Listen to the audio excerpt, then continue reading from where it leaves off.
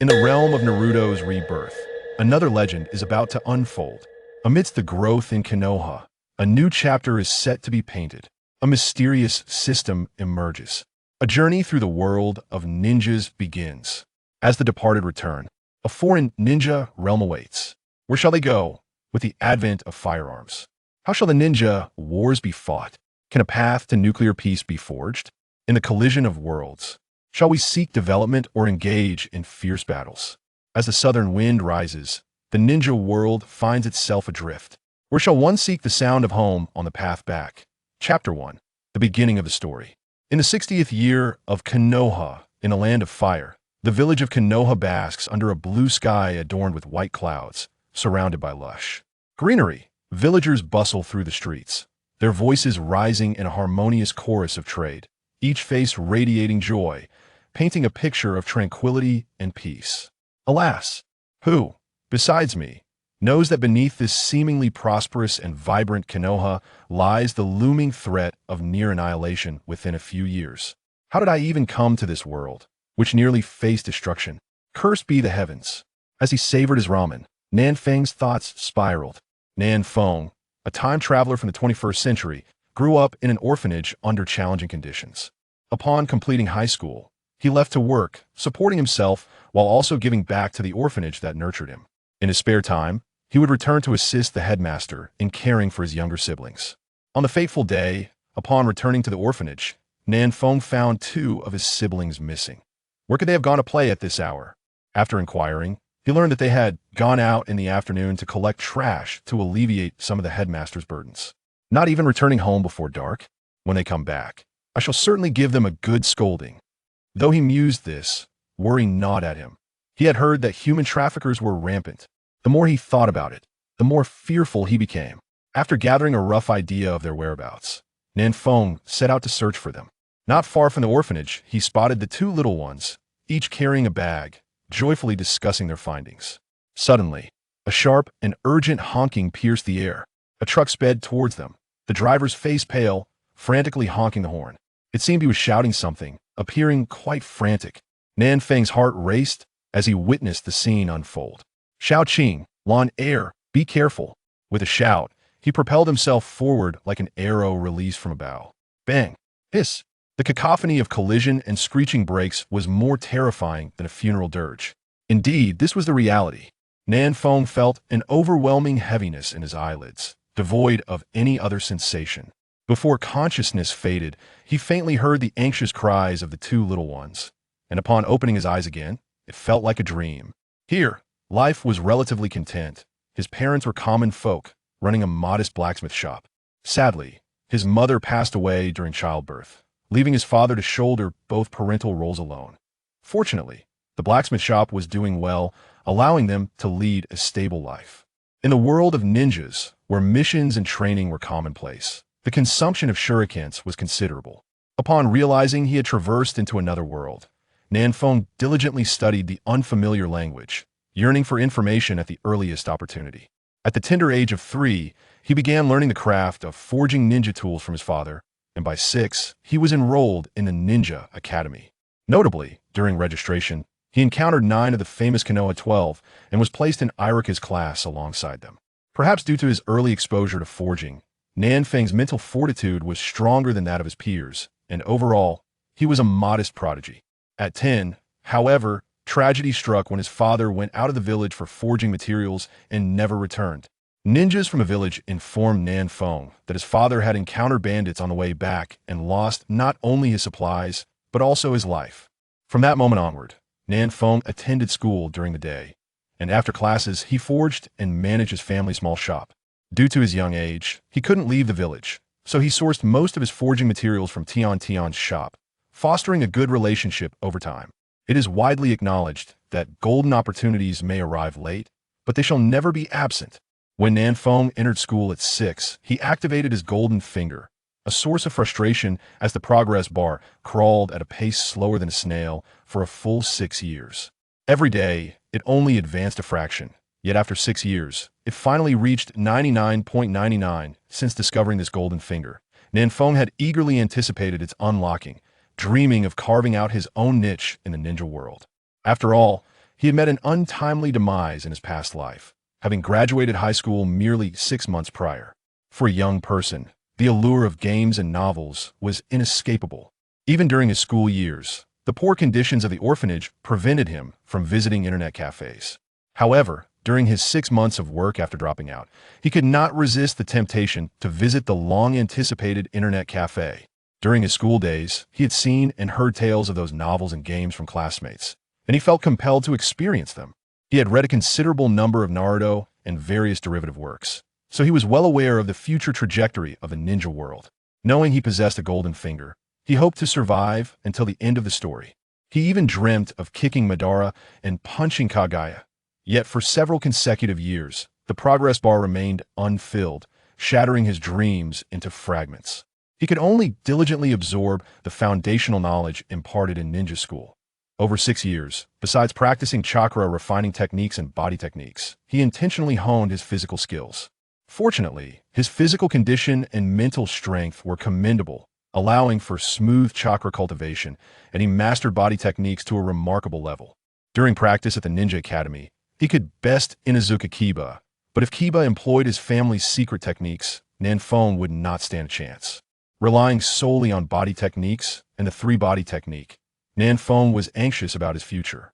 His family had been commoners for generations, lacking any inheritance of ninjutsu, and had no access to any techniques. His only hope lay in the progress bar reaching completion. If it remained unfulfilled in a few more years, Nanfeng planned to dig a pit in his yard, lest he be uncertain of his demise. After finishing his ramen, he was filled with apprehension. He ambled towards his small blacksmith shop, which was not far from Ichiraka Ramen, merely separated by 2 streets. As he passed the first street, a little boy with yellow hair rushed towards him. Fortunately, his reflexes were sharp. He sidestepped and turned with seamless grace. Gazing at the boy, who was carrying a paint bucket, Nanfeng couldn't help but recall something. Turning around, he found Irika sprinting towards them, shouting, "Naruto Uzumaki, stop right there." As Irika approached, Nanfeng greeted him. "Teacher Irika, has Naruto pulled yet another prank?" Irika paused to respond, "Oh, it's you, Nanfeng, that rascal. Naruto has once again vandalized Hokage Rock with paint. This time, I will not let him off easily. I'm off, Nanfeng. Remember not to be late for school tomorrow." As soon as he finished speaking, Irika continued his pursuit of Naruto. Watching Irika's retreating figure, Nanfeng murmured softly, "Indeed, the story has begun. Isn't this the very first scene of Naruto Uzumaki's debut?" Chapter 2. The system finally activates in just a few minutes. Nanfeng arrived at the entrance of his modest shop.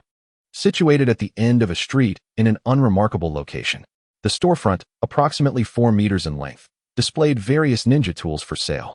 Upon entering, one would find a wooden counter for transactions positioned by the door, while the walls were lined with meticulously crafted shelves showcasing an array of ninja equipment. The selection was limited, consisting mainly of various models of shuriken and a few types of ninja swords, all abundantly stocked on the shelves. Since his father's passing 2 years ago, Nanfeng had been opening the shop after school, operating until around 8:30 in the evening. Walking further inside, one would encounter a small courtyard adorned with a vibrant assortment of flowers and plants. The walls were draped in lush green foliage, and the fresh air was invigorating, always uplifting the spirits. Beyond the courtyard stood Nanfeng's 2-story home. Upon entering, the first floor revealed a living room, simply furnished yet impeccably clean, indicative of daily care and attention. Ascending to the second floor, one would find a snug bedroom, slightly cramped with just a bed, a desk, and a wardrobe, exuding a warm and cozy atmosphere. After changing into training attire, Nanfeng ventured into the courtyard to engage in his daily exercises, throwing shuriken, performing push-ups, sit-ups, and practicing martial arts techniques against a wooden post. Time flew by, and soon it was 10 o'clock in the evening. After a quick shower, he returned to his bed and lay down. Ding! The system has finished loading and detected the host, initiating the binding process. Binding in progress. 151550100. System binding successful. Suddenly invigorated, Nanfeng sat up, communicating mentally. "System, has it finally completed loading? Are you there?" "I am here, host," replied the system. "System, please introduce your functionalities." "Certainly. Host, this system's features are somewhat confidential. Currently, The primary function allows the host's consciousness to enter the dungeon to battle monsters and level up, enhancing the host's abilities in various aspects. The improvements made in the dungeon will be reflected upon the host's return to their physical body. Furthermore, all equipment obtained from defeating monsters within will materialize for use in the real world. Nanfeng murmured, "A dungeon, you say? I had played this game in my previous life, though only briefly before being transported here. I was more inclined towards popular games like League of Legends, PUBG, and Honor of Kings. I only ventured into the dungeon game because my classmates incessantly spoke of it during middle school. Before entering the world of Naruto, I had reached around level 37 or 38 with a berserker. Thus, I possess some knowledge of the game, albeit limited. Regardless, I have finally activated this golden finger. I must see what lies within. How do I enter the dungeon?" Nanfeng inquired. "Simply concentrate on entering the dungeon, host. Additionally, I advise you to find a safe place before each entry, as your consciousness will be fully immersed within. Should your physical body perish, so too will your consciousness dissipate.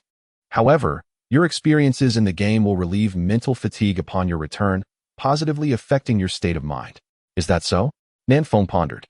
"Currently, Konoha seems relatively safe, and as an ordinary civilian, I possess no skills other than the basic transformation technique, which should not attract the attention of the third Hokage or Danzo. Hence, safety is not a major concern. From now on, I shall maintain my daytime activities as usual, entering the dungeon each night for training." With that resolve, he settled comfortably in bed and communicated with the system. Enter the dungeon. In an instant, darkness enveloped him, and he found himself in a grand hall. At the center stood a luminous orb. Curiously, he approached and placed his hand upon it. The orb suddenly spoke. "Welcome to the Arad continent. Please select your profession." Before Nanfeng, a three-dimensional holographic screen materialized, displaying various professions and their descriptions. "Must I choose only one profession?" Nanfeng asked the system. "Indeed, host. You may select only one profession at this time. However, this system allows you to integrate all advancement paths of your chosen profession upon your job change. For instance, if you select the Demon Sword Master, you may later transition into a Berserker, Azura, Sword Soul, Demon Cry, or Sword Shadow, gaining access to all associated skills." Understood. Nanfeng acknowledged. He meticulously examined the profession options before him, which included the initial choices of Demon Sword Master, Fighter, Gunslinger, Mage, and Cleric. The differing developmental paths left him feeling bewildered, as he possessed little familiarity with these roles, having failed to grasp the intricacies of the Demon Sword Master in his previous life. He had merely followed the main storyline and participated in dungeons, often unaware of subsequent skills. After much contemplation, he realized that regardless of the choice, any profession would likely lead to success. However, being in Konoha limited his options. The Gunslinger was clearly not a viable choice, as the disparity between its mechanics and ninja techniques would render him defenseless, likely resulting in imprisonment or experimentation before he could even defend himself. The other professions appeared manageable, albeit still perplexing. Regret washed over him. He wished he had taken the time to understand them better. Yet, in his previous life, survival had been his only concern, with little opportunity for in-depth study.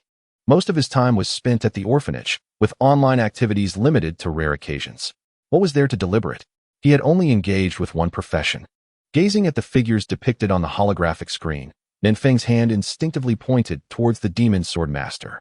The other professions dissipated into a cascade of starlight, seemingly awaiting the next worthy candidate, while the essence of the Demon Sword Master gradually merged with Nanfeng's being. It was a warm and comforting sensation as the light integrated into him. Shortly thereafter, he opened his eyes to discover that his left hand had transformed into a demonic appendage, blood red in hue, adorned with mysterious markings, and grotesquely shriveled and swollen, an unsettling sight. Chapter 3. Celia. Instantly, Nanfeng's mood soured. How had he overlooked this issue? With a left hand that appeared so, he would inevitably attract the attention of Danzo for experimentation. In a panic, he called out to the system. "System, can you help me restore my left hand to a normal state?" Ding. "Host, it is possible to modify it to resemble a typical human hand. However, should you return it to its original state, you will lose the power enhancement that the demonic hand provides, significantly diminishing the effectiveness of your skills. Additionally, you will be unable to change professions later. The demonic hand is a manifestation of Kazan syndrome, a power derived from the demon god. If you choose to withdraw it, you will forfeit that strength as well." Nevertheless, the system can assist in making your left hand appear like your normal right hand. Yet it will still retain its red coloration. Southern Wind. Very well, please assist me promptly. The issue with the red is manageable once I step outside. I can wear a sleeve or bind it with a bandage. Furthermore, in due time, after the Chunin exams and the passing of the third Hokage, when Tsunade ascends to power, I shall fear Danzo less. I merely need to exercise caution during this period to avoid detection. System. Understood, host. As the system's voice faded, Southern Wind observed that his left hand gradually reverted to its original state, albeit entirely crimson, still possessing an unsettling appearance. In the hall, upon Southern Wind's completion of his career selection, the Orb of Light spoke once more. Congratulations on finalizing your career choice. Your adventure is about to commence. Wishing you a delightful journey. With these words, the orb transformed into a myriad of glowing particles, dissipating gradually. Simultaneously, a luminous gateway emerged at the location of the orb, adorned with intricate mystical patterns, emanating tendrils of dark light that coalesced into a mysterious spiral at the center of the door, exuding an aura of enigma. Southern Wind, utterly perplexed, could not fathom the situation. He had no choice but to consult the system. System, what is happening? Am I to enter? System, indeed, host. Simply step through the door, and you will officially enter the game. Confirmed, Southern Wind promptly crossed the threshold, feeling no particular sensation. In an instant, he found himself amidst a forest. Gazing around, he noted towering trees on all sides, with the ground choked by weeds, save for a narrow path about 50 centimeters wide beneath his feet. Reluctantly, he began to tread along the path. Before long, a cry for help pierced the air. Help? Is anyone there to save me? Southern Wind was momentarily taken aback, but quickly realized this signified the commencement of the main storyline. Celia. There seemed to be 3 or 4 goblins, and one was throwing stones. As he hurried toward the source of the voice, he rubbed his chin, straining to recall details. Unable to remember, he swiftly picked up a stick from the roadside to hasten his pace. Along the way, Southern Wind inquired, System, does the game not feature an attribute panel or monster information? System, indeed, host. By silently invoking the attribute panel, you can view your various attributes. When encountering monsters or NPCs, you can similarly invoke the information for them. Moreover, once you reach a learnable skill for your current level, you can directly click the corresponding icon in the skills section of the attribute panel to acquire it, without needing to seek out an NPC each time. Southern Wind quickly concentrated to invoke the attribute panel, and a translucent screen materialized before him. Host, Southern Wind LV0 Ninjutsu. 100, Proficiency in Techniques, Strength. 125, Basic Strength derived from physical skills, arm strength, leg strength, etc. Wisdom. 68, Source of Chakra. Mental Fortitude, Speed. 25, Attack Speed, Reaction Time. Agility, Seals. 4, Proficiency in Seals or Sealing Speed. Chakra. 544 chakra is set at 5 to 10 times the wisdom attribute, depending on individual talent. Physical condition also influences the quantity of chakra. Ninja World Power Level System. Any of the 3 categories, ninjutsu, strength, or illusion. Reaching 100 qualifies 1 as a genin, 1000 as a chunin, 10,000 as a jonin, 100,000 as a kage, 1,000 as a super kage, and 10,000 as a sage of 6 paths. Upon reviewing his attributes, Southern Wind soon located Celia. As in the game, she was confined within an iron cage. But Southern Wind noticed that everything before him was 3-dimensional, evoking a sense that he had traversed into an entirely new world. Surrounding her were 4 goblins, along with 2 others hurling stones. Without hesitation, Southern Wind charged forth, stick in hand, and swiftly dispatched the 6 goblins in mere minutes. After all, he was no ordinary individual, but a soon-to-be graduate of the Ninja Academy, a genin. After rescuing Celia, he followed the plotline back to the Elven defense line. Upon arriving to seek assistance from Uncle Linus, as a token of gratitude for rescuing Celia, Uncle Linus gifted Southern Wind a set of novice white gear. Once equipped, Southern Wind accepted a novice main quest from Uncle Linus and ventured into the depths of Lauren. After vanquishing all monsters in both dungeons, he ascended to level 4. Rather than hastening back to complete his quest, he decided to clear both dungeons at the king level difficulty before returning. Upon completing both king-level dungeons and returning to the Elven defense line to report to Uncle Linus, Southern Wind had reached LV7. He then accessed the skill panel and learned the skills available to him before entering Hedmer. After accepting the relevant main quests, he delved into the Forest of Grand to grind. Similarly, he resolved to clear the king-level dungeon before returning to complete his quests. Thus, Southern Wind ascended to LV17, with only a modicum of experience separating him from LV18. Due to the system's stipulations, he would not awaken after exiting the game. At 5 o'clock the next morning, Southern Wind rose, a habit cultivated over several years. After exercising for 2 hours, he prepared for school, a routine he had maintained uninterrupted for 4 years. With no means of self-improvement at hand and a clear understanding of the pressures surrounding the future of the ninja world, he could only engage in basic physical training, body flicker techniques, and seal formations to keep himself occupied. Currently, the entertainment industry in this world was underdeveloped, and there were few leisure activities to pursue. It was not that Southern Wind lacked friends, but his interactions were mostly limited to the 9 strong. He could not risk drawing too close to Naruto, for fear of being monitored by Danzo and the 3rd Hokage, which could lead to unnecessary trouble. Sasuke, in his arrogance, was solely focused on revenge, while others like Shikamaru, Choji, Ino, Kiba, and Shino were all scions of prominent clans, bound to family duties and rarely venturing out. Opportunities for camaraderie were scarce, typically limited to an occasional meal together. After all, the ninja school only taught body flicker techniques over several years. One might wonder how they honed their skills. Ultimately, Sakura remained, her thoughts consumed by romantic pursuits, often contemplating how to win Sasuke over. It was improbable she would engage with Southern Wind beyond superficial interactions, likely fearing that increased contact might incite Sasuke's jealousy. Chapter 4. School routine. After tidying himself, Southern Wind finished breakfast, donned a pair of sleeves, and set off for school. Upon entering the school gates, he beheld Shikamaru still slumped over his desk in slumber, Choji indulging in snacks, and Sasuke sitting stoically, exuding an air of cool indifference. Hinata, with her head bowed, fidgeted with her fingers, stealing shy glances towards the classroom door, her cheeks flushed with unspoken thoughts. Kiba was playfully tussling with Akamaru. After greeting his classmates, Southern Wind made his way to the back row, settling beside the window. At that moment, Sakura and Ino were jostling to be the first to enter the classroom. Ino, you big forehead, I arrived first. Sakura, Ino pig, it was clearly me who arrived first. Ino, big forehead. Sakura, Ino pig. Shikamaru rubbed his sleep-laden eyes, let out a weary sigh, and muttered, here we go again. Indeed, women are troublesome. Finally, once the two managed to enter the classroom, Sakura fixed her gaze on Sasuke, her eyes sparkling. Sasuke-kun is so handsome. Ino glanced back at Sasuke before turning to her seat, sharing snacks with Choji, thus ceasing her quarrel with Sakura. The class bell rang. Irika entered the classroom with a book in hand, ready to commence the lesson. After scanning the room, he noticed Naruto had yet to arrive, prompting his forehead to bulge with frustration.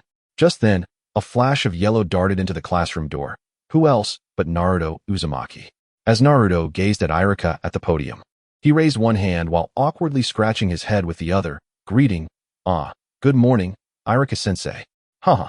Irika's forehead bore an increasing number of furrows as he unleashed the lion's roar he had perfected over 6 years. Naruto Uzumaki, you're late again. What did I tell you yesterday? Get out to the entrance and stand in punishment. Yes, Irika-sensei. Naruto shrank back, his azure eyes blinking rapidly as he retreated slowly to the entrance for punishment. For him, standing in the corner was merely a commonplace occurrence. What he craved was the fleeting attention he had just received from his classmates. The curriculum at the Ninja Academy was always tedious and lengthy for the soon-to-be graduates. Irika continued to lecture on the will of fire while the students busied themselves with their own concerns, none paying heed to his words, nor to Naruto at the door, except for Hinata, who remained absorbed in her own quiet musings. Meanwhile, Nanfone rested his head on his hands, seemingly engrossed in the lecture, though in reality, he was reflecting on the gains from the previous night. Firstly, he had nearly reached level 18, with significant enhancements in his ninja, body, and wisdom attributes, bringing him close to the threshold of becoming a chunin. Tonight, he would undertake his job transition task, and upon reaching level 20, he could learn advanced skills. Secondly, he had mastered all skills below level 20 for the Demon Blade Master, including Rising Slash, Demon Slash, Back Jump, mountain-crushing strike, continuous stab, cross-slash, and silver light blade, among others. He had also acquired a plethora of weapon mastery skills, each only at level 1, as some were impractical. He intended to study them thoroughly when he had the time, prioritizing those that suited him best. Lastly, he needed to sort through the equipment he had obtained during a night of grinding, determining which could be utilized or sold in the shop. Additionally, with the accumulation of gold coins, he had unlocked them all, but had yet to explore its functionalities. Finally, when all morning classes concluded, Irika continued, "Class, you have completed all your courses. We will have the final examination this afternoon, which will consist of a written test, practical combat, shuriken throwing, and the body flicker technique. Tomorrow, there will be a day off, and the day after, at 8 in the morning, the entire grade will undertake the graduation exam, which will focus on the body clone technique. I hope those struggling with it practice diligently to ensure everyone passes the graduation assessment and becomes a proud ninja, thus inheriting the will of fire. Remember, do not be late this afternoon." Class dismissed. As Irika departed, the students momentarily lingered, then gradually regained their composure, exiting the classroom in small groups. It was evident that Irika's sudden announcement had caught everyone off guard, and the usual chatter that accompanied the end of class had dissipated. One by one, they walked out with downcast heads, their thoughts unclear. Perhaps they felt unprepared for the exam, or perhaps they were reluctant to part ways, contemplating the path ahead as ninjas, undertaking missions, and the potential dangers they may face. Each individual was likely lost in a myriad of thoughts. Even Shikamaru, typically laid back, furrowed his brow and muttered a soft complaint before leaving the classroom. Naruto, too, refrained from his usual boisterousness, quietly departing, aware that his proficiency in the body clone technique was lacking, and such concerns were entirely reasonable. Nanfeng also rose and exited the classroom. Upon returning home, he casually dealt with the household chores before delving into his recent acquisitions. He mentally commanded the attributes panel to open. Host, Nanfeng LV 20 Ninja, 861 body, 569 wisdom, 753 speed, 127 seals. For chakra, 60-21 overall strength. Elite Genin, can reach Chunin with equipped game gear. After reviewing his attributes, Nanfeng opened the system's inventory to discover an array of equipment, materials, and potions within. He mused, furrowing his brow. I can save the blade-type weapons for future sale. However, armor, chest plates, shoulder guards, and footwear are unsuitable. Their attributes are excessively overpowered. Even the treasures of the Sage of Six Paths do not yield such comprehensive enhancements. He decided to gradually sell off the lower-quality blades, as even the worst would add some attack power, albeit lacking any additional attributes. He could later sell better quality items by claiming it was due to his improved forging skills and the use of special materials. Thus, he resolved to keep only what suited him and either sell or dismantle the rest in the mall, which he believed had such functionalities. Let us check it out, he thought, opening the mall. Nanfeng's first glance was at the array of items for sale, ranging from various levels and styles of artifacts, legacies, and epic weapons to armor, accessories, pets, resurrection coins, and auxiliary items. However, upon seeing the prices, he sighed, I cannot afford these. I will have to grind slowly. He then explored other functionalities and discovered the option to recycle and dismantle equipment. With a single click, he recycled all excess gear, netting for 867 gold coins. Afterward, he examined his skills, carefully reading through the descriptions. Given the numerous skills available, he was certain his skill points would be insufficient. While he could exchange for more in the mall, it would take time. He believed it wiser to specialize in one area before branching out to others when he had surplus points. Thus, he decided to enhance Sword Soul and Azura, noting that the insight skill would bolster his perception, an area of weakness for him. Perfect, he thought, and began allocating points. After a flurry of actions, aside from all general skills at level 1, his allocated skills transformed into Rising/5, Triple/5, Light Sword Mastery 8, Great Sword Mastery 8, Cross/3, Mountain Crushing Strike 7. He would add more after his job transition, focusing on familiarizing himself with these skills first. It was time for school.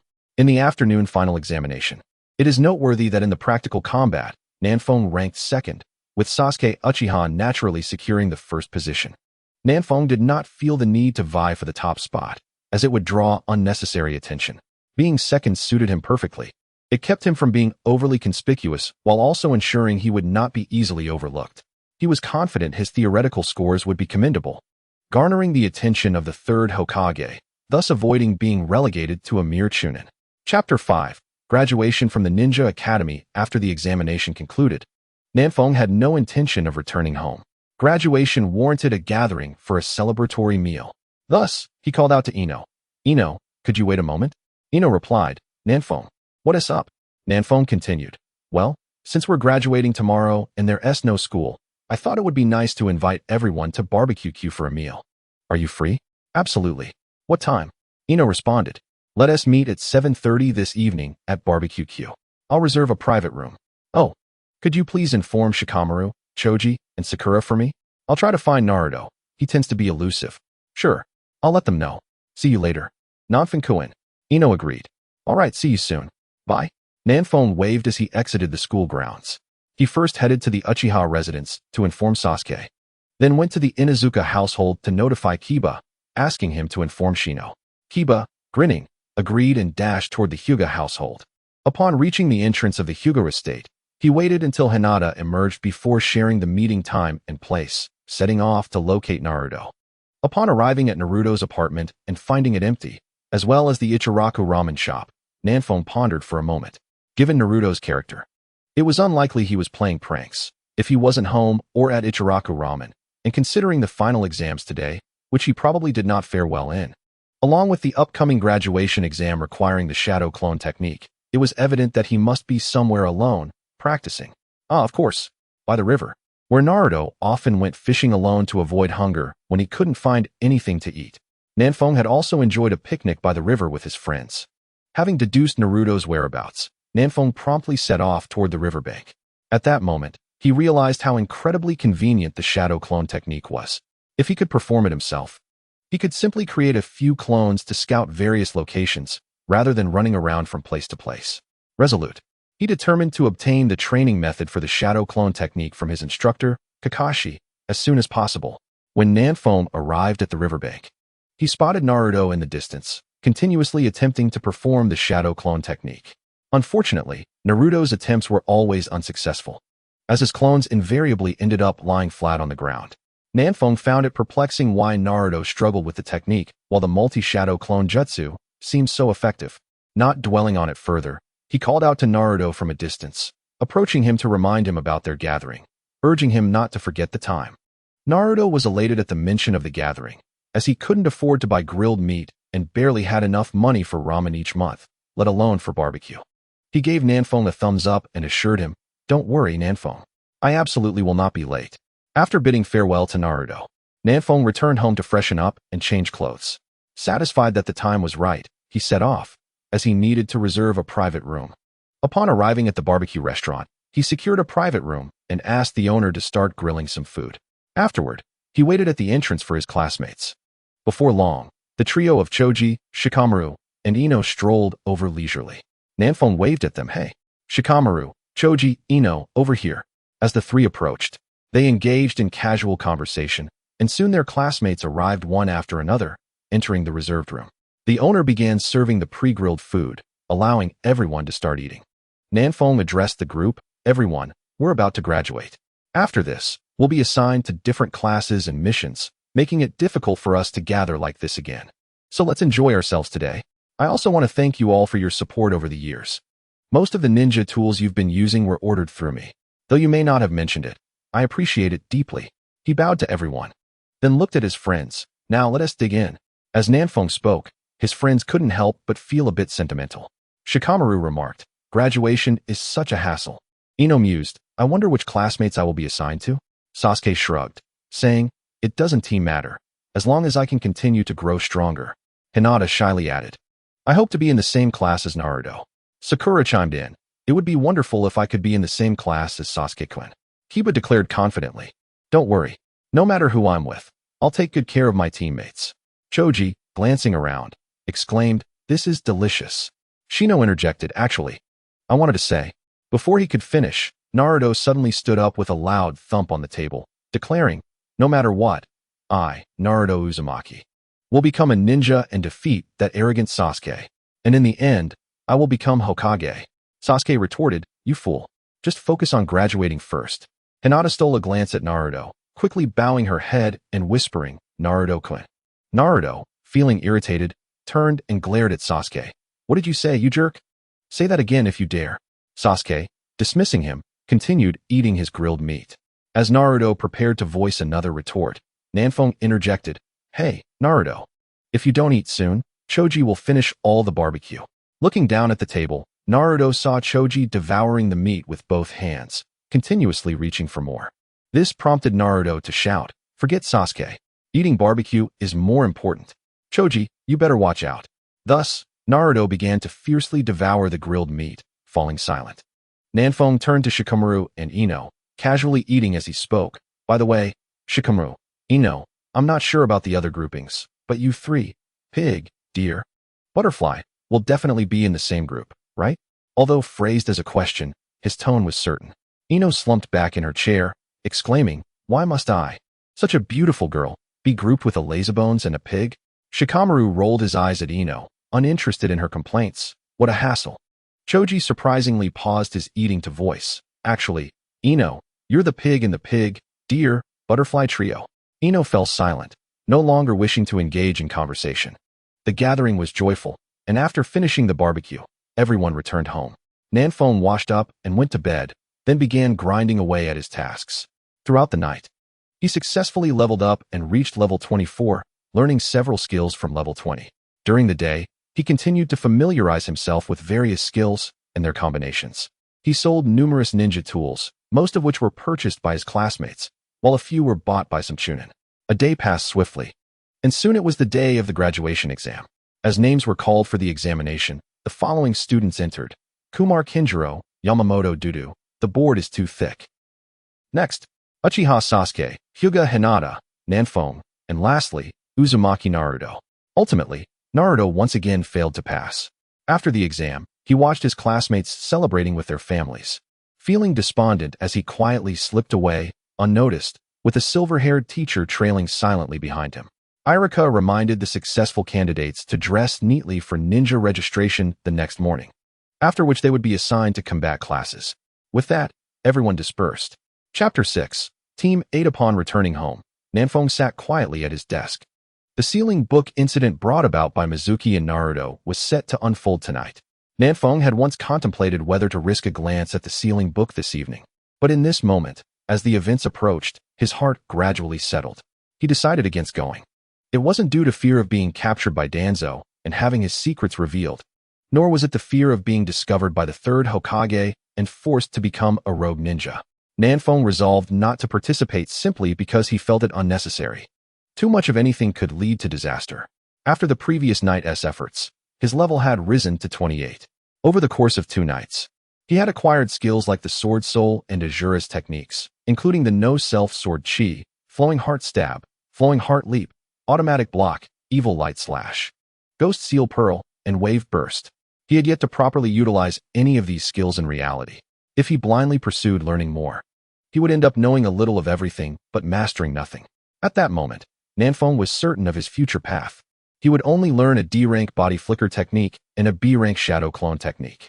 The body flicker technique would enhance his combat agility, while the shadow clone technique would primarily serve as a means to cheat, allowing him to familiarize himself with the skills he had mastered through his clones.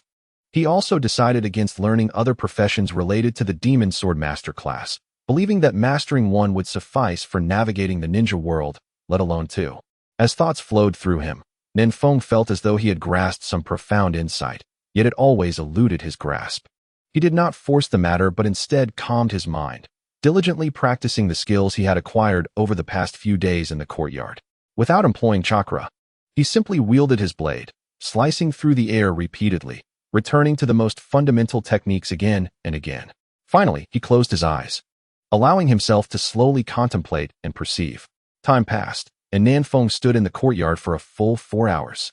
At last, he understood what fluctuation truly was. As he opened his eyes, the confusion within him dissipated, revealing a brilliance he had never experienced before. It was at this moment that he truly mastered the heart's eye, relying on the power of fluctuation. Even without opening his eyes, he could perceive everything around him through different frequencies, gaining a clarity that surpassed the use of sight, encompassing a complete 360-degree awareness. It rivaled the Byakugan of the Hyuga clan. However, he sensed that the potential of fluctuation extended far beyond this. For instance, he could learn to concentrate all his fluctuations in one direction, akin to the Byakugan, or perceive the subtle nuances in others' speech through fluctuation, constantly attuned to their emotional shifts. Furthermore, he pondered whether he could advance further, using fluctuations to influence others' emotions, thereby achieving a level of control over their five senses akin to the Kagaya clan's bloodline limit. Nanfeng felt a substantial probability of success, knowing it merely required time for gradual perception and enhancement. He couldn't help but murmur, "Listen with your ears. Sever with your heart." Here, both ears and hearts signify fluctuation. Simultaneously, mastering the heart's eye significantly enhanced Nanfeng's capabilities, particularly in bolstering his immunity against Jinjutsu. It is well known that the most effective method to launch Jinjutsu is through the eyes of others. Aside from Itachi Uchiha, no one else could execute Jinjutsu without the enemy's gaze, and even Itachi had to pay a considerable price to achieve such feats. As for the final infinite Tsukuyami, that was a different realm altogether. Time slipped away, and an entire night passed. Nanfeng's level ascended to LV30, and his skill set expanded to include reverse counter, flowing heart rising, flowing heart frenzy, and ice blade fluctuation sword. He glanced at his status panel. Host, Nanfeng LV30, Ninjutsu, 6856, Strength, 1214, Wisdom, 8720, Speed, 456. Seals, 4, Chakra, 87265, Overall Strength, Special Jonin, without any equipment. At this moment, it could be said that if Nanfeng donned a complete set of equipment, he could firmly establish himself within the Jonin realm, and with a full enhancement of that equipment, he could, though the odds may be slim, retreat calmly from a confrontation with elite Jonin. Given the rapid advancement of his abilities, even with 2 lifetimes of experience, Nanfeng felt a tinge of excitement. After all, it had only been 4 days since the system activation. Although leveling up would become more challenging as time progressed, there were still over 3 years before Pain's assault on Konoha. In 3 years, achieving a power level surpassing that of a Kage would suffice to contend with Pain. However, 3 years might prove insufficient. If memory serves, mere months after Pain's demise, the 4th Great Ninja War erupted, where he would have to face Obito and Madara. Thus, he must remain diligent. With his thoughts organized and his courtyard tidied up, Nanfeng took the rare opportunity to adorn himself. For today marked a significant occasion, the ninja ranking ceremony, a matter not to be taken lightly. In an instant, Nanfeng appeared before the school, clothed in exquisite ice blue silk, adorned with elegant white trim featuring bamboo leaf patterns, harmonizing with the jade hairpin nestled in his hair. His smile carried the charm of a youthful rogue. His chin slightly lifted, and his almond-shaped eyes sparkled with a galaxy of brilliance. He wore a dark satin robe, with silver filigree hibiscus edging peeking from within. A jade belt encircled his waist, and he held an ivory folding fan. His ninja forehead protector was firmly affixed to his brow. His glossy black hair cascaded down past his ears, and at his waist hung a katana that glimmered ominously with crimson light, as if ready to devour its next victim. This ensemble artfully accentuated the extraordinary silhouette of a master swordsman. When Nanfeng arrived at the school and pushed open the classroom door, he discovered he was the last to arrive. At that moment, all 30 classmates fixated their gazes upon him. Feeling a bit self-conscious, Nanfeng touched his face, wondering if something was amiss.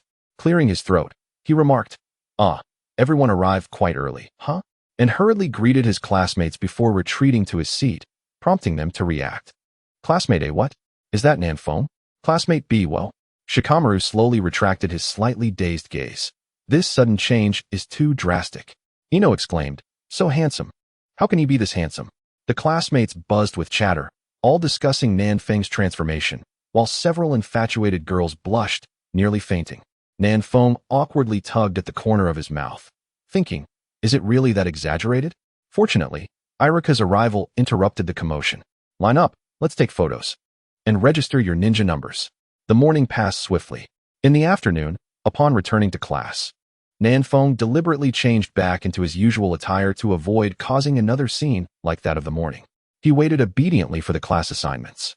Following that, The classic kiss between Naruto and Sakura occurred, resulting in Naruto getting pummeled by most of the girls in class, leaving him with a bruised face. Such is the so-called world of rapid consequences.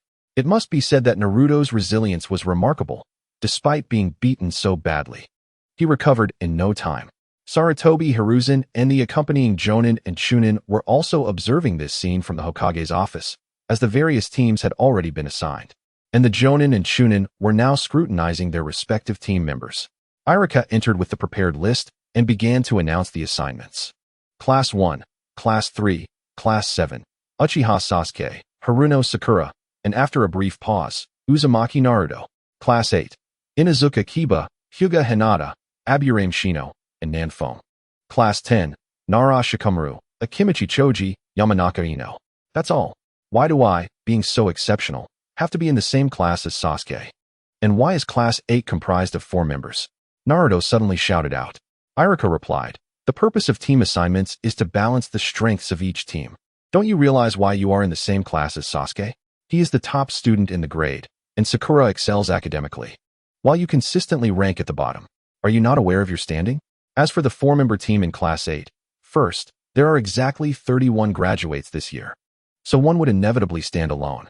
Secondly, aside from Nanfone, all members of Class 8 are reconnaissance-type ninjas, and incorporating Nanfone would compensate for the team's lack of combat strength. Chapter 7. Nanfeng's complaints regarding Iruka's explanation. Nanfeng held no belief in it whatsoever. Although he was unaware of the reason behind his placement in Class 8, he recognized that knowing would be futile and chose not to dwell on it. Iruka had just claimed that these assignments were meant to balance the team's strengths. The elderly vegetable vendor in Konoha would likely find that utterly laughable. You claim to balance strength, yet all the clan heirs are grouped together while the strength of the other classes pales in comparison? Just take a look at the members of Class 7, Uchiha Sasuke, a scion of a clan that was historically the pinnacle of the ninja world, competing against the Senju clan for supremacy, and one of the 2 founding families of Konoha. Such a lineage inherently places him above others, even if the Uchiha clan has been extinguished. Speaking solely of Sasuke, he is the reincarnation of Indra's chakra, a presence that is perpetually monitored by Kagaya Otsutsuki, the sage of 6 paths. In discussing Sasuke's innate talent, one cannot overlook his remarkable ability to evolve Kakashi's Chidori into the myriad applications of the 1,000 Years Flow, not to mention his creation of the formidable Kirin technique. Such prodigious talent is indeed exceptional.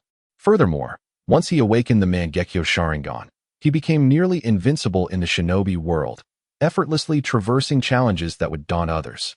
After all, Naruto is often referred to as the Legend of the Eyes. Consider Naruto Uzumaki, the Prince of Konoha, son of the 4th Hokage, Minato Namikaze, known for his unparalleled speed, which allowed him to abandon missions without consequence. His mother, Kushina Uzumaki, hailing from the Uzumaki clan, was renowned for her strength, which led to the clan's tragic demise. As their power was feared by all, the reasons for their downfall are almost too shameful to mention. Kushina was the previous host of the Nine Tails, possessing the full power of the beast, unlike Naruto, who only harbored a fraction of it. It is astonishing to consider that she maintained control without ever succumbing to its rage, showcasing her strength, which can only be likened to that of a Kage. Imagine if she had unleashed her full potential without the need to suppress the Nine Tails. The sheer terror of such power is unimaginable. As for those who claim Naruto lacks talent, such assertions are utterly preposterous. After mastering the Rasengan, he developed a series of techniques that even the legendary Minato had only envisioned. Is this a sign of inferiority? Moreover, during the survival exam in the original work, Kakashi lamented that Naruto's chakra was 100 times greater than his own, even while Naruto struggled to fully harness it due to the need to restrain the Nine Tails chakra. Not to mention, Naruto is the reincarnation of Ashura, the sage of 6 paths. To deem such a being as lacking in talent is absurd. Nanfeng, upon hearing such remarks, felt a wave of despair. Without external assistance, he would merely reach the level of a Kage, unable to ascend further. This led him to ponder whether Naruto's lineage was truly ordinary, as no common bloodline could suppress the strength of the Uzumaki clan. This is evidenced by Naruto's striking blonde hair, a stark contrast to his mother's crimson locks. Next, we have Sakura Haruno, a character not to be underestimated. In a previous life, Nanfeng observed netizens humorously claim that Sakura is the true protagonist of Naruto. She possesses an extraordinary innate control over chakra, surpassing even Sasuke. Her intelligence shines through during the Chunin exams, where she completed a written test that others deemed impossible, all without resorting to cheating. Furthermore, under Tsunade's tutelage, she mastered the formidable skills of the legendary Sannin. The monstrous strength she wields is a signature ability of the Senju clan, yet it is perplexing that others could not acquire it. Team 10, comprising the heirs of 3 prominent clans that were pivotal during the Warring States period, boasts a legacy that is hard to overlook. Conversely, Nanfeng's Team 8, while seemingly inconspicuous, includes Shino Aburame, heir to the esteemed Aburame clan, known as the god of war in Konoha, who has never suffered defeat. Truly, Nanfeng believes that among the 12 little strong, Shino is gravely underrated. Reflecting on his debut, one notices his calm demeanor, whether in battle or intelligence gathering, consistently demonstrating remarkable prowess, leaving one to wonder if this is merely a fraction of his true capabilities. Kiba Inuzuka, also of a noble lineage, may appear carefree and boisterous, yet he is undeniably dependable, lacking any ulterior motives. There is a sense of security in entrusting one's back to him. Hinata Hyuga, the princess of the Hyuga clan, is perceived by many as the epitome of an ideal partner. Despite her gentle demeanor, she lacks the arrogance often associated with those from prestigious families. Her talent is unparalleled, arguably the strongest the Hyuga clan has ever seen, surpassing even their ancestor, the Heavenly Ninja. Regrettably, her upbringing under the stern discipline of Hayashi Hyuga has left her timid and lacking in confidence, leading to her being bullied by common children. Despite her gentle nature, it is evident that she hails from a prominent clan, one that was once a formidable force during the Warring States period, rivaling the Uchiha and Senju clans. The fact that others were unaware of her lineage raises suspicions of ulterior motives at play. Nanfeng pondered these matters deeply, exhaling a heavy sigh. Indeed, while Konoha has many admirable qualities, its darker aspects are equally daunting. If given the opportunity, he would strive to amend the numerous regrets present in the original narrative. Returning to Hinata, her prodigious appetite speaks volumes of her unmatched talent, as even members of the Akimichi clan cannot compare. As the record holder for Ichiraku ramen, it is evident that she was stifled by the rigid traditions of the Hyuga clan, which left her with lasting psychological scars. It is likely that she never experienced true fulfillment at home, constantly wary of upholding the clan's honor in public. Had she been allowed to feast freely, Nanfeng believes she would have outshone all her peers, potentially evolving her Byakugan into a Tensigan, given the purity of her lineage. In light of these reflections, one cannot dismiss the complexity of these characters. The notion of balance among the teams is utterly ludicrous, merely a ploy by Sarutobi Hiruzen to solidify his power. Chapter 8. Team Leader, Yugao Yuzuki. Returning to the present, Irika stood at the podium, offering heartfelt blessings to his students. After 6 years of dedication, it was impossible for him to remain unaffected, and by the end, he could barely hold back his emotions as he hastily departed. Nanfeng held a high regard for Irika, who was remarkably responsible for each of his students. While some may perceive him as a pawn of the third Hokage's faction, it matters little. Irika, despite not being privy to the intricacies of high-level politics, never discriminated against any student, pouring his heart into every endeavor and embodying the true spirit of a teacher. Shortly after Irika's departure, a rugged, burly man entered, sporting a scruffy beard and a cigarette dangling from his mouth. After scanning the room, he announced, "Those in Team 10, follow me." Following this, other leading instructors made their entrance, culminating in the appearance of a striking figure clad in a red and white qipao. With chestnut hair cascading in soft waves, fiery red lips, and radiant skin. What a captivating beauty of intellect, with crimson pupils casting a glance below. Class 8, follow me. With that, she turned and strode out of the classroom. Nanfeng silently mused, is it Sunset Red? And promptly joined his teammates in rising to follow. Sunset Red led the 4 of them to an unoccupied rooftop and halted, prompting Nanfeng to inwardly scoff. Another rooftop. The legacy of Konoha's ninjas truly persists. Sunset Red surveyed her small team with a gentle smile. Greetings. I am your leading jonin, Sunset Red. Let us commence with self-introductions. Please share your name, hobbies, and dreams. After a brief pause, she inquired, who would like to start? Before Nanfeng or the others could speak, Kiba exclaimed, "Hey, Shouldn't you introduce yourself first, sensei? Right. Akamaru? Akamaru barked in agreement. Sunset Red, slightly taken aback, being a newly appointed jonin and this her inaugural experience as a leading teacher, quickly responded with confidence. Very well. Allow me to begin. I am Sunset Red, a jonin from Konoha, skilled in Jinjutsu. I enjoy studying Jinjutsu at home during my free time and dislike unhygienic individuals. My dream is to become a powerful Jinjutsu ninja. That is all. Now, who would like to go next? She asked. Kiba stepped forward, declaring loudly, I'll go. I am Kiba Inuzuka, proficient in taijutsu, and my favorite pastime is playing with Akamaru. I detest those who mistreat dogs. As for my dream, I aspire to become Hokage. Becoming Hokage, huh? That is indeed an admirable dream. Keep striving for it. Sunset Red encouraged. Next, Hinata stepped forward, appearing quite nervous. Her fingers fidgeting as she lowered her head and spoke softly. I am Hinata Hyuga, skilled in gentle fist. I enjoy pressing flowers and studying desserts, and I have no dislikes. My dream is to become a good wife. Her voice dwindled to a whisper, barely audible even to the ninjas present. Sunset Red regarded Hinata thoughtfully. So, this is the girl from the Hyuga clan. That is a lovely dream, Hinata-chan. She reached out to gently ruffle Hinata's hair, causing her to blush and retreat back into the group. Nanfeng stepped forward. I am Nanfeng, adept in swordsmanship, with a wide array of interests. I cherish the camaraderie during meals with friends. I currently have no dislikes, and my dream is world peace. However, I understand that achieving world peace is no easy feat. So I will strive to become strong enough to protect all that I hold dear. In the Hokage's office, Sarutobi Hiruzen observed Nanfeng through a crystal ball. Does he already possess the will to protect? This child has inherited the will of fire. Sunset Red responded. Peace and protection, is it? You must double your efforts. Now that introductions are concluded, I declare. Suddenly, Shino cleared his throat. Excuse me, but I would like to introduce myself as well. Shino glanced at the beautiful teacher, feeling somewhat exasperated. Although he acknowledged his low presence, was it so difficult to notice him? Surely the teacher wouldn't forget how many students were in her class. Sunset Red chuckled awkwardly. Oh, my apologies. I seem to have overlooked one student. Please go ahead. Shino stated. I am Shino Aburame, skilled in information gathering, with a fondness for various insects to understand their emotions. I dislike anyone who mistreats insects. My dream is to become a formidable ninja. That is all. Sunset Red clapped her hands together. Excellent.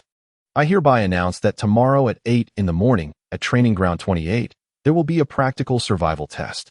I will be your opponent. And you must approach this with the determination to defeat me.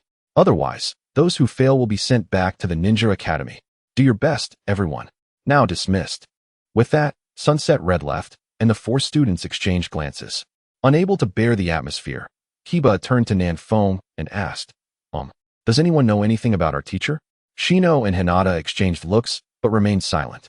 Nanfeng, sensing the absence of the feeling of being watched, finally spoke. I know a bit. Teacher Sunset Red is reputed to be Konoha's strongest Jinjutsu master, so we must be cautious of her Jinjutsu tomorrow. Upon hearing this, the trio exclaimed in unison, the strongest? Jinjutsu master? Nanfeng shrugged. Well, I'm off. I have some matters to attend to. See you tomorrow. Hinata glanced at Kiba and Shino. Shall we go as well? Upon returning home, Nanfeng sat in the courtyard, contemplating Sunset Red. Indeed, she was currently Konoha's most powerful Jinjutsu ninja, in a world where bloodline limits and ocular prowess reigned supreme. Her ability to master Jinjutsu to such an extent without a bloodline was truly remarkable. It is worth noting that in the original story, when Uchiha Itachi returned to Konoha with Kisame, during their encounter with Kakashi and Sunset Red, Itachi dismissed even Kakashi, who possessed a Sharingan, with merely a glare. However, before Kakashi's arrival, Sunset Red and Asuma faced off against him, and her Jinjutsu could ensnare even the tailless beast, Kisame. Had Itachi not intervened, she and Asuma might have subdued Kisame already. Later, during their Jinjutsu clash, although Itachi's Sharingan countered and rebounded her techniques, Sunset Red managed to break free from Itachi's Jinjutsu on her own, prompting even Itachi to acknowledge, truly, she is Konoha's Jinjutsu master, Sunset Red. Chapter 9. The Shattered Blade of the Mind. Uchiha Itachi, a man of immense pride, had only ever been bested in Jinjutsu by Shursui. Thus, he held great respect for Shursui, and aside from him, even someone as formidable as Kakashi was merely a matter of a glare. Therefore, for one as proud as he. To utter such words indicated that he regarded Sunset Red as a rival in the realm of Genjutsu. Alas, such a person did not fare well during the events of Boruto. Regardless, I must save Asuma. After all, he is my teacher. Moreover, Asuma is quite a decent person and treats Sunset Red well. Sarutobi Hiruzen is one matter, but Asuma is Asuma. He merely distanced himself from his father to become one of the 12 guardian ninja. This was likely due to the incident involving his friend, which drove him to investigate and led him to encounter Haiden and Kakuzu, a person of deep loyalty. With time still on my side, perhaps I should open the shop. Keeping it closed serves no purpose, and I must learn the shadow clone technique sooner rather than later. There is much to accomplish. Upon arriving at the shop, Nanfeng retrieved several katana from the system space and placed them on the shelves. Though their quality was not exceptional, they would certainly be deemed fine weapons in the world of Naruto. After opening the shop, Nanfeng began tidying up the premises. Before long, Sasuke unexpectedly arrived. Sasuke. Nanfeng. Same as usual, I need to restock my ninja tools. Nanfeng. Sasuke, it hasn't been long since you last changed your tools.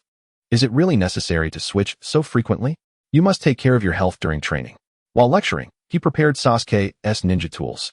Sasuke scrutinized the newly placed katana, particularly one with a slender red blade, exuding an otherworldly allure. Sasuke, enough with the chatter. I have my own reasons for needing to grow stronger. I feel my progress is far too slow. Nanfeng packed the required tools and approached Sasuke. Do you fancy that sword? Sasuke nodded slightly. It looks quite appealing. He deliberately turned his head aside.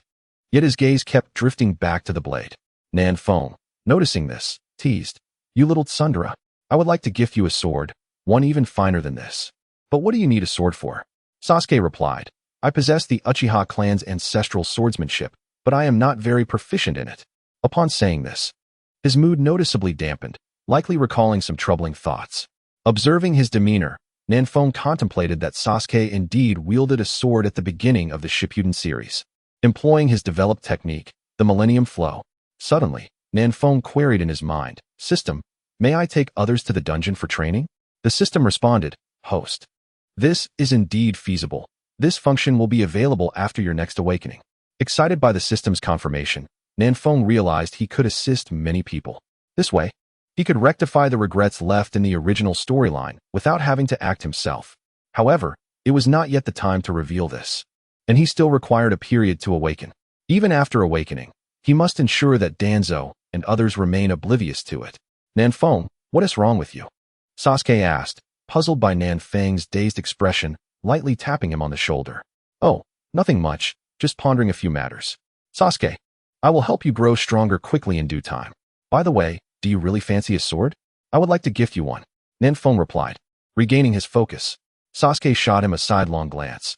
Have you lost your mind, Nanfeng? You? Help me become stronger quickly? Hey, you doubt me, huh? Just wait.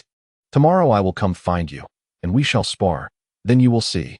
Nanfeng declared, turning to head to the back room. He merely pretended to fetch a sword, as there was a spirit in his room, and it would be inappropriate to draw from the system space in front of Sasuke. He feared it might frighten him. Upon entering his room, he surveyed the selection of swords in the system space.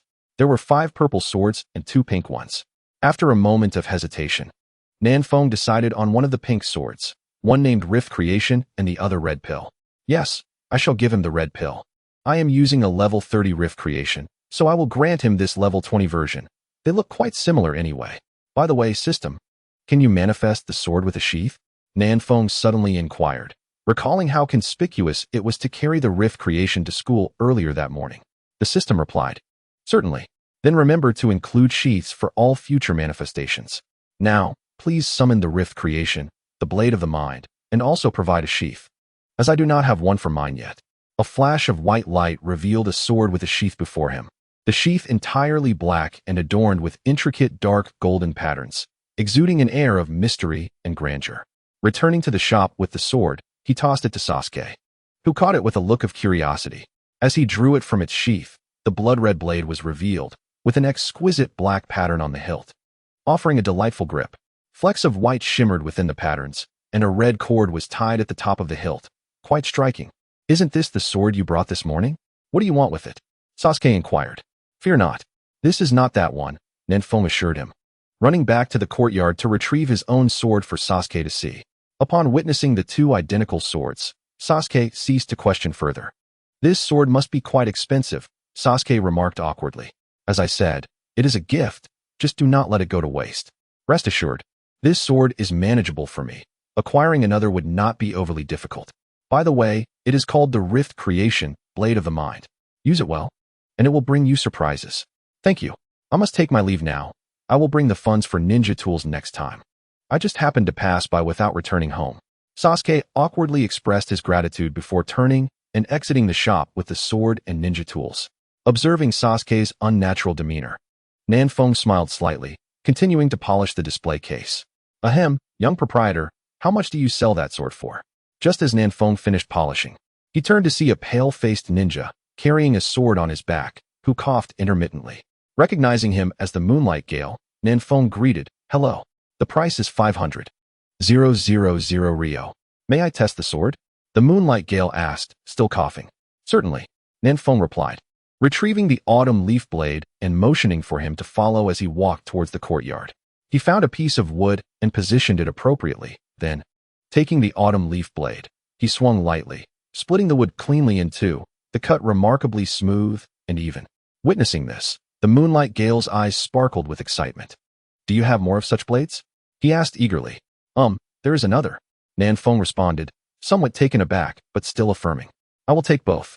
The Moonlight Gale exclaimed hastily. Very well. Please wait a moment. I will retrieve the other one.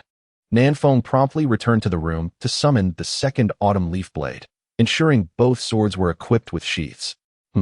This sheath appears slightly inferior compared to the previous one. It seems the system does indeed match sheaths to the quality of the swords, he mused. The system chimed. Of course, the quality of the sword determines the sheath's quality. Dismissing the system, Nanfeng returned to the shop, presenting both swords to the Moonlight Gale. After completing the transaction, the Moonlight Gale hurriedly departed with the swords. Such wealth. He so readily spent 1,000,000 Rio. Nanfeng felt a tinge of envy. The time was drawing near. He needed to close the shop, buy some groceries, and return to fill the refrigerator. Dinner should be something special tonight. Having just completed a significant sale, he decided to treat himself well. Chapter 10. Team 8 vs. Kurenai Yuhi. After leaving Nanfeng's shop, Sasuke returned home directly. Rushing to his room to examine a scroll he had unearthed from the underground chamber of the clan's shrine. This contained the training methods for the Uchiha swordsmanship, while all other ninjutsu scrolls had mysteriously vanished. In the past, he had aspired to train, but lacking a proper sword and resources, he was unable to do so. The family's wealth had been nearly depleted, and he had survived on village subsidies, with the expenses for ninja tools covered only through the sale of antiques. Although he had memorized the contents of the scroll long ago, he decided to review it carefully before training to avoid any mishaps. After confirming there were no errors, Sasuke took the sword back to the courtyard, tirelessly practicing the techniques again and again. The following day, when Nanfeng arrived at the designated training ground, he discovered he was the last to arrive. Kurenai Yuhi was engaged in lively conversation with Hinata and the others. Good morning, everyone. I can't believe you all arrived so early. I hope I'm not late? Nanfeng asked uncertainly. Not at all. We arrived early. Now, let us commence the assessment. Kurenai announced, producing 3 bells. Your task is to seize the bells from me at any cost. You have 2 minutes to discuss your strategy. Begin. The 4 hurriedly gathered in a circle. Nanfeng spoke first. Time is of the essence. Let me outline the battle plan. I will engage Kiba in a frontal assault, while Shino, you should remain on the sidelines, waiting for the right moment to strike and ensure Hinata's safety. She is vital to our success. Hinata, your role is crucial. During our battle, activate your Byakugan and keep a close watch on Kurenai-sensei's true form, alerting us at all times. If an opportunity arises, throw kunai to disrupt her, creating chances for us to attack. Does anyone have any questions? The 3 nodded in agreement. Then let us begin, Nanfeng declared, and the 4 positioned themselves opposite Kurenai. Looks promising, full of enthusiasm. Now the assessment starts. As the sun began to set, Yuhi Kurenai announced the commencement of the practice session. Shino and Hinata swiftly distanced themselves. Once Hinata halted, she activated her Byakugan, intently focusing on Kurenai. Nanfeng produced a regular iron sword and exchanged a glance with Kiba, prompting both to charge towards Kurenai. Kiba formed hand seals and unleashed a secret technique, the four legs technique, transforming his hands into elongated, sharp appendages, his face taking on a fierce expression, and his teeth lengthening ominously. With newfound speed, he leaped towards Kurenai, claws poised to strike. Nanfeng, slightly delayed, observed Kiba's attack, ready to assist if needed. Just then, Hinata's voice rang out, warning, Nanfeng-kun, watch your back. He immediately pivoted, executing a backward leap that sent forth a blade of light, landing beside Kiba. Kiba's assault struck Kurenai, only for her form to dissolve into a cloud of white mist, revealing a substitution technique. Watch out behind you, Kiba, Hinata warned again. But Kiba, having followed Nanfeng in his charge, was too late to react. Nanfeng's speed left him no option but to press forward, just as Kiba sensed the imminent threat approaching his back. At that critical moment, countless insects burst forth from Susanoo, swiftly forming a barrier behind Kiba to intercept Kurenai's attack. Nanfeng launched himself forward, sidestepping Kiba, and called out, Demon Slash.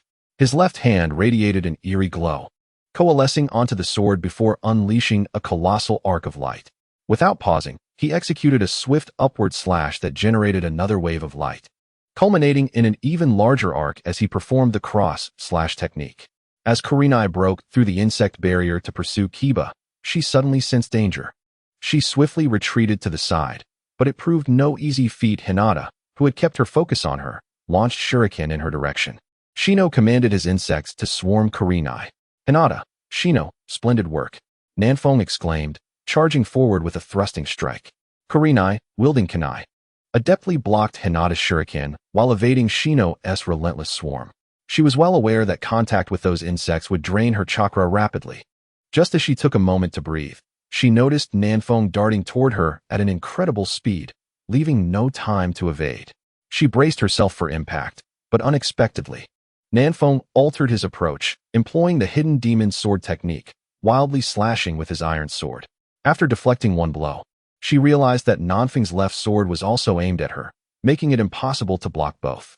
She hurriedly leapt back, just as Hinata and Susanoo pressed their attack, with Kiba also rushing towards her. Seeing the situation unfold, Kurenai couldn't help but chuckle wryly. While evading, she called out, Stop, you've passed. The group ceased their assault, and Susanoo gradually recalled his insects while Kiba skidded to a halt, gazing at Kurenai in bewilderment. Nanfeng, having just finished his hidden demon sword technique, was also momentarily frozen by her words. Upon witnessing the cessation of hostilities, Kurenai exhaled a sigh of relief, having seen that the sword-wielding youth was on the brink of charging again, leaving her little room to breathe. She couldn't help but admire the unexpected excellence of her students. All right, I concede, you've all passed. I hereby declare, Team 8 is officially established, Kurenai announced with a smile at the four before her. It was only then that Kiba comprehended the situation, erupting into joy. Hooray, we made it. Akamaru barked in agreement. Susanoo and Hinata exchanged glances, both beaming with satisfaction. Nanfeng remarked, But teacher Kurenai hasn't lost. You didn't use any of your illusion techniques. Kurenai regarded Nanfeng. You must be Nanfeng. Firstly, this assessment was primarily to gauge your sense of teamwork. As long as you recognize the significance of collaboration, you've already succeeded. And you executed that remarkably well. Your strategy was quite sound. Initially, I intended to assess your individual strengths, so I hadn't planned on using illusion techniques. But I underestimated all of you, especially you, Nanfeng. Your attacks are incisive, and your reactions are sharp. By the time I considered employing illusions, it was already too late. Every time there was a slight opening on your end, Hinata and Susanoo's attacks followed suit, making it impossible for me to eliminate even one of you first. Therefore, do not belittle yourselves. You are truly exceptional. Now, let us celebrate the establishment of Team 8 with a barbecue. It's on me, Kurenai declared joyfully as she turned to leave. Nanfeng called out, Wait, Teacher Kurenai. Kurenai turned in confusion. Let us first go check on Team 7's assessment. They should still be underway. I have something to discuss with Sasuke, as I promised him yesterday, Nanfeng said, scratching his head in embarrassment. Kurenai pondered, given Kakashi's nature. They probably haven't even begun yet. How could they be finished? She then turned to Hinata and the others, asking, What do you think? Shall we take a look? Hinata's face shone with anticipation, though she hesitated to voice it. However, Kurenai discerned her eagerness, and it was Kiba who spoke first. It's a good idea. I'm genuinely worried that fool Naruto won T-Pass. Shino adjusted his sunglasses and remarked, while I'd prefer to return early to care for my insects. If everyone is in favor, then let us go together. Very well. Let us see what is happening. Follow me. I know where they are, Kurenai replied, leading the group towards the direction of Team 7's assessment. Chapter 11. Team 7's assessment. As they approached midway, Kurenai suddenly suggested, shall we invite Team 10 to join us? They're nearby, and their assessment should be concluding around this time. The four of them readily agreed. Upon arriving at Team 10's assessment location, they found the team packing up, ready to return. After Kurenai explained their purpose, both teams proceeded toward Team 7's assessment point, with only Shikamaru mumbling a complaint about the inconvenience. To their surprise, upon reaching Team 7's assessment point, they discovered that Kakashi had yet to arrive, leaving Naruto, Sakura, and Sasuke in a state of hunger and exhaustion. Naruto slumped on the ground, while Sakura crouched beside him, and Sasuke leaned against a wooden post, his face betraying his own hunger. Observing the three of them, the others found themselves momentarily at a loss for words. However, Naruto quickly recognized Nanfong and the others and sprang to his feet, greeting enthusiastically, "Hey, you all came. Aren't you supposed to be in your assessment?" Kiba smugly boasted to Naruto, "We've already completed our assessment. We all passed. How impressive am I?" Naruto. Sakura. Sasuke. Sakura was the first to recover, incredulously asking, "How is that possible? How did you finish so quickly?" "We've been waiting since 5 o'clock, and still haven't seen Kakashi-sensei." Shikamaru and the others looked bewildered. 5 o'clock. We arrived at 8 and started around 8:30. We finished and came here. Sakura, Naruto, and Sasuke. Seeing the dejected expressions on their faces, Asuma shared a glance with Kurenai, both understanding the situation, and sighed in unison. Kakashi's troublesome nature hasn't changed one bit. As the two pondered how to console the unfortunate trio, Kakashi suddenly materialized in the scene, observing the group and inquiring, "What brings you all here?" Before anyone could respond, Sakura erupted, her fists clenched tightly as she vocally reproached, "Kakashi-sensei, you're late. The exam has already concluded." Kakashi sheepishly scratched his head and explained, "Well, I encountered a cat on my way, and it blocked my path." The trio, recognizing the farce, retorted, "Liar." Kakashi cleared his throat, producing 2 bells that dangled from his waist, and addressed them, "Let's not dwell on trivial matters. Now that we're all here, we must hasten our pace." He then gestured for Asuma and the others to step back. "Those who acquire a bell shall be considered successful. Those who do not shall return to the Ninja Academy. I hereby announce the commencement of the 7th team's examination." Naruto exclaimed with enthusiasm, "All right. Kakashi-sensei, I'm going in." He formed hand signs and shouted, "Shadow clone technique."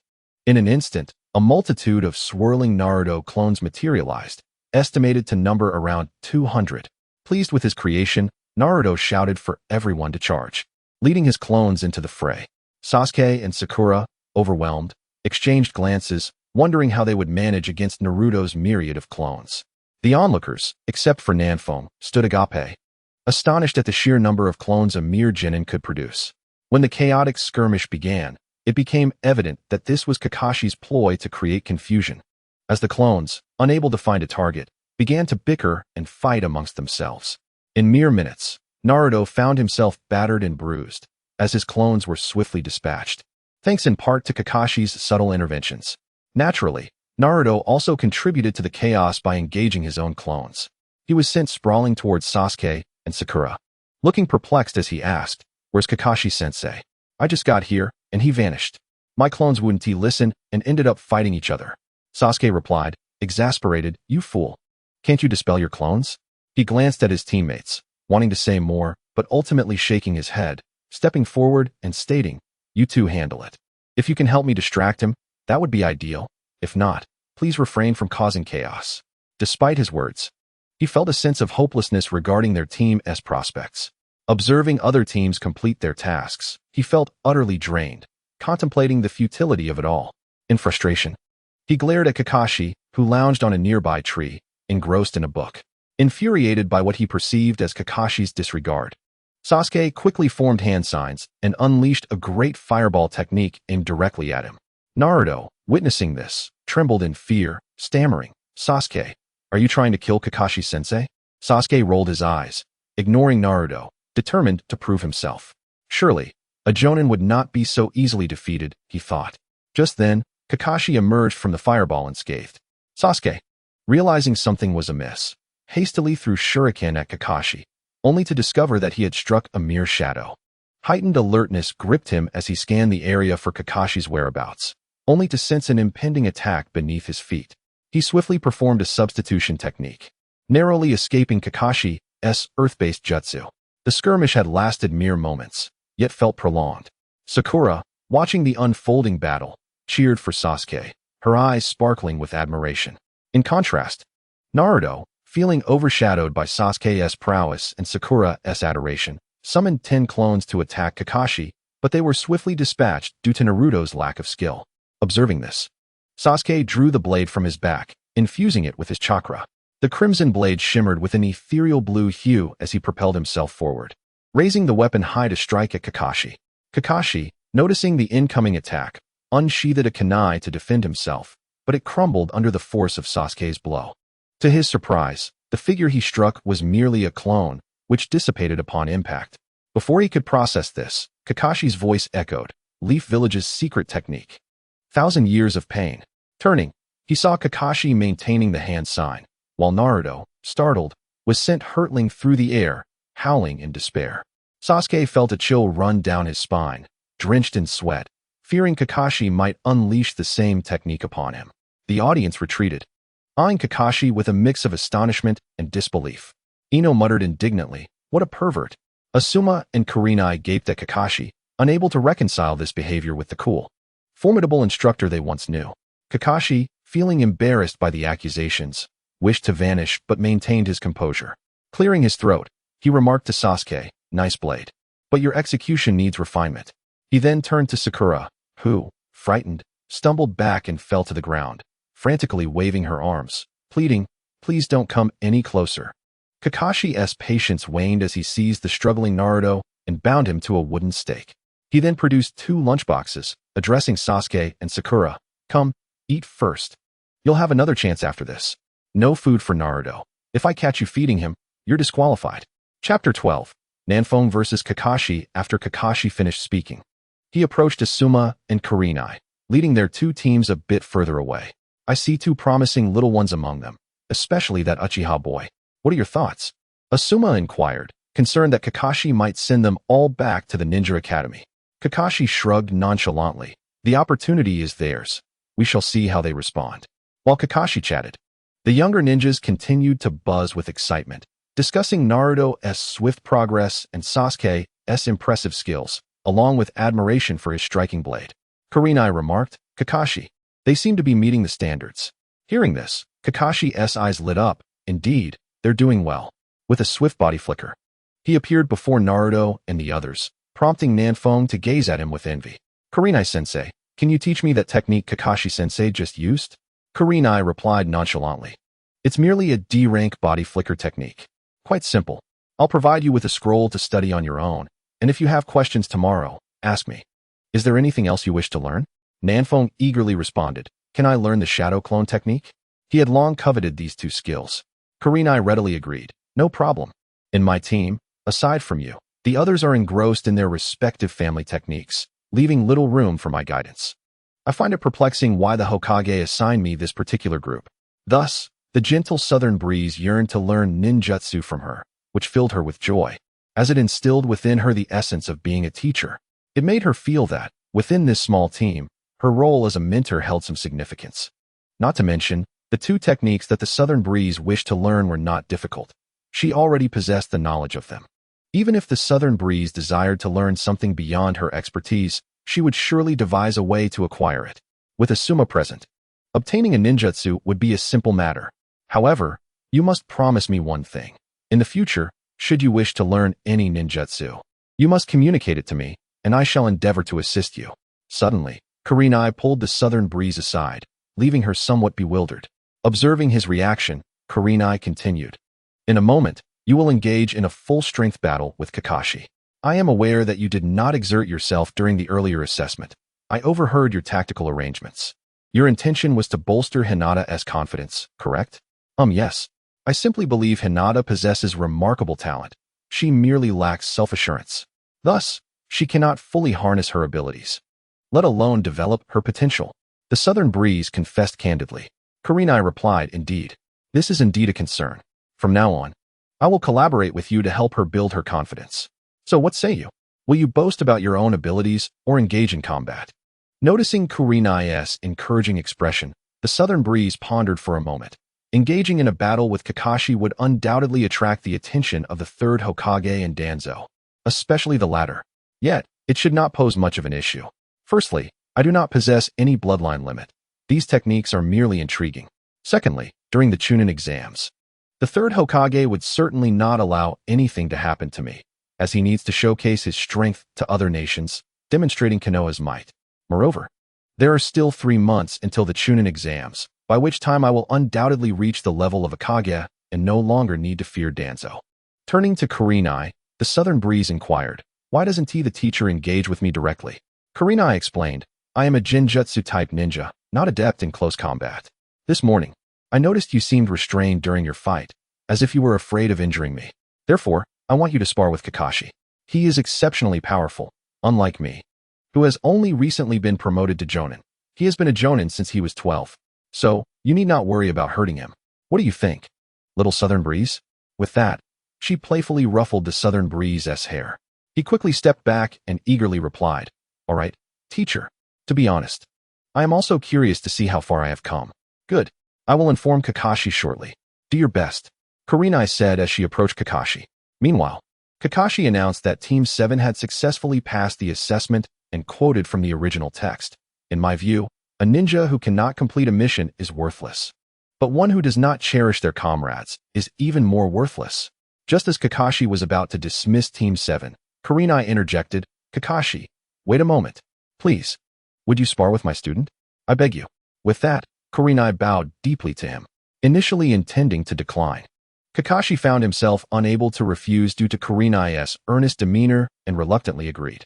The Southern Breeze stepped forward, addressing Sasuke. Sasuke, may I borrow your sword? I forgot to bring my own. Remember what I told you yesterday? Watch closely. He took the sword from a puzzled Sasuke, moved in front of Kakashi, bowed, and stated, Kakashi-sensei, I humbly request your guidance. Kakashi looked bewilderedly at Kurenai. Just him? I assumed you meant all of Team 8. Kurenai affirmed, indeed, just him. I appreciate your cooperation. Afterward, she retreated alongside Sasuke and the others to stand beside Asuma, Kiba, Shikamaru. And the others had overheard Kurenai and Kakashi's exchange and were somewhat confused by the situation but watched intently as the two faced off, especially Sasuke.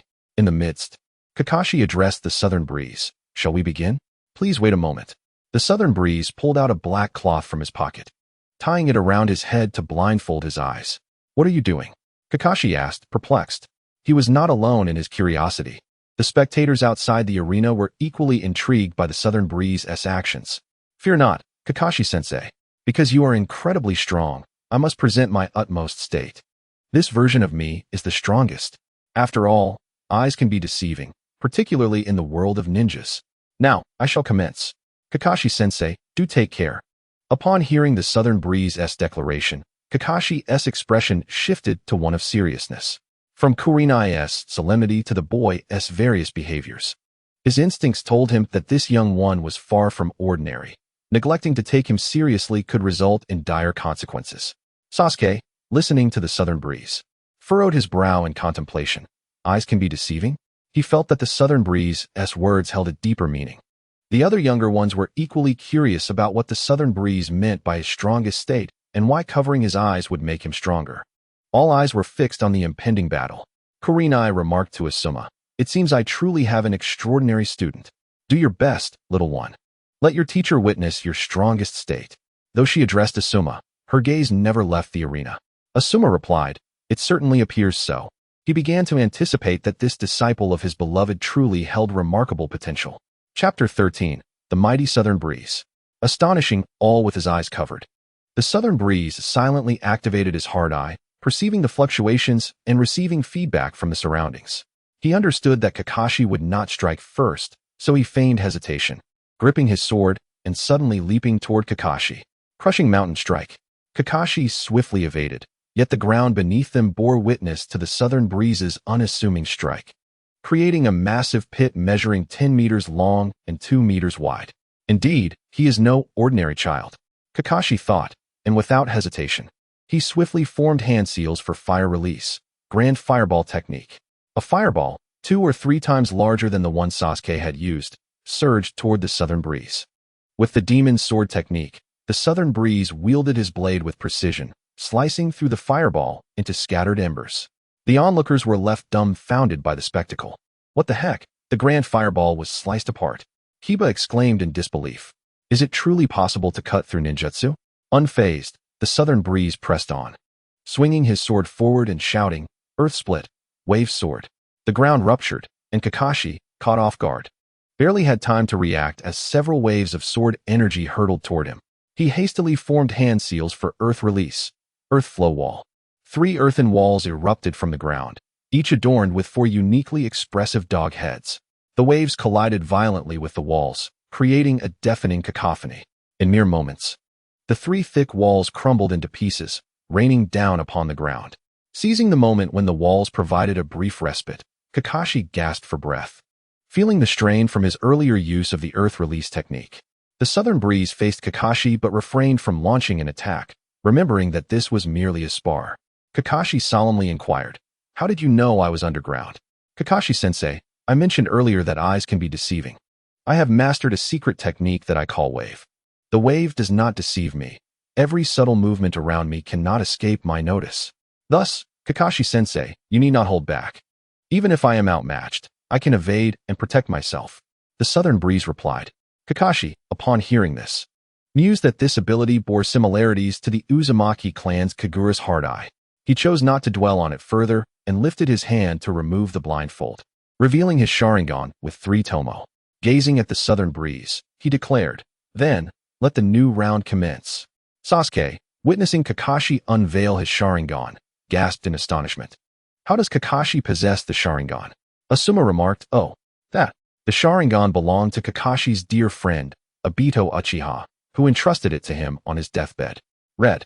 It seems Kakashi is taking this seriously. Kurenai, yes. It's been a while since I've seen him in such a serious demeanor. Since the beginning of their confrontation, Naruto has been in a daze, finally snapping back to reality. Wow, this is incredible. Kakashi-sensei and Nanfong are both amazing. How can Nanfong be so formidable? Sasuke, upon hearing this, clenched his fists in frustration.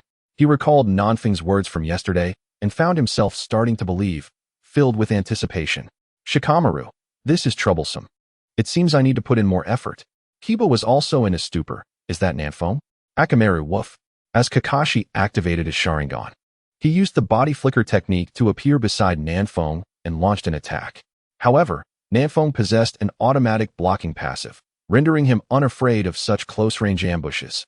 After successfully blocking, he retaliated with an upward strike, followed by a cross slash. Bang! It was a shadow clone. Nanfong pivoted and leapt back, unleashing a sword wave that struck a piece of wood. It was a substitution technique. The two exchanged blows back and forth, engaging in hundreds of moves in the blink of an eye. Nanfong felt his stamina waning. Kakashi's tactics were overwhelming. Although he managed to respond to Kakashi's attacks with timely movements, enduring a continuous assault was not his style. After blocking Kakashi's attack once more, Nanfong suddenly shouted, "Explosion flame wave sword." Before him, a 10-meter radius erupted with molten lava from the ground, creating a spectacular scene. Seizing the opportunity, Nanfong leapt back to create distance, wielding his sword in his left hand while gathering energy in his right. He raised the sword to his chest, channeling the energy onto the blade, and executed a double-handed strike, sending a spinning sphere the size of a grinding disc flying towards Kakashi. Kakashi, witnessing this, observed through his Sharingan and sensed the immense energy within the sphere, not daring to underestimate it. He swiftly formed hand seals, water-style, water dragon bullet technique. A water dragon emerged, roaring as it lunged towards the sphere. When the two energies collided, a massive explosion ensued, causing the onlooking genin to tremble. Thankfully, Asuma and Kurenai shielded them, retreating 200 meters before halting. Asuma, still shaken, asked, "Kurenai, is this little monster really that powerful?" Even most Jonin don't possess such destructive capability, do they? Kurenai sighed.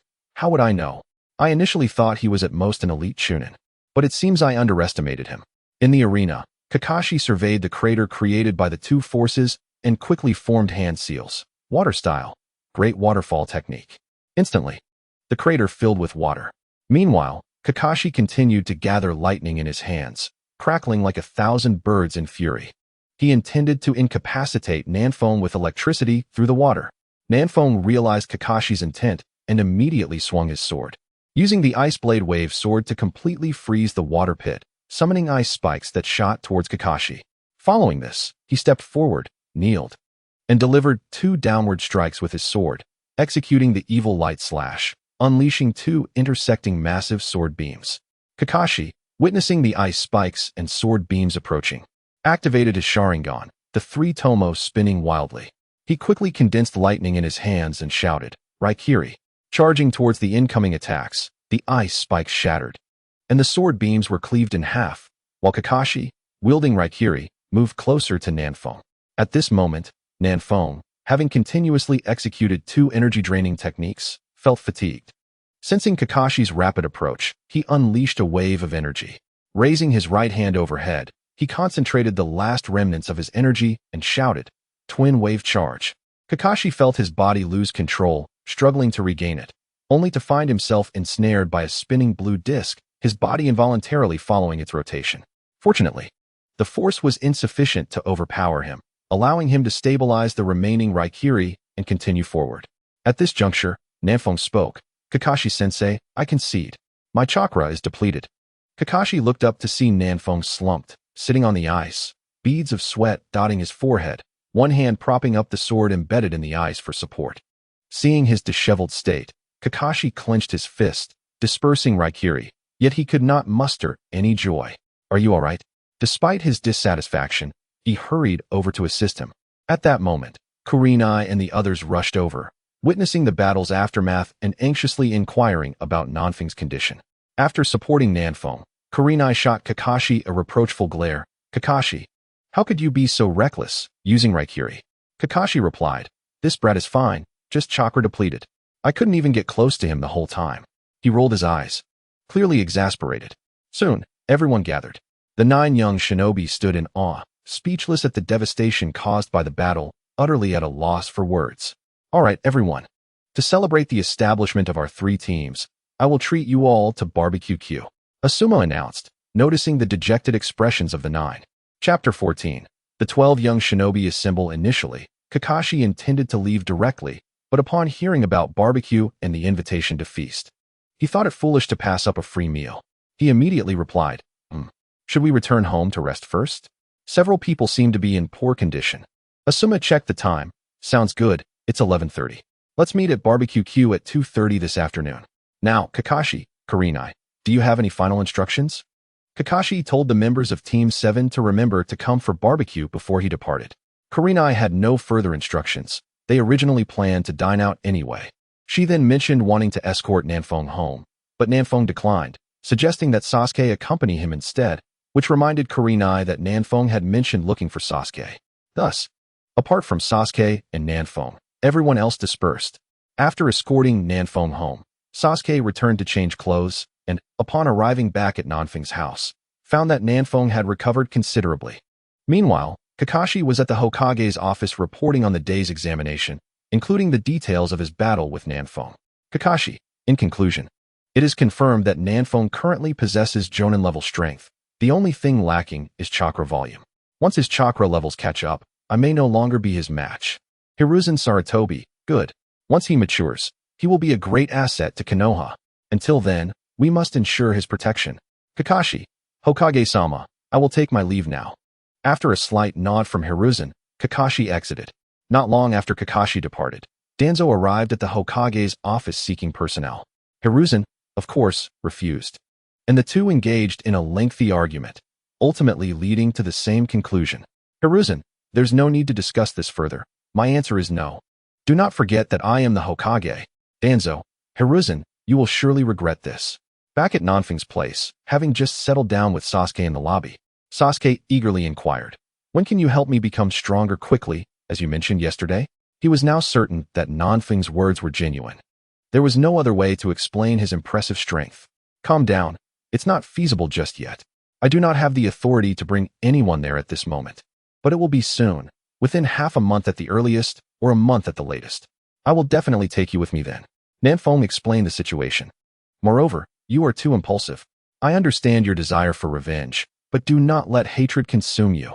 I have warned you, the eyes can be deceiving. Sasuke. Skeptical, do you know something? Please tell me. Nanfeng. Can you ensure you can control your emotions? Sasuke fell silent. Nanfeng, never mind. I'll just mention a few points for you to ponder. But remember to remain calm, understood? Otherwise, one might inadvertently invite calamity upon oneself. Very well, speak. I shall exercise restraint. Sasuke is highly concerned. Nanfeng just mentioned death, and he has yet to exact his vengeance. He cannot perish yet. Nanfeng, in truth, I am not entirely certain of the specifics. However, many aspects seem incongruous. Allow me to inquire. Where were you on the night your clan was annihilated? Sasuke, that evening. My teacher detained me after class, causing me to return home late. Upon my arrival, I found everyone had vanished. Nanfeng, yet. I do not recall detention lasting so late. Detention cannot extend into the night, can it? Furthermore, your clan was substantial, with so many lives taken. How could there have been no commotion in the village? Even when slaughtering chickens or ducks, they would desperately struggle. With so many members of your family, could they have simply awaited their fate without resistance? Given that resistance is inevitable, why did the village not hear a single sound? Moreover, do you truly believe that one Uchiha Itachi could single-handedly eliminate an entire clan? How long would that take? Yet you claim that upon returning home from detention, you discovered the corpses. Therefore, either your memory has been tampered with, someone has shown you what they wished you to see while altering what they did not want you to know, or there were others involved alongside Uchiha Itachi, and in considerable numbers, which would explain the swift eradication of your clan. Otherwise, with just Uchiha Itachi, surely some could have escaped, right? Yet, look at the outcome. You are the sole survivor of the Uchiha clan, with no one else having escaped. Reflect on this thoroughly. Remember to remain calm. We are still weak. And only when we become overwhelmingly powerful can we act without restraint. After Nanfeng's words, he rose and stepped into the courtyard, allowing Sasuke some solitude. Before long, Sasuke emerged, his expression serene, as if nothing had transpired. Nanfeng felt a twinge of unease and reminded him, remember, tonight's conversation is known only to us. Do not mention it to anyone else. Sasuke, understood. By the way, am I not the strongest among my peers aside from you? Nanfeng was taken aback, but responded truthfully. No. As far as I know, there are 2.5 who surpass you. 2.5? What does that mean? Sasuke asked, puzzled. Nanfeng elaborated. The two refer to our predecessors, one being the prodigy Hyuga Neji from the Hyuga clan, and the other. Rock Lee. They graduated a year ahead of us and are now in the same squad. As for the half, I don't know if you've noticed, but our teammate, Oil Ruji Nai, has a remarkably low presence. You may not have paid attention, but he is quite extraordinary. During school battles, he has never been defeated. His family's insect manipulation technique is quite peculiar. To be honest, I cannot discern who is stronger between you and him at this stage. How swiftly do you mean to grow stronger? Sasuke inquired. Nanfeng, I have reached my current strength in approximately a week. So do not rush, it will come quickly. Use this time to adjust your mindset. Do not allow anger to overtake you. During battle, maintaining a clear mind is essential. Kakashi excels in this regard, often resolving conflicts with minimal cost. Use this time to reflect and calm your spirit. In the inheritance I received, there is a saying, listen with your ears, sever with your heart. This illustrates that the eyes can deceive. One must listen attentively and judge with their heart. This way, one will not be easily swayed by others. Sasuke appeared contemplative, suddenly lifting his gaze to Nanfeng. I just awakened my Sharingan. Upon saying this, he activated his Sharingan, revealing the two-tomo design. Nanfeng was somewhat astonished. This advancement had occurred much earlier than in the original story. However, he was unfazed. Since he had decided to guide Sasuke into the underground city, the future developments would inevitably diverge from the original narrative. Congratulations. But do not become overly reliant on your eyes, as I have advised. In fact, you might try covering your eyes like I did today. If one day you become accustomed to the sensation of not seeing, your heart will grow tremendously. Very well, take the time to experiment. Initially, It may feel uncomfortable, but with time, you will gain insights. We must be on our way. Upon arriving at Barbecue Q, they discovered that, in addition to the 3 squads from the morning, Guy and his disciples were also present. Indeed, all 12 of the young elite had gathered. Chapter 15. A new system function. After a brief gesture towards Li and Niji, Nanfeng remarked, "Do you see them? They are the 2 I mentioned. They undoubtedly surpass you at this moment." Sasuke observed the duo for a while, his lips twitching slightly as he quietly asked Nanfeng, "That Hyuga fellow is one thing. I can sense his prowess, but are you serious about that comical watermelon head? He surpasses me." Sasuke could not reconcile his perception of Li as particularly strong. During his observation, Li was engaged in an emotional embrace with Guy, weeping over the subject of youth. Nanfeng followed Sasuke's gaze and couldn't help but smirk. Indeed, he is formidable. If he were to unleash his full strength, the Hyuga clan member would find it challenging to contend with him. Do not be deceived by his appearance. He constantly bears an unimaginable weight. Furthermore, the individual beside him, who resembles him closely, do you perceive him as foolish and comical? Sasuke nodded slightly, as he indeed held such a belief. Hence, I assert that the eyes can be deceiving.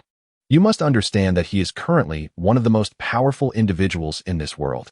He has mastered a forbidden technique that, when fully realized, can unleash forces exceeding his own by hundreds or thousands of times. If he were to unleash his full strength, no one could withstand a single kick. Nanfeng spoke gravely as he regarded Guy, genuinely impressed. He questioned whether he could ever reach such heights. Sasuke struggled to reconcile Guy's appearance with the notion of him being the strongest. However, Nanfeng's demeanor conveyed the truth. He even perceived a sense of respect and admiration in Nanfeng's gaze towards Guy. Sasuke shook his head in disbelief, still grappling with the revelation. Observing Sasuke's reaction, Nanfeng reiterated earnestly, "It is indeed true. This includes the Kage of the 5 great ninja villages. If he were to strike with precision, no one would ever be able to withstand his kick. The cost, however, is exorbitant.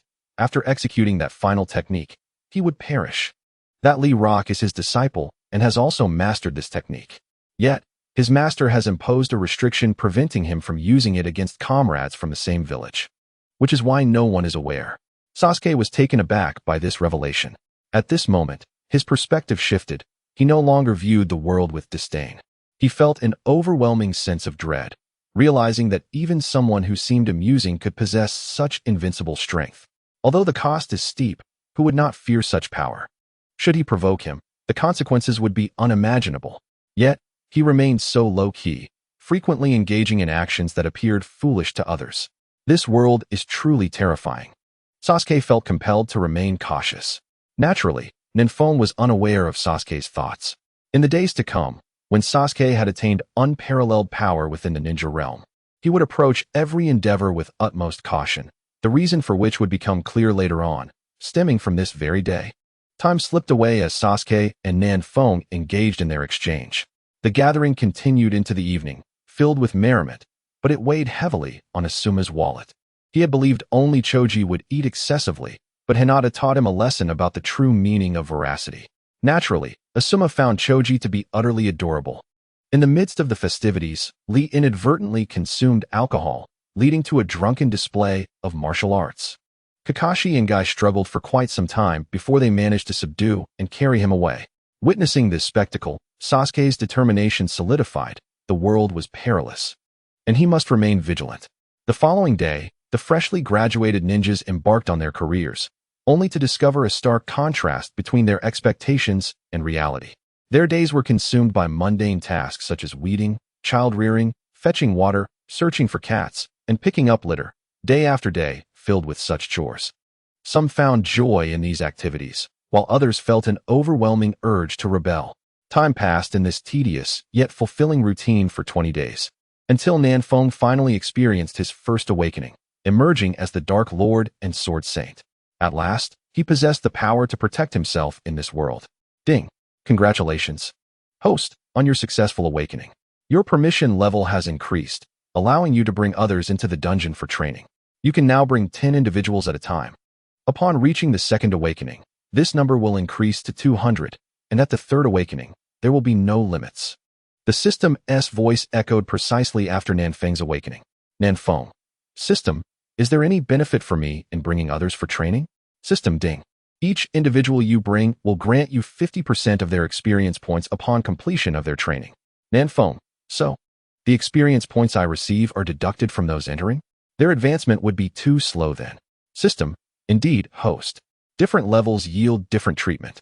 You are akin to a boss while they serve as your employees. The shop system is exclusive to you and not available to others.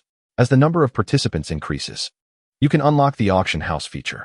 Currently, they must rely on their own efforts to obtain equipment. Having a shortcut to becoming stronger is a coveted opportunity for countless individuals. Nanfeng.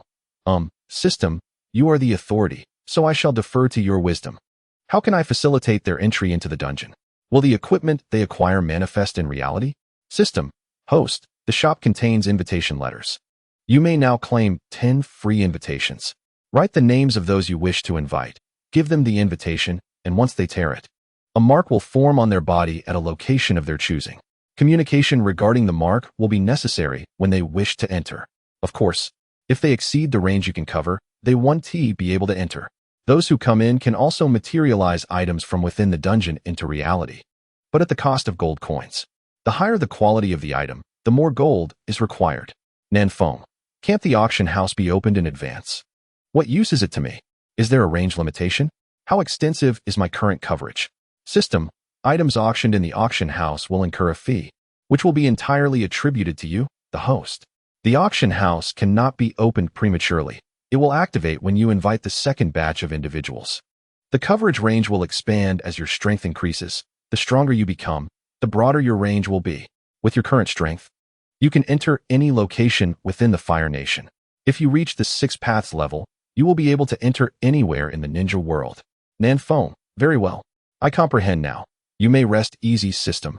Having grasped the new functionality, Nanfeng began contemplating whom to extend invitations.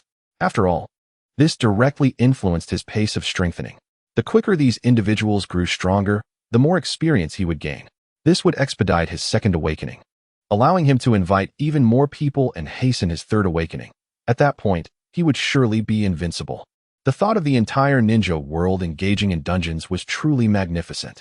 However, he needed to finalize his selections, which was quite crucial. The first batch of 10 would undoubtedly take a significant lead, making it challenging for subsequent entrants to catch up. Chapter 16. Nanfeng. The honest and fortunate young master certainly. Sasuke must be among those invited. He had promised him early on. The remaining choices proved more difficult, primarily due to the limited slots. Otherwise, he would gladly extend invitations to all 12 of his companions. He resolved to prioritize those in urgent need of transformation. One invitation would go to Hinata. Despite having worked intentionally over the past 20 days with Yuhi Kurenai to help her build confidence, she still required more support. Let's extend an invitation to Kurenai as well. During this time, Nanfeng had noticed Kurenai's genuine dedication to her students. The 2 jutsu he sought to learn had been acquired during their first mission. Moreover, he was pleasantly surprised to receive the shadow clone technique, which she had continuously encouraged him to practice. She was equally considerate towards others, almost clashing with Hisashi in her efforts to support Hinata. If he could assist Hinata in breaking through her limitations, Nanfeng would be delighted. An invitation must also be reserved for Tsunade, to prevent a recurrence of her being knocked out as depicted in the original story, with Danzo stirring up trouble. While it was uncertain whether Danzo would survive until then, the leader of a village should not be lacking in prowess. He decided to hold 1 invitation in reserve until after the Chunin exams, leaving 5 more to allocate. The decision of whom to invite weighed heavily on him. With this in mind, Nanfeng dispatched 4 shadow clones. One was tasked with overseeing the shop, while the remaining 3 ventured into the forest to practice their skills, ensuring they developed the body flicker technique thoroughly. Different individuals exhibited varying effects with the same technique. Just recalling Shursui was enough to illustrate this. Meanwhile, the original Nanfeng tidied up and made his way to the mission posting area. It was still early, and since everyone needed to gather for their mission, he decided to wait there. When they arrived, he would remind them to assemble at his home after the mission to discuss the 5 slots available and determine the most suitable candidates. Seated casually at the entrance of the mission posting area, he observed the flow of individuals posting and accepting missions, as well as the various ninja squads. The continuous stream of activity left him in awe of Konoha's prosperity, teeming with missions. One could only imagine how the sand ninjas would weep at the sight. It was no wonder that every major ninja village yearned to take a bite out of Konoha. Suddenly, a thought struck him. System. What effect do the red and blue potions from the game have when manifested in reality? He realized, to his astonishment, that he had yet to materialize any consumables from the game. However, he had been preoccupied with mundane tasks such as searching for cats and dogs, and there had been no instances of injuries. System. Host. The red potion primarily serves to heal, restoring physical injuries, while the blue potion mainly replenishes chakra, providing a slight boost to mental energy. The restoration effects vary depending on the quality of the potion. System. Could you refrain from being so lethargic? You only respond when I ask something. Why not proactively remind me? Nan Feng felt a touch of frustration.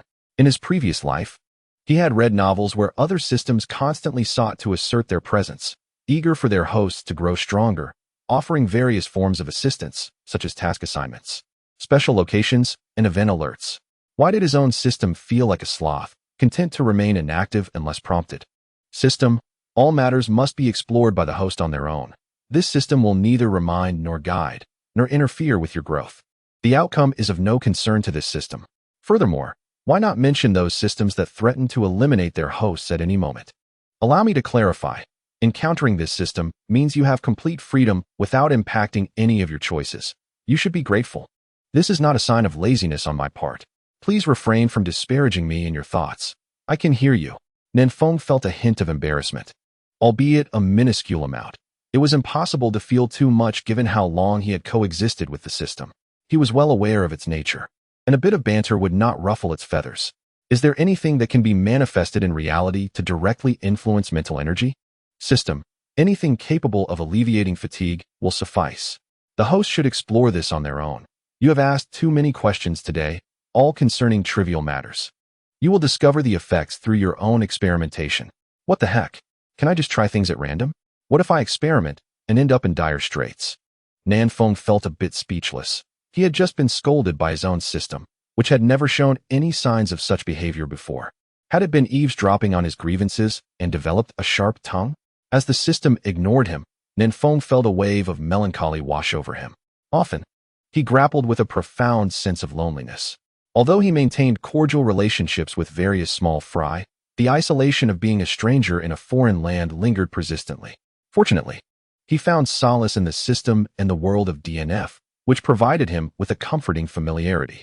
Whenever feelings of solitude crept in, he could engage in some labor and chat with the system to alleviate his spirits. However, the system was rather dull, never reaching out to him unprompted. Before long, Nan Feng spotted Shikamaru's distinctive pineapple hairstyle emerging around the corner.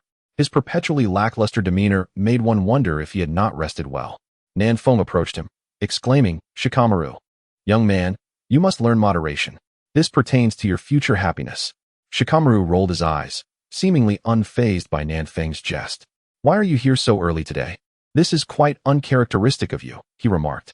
Unwilling to concede, Nan Feng retorted, "What is wrong with my usual behavior? Have I been eating your family's rice? I am, after all, the model student in the eyes of our teachers, a well-behaved darling, praised by our neighbors as an honest, agreeable young gentleman." At that moment, he turned to find Kurenai, Hinata, Kiba, and Shino had arrived unbeknownst to him. Upon hearing his words, Kurenai couldn't help but chuckle. "Little Nan Feng, I had no idea you held such an image in my heart." Kurenai's playful remark elicited giggles from Hinata, while Shino remained stoic, showing little reaction. Kiba, with a smirk, looked at Nan Feng, seemingly eager to witness the unfolding comedy. Observing Kiba's anticipatory expression, Nan Feng stretched his neck and mimicked a silly pose, glancing sideways at Kurenai. "Teacher Kurenai, am I not a good student in your view?" His antics sent Hinata and Ino into fits of laughter, while Kurenai also succumbed to his charm. Oh, you are indeed a good student, a well-behaved darling."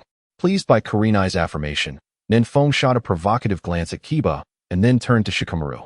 "What do you think, Shikamaru? Even the discerning eyes in the village recognize my character.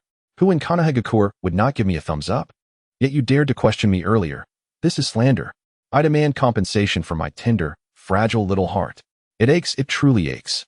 Shikamaru, rolling his eyes at Nan Feng's exaggerated performance, subtly indicated his disdain, slightly distancing himself as if to say, I do not know this fool.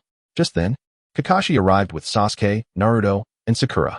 Naruto, noticing Nanfone clutching his chest dramatically, looked on with concern. Kiba's eyes suddenly gleamed with mischief as he approached Nanfone, draping an arm over his shoulder. Well, everyone, please don't laugh too hard. This poor child has been troubled since birth. He forgot to take his medicine today. Let us all be understanding. Stunned by Kiba's unexpected words, Nanfone pushed his hand away. Get lost, you old rascal. Ha ha ha, you too. Please, enough already. Kurenai laughed, bending over as she scolded them playfully. The others couldn't contain their amusement. Shino buried his head in his collar, wearing sunglasses. And if not for his shoulders shaking, one might have thought he remained indifferent as ever. Chapter 17. The quota is finally determined after the laughter subsided. Nanfone glanced at the time and seized the moment before everyone departed to undertake their missions. He gathered the 9 small fry together, informing them to convene at his home after completing their tasks. Once outside the mission hall, the group dispersed to fulfill their respective team assignments. Kurenai gathered her team members. Today's tasks are as follows. 1. Go to the nursing home and assist the elderly with a thorough cleaning of the facility at 2 p.m. 2. Help Grandma fill the water tank. 3. There are wild boars damaging crops near the forest. The task is to deal with them as swiftly as possible. After outlining the tasks, she stepped aside to observe the 4. Once Kurenai moved away, Kiba, Shino, and Hinata turned their gazes toward Nanfone, awaiting his direction. Although Kurenai had not designated a team leader, after 20 days of collaboration, they had tacitly accepted Nanfeng's leadership in every mission. Without hesitation, Nanfone issued his orders. Hinata, you and Shino will handle the wild boars. Shino, try not to intervene. Let Hinata take care of it on her own. Teacher Kurenai, could you please accompany them and keep an eye on things? Kiba and I will assist Grandma Lee with the water and regroup with you afterward. Hinata, is that all right? Nanfone asked encouragingly. Hinata clenched her small fist, still a bit anxious, but after 20 days of nurturing from Kurenai and Nanfone, she had gained considerable confidence. I can do it, she declared. Shino reassured her, don't worry, Hinata. I'll be here. All right, everyone. Let us give it our all and aim to complete the task swiftly. With that, Nanfone and Kiba departed. When they reconvened, Kiba appeared utterly exhausted. Goodness, Grandma Lee's water tank is enormous. It feels like it has more water than both Grandma Zhang's and Grandpa Wang's combined. Nanfeng's lips twitched at the memory of the tank he had seen at Grandma Lee's house, feeling equally overwhelmed. Hinata, did you complete your mission smoothly? Hinata, slightly embarrassed, replied, surprisingly well, Nanfone-kun. We encountered the wild boar just as we arrived, and I took some time to deal with it. We finished our task and came to find you. Nanfone-kun, Kiba, you've worked hard. We brought you bento, please eat. The bento brought by Hinata quickly diminished as Nanfone and Kiba devoured it with fervor. Soon, the time had come for the final task. The work persisted until 6 in the evening, and upon Kurenai announcing their dismissal, the 3 youngsters looked at Nanfone, clearly recalling his earlier words. Let us head to my house directly. Perhaps some of the others have already arrived. We'll stop along the way to buy some ingredients and have a barbecue in my yard while chatting, Nanfone suggested. At this point, he was the wealthiest among the 9, as the last time, Moonlight Breeze's purchase of those 2 knives had left his shop in high demand, with customers incessantly inquiring about new stock, all without bargaining. As Nanfone and his companions arrived at the shop with their purchased ingredients, he was surprised to find Shikamaru engaged in a lively discussion with his shadow clone. Wait a minute, Shikamaru. You seem to find my clone more agreeable than you do me. Shikamaru shot him a glance, unperturbed. Hinata, witnessing this scene, felt a smile tugging at her lips. She relished the camaraderie with her companions, the freedom to converse, Nanfeng's playful antics, Shikamaru's sharp wit, and the lively banter among Naruto, Kiba, Sasuke, Sakura, and Ino, along with the ever-cool Shino. Being with them was truly liberating. Even if she rarely spoke, simply observing from the sidelines brought her joy. Free from her father's stern criticisms or the disappointment in his eyes, evading the weight of family expectations. Often, Hinata wished they could remain together like this forever.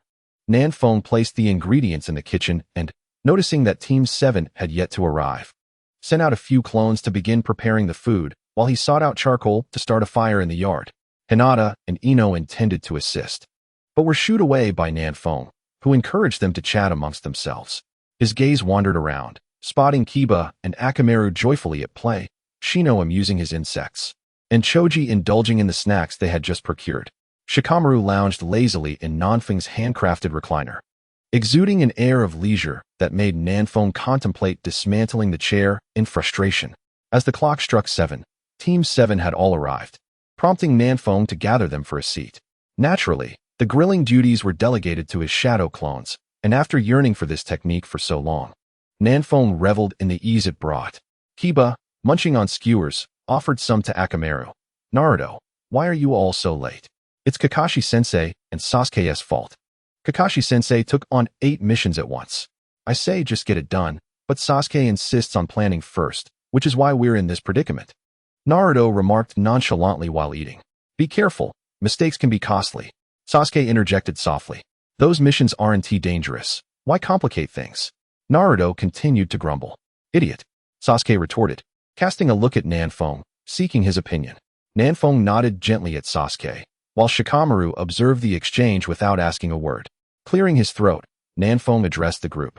I gathered you all here for a specific purpose, but before I reveal it, I ask that you keep it confidential. Once we step outside, forget everything I said. It won't take long, about a year at most, and then it will no longer matter. Nanfeng looked at them, noting their nods of agreement. He stood, closed his eyes to attune to his surroundings, and ensured there were no prying eyes before continuing. You all are aware of my abilities, correct? The group collectively rolled their eyes at the understatement. The reason for my growth is a fortunate opportunity that allowed me to enter a secret realm for rapid enhancement. I currently possess several slots for you all to enter for training, but I do not have enough slots to accommodate everyone, hence this discussion. He explained that he had 10 slots, reserving 2 for the Chunin exams, and shared his reasons for choosing Sasuke, Hinata, and Kurenai. The group nodded in understanding. Nanfeng reassured them, don't worry. More slots will become available in the future, approximately 200 in about a year. So I say we need not keep this a secret then. For now, we should decide who gets to enter first.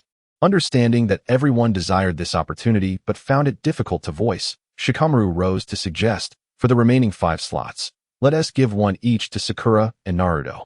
The rest of us have clan techniques. They don't, so let them go first to gain strength. For the last 3, we can draw lots. The others nodded in agreement, and in the end, Ino, Kiba, and Shikamaru drew the slots to enter. Thus, the first batch was arranged. Chapter 18. The little warrior's initial experience in the dungeon. Nanfeng retrieved an invitation letter from his pocket and instructed them to inscribe their names upon it. Alright, listen carefully. Once inside, you will choose your professions. There are 5 in total, and I will introduce them to you. After an extensive explanation, Nanfeng took a sip of water and continued. Now, consider which path you wish to pursue. By the way, using the invitation will leave a mark on you. You can choose the location of this mark freely, so think quickly. In the future, to enter, simply activate the mark on your body. Currently, you can enter as long as you are within the land of fire, and this range will gradually expand until it encompasses the entire world. Prepare yourselves. I will accompany you to guide you through the initial familiarization. Kiba declared, I choose the brawler. The others responded in kind. Hinata, me too. Nanfeng mentioned each profession has male and female variants, so I'll choose the female brawler. Sasuke, demon swordman. Naruto, demon swordman. I think it's powerful. Nanfeng observed Naruto. Naruto, you are indeed quite suited for the demon swordman. Remember to transition to berserker when the time comes. It's the best fit for you.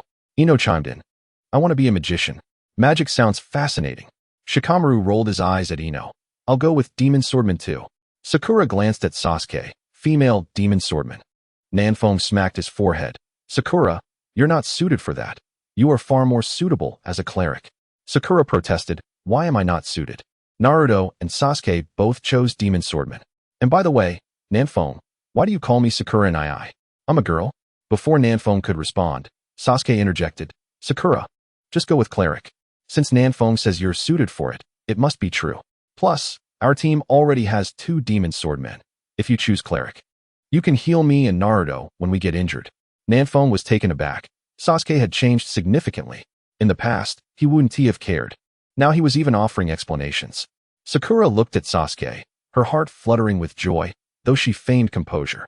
Since Sasuke says so, I'll choose cleric. Nanfeng teased, TSK. I ask you why, and you question me. Yet when Sasuke speaks, it's all good. Noticing Sakura's embarrassment, Nanfeng shifted his focus. Shall we have everyone place their marks on their right forearms?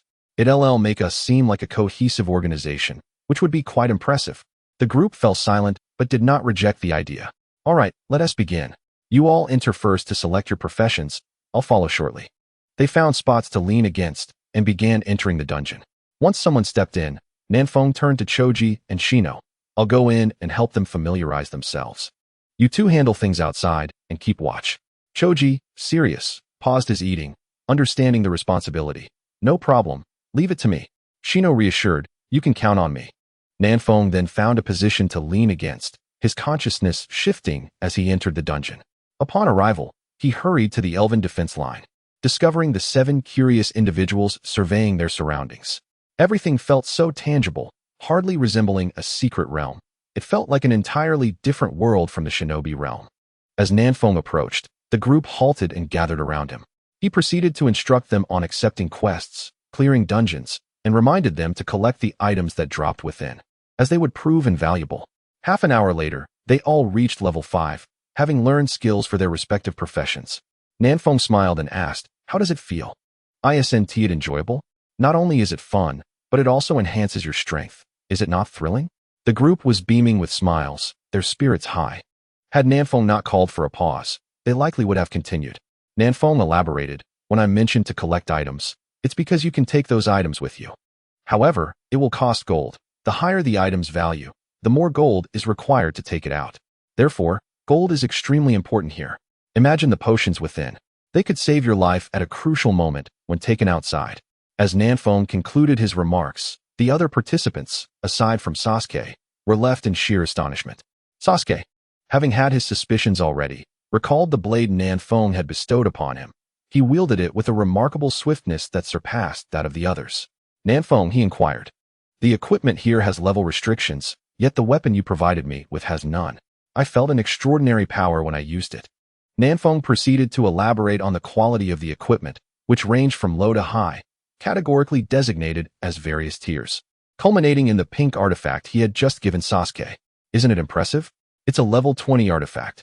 I exerted considerable effort to obtain it for you, fearing you might not be able to utilize it. After discussing the equipment, Nanfeng took a moment to impart some fundamental knowledge to the group. As time passed, they prepared to leave. They could not afford to delay any longer lest their families come searching for them. Lastly, he cautioned, for the time being, do not disclose our presence here to anyone outside. Soon, a special item known as revival coins will appear, which can resurrect the deceased. Upon hearing this, Sasuke trembled with excitement. Revival coins, the ability to bring the dead back to life. He vowed to acquire them at all costs. Now, let us venture forth and experience this for ourselves. Be mindful not to die excessively while grinding through the dungeons, as it could adversely affect your mental state in reality, necessitating a slow recovery. Of course, the Moonlight Tavern offers restorative items for the mind, albeit at a steep price. In the small courtyard, everyone gradually regained consciousness. They took a moment to appreciate their newfound abilities. Their chakra had increased, and they felt invigorated by the techniques swirling in their minds. All right, you should head home now. If you delay any longer, I fear your guardians will come looking for you. You can enter while sleeping, and it won't interfere with tomorrow's activities. In fact, it will be beneficial for your mental state. Moreover, you can form a party of up to 4 members to tackle dungeons together. Once everyone had departed, Nanfeng tidied up the courtyard and prepared to rest. The next day, he presented an invitation to Kakashi, requesting Hinata to introduce him, while he and Shino, along with Kiba, undertook a mission. Kakashi was quite intrigued by what Hinata had shared. Had circumstances permitted, she would have eagerly joined her to explore immediately. But they settled on an arrangement to team up later. Chapter 19. The Gunner. After completing a day of missions, Nanfeng reviewed the system feedback and was surprised to find that no one had chosen the sharpshooter class. However, he believed that Tian was the most suitable candidate for this role. He had intended to reserve an invitation for her after the Chunin exams, but now he wished to present it to her earlier.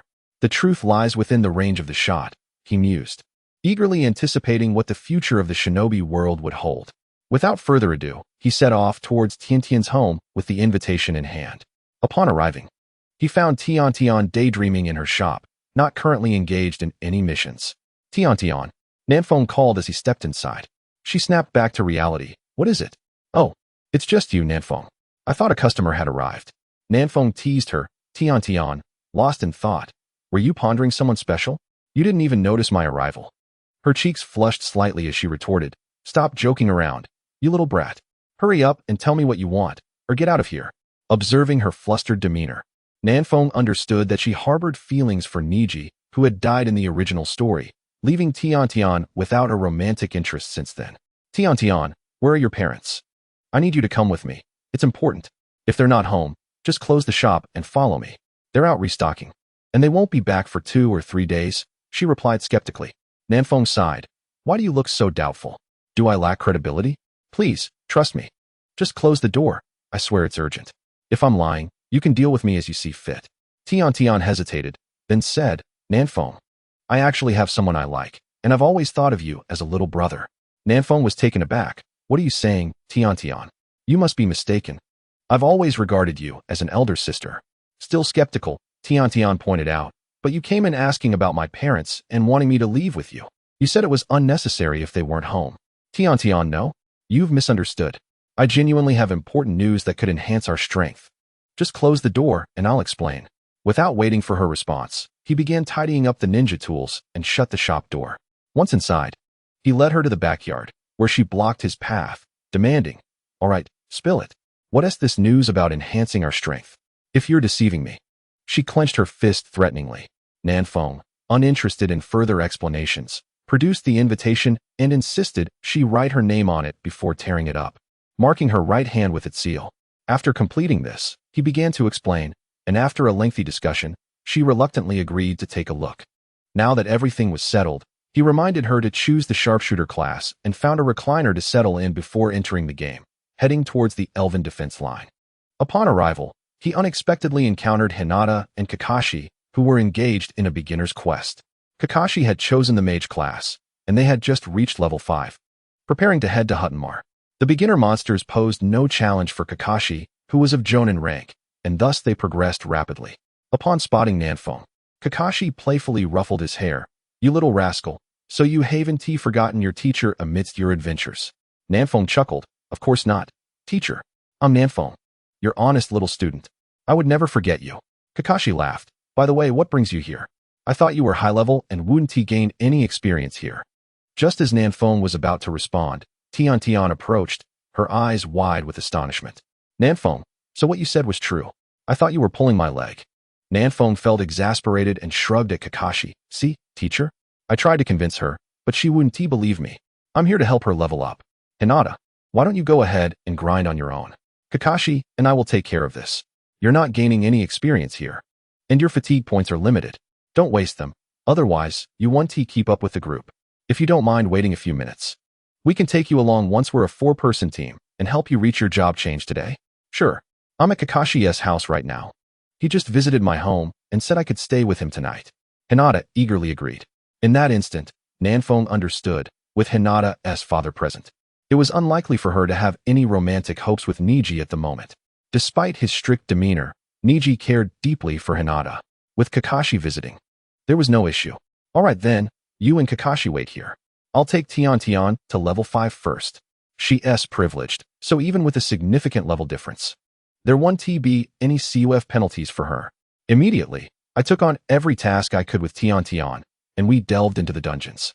As I watched Tian, under the guidance of Nanfeng, effortlessly defeat enemies, I was struck by an illusion that I could also excel. Upon entering a new chamber, I felt an overwhelming urge to prove myself, only to be nearly vanquished before Nanfeng swiftly eliminated the foe. It is worth noting that Nanfeng was wielding her king-level gear, which made leveling up remarkably swift and efficient, far beyond the capabilities of those in the ordinary ranks. Within a mere 10 minutes, Tian reached level 5. Together, we sought out Teacher Hong and Hinata, and we promptly ventured to Huttonmar. After completing our quests and bringing Hinata along, we commenced our dungeon runs. With Nanfeng leading the charge, each encounter was resolved in the blink of an eye, and the rate of leveling was astonishing. The 3 of us looked on with envy. Our hands itched to join in, yet the pace was staggering, while Hong, possessing the prowess of a Jonin, handled the challenges with relative ease. Both Hinata and Tian struggled against even the weakest monsters, particularly when facing bosses, as they had to rely on attrition and often found themselves half depleted of health, consuming potions incessantly to recover. Simultaneously, I silently vowed to expedite my leveling so that when the next group arrived, they would be envious of our progress. Hinata was the first to meet the requirements for a job change, but chose to wait for her companions. Thus, we continued our endeavors for 2 hours. And to our delight, we stumbled upon a divine artifact during our runs, equipping all 3 of us with its power. We concluded our venture only after all had successfully changed jobs. Hinata at level 20, not far from level 21, while Tian and Hong were at level 18. Their experience bars still not halfway full. Hinata transitioned to a judo practitioner, perfectly aligning with her training in soft fist techniques. Teacher Hong opted for the elemental mage path, while Tian naturally became a gunslinger. Chapter 20. The Matchmaker Uchiha Sasuke. Both Hong and Tian expressed their delight at how effortlessly they leveled up. However, Hinata interjected, "Teacher Hong, it was far from easy. Last night, we barely managed to reach levels 13 or 14 after exhausting our fatigue points. If it weren't for Nanfeng's guidance, I might not have been able to change jobs tonight." At that moment, others began trickling in to level up, their ranks mirroring Hinata's, with Sasuke slightly ahead. He had activated his double Sharingan, the first level enhancing his observational prowess and the second allowing for illusions, enabling him to discern the weaknesses of wild monsters with ease. Armed with a divine artifact, his leveling was significantly accelerated, bringing him near level 15. The others were either just at level 14 or teetering close. Their experience points have due to Nanfeng's prior contributions.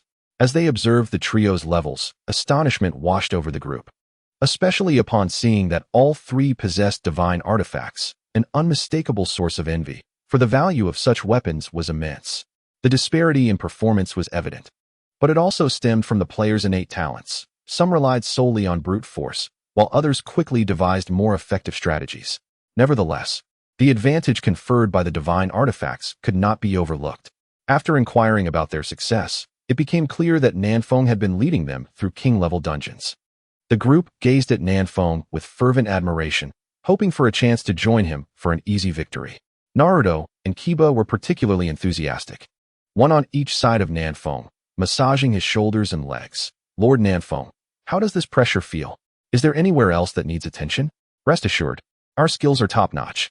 Nanfeng, bemused by their antics, waved them off, directing them to let Hinata and her companions lead them instead. "I'm exhausted from grinding every day. Tonight, I wish to rest. By the way, wasn't it said that we could form teams? How come I hear from Hinata that you all fought solo?" Nanfeng spoke the truth. Since the system's activation, he had not had a moment's respite, tirelessly grinding, and was now worn out. Shikamaru interjected, "Yesterday was our first day playing. Everyone wanted to try on their own, so we didn't team up." Hinata was eager to guide Naruto and his friends, but her fatigue was nearly depleted as well. "Nanfeng, we can't lead them without stamina." Without hesitation, Nanfeng produced several potions to restore their fatigue and tossed them to the 3. "Once you've consumed these, you can continue with your tasks or lead them. It's up to you. I genuinely need a few days to rest." The group was astonished. "Is that true? Why didn't you tell us earlier?" Nanfeng shrugged. "I've been grinding solo for so long that I forgot to mention it." He then turned to Tian, "Sister Tian. It's getting late. After I log off, I'll head home. Will you continue, or take a break?" Tian quickly waved her hands, eager to press on. The 3 of them had barely seen the monsters before Nanfeng defeated them, and while leveling up was enjoyable, she wanted more active participation. "When you leave, just help me close the door. I want to show them the prowess of this gunslinger." Nanfeng rolled his eyes, ignoring her boasting. "You don't plan to lounge around all night, do you?" Tian retorted. "Do you think I lack your level of intelligence? I was already lying in bed before entering the game." Nanfeng was taken aback. It seemed he would be the only one left lounging outside, while Tian comfortably returned to her room. "Sister Tian, I'm still lying in the yard. How could you be so heartless?" Tian, unfazed by Nanfeng's forlorn expression, impatiently urged, "Enough. If you're going, make it quick.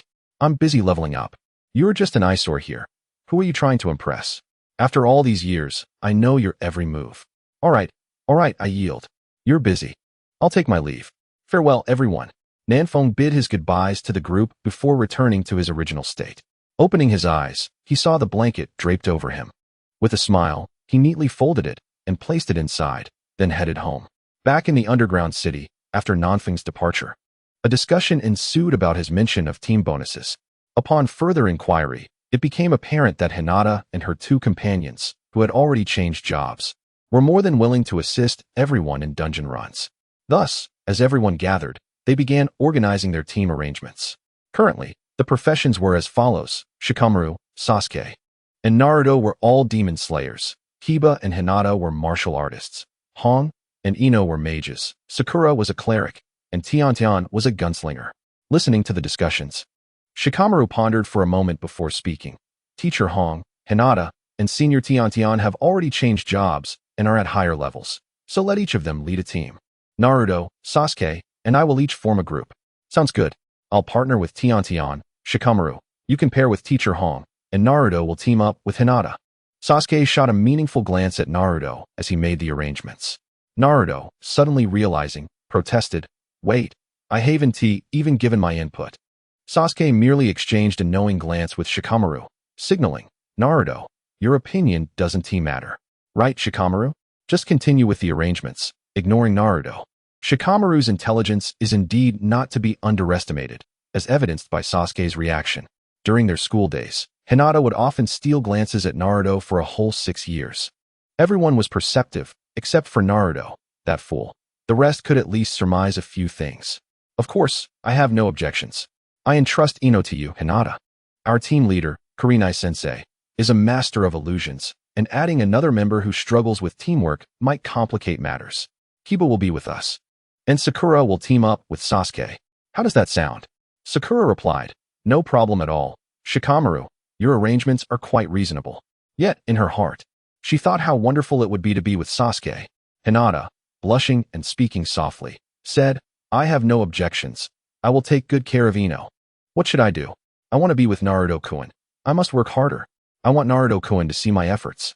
Kiba, unaware of Hinata's inner turmoil and pleased to be in the same group as their teacher, readily agreed. Naruto, seeing everyone else was fine with the arrangements, quickly raised his hand. Me. I have a question." Sasuke and Shikamaru glared at him in unison. "No, you don't." Startled, Naruto trembled in fear and fell silent, mumbling in a corner. Noticing Naruto's silence, Shikamaru quickly declared, "All right then, we shall maintain this arrangement moving forward. Let's all do our best." Hinata felt her head was about to burst from the heat of Shikamaru's words. This arrangement would persist? Sasuke discreetly shot Shikamaru a knowing glance. "Well done." Shikamaru responded instantaneously, "Of course." Yuhi Kurenai observed this scene with a motherly smile, her gaze flitting back and forth between Hinata and Naruto, deep in thought. Chapter 21. C-Rank Mission, Elimination of Bandits. Nanfeng enjoyed a 3-day respite during which he accomplished nothing, even delegating his usual tasks to shadow clones. He lounged in a recliner at his shop, relishing the tranquility of life. When boredom struck, he would tease his system, which often ignored him, leading him to quietly observe the progress of his workers in the dungeon. Their progress was commendable, with all team members hovering around level 20. Hinata had temporarily reached the highest level of 24, although her advancement had slowed significantly. Only 2 levels gained in 3 days. Nevertheless, this allowed them ample time to save gold for their desired items. Nanfeng believed his workers were leveling up too slowly, unaware that each one was genuinely happy, relishing the thrill of their increasing strength. As long as they were willing to toil, they awakened each day feeling a sense of progress. Unlike before when they exerted themselves with minimal rewards. System, may I increase their experience gain? Nanfeng pondered, considering the imminent Chunin exams. Although everyone had reached Chunin level, he felt it insufficient. This year's exams were different.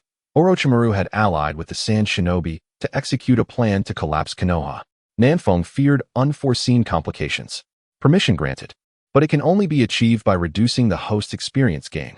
The experience from monsters in the dungeon remains unalterable. Then adjust my share from 50 to 30, please. This will be effective until the Chunin exams conclude. Also, please issue an announcement in the game to inform everyone. The announcement read, "In light of the approaching Chunin exams, we are pleased to provide benefits for preparation. Starting today, and continuing until the exams conclude, experience gained from quests will be increased, and a fatigue recovery potion can be claimed daily. Everyone, seize the opportunity to level up." With the announcement set, Nanfeng checked the time. It was nearly time. He re-entered the dungeon without haste to grind levels, opting instead to visit the Moonlight Tavern in Hertonmal, where he ordered a drink and savored it slowly. After about half an hour, he finally heard commotion outside. Everyone must have arrived as planned. Once inside, the group had yet to notice the announcement board. Nanfeng called out, "Everyone, there's a notice on the announcement board. You should take a look." Curiosity piqued. They all approached the board and, upon reading the announcement, felt exhilarated. The Chunin exams were trivial compared to the increase in experience points and the additional fatigue points. Without hesitation, they rushed to level up. Before departing, Kurenai turned to Nanfeng, saying, "Tomorrow, please make sure to gather in person instead of using shadow clones. Hinata and Kiba have improved significantly, reaching Chunin rank. I plan to accept the C-rank mission. It's time for you all to face certain realities." Watching Kurenai's retreating figure, Nanfeng understood that they were likely to encounter bloodshed. Contemplating the possibility of taking a life tomorrow, he felt a wave of anxiety wash over him. In his past life, he had lived in a powerful nation, where the protection of the state ensured happiness for all its people. There was no war, only the daily grind for survival. He had never even witnessed such brutality. This world was no longer the peaceful realm of his previous life. The day of reckoning had arrived. Taking deep breaths to calm his restless heart, he turned back to the grindstone. No matter what, becoming stronger was always the right choice. This world wouldn't spare him just because he wished to avoid violence. Villages could be obliterated at any moment, and Nanfeng did not want to find himself at the mercy of others. Though he had attained shadow-level power, it was still insufficient. The next day, Kurenai indeed accepted a mission to eliminate bandits. The four of them registered at the gate and proceeded towards their destination. Along the way, silence enveloped them, for they all anticipated what lay ahead, their nerves palpable. Upon arriving at the village where the mission was posted, Kurenai sought out the village chief to confirm the task's details and gather intelligence. Nanfeng and the others waited outside, observing the villagers, gaunt and hollow-eyed, resembling mere walking corpses. A few children, aged 4 or 5, cried out, pleading for food from passers-by, yet no one paid them any heed. How pitiable. Witnessing this, Hinata distributed all the food she had brought to the children. The moment they received the food, they expressed their gratitude only in hurried actions, stuffing it into their mouths, fearing it would vanish. "Slow down, take your time. There's plenty more for you. I have more with my companions," Hinata urged, her voice filled with concern. The children, oblivious to her pleas, continued devouring the food until every morsel was gone. The eldest boy, slightly larger than the others, bowed deeply to her, while the others mimicked his gesture. Flustered, Hinata tried to assist, but her efforts were clumsy, and she kept insisting that it was unnecessary. Once the bowing concluded, the older boy attempted to lead the others away, yet the younger children gazed up at Hinata with hungry eyes, still unsatisfied, unable to bear their hopeful stares. Hinata requested they wait a moment before rushing over to Nanfeng and the others. "Nanfeng, Kiba, and Shino, please give me the food you've brought. I beg you." Hinata clasped her hands together, her pure white eyes causing Nanfeng and the others to feel a chill. Kiba, feeling the weight of her gaze, struggled to respond. "Hinata, have you considered that if we give them all our food, what will we do? We still need to fight, and with the current circumstances being unclear, it could be dangerous if we lack sustenance." Hinata remained silent, her resolve unwavering, her gaze intensifying.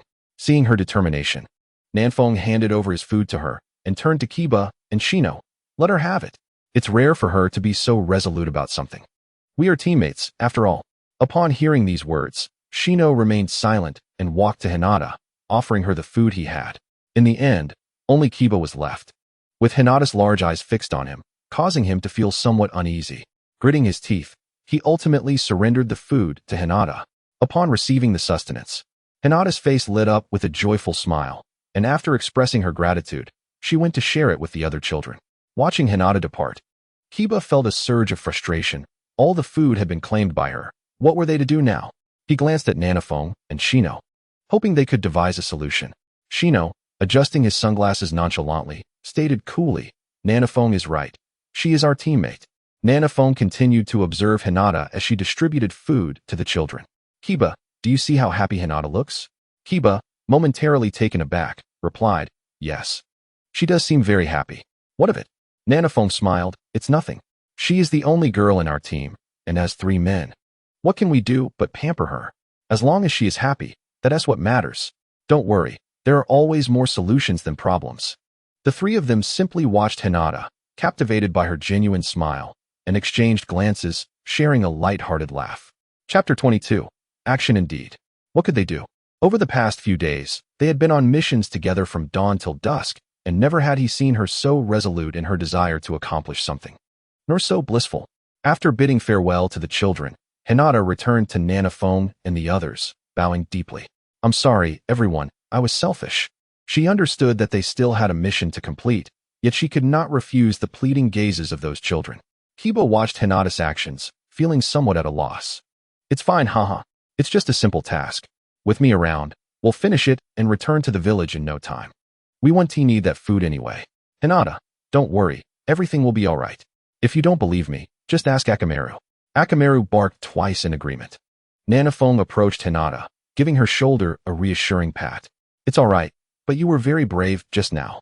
Quite impressive, wouldn't you agree, Kiba Shino? Shino gave Hinata a thumbs up. Impressive. Kiba chuckled, indeed. When she looked at me, I thought if I didn't give her food, she might come and take it by force. Hinata recalled her earlier actions, her face flushed with embarrassment and uncertainty.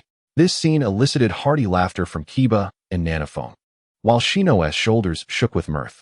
Fortunately, Tsunade returned at that moment. After gathering everyone, she summarized the information they had received from the village chief. A group of bandits had been marauding in the area for 6 months, led by 3 ninjas. Since their arrival, several nearby villages had fallen victim to their malevolence, with women abducted as their playthings, leaving the surrounding villages in despair. Such wickedness was utterly despicable. According to the village chief's description, their strength was estimated to be at the level of Jinin, yet they should not be underestimated. After all, he had never witnessed a battle between ninjas, so his assessment was not entirely reliable. She then gazed at Nanafong and the others with a fierce glint in her eyes. Although I will not engage directly, I implore you to hold nothing back and eradicate these wretched foes. Rest assured, I will watch from the shadows. Should danger arise, I will provide support. Nanafong, taking charge, said, let us aim to resolve this by tonight so we can return to the village by dawn. Nanafong cleared his throat. Tsunade-sensei, we might not be able to wait until evening. Hinata has given away all the food we brought to the village children. We should launch a direct assault and finish this before nightfall. Tsunade looked at Hinata without reproach, recognizing her studentess' kind heart. Very well. But how can we ensure the safety of those who have been captured during a direct assault? Let the 4 of us create chaos to draw them in, while you stealthily infiltrate to protect the hostages. Your expertise in Jinjutsu will make locating them much easier than for us. Tsunade shook her head. No. I must keep an eye on you all. How could I explain if something happened to you? Don't worry, Tsunade-sensei. You are aware of my abilities, aren't you? I neglected to mention that I have recently made another breakthrough. Nanafong urged. Tsunade was momentarily dumbfounded. Another breakthrough? Very well then, just ensure their safety. Without further ado, she understood that if Nanafong had indeed achieved a breakthrough, he might have reached a level comparable to Kakashi's, perhaps even surpassing her own strength. However, what she did not realize was that Nanafong had transcended merely reaching Kakashi's level. He had now entered the realm of the elite, making Kakashi no longer his match. Nanafong addressed his 3 teammates. Be cautious. When we engage, remove your forehead protectors. We may be young, but this will ensure they do not take us seriously. We must prevent them from resorting to desperate measures against the hostages. Let us move. Soon, the 4 arrived at the bandits' camp. Upon seeing the group of children, the 2 guards exchanged glances before approaching them with ill intent. Nanafong whispered to Kiba, let us finish this quickly, and they surged forward, each incapacitating a guard with a swift strike, entering the camp and veering off the main path. Nanafong gestured for Kiba and Shino to place explosive tags on a few buildings and then detonate them. The structures exploded into ruins, triggering alarms throughout the camp, and the bandits shouted as they rushed toward the commotion. The 4 stood their ground, waiting for the bandits to arrive. Within mere moments, bandits began to appear. Nanafong instructed Kiba and the others to take action immediately. It was an excellent opportunity for them to hone their skills. As the bandits approached, the trio wasted no time, swiftly taking down their adversaries. Although they refrained from lethal force, these bandits were not ninjas, but merely robust adults, making them manageable foes. The trio engaged without utilizing ninjutsu. Both Kiba and Hinata employed their martial skills, continuously refining their mastery of their techniques. With swift kicks, rapid movements, and elbow strikes, Kiba darted among the bandits, repetitively executing his skills. Although he was not entirely adept at using them in actual combat, the sheer power behind his attacks was undeniable. His kicks shattered bones, and his elbow strikes dealt devastating blows. On the other hand, Hinata, with her resolute gaze, struck without hesitation, fully aware that their current approach stemmed from her influence. Ideally, they would have acted at night, using her Byakugan to locate the hostages and infiltrate to dismantle the enemy from within. Her judo skills, combined with the Hyuga's family techniques, proved formidable. Nanaphone couldn't help but marvel at how her strikes were as powerful as any brute force. With one powerful blow, she created a significant crater, fissures radiating outward. It was reminiscent of Tsunade's legendary strength. As more than 100 bandits arrived, they posed little trouble for Hinata and her companions. As they systematically dispatched each wave, the bandits, unable to form a cohesive circle, dwindled in number, and by the time only 20 or so remained, they were paralyzed with fear at the sight of their fallen comrades. Eventually, the 3 bandit leaders, all ninjas, arrived at the scene, initially reveling in their merriment. They were taken aback by the scene before them, 3 children standing amidst a sea of their groaning subordinates. Despite their status, they hesitated to act rashly. The head bandit cautiously inquired, "Who are you, and why have you come to disturb us?" Nanaphone replied curtly, "Just passers-by who find you intolerable. If you intend to fight, do so swiftly, don't dawdle. 1 for each of you. Is that acceptable?"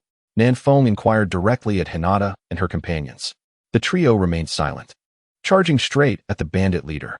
Enraged by their audacity, the leader dismissed any concerns, engaging in a fierce exchange of taijutsu. To Nanfeng's astonishment, he discovered that all 3 possessed the strength of Chunin, while the leader was perilously close to the rank of Special Jonin. After a brief bout of probing, Shizun realized that taijutsu could not contend with the second-in-command, who sent her sprawling with a kick, forcing her to retreat and summon her insects to assist in battle. Meanwhile, on the other front, Kiba found himself in close quarters with the second-in-command, who landed a kick that sent shooting pain through Kiba's leg. Seizing the moment, Kiba swiftly closed the distance, delivering an elbow strike to the opponent's chest, sending him crashing into the air, blood spraying forth. Before the second-in-command could recover, Kiba teleported in front of him again, leaning into the blow with all his might, causing a significant dent in the bandit's torso and creating a crater in the ground large enough to accommodate a person. The leader was clearly on the verge of collapse. Chapter 23. Returned to the village after Kiba concluded his battle, he and Shizun quickly subdued the second-in-command. The 2 then rushed to aid Hinata, who, despite her initial struggles against the formidable leader, found herself gaining the upper hand with the support of her companions.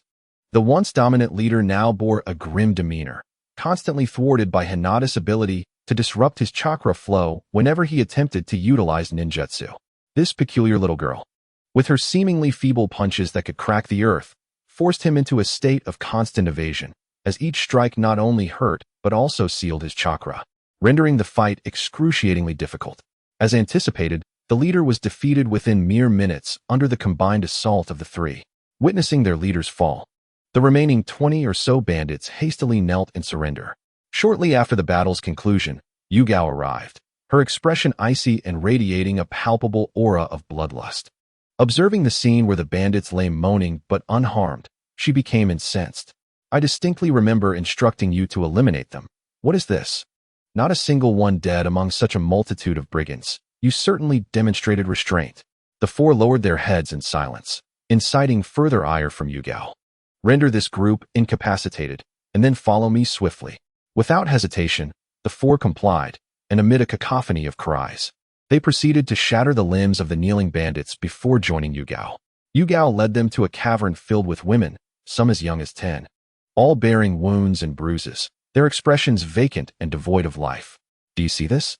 This is the result of those beasts' actions. They were captured and subjected to daily torment for the amusement of those savages. Now, even in their rescue, they remain unresponsive."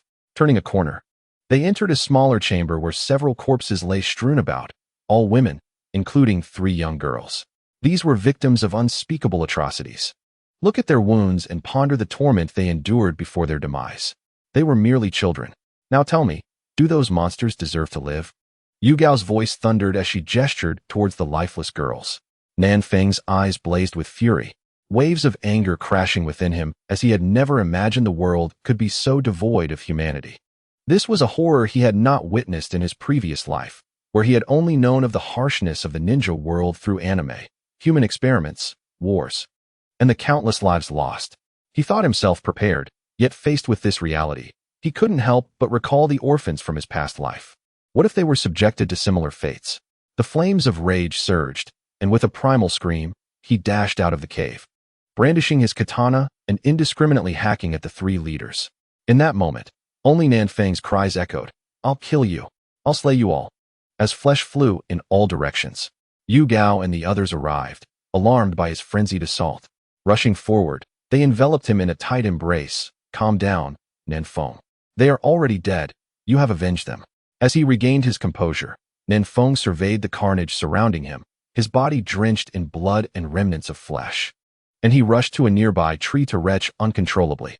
Watching this unfold, Yu Gao felt her tension ease slightly before addressing Hinata and the others coldly. "You three, take action. At least one of you must deal with each remaining bandit." Kiba and Susanoo, still enraged from the previous scene, swiftly drew their kunai, plunging one into a bandit's heart without hesitation. Blood gushed forth, splattering their faces, and in an instant, they were jolted back to reality, trembling and pale, struggling to suppress the urge to vomit. Hinata's hand trembled as she gripped her kunai, hesitating before a bandit who looked at her with pleading eyes. Closing her eyes, she found herself unable to strike. Observing her struggle, Yu Gao urged, "Hinata, think of the girls in the cave, both the living and the deceased. If you cannot act, they will continue to exist, and many more children will suffer the same fate as those in the cave simply because you hesitated." Hinata's shaking hand gradually steadied as Yu Gao continued. "Imagine if your sister Hanabi were to fall into their hands. What do you think would happen to her?" Upon hearing these words, Hinata opened her eyes, her gaze fierce and resolute. "No one shall harm Hanabi." With determination, she plunged her kunai into the bandit's heart, warm blood splattering her face, causing her to rush aside and vomit uncontrollably. Yet, she no longer trembled nor felt fear. The vomiting was merely a physiological reaction. Nan Feng retched until nothing remained in his stomach, appearing utterly spent. As Kiba and Shizen approached to assist him, they realized they had never witnessed Nan Feng in such a state before. Since graduation, he had always represented strength to them, a goal to strive toward. Supporting Nan Feng, Kiba turned to Yu Gao and asked, "Teacher, should we eliminate the rest of them, or what?" He shuddered slightly at the thought of total annihilation. Yu Gao contemplated the situation. In the heat of battle, killing was one thing, but slaying these defenseless bandits gave her pause, despite their heinous nature. Observing her hesitation, Nan Feng's cold voice pierced through. "Incapacitate them all, beyond recovery. Do they not relish tormenting the innocent? Let them live the rest of their lives as they have made others suffer." Yu Gao found this solution agreeable and signaled for Kiba and Shizen to assist her, and together they shattered the limbs of every bandit present. Only then did they descend the mountain to inform the village elder to arrange for the rescue of the captured women. Upon the elder's return, and after signing the mission report, the four took advantage of the remaining daylight to return to the village. The journey was marked by silence until they reached Konoha, where Yu Gao finally spoke. "I will report the mission details. You all should rest and take 3 days off to recuperate." With that, she departed first, and the others exchanged farewells before parting ways. In the Hokage's office, Yu Gao had just finished detailing the mission's events. Saratobi Hizashi leisurely puffed on his cigarette, exhaling a plume of smoke before speaking. "Well done. Now, take a good rest. Nan Feng is a kind-hearted child. Spend some time guiding him during this break. We must ensure he does not carry any emotional scars." Upon returning, Nan Feng cleaned himself up and collapsed onto his bed, replaying the events of the day in his mind. The impact of today's experiences had been overwhelming for him. However, it also afforded him a deeper understanding of the world. He finally realized that he no longer resided in the peaceful realm of his previous life. This was not merely a comic, but a harshly real world. Chapter 24. The comfortable escort mission. 3 days passed in the blink of an eye, and the team gathered once more. They accepted another C-rank mission, this time an escort task that required them to accompany someone outside in return. The employer was quite generous, offering a payment that reached B rank. After Yuhi Kurinai detailed the mission, Nanfeng expressed his delight. He relished such tasks, which usually involved little combat, essentially a paid vacation. Eagerly, he inquired about the departure time. Upon learning they were to assemble at the village gate at 10, he dashed home to close his shop, as they would be away for several days. The other team members also returned to inform their families. At 9:50, Nanfeng arrived at the gate only to find that no one else had yet arrived, so he began to idly observe his surroundings. Nanfeng, come over here. Turning, he saw a middle-aged man waving at him. With slicked-back hair, dressed in luxurious silks, adorned with a golden chain around his neck and rings on every finger. The man exuded an aura of wealth. His round face was illuminated by a jovial smile. Isn't this my Uncle Tian? Nanfeng laughed as he approached. This man was Tian Fu, the father of his friend Tian Tian. What a fitting name. Indeed, a name destined for prosperity. Tian Fu chuckled. You little rascal. Did you not know? I am your employer for this mission. He laughed heartily, clearly enjoying Nanfeng's surprise. Nanfeng responded with a grin. What a coincidence. Tian Fu continued, coincidence? Hardly. I specifically requested your team to escort us. I heard from Tian Tian that you all had been without a mission for a couple of days. So when I posted the job, I made sure to designate your squad. You ninjas need to take jobs, and I need to ensure I can trust the ones I hire. I often assign tasks to Tian Tian's squad, but since they have other responsibilities, you got the opportunity. Nanfeng, amused, teased Tian Fu. Uncle, so you're using your paid tasks to have your daughter earn a bit too? No wonder your business is so successful. Huh? You cheeky brat, are you mocking me? Tian Fu then turned serious, but on a more serious note, it's not that I am being stingy. You are a ninja now, and you should know that the outside world is not as safe as within Konoha. It can be quite chaotic. And in our line of work, we often encounter rogue ninjas who attempt to rob us. I've faced such incidents a couple of times myself, had I not paid promptly. Who knows what might have happened? Nanfeng rolled his eyes. Uncle, you are aware of the chaos outside? I thought you were oblivious. Just look at your attire. You're practically inviting bandits to come and rob you. Tian Fu, slightly embarrassed, replied, well, this is just a hobby of mine. I assure you, I have toned it down considerably. Nanfeng merely smiled, choosing not to engage further. Listen, Nanfeng, Tian Fu said, when I suggested you date my daughter, I didn't expect you to end up as if you were siblings. What about my vast fortune? Who will benefit from it? Be honest with your uncle. Are you struggling? Do you need me to provide you with a formula? It works wonders, and I can vouch for it. Nanfeng was clearly agitated and was about to retort when Yuhi Kurenai, accompanied by Hinata and others, arrived. He had no choice but to abandon his thoughts. Glaring at Tian Fu as if to say, just wait. Tian Fu's rotund face was filled with disdain as he cast a meaningful glance at Nanfeng before sighing deeply in mock sympathy. What do you mean by that? Nanfeng exclaimed, feeling quite unsettled. Kurenai, puzzled, asked, Nanfeng, what's wrong? This is our employer, Mr. Tian. Do you know each other? She was aware of Nanfeng's close relationship with Tian Tian, but did not know he was familiar with her father. Tian Fu, with a warm smile, replied, of course. I have always regarded him as family. I was just joking around with the lad. He'll be fine in a moment. As time was of the essence, Kurenai suggested. Shall we set off now? Very well, let's depart. Tian Fu agreed. This time, I appreciate your hard work, Kurenai. The carriage prepared for you is right over there. I'll just have a word with my crew before we leave. He then turned to Nanfeng, asking, are you riding with me? Nanfeng indicated he would stay with his teammates. All right then. If you encounter any difficulties, do not hesitate to let me know. I will help you out. Without waiting for a response, he hurried back to his carriage. Nanfeng almost burst with frustration. As Kiba patted him on the shoulder, a look of envy on his face. He asked, Nanfeng, is Mr. Tian this good to you? Nanfeng merely replied, let us get in the carriage and head out. Kurenai clapped her hands to signal everyone to follow. Throughout the journey, Tian Fu proved to be exceedingly generous, introducing the group to local delicacies and attractions at each stop. They enjoyed a leisurely pace, with plenty of food and drink, leaving Kiba to marvel at how many such tasks he could have. Thus, for 12 continuous days, they traveled, with Tian Fu managing the logistics while ensuring that no troublesome bandits interrupted their enjoyment. Upon their return to Konoha, Nanfeng watched as Tian Fu departed with his caravan, laden with goods. Kiba turned to Kurenai, saying, Teacher Kurenai, let us take on more missions like this next time. Kurenai shot him a disapproving glance. Do you think everyone is like Mr. Tian? Kiba, unfazed, replied, well, he must post missions eventually. When he does, We should seize the opportunity, Kurenai pointed out. You'll need to speak with Tion Tion. Mr. Tion usually designates her squad for his tasks. With that, she ignored Kiba's disappointed expression and walked away. Nanfeng patted Kiba and quickly caught up with Kurenai, while Kiba, realizing they had moved ahead, hurried after them.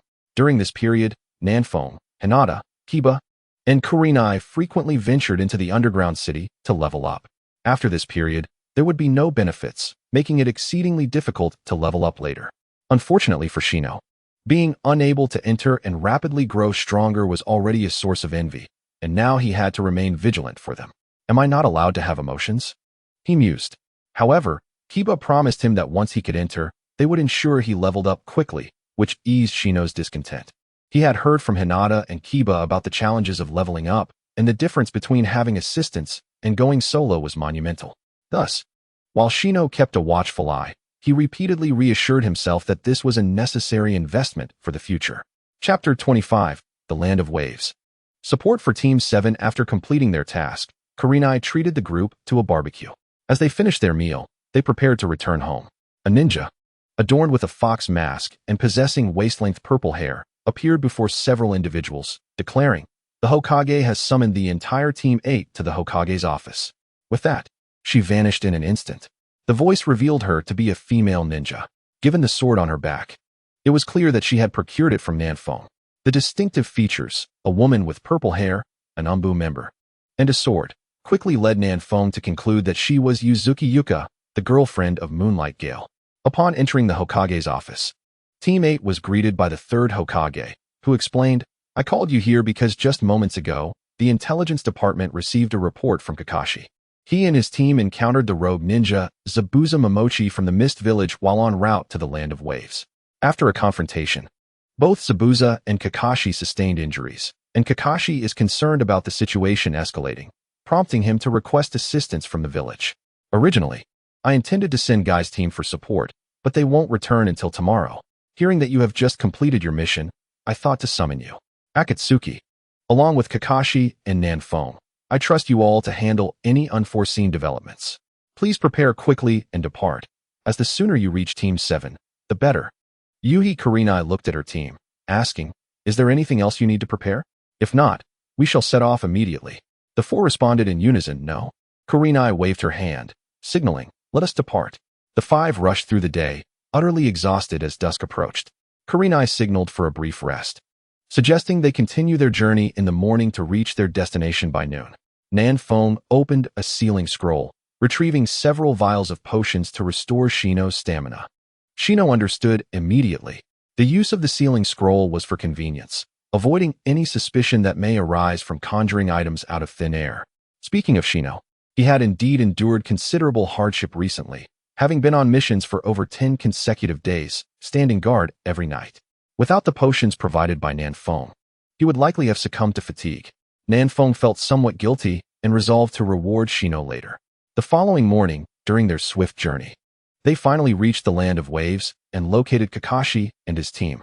Kakashi, appearing somewhat perturbed, was instructing Naruto and the others in their training. Over this period, Kakashi had noticed their rapid growth in strength. However, due to the lack of guidance, their chakra utilization was inefficient, leading to excessive chakra expenditure during their techniques. Thus, he was teaching them the fundamentals of chakra control to enhance their mastery. Upon seeing Kurenai's team arrive, Kakashi felt a wave of relief. Ideally, he had hoped for the arrival of her team, as their presence would bolster his own. Unbeknownst to Kakashi, Naruto and his companions were already nearing the strength of a Jonin. During Zabuza's assault, concerned for the trio's safety, Kakashi had engaged Zabuza alone, instructing them to protect Tazuna. In the thick fog, he was unaware that Naruto had easily dispatched Zabuza's clone. As Kakashi began to explain the situation to Kurenai, she was already aware of the events from the previous night spent in the underground city with Sasuke. When Kurenai mentioned Kakashi's plea for assistance, Naruto was visibly displeased. He believed he could handle Zabuza on his own without needing to call for help. He considered such requests to be beneath him. Sasuke, noticing Nanfeng and the others' approach, nodded in acknowledgement before returning to his training. He wore a black cloth around his neck, useful for concealing his eyes. Indeed, Sasuke had transitioned into the path of Ashura. On the evening of his successful transition, Upon exiting the underground city, he discovered that his Sharingan had evolved into the three-tomo form. However, he chose to remain silent about it and had not revealed it to anyone. During this time, he frequently undertook missions with his eyes covered, leading Kakashi to believe there was an issue with his vision.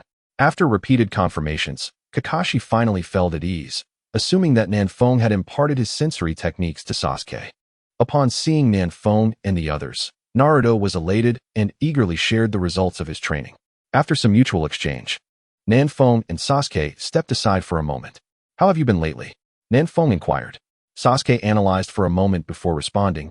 "If I unleash my full potential, I can match Kakashi." Nanfeng was taken aback. "Is that so? While others are nearing Jonin level, you are capable of matching Kakashi." Sasuke smiled faintly. "I have awakened the three-tomo Sharingan. What triggered this? How did you suddenly achieve three-tomo?" Nanfeng probed. Sasuke replied, "I don't know. It just happened during the transition." "Will you reach the level of a Kage before the finals of the Chunin exams?" Nanfeng asked earnestly. "How much time remains?" Sasuke retorted. Nanfeng recalled the original story's timeline, then stated, "There are about 6 weeks until the Chunin exams commence, with the finals taking place a month after the first 2 rounds, so roughly 2.5 months. 2.5 months? Sasuke mused, looking at Nanfeng. "That should suffice." Nanfeng closed his eyes, releasing his sensory abilities. Sasuke felt the shift and became serious, recognizing that Nanfeng's forthcoming words would likely hold great significance. Indeed, after sensing no anomalies, Nanfeng turned to Sasuke and said earnestly, "What I am about to share must remain between us. Heaven knows, earth knows, you know. And I know, nothing more." Seeing Sasuke nod, he continued, "You must have guessed that there are shadows from the higher-ups in Konoha behind the massacre of your Uchiha clan, right?" Sasuke nodded, recalling Nanfeng's previous warning. "The mastermind behind it is Shimura Danzo. He threatened Itachi with your life, compelling him to annihilate the clan. The third Hokage turned a blind eye to it. Of course," Nanfeng continued, "we discussed before that Itachi did not act alone in the massacre. He had accomplices. But we shall delve into that later. Now, I must inform you that during the 3rd match of the Chunin finals, the rogue ninja Orochimaru, one of the legendary Sannin, will launch the Konoha Crush plan. At that time, the 3rd Hokage will perish. Do you wish to take advantage of the chaos to eliminate Danzo?" Sasuke's hands clenched tightly, his body trembling slightly. Had he not cultivated his demeanor during this time, he might have erupted in rage. Yet, it was evident he was making a concerted effort to maintain control, suppressing his murderous intent. Through gritted teeth, he managed to utter a single word, "Yes." Nanfeng nodded. "Then, during this period, continue to conceal your true strength. When the finals arrive, feign a lackluster performance. Those actions are inconsequential. We shall seize the opportunity to eliminate him together. It will be the perfect moment, as no one will suspect us. If we miss this chance, we will have to wait another 3 years, unless you are willing to defect from Konoha, in which case, forget I mentioned it." Sasuke had managed to rein in his emotions, declaring, "I will reach Kage level before the finals." His words indicated his unwillingness to defect. Nanfeng nodded, reminding him, "Orochimaru's target is also you." After Itachi's defection, he infiltrated an organization to act as a spy for Konoha, where he encountered Orochimaru. Orochimaru desires his eyes, and was subsequently killed by Itachi's Jinjutsu. Thus, Orochimaru has become obsessed with the Sharingan. He possesses a technique that allows him to reincarnate into another's body, which is why he has set his sights on you. He is likely to target you during the 2nd exam. Once the exam begins, head towards my direction as swiftly as possible. I will also make my way to you, and I will confront him while you continue to conceal your strength." Sasuke was not surprised that Nanfeng could handle Orochimaru. In the depths of the dungeon, everyone was acutely aware that their recent elevation to the 30s in levels brought them tantalizingly close to the rank of Jonin. However, Nanfeng's level towered nearly 30 levels above theirs, undoubtedly granting him the strength of a shadow-level ninja, though this fact remained unspoken amongst them. They all exerted their utmost effort, hoping not to fall too far behind. Chapter 26. The battle on the bridge. As the two finished discussing their plans, they returned to find everyone preparing to head back. Over the next 3 days, the group engaged in their usual training, during which Nanfeng suggested that Sasuke seek out Kakashi to learn Chidori, advising that it would serve him well in the upcoming Chunin exams. He also urged Sasuke to start developing Chidori in advance. During this time, Sasuke intensified his training regimen. meticulously timing his sessions to recover from fatigue before diving back into practice, wasting not a moment. After his fervor ignited, Naruto also began to push himself, eager to compete with Sasuke in every aspect. This enthusiasm drew Hinata along, and soon Sakura joined in as well.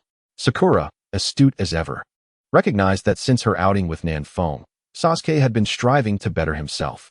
Though she suspected Nanfong had spoken to him, she refrained from asking, instead silently committing to her own improvement.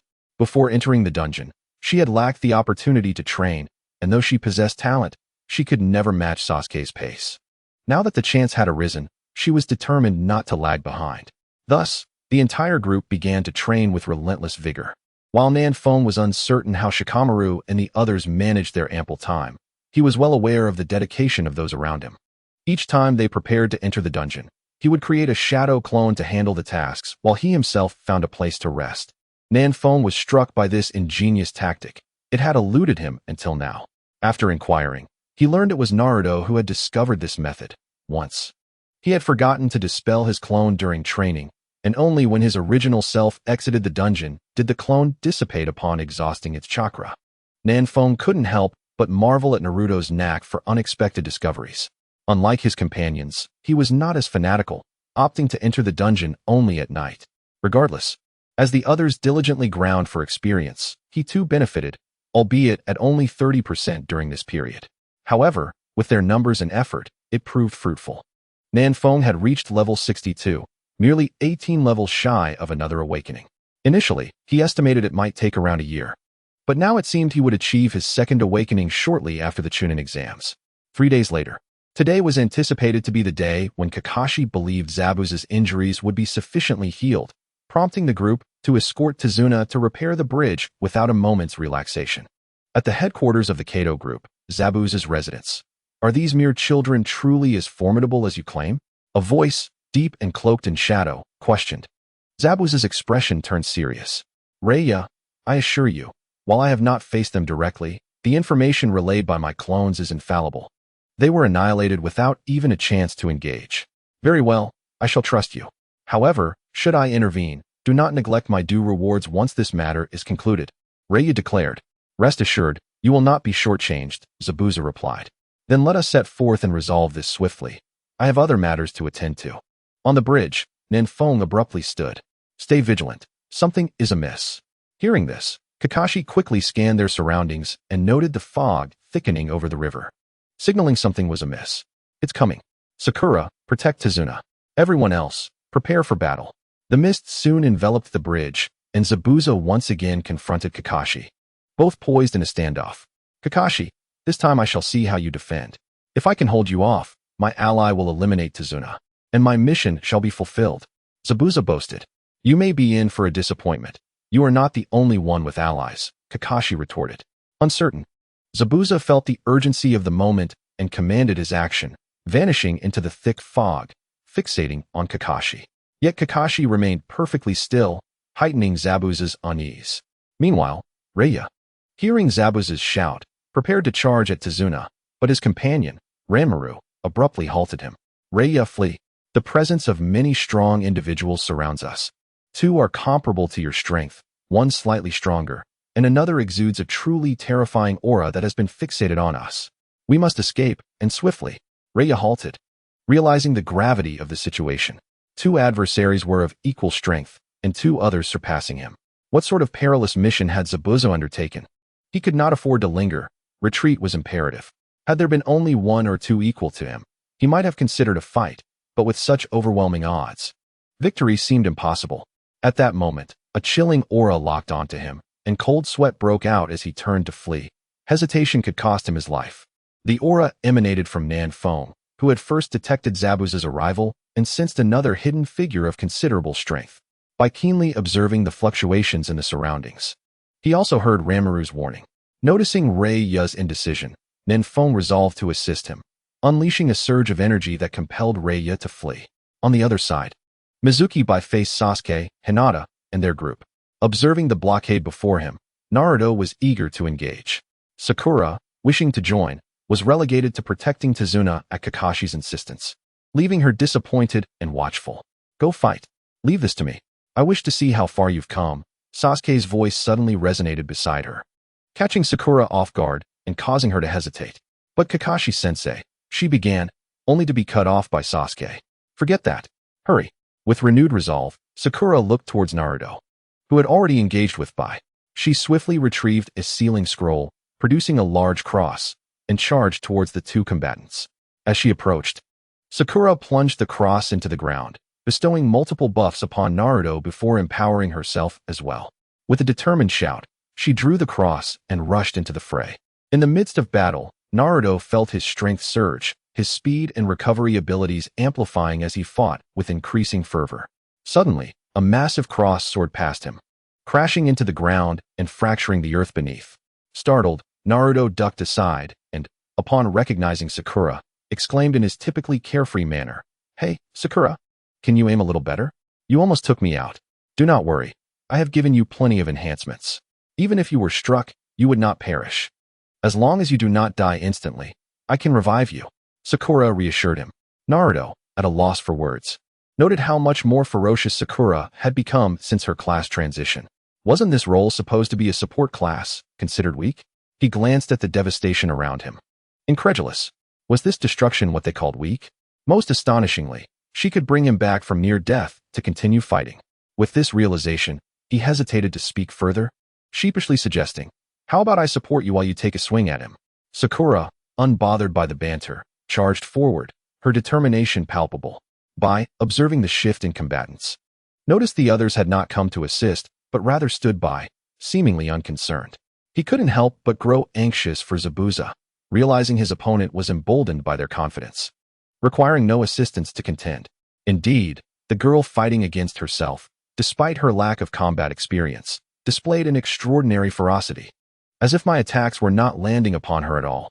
Furthermore, her strength was astonishing. Those wide, sweeping strikes could likely incapacitate me with a single misstep. The onlooking comrades were utterly dumbfounded by Sakura's fighting style, exclaiming in awe, "Incredible. Is it truly possible to fight like that?" Chapter 27. A temporary farewell. Mizuki Bai was oblivious, yet they were acutely aware. Sakura had evidently amplified her abilities before the battle, charging in with sheer determination, trading injury for injury. After executing her combo, she immediately healed herself. What a shrewd tactic. If you can't kill me, then I shall vanquish you. It was utterly unscrupulous. They all silently vowed never to engage with a priest again. Even Nanfeng was taken aback. He had not anticipated the priest's capabilities to be so formidable in reality. In contrast to the sluggish skill release and lengthy cooldowns in the game, here, they appeared seamless. One could only marvel at Sakura's prowess to perform so beautifully on her first attempt, and she had yet to meet Tsunade. Her fighting style seemed even more ferocious than Tsunade's. Naruto, standing nearby, swallowed hard, feeling a dryness in his throat and beads of cold sweat forming on his brow. He had always relied on his rapid recovery during battles, unafraid of injury, believing that charging forward was the essence of combat. However, witnessing Sakura's display made him feel inadequate. Sakura, however, had no such concerns. She merely wished to engage in a splendid battle, especially since Sasuke had expressed a desire to see her progress. Thus, she encouraged herself, determined to demonstrate her efforts to Sasuke, and to prove that she was no longer a hindrance. At last, Sakura, once more risking injury, hurled forward with a cross-shaped strike, unleashing her charged skill, the Holy Light Shield, propelling herself and Mizuki Bai into the air, culminating in an explosion. After this decisive blow, Mizuki Bai struggled momentarily but could not rise again. Sakura healed herself once more and then strode confidently toward Sasuke. As everyone watched her return, though somewhat disheveled, she exuded a gallant aura. Recalling the fierce battle, they quickly shook their heads and gave Sakura enthusiastic thumbs-ups, praising her remarkable performance. Sakura jogged to Sasuke's side, her gaze fixed upon him, indifferent to the opinions of others. His view was the only one that mattered to her. Sasuke regarded Sakura, genuinely impressed by her performance, and generously offered praise. "Very well done, substantial progress. Congratulations. But do not become complacent, or you may be left behind." Sakura beamed with unprecedented determination in her voice. "I will not be left behind again." Meanwhile, Kakashi observed Zabuza, who was engrossed in a book, seemingly unfazed by the ongoing battle. Zabuza grew increasingly anxious, yet he realized that engaging Kakashi would not yield a swift resolution, so he resigned himself to merely watching. Suddenly, Kurenai appeared beside Kakashi, noticing him engrossed in a rather dubious book. She remarked, "Kakashi, while a battle rages nearby, do you truly find it appropriate to indulge in that?" Kakashi, unfazed, replied nonchalantly, "With you and that little monster Nanfeng here, what could possibly go wrong?" Kurenai, exasperated, continued, "An elite jonin appeared initially, but sensing something amiss, departed shortly thereafter. The little one has also resolved their conflict." Kakashi stowed the book in his ninja tool pouch and called out into the mist, "Hey, Zabuza, you heard that, right? Are we still fighting? If so, let us make it quick." Zabuza retorted, "I'm not fighting your sister's brother. I can barely handle one of you, and now there's another formidable woman? I'd be risking my life. Not to mention, that woman might have already claimed victory." Feeling frustrated, Zabuza declared, "Forget it. I'm done. Just hand over Bai to me. I abandon this mission." With that, he dispersed the mist, revealing a clear view, quickly locating Mizuki by lying on the ground. Upon inspection, he found Bai severely injured but not in life-threatening danger, allowing him to breathe a sigh of relief. Mizuki Bai looked up at Zabuza. "Zabuza-sama, am I truly useless? Not a worthy tool?" With tears glistening in his eyes, Zabuza replied, "Bai, from this day forth, you are no longer a tool. You are my companion. Let us depart." As Zabuza helped Bai to his feet, they were soon surrounded by Kato and his gang, who exuded arrogance and aggression. They insulted Zabuza, calling him worthless, asserting Kato as his master, and claiming that with a mere bone, Zabuza could be directed anywhere. Should Kato be displeased, he could easily dispose of him. Kato commanded his newly recruited warriors to eliminate Kakashi and the others. Kakashi drew a kunai, preparing to act, but Zabuza, noticing, quickly handed Bai to him. "This is my matter with Bai. Please look after him for a moment while I handle this." Kakashi sighed in disappointment. Realizing he had missed yet another opportunity for bravado, Zabuza charged forward, wielding his executioner's blade, and cut through the ranks of warriors thrice, leaving only a few lackeys remaining by Kato's side. Witnessing the bloodied Zabuza advance toward him, Kato trembled in fear, desperately urging his remaining men to attack Zabuza. However, they were paralyzed with terror and dared not approach. As Zabuza closed in, they abandoned Kato and fled for their lives. Kato, now alone and seeing Zabuza approach, immediately knelt and pleaded for mercy, offering all his wealth for a chance to survive. Zabuza sneered, "By killing you, everything will be mine." With a swift strike, Kato's head detached and fell into the river, disappearing from sight. Zabuza returned, supporting Mizuki Bai as they departed step by step. Kurenai observed Kakashi, puzzled. "Are we really letting him go? What if he returns?" Kakashi reassured her, "Rest assured, since he has surrendered, he will not return. He is a proud man at heart." Kurenai shrugged nonchalantly. "Well, let us return and report. It seems you will need quite a bit more time here." Kakashi nodded, knowing they still had a considerable amount of work ahead. This mission had been a tremendous loss. He wished to lament, but felt compelled to maintain composure in front of others. "Indeed, it may take around another month. Thank you for your assistance." Kurenai shook her head, indicating it was no trouble, then gathered Team 8, bidding farewell to Team 7 as they set off back to the village. On their return, everyone took their time, not needing to rush back as they had upon arrival. Thus, it took 2 days to reach Konoha. After nearly 20 days away from home, they all longed to return and rest, leaving Kurenai to handle the mission while the 4 children dispersed to their homes. Chapter 28.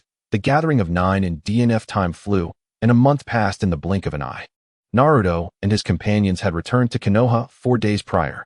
During this month, Team 8 had only occasionally taken on a mission, spending the majority of their time leveling up in the dungeon, preparing for the Chunin exams. None in Team 8 were in dire need of money, allowing them the luxury of not having to constantly undertake missions to make ends meet. In the past month, Nanfeng has been tirelessly leveling up, spending gold coins to purchase potions for recovery whenever fatigue subsides. His unusual fervor has astonished those within the dungeon, as he typically only practices during the evenings after resting. However, this time, he has been seen diligently at it both day and night for over 20 consecutive days. Consequently, a few of his companions have decided to visit his home once he slows down, aware that he harbors secrets that no one has dared to inquire about. They trust that he will share when he feels ready. Through relentless effort over these days, Nanfeng has ascended to level 75, on the brink of a second awakening. He eagerly anticipates the revelations from the system, as they ignite a flicker of hope for his return, albeit a faint one. On the third day after returning from the country of waves, they resolve to rest for a few days, given their exhausting 2-week mission. That day, while basking in the sun in his courtyard, Nanfeng suddenly felt the urge to check his current status panel. However, when he mentally commanded it to appear, nothing materialized. In a hurry, he contacted his system. The system informed him that since his first awakening, it has been preparing for an upgrade, thus retrieving unnecessary components to conserve energy. As he had not checked his panel in so long, the system assumed those elements were no longer needed. Nonetheless, the system reassured Nanfeng that if he required anything, it could be reinstated. Nanfeng declined, urging the system to focus on its upgrade instead. Curious, Nanfeng expressed his bewilderment at the notion that his system could upgrade, believing it to be static since activation. System, my dear fellow, can you explain this phenomenon? Aren't you merely a dungeon system? The system retorted. Who told you I am just a dungeon system? That is merely my foundational function. Initially, my energy was insufficient for any substantial tasks, so I devised that to expedite your growth. Do you think my activation took so long without reason? Each day, I draw a tiny fraction of energy from you without impacting your abilities, and it has taken this duration for my consciousness to awaken. Nanfeng inquired, tell me, are you some kind of extraordinary being, capable of creating worlds with a mere wave of your hand, or annihilating them with a flick? The system dismissed him. Get lost. How absurd. Slightly disappointed, Nanfeng remarked. Yet I have this persistent feeling that you are more than just a system. You exhibit emotions, you can scold, and most notably, you are quite reclusive. Who told you systems lack emotions? We have our own survival protocols, host. The world is vast and full of wonders. Do not confine yourself to what you can see. Just because you cannot perceive something does not mean it does not exist. It simply means you lack the qualifications to uncover it. As for my situation, I will explain later. Nanfeng pressed.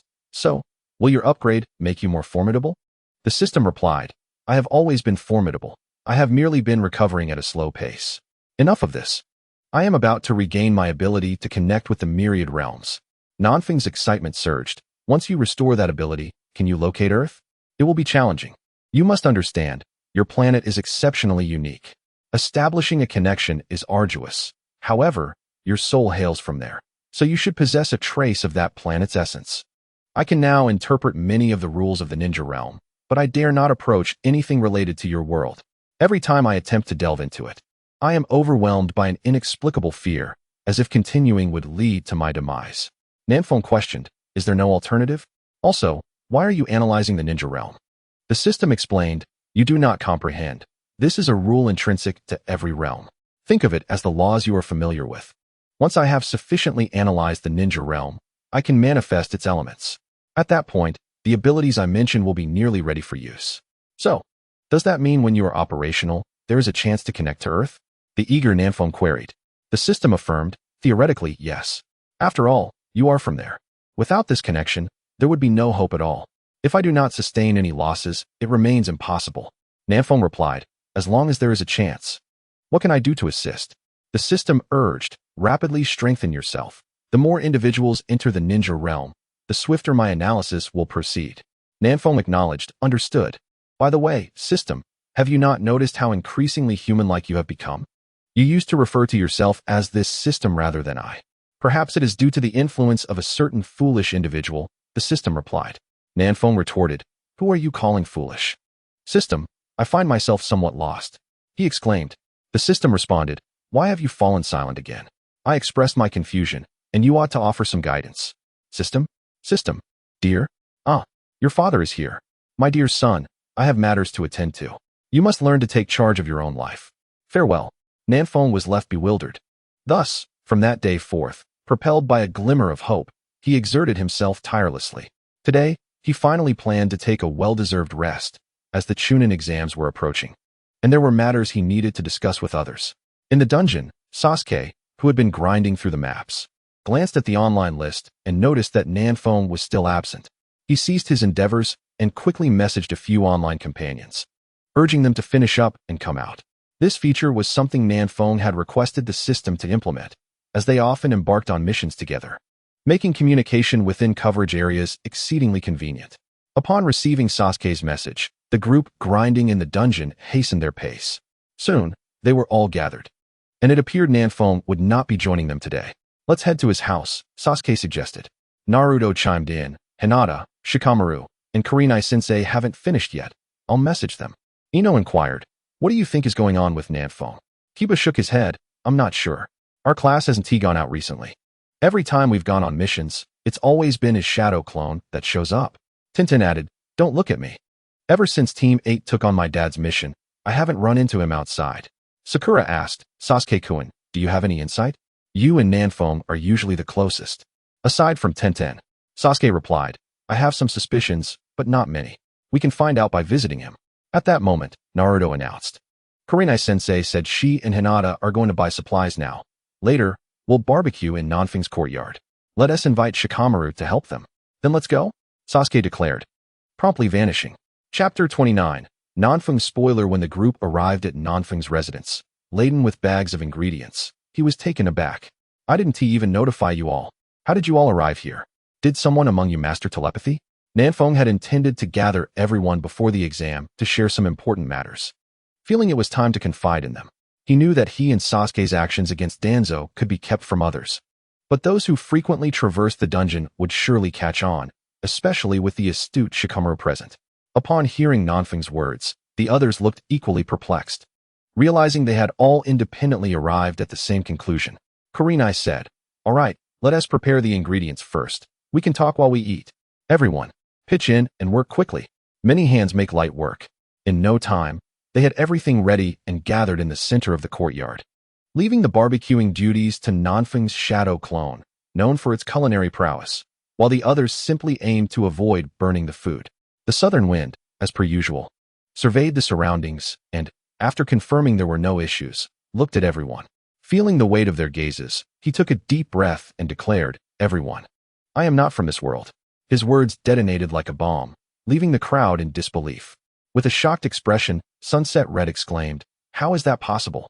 Your information is well documented in the village. Records of your lineage span 3 generations. I obtained your data on the day we were divided into classes, and it chronicled every detail of your life.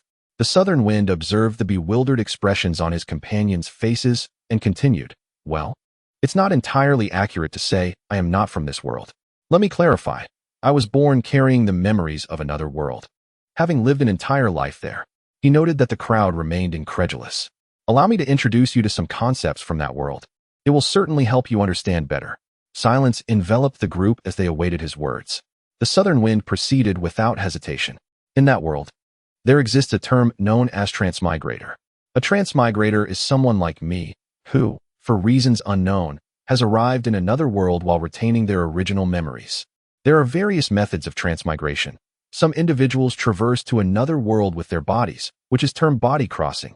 Others only their souls cross over, inhabiting the body of a recently deceased person, referred to as soul crossing. And then there are cases like mine, where one is reincarnated directly into this world, in the womb of their mother, which is called fetal crossing. Most transmigrators retain their original memories. Sasuke suddenly grasped something. So, you carry your original memories. What about the things you told me before? He looked uncertain yet intrigued. The southern wind nodded affirmatively. Yes, exactly as you suspect. Those were indeed the memories I brought with me. Are you curious how that world is aware of events here? Sasuke nodded, while the others appeared perplexed. What were they discussing? In my world, the entire ninja realm exists in the form of novels and stories. It is essentially a book. Shikamaru interjected. Are you suggesting that in that world, we are all merely characters in a book? The southern wind confirmed, indeed. The group collectively shook their heads in disbelief, unable to fathom that they were merely characters within a narrative. The southern wind reassured them. There is no need for confusion or self-doubt. You are all very much real. My presence here is proof enough. Shikamaru furrowed his brow. What does this all mean? Well, there exists a theory that the creator of that book, by a twist of fate, stumbled upon a projection of your world and thus documented it. Shikamaru mused, is that so? That certainly makes it easier to fathom. By the way, are there many such worlds?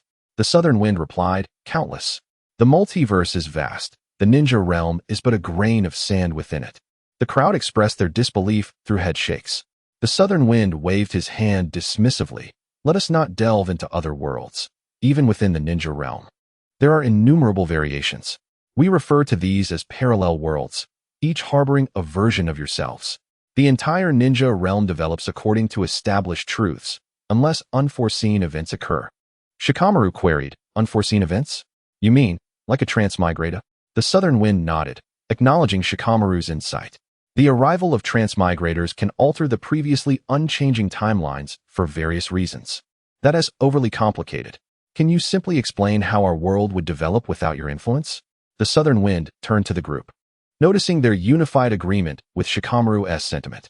His previous explanations were too intricate for them to grasp. They were more concerned with understanding what lay ahead. The southern wind felt relieved.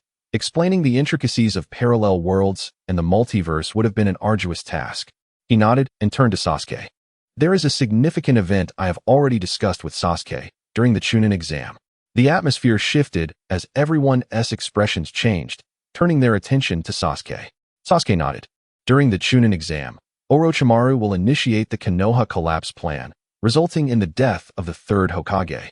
His tone was flat as he mentioned the third Hokage's demise, while the others were left aghast. The succinctness of Sasuke's statement was overshadowed by the gravity of the information. They quickly turned to the southern wind for clarification. Naruto, in a state of urgency, exclaimed, Southern wind, that can't be true. The third Hokage is the Hokage. He can't possibly die. In stark contrast to Naruto's panic, the southern wind remained composed, slowly nodding to affirm Sasuke's claim. No, that is impossible. It can't be. Naruto insisted repeatedly, rising to leave, but was restrained by Shikamaru. What are you doing, Shikamaru? Let me go? I need to warn the third Hokage. Shikamaru shook his head, not releasing his grip. Trust in the southern wind. He knows these things for a reason, and hasn't he informed anyone else yet? Let us hear him out. Naruto complied, sitting back down alongside the others, their trust in the southern wind holding them in place. The southern wind felt a warmth from their solidarity and spoke. I truly wish for the third Hokage to meet such an end. Upon hearing his words, the others merely narrowed their eyes slightly but remained silent, awaiting further explanation. Naruto, however, was baffled. Why? Southern wind, why? The southern wind, recognizing Naruto's confusion, hesitated to divulge the truth but understood it was necessary. Otherwise, given Naruto's nature, an uproar would ensue, forcing him and Sasuke to leave Konoha. The southern wind looked at him. Do you genuinely believe the third Hokage is a good person? Chapter 30. The darkness of Konoha. One Naruto was bewildered, questioning how the third Hokage could be anything but virtuous. The southern wind interjected before he could speak further. Let me first recount a recent event, the Uchiha massacre. As he glanced at Sasuke, receiving a nod in affirmation, he continued. Surely you don't believe that it was solely Sasuke's brother who orchestrated the Uchiha's demise? After all, they were one of the two founding clans of Konoha, alongside the Senju clan. Now, look at the state of affairs. Both founding families have been eradicated. How absurd is that? As the gravity of the southern wind's words sank in, the crowd fell silent, struck by the implications. The southern wind pressed on. Let us not even discuss the Senju clan, focusing solely on Sasuke's family. They were eliminated under Danzo's coercion, forcing his brother to take drastic actions. He added, moreover, Danzo took direct action. How could such a large clan simply vanish without a trace? The village is small, yet no one raised an alarm? These events were known to the third Hokage, who tacitly approved them. Otherwise, how could Danzo have dared to act? He continued, they claimed the Uchiha were rebels, but the Uchiha had no choice but to resist. Moreover, not all of them sought rebellion. They could have simply eliminated those who cried for revolt. Why then did they slaughter the innocent, including the elderly and children? What could those children possibly understand? The reasoning behind the third Hokage's awareness was evident, as Itachi was dispatched to infiltrate an organization following the massacre. As a member of the Umbu, he would certainly have been privy to such actions. The crowd remained silent. Let us examine the rationale behind the Uchiha's extermination. They were deemed a threat, but why would they consider rebellion? Because they were left with no options. The village offered them no opportunities. From the onset, they were marginalized from the center of the village to its outskirts, constantly under surveillance. If you were in their position, how would you feel? Moreover, Naruto, your actions contributed to the Uchiha's marginalization within Konoha. Everyone was bewildered. How could this be related to Naruto? Even Naruto himself was at a loss. The Nine Tails incident. A shadow passed over Naruto's eyes. Was it this again? Nanfeng did not elaborate, but continued to recount the tale of the Nine Tails disturbance. The Uchiha clan had intended to intervene in the battle and assist the wounded, yet they were encircled by Shimura Danzo's men, who ordered them not to engage. Subsequently, all fingers pointed at the Uchiha clan in blame. Thus, they were ostracized to the outskirts of Konoha, constantly surveilled by Danzo's agents. Were those prisoners not watched at all times? The Uchiha did not seek rebellion. They merely wished to attain the treatment they deserved. Was that wrong? Before anyone could react, Nanfeng dropped another bombshell. As for Naruto, you are not some demon fox. You are the prince of Konoha. Your father is the fourth Hokage, Minato Namikaze. And your mother is the previous Jinchuriki of the Nine Tails, Kushina Uzumaki. But just think about your treatment. As the child of the Hokage, you are met with disdain. Now look at Konohamaru Sarutobi's treatment. Naruto, do you still believe Hiruzen Sarutobi is a good person? At this moment, Naruto was indifferent to Hiruzen. All that occupied his mind was that he was the Hokage's son, his father was Minato Namikaze, and his mother was Kushina Uzumaki. He was not an orphan. Tears streamed down his face in excitement. The others stared at Naruto in disbelief. He was the son of the fourth? How could this be? Nanfeng smiled faintly, surprised. Are you? You only know that Naruto has suffered, but who truly comprehends the depth of his misery? When Naruto was just a few months old, the village arranged for someone to care for him, yet that caregiver abused him daily, scalding him with hot milk until he cried, or allowing him only one meal a day, and he nearly suffocated to death. Had it not been for the timely intervention of the Umbu monitoring him, Naruto would have perished at just a few months old. By the age of 1, he was living alone. Though his monthly allowance was meager, it sufficed for a child. Yet he could not find anyone willing to sell him anything. Wherever he went, he was beaten and pelted with stones. It was only around the age of 3, when he could catch fish by the river, that his situation improved slightly. Honestly, if not for Naruto's Uzumaki lineage, he would not have survived. The milk and instant noodles he consumed were all expired. The son of the Hokage, what a cruel irony. Naruto's parents sacrificed their lives to seal the Nine Tails, entrusting the beast to their newborn child, condemning him to bear burdens he should never have had to endure. They were all heroes of Konoha, yet look at Naruto's treatment. Humph, Nanfeng scoffed. Upon hearing how Naruto had grown up, everyone rushed to console him, and Hinata couldn't hold back her tears, feeling immense sympathy for Naruto. Sakura's expression was complex, vowing never to bully Naruto again. Realizing his situation, Naruto smiled at everyone. It's fine. I have all of you, right? Then he turned to Nanfeng and asked, but the third Hokage came to see me every month and gave me living expenses. This time, without needing Nanfeng to speak, Shikamaru sighed deeply. From what Nanfeng had said, his sharp mind had already deduced much. It's because of the Nine Tails. I assent it, Nanfeng affirmed. Precisely. The Nine Tails is the most powerful tailed beast. If Naruto can fully master it, no shadow would stand a chance against him. Such strength, how could they not seize it? Imagine being in an environment where everyone despises you, and suddenly, someone shows genuine concern. What would you feel? You would view that person as a beacon of light in your dark life. And the third Hokage, he aimed to be that light in Naruto's heart. As for the living expenses, Naruto, let me ask you, your father is the fourth Hokage.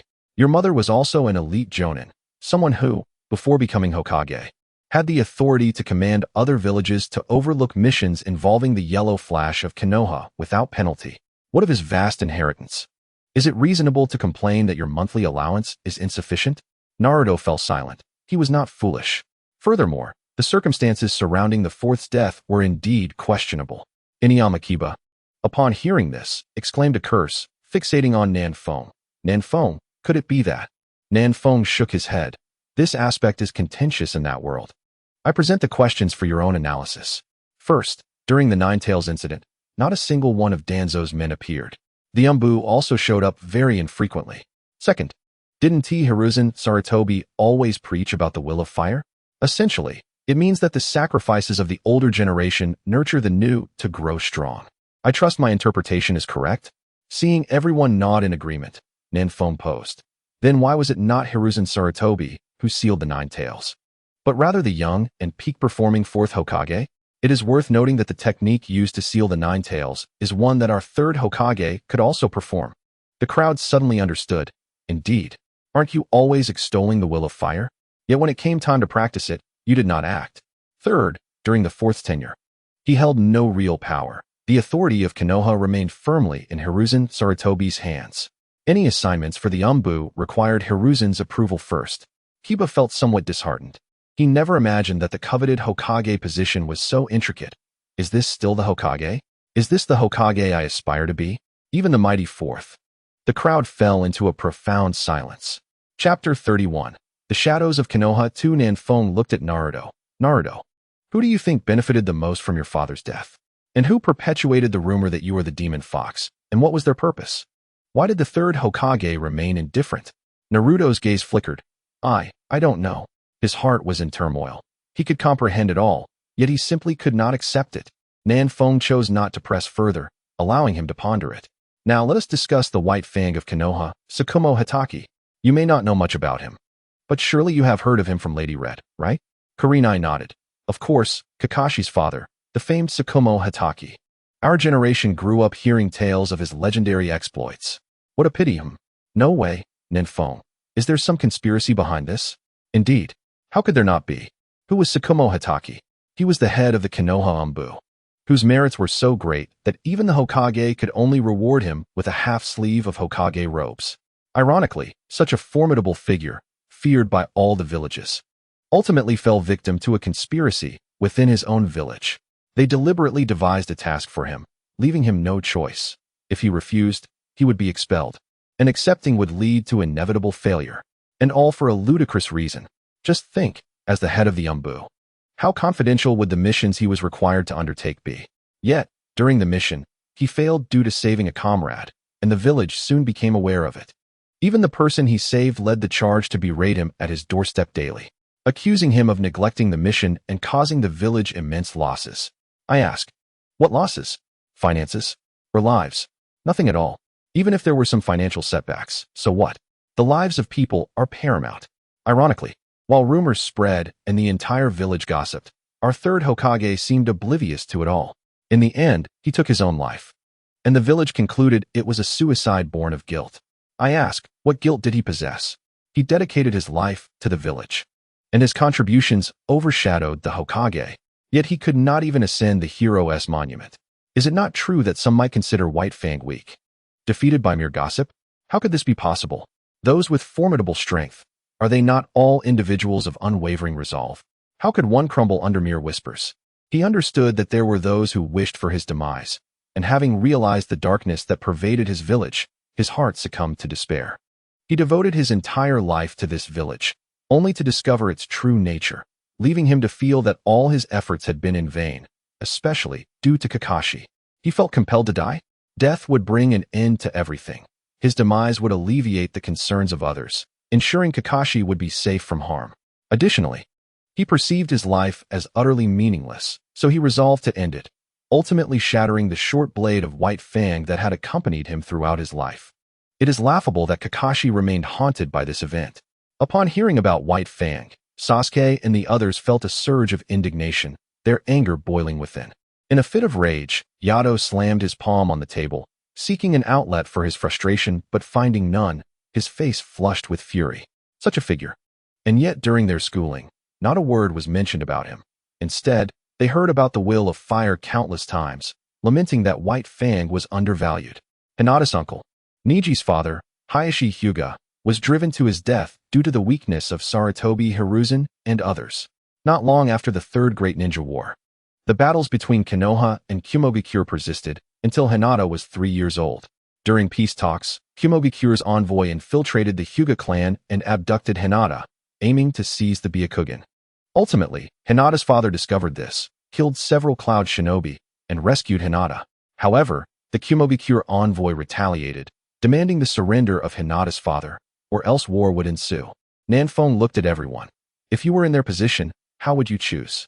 Yato, with his fiery temper, declared, let them come. Why fear? They have already invaded our home. To not fight would be to cower. The others nodded in agreement.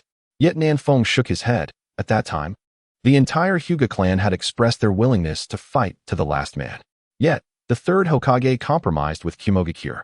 He brought 3 advisors to the Hyuga clan, claiming that for the sake of the village, sacrificing one person in exchange for peace was a fair trade. Quite laughable, isn't it? In the end, Hinata's uncle, who was also Niji's father, stood up. Being identical twins, he resembled Hinata's father closely. For the so-called peace of the village and for his brother, he willingly met his demise. To this day, his body has not been found in Konoha. The others felt their eyes redden, fists clenched tightly, unable to comprehend why they should strive for such a village. Hinata leaned against Yuhi Kurenai, weeping uncontrollably. She was but a child then, only vaguely remembering that her uncle had died because of her. She had always felt immense guilt, unaware of the multitude of events surrounding it. Ino, feeling emotional, whispered with reddened eyes, "I no longer wish to be a ninja. Truly, if this is the village we are meant to protect, I would rather not be a ninja at all." Sasuke, filled with righteous indignation, retorted, "The root of the problem lies with Sarutobi Hiruzen and those three advisors. Their weakness is palpable, submissive to outsiders while striking hard against their own. They have squandered a once thriving village. How absurd that Konoha, the foremost village in the ninja world, now lacks any semblance of strength. They have caused its demise. If only White Fang and the fourth Hokage were still here. Do you think Kumobikure would dare to provoke Konoha?" Listening to Sasuke's scornful words, no one dared to argue. It was the stark reality. Nanfeng nodded in agreement. Indeed. In truth, it wouldn't even require those two. As long as the legendary three remained, no one would dare to cause trouble. However, the legendary three have either defected or left the village. As leaders of the village, they witnessed the unseen darkness and became disheartened, leaving. Orochimaru claimed he was discovered conducting human experiments and thus defected. In truth, he sought to leave. He did conduct experiments, but they were for Danzo. The third Hokage and Danzo initially researched the first Hokage's would release, conducting numerous experiments and costing many lives, until the third Hokage ordered the project to be sealed. However, Danzo was unwilling to give up and continued in secret, later enticing Orochimaru to assist him. Orochimaru was unaware that he had successfully created a user of wood release, which Danzo concealed within his root. Now, the third Hokage sought to reclaim him from Danzo. Eventually, his laboratory was discovered, and at that moment, he felt the village had become too corrupt and wished to leave. When discovered, he offered no explanation, for he had indeed conducted experiments. Thus, he became a rogue ninja. Yato gritted his teeth. Who exactly is this Danzo? Does the third Hokage not care about all that he has done? Nanfeng chuckled. How could the third Hokage care? Danzo represents his darker side. Many unsavory deeds that he cannot undertake himself can be entrusted to Danzo. With such an excellent scapegoat, why would he ever wish to eliminate him? Chapter 32. Hinata, I see through Byakugan. Yato was rendered speechless. Nanfeng, feeling somewhat parched, posed a question. The grandson of the first Hokage, the younger brother of Tsunade, one of the legendary three, was found dead on the battlefield, his internal organs completely extracted. Reflect on that.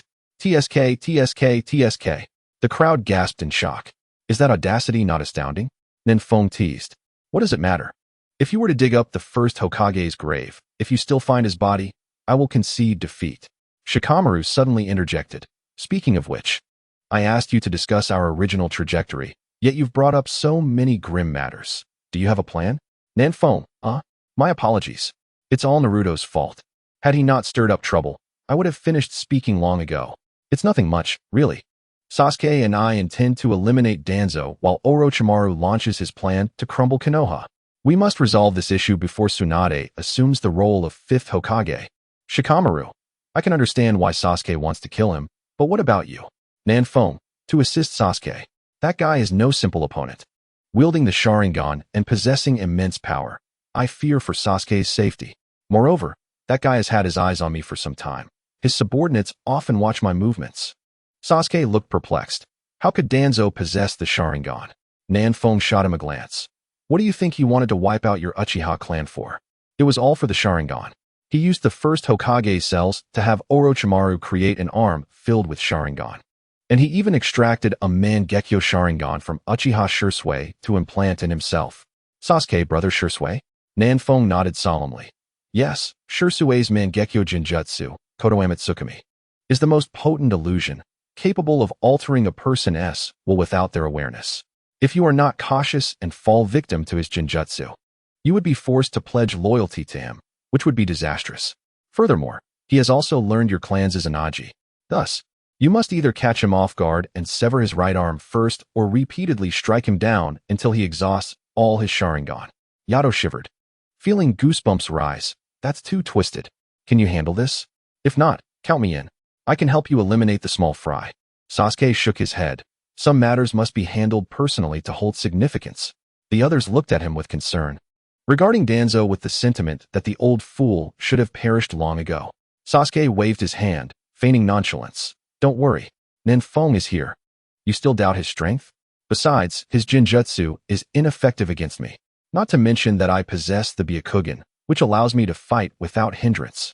Additionally, I have a premonition that once I awaken, I will unlock the Mangekyo. At that point, I will not fear him. He possesses only one. And without our clan's bloodline, he cannot unleash its full potential. The group considered this and fell silent. Shikamaru looked at Nanfeng. You don't want us to rescue the third Hokage, do you? If we were to reflect on the past, perhaps we lacked the means to save him, but now, if we truly desire to rescue him, it should pose no difficulty. Thus, your lengthy discourse seems to suggest that you wish for us to remain passive observers when the time comes. Nanfeng nodded decisively. In truth, this would be the best outcome for the third generation. Allowing him to perish in battle is far preferable to a slow demise.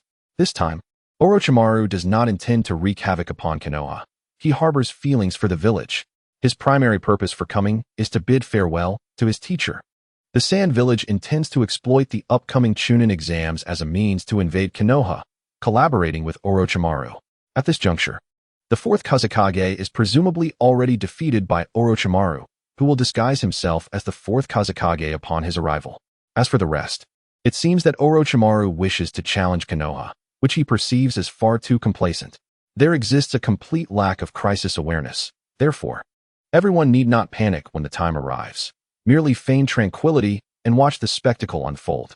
In the original timeline, that is how it transpired. No one was harmed. Oh, by the way, Teacher Hong, do you know Moonlight Gale? Yuhi Kurenai. Yes, I do. Why do you ask? Then please take a moment to remind him to be cautious in the near future. It would be wise for him to undertake an external mission and return after some time. In the original timeline, he was the only one who perished. Yuhi Kurenai, huh?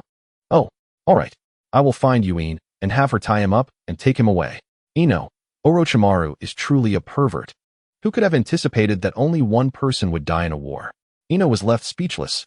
Nanfeng clapped his hands to regain everyone's attention, raising an eyebrow. Now, let us discuss your original timeline.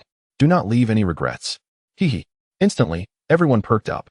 To be honest, having just uncovered so much darkness within Konoha, they fervently sought some uplifting news to cleanse their spirits. Naruto raised his hand. Nanfeng, I seem to recall you mentioning that there would be something in the underground city capable of resurrecting people, correct? I don't quite remember. Nanfeng chuckled. Do not worry. My friend, there is indeed such a thing, called resurrection coins. It will not be long before our teacher arrives. I merely need to reach level 80. Currently, I am at level 75, so it won't be long. Naruto grinned foolishly, scratching his head. That's good. Nanfeng looked at Naruto's foolish demeanor and, with a twinkle in his eye, asked, Naruto, would you like to know if you will become Hokage in the future? Your son, your daughter, and conveniently, your future wife is right here with us. At this, the others perked up, with several boys glancing back and forth among the girls, eager to discover who it might be. Naruto himself was momentarily dazed. After a while, he regained his senses, feeling somewhat awkward yet unable to suppress his curiosity. Scanning the girls present, when he glanced at Yuhi Kurenai, she rolled her eyes dramatically. Hey, little Naruto, you're not thinking of having your sister as your wife, are you? Naruto hastily waved his hands, shaking his head fervently. Upon seeing this, Kurenai's eyes narrowed dangerously. So, are you implying that you find me unappealing? Naruto, huh? This is too difficult. Haha. This exchange elicited laughter from everyone. Nanfeng chuckled with delight. Sakura, do you think Naruto's wife could be you? After all, he has always held a fondness for you. Sakura, flustered, hastily set down her food. I don't think it could possibly be me.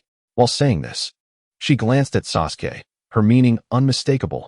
Meanwhile, Naruto was excitedly rubbing his hands together, eagerly anticipating Nanfeng declaring it to be Sakura. Nanfeng turned to Sasuke. Sasuke, What are your thoughts? Sasuke shot him a sidelong glance, somewhat exasperated. Say whatever you like. I'm just here to watch.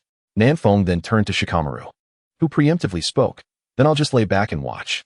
Nanfeng was at a loss for words, suddenly losing interest, glancing at Kiba, who quickly chimed in. I'll just watch like this.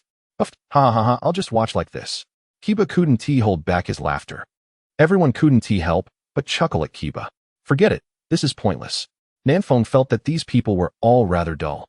Chapter 33. Peeking into the future, Hinata. Nanfeng suddenly called out. Hinata's smiling face abruptly froze, adorably stammering. I'll my Byakugan to see. Uft. Nanfeng nearly choked, overwhelmed. Everyone found Hinata's response both amusing and perplexing. Yuhi Kurenai looked at Nanfeng, who was staring blankly at the ceiling, and gave Hinata a thumbs up. Hinata, well done. Nanfeng regained his composure, scrutinizing Hinata until she grew shy under his gaze, at which point he remarked, your perspective is truly unique.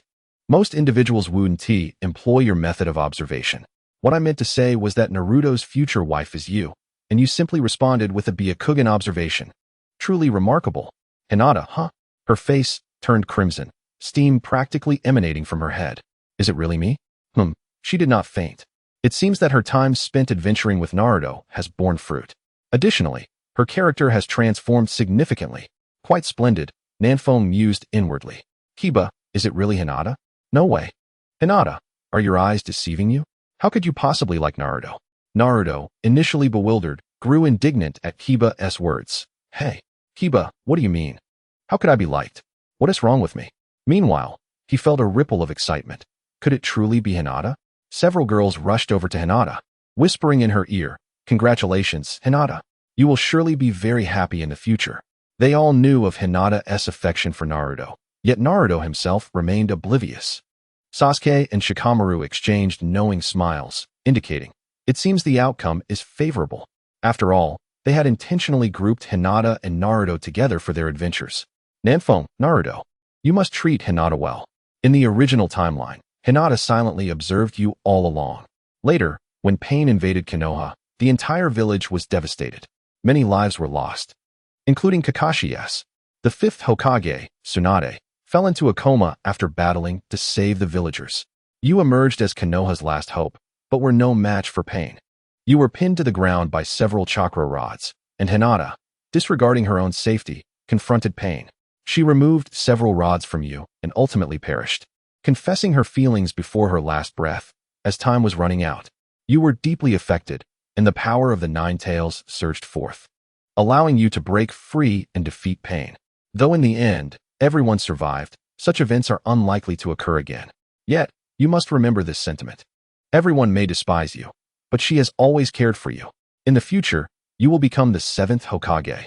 You will be busy daily in the office, returning home using shadow clones, and your son will be very displeased with you. Hinata will continuously support you, raising your 2 children and managing your household.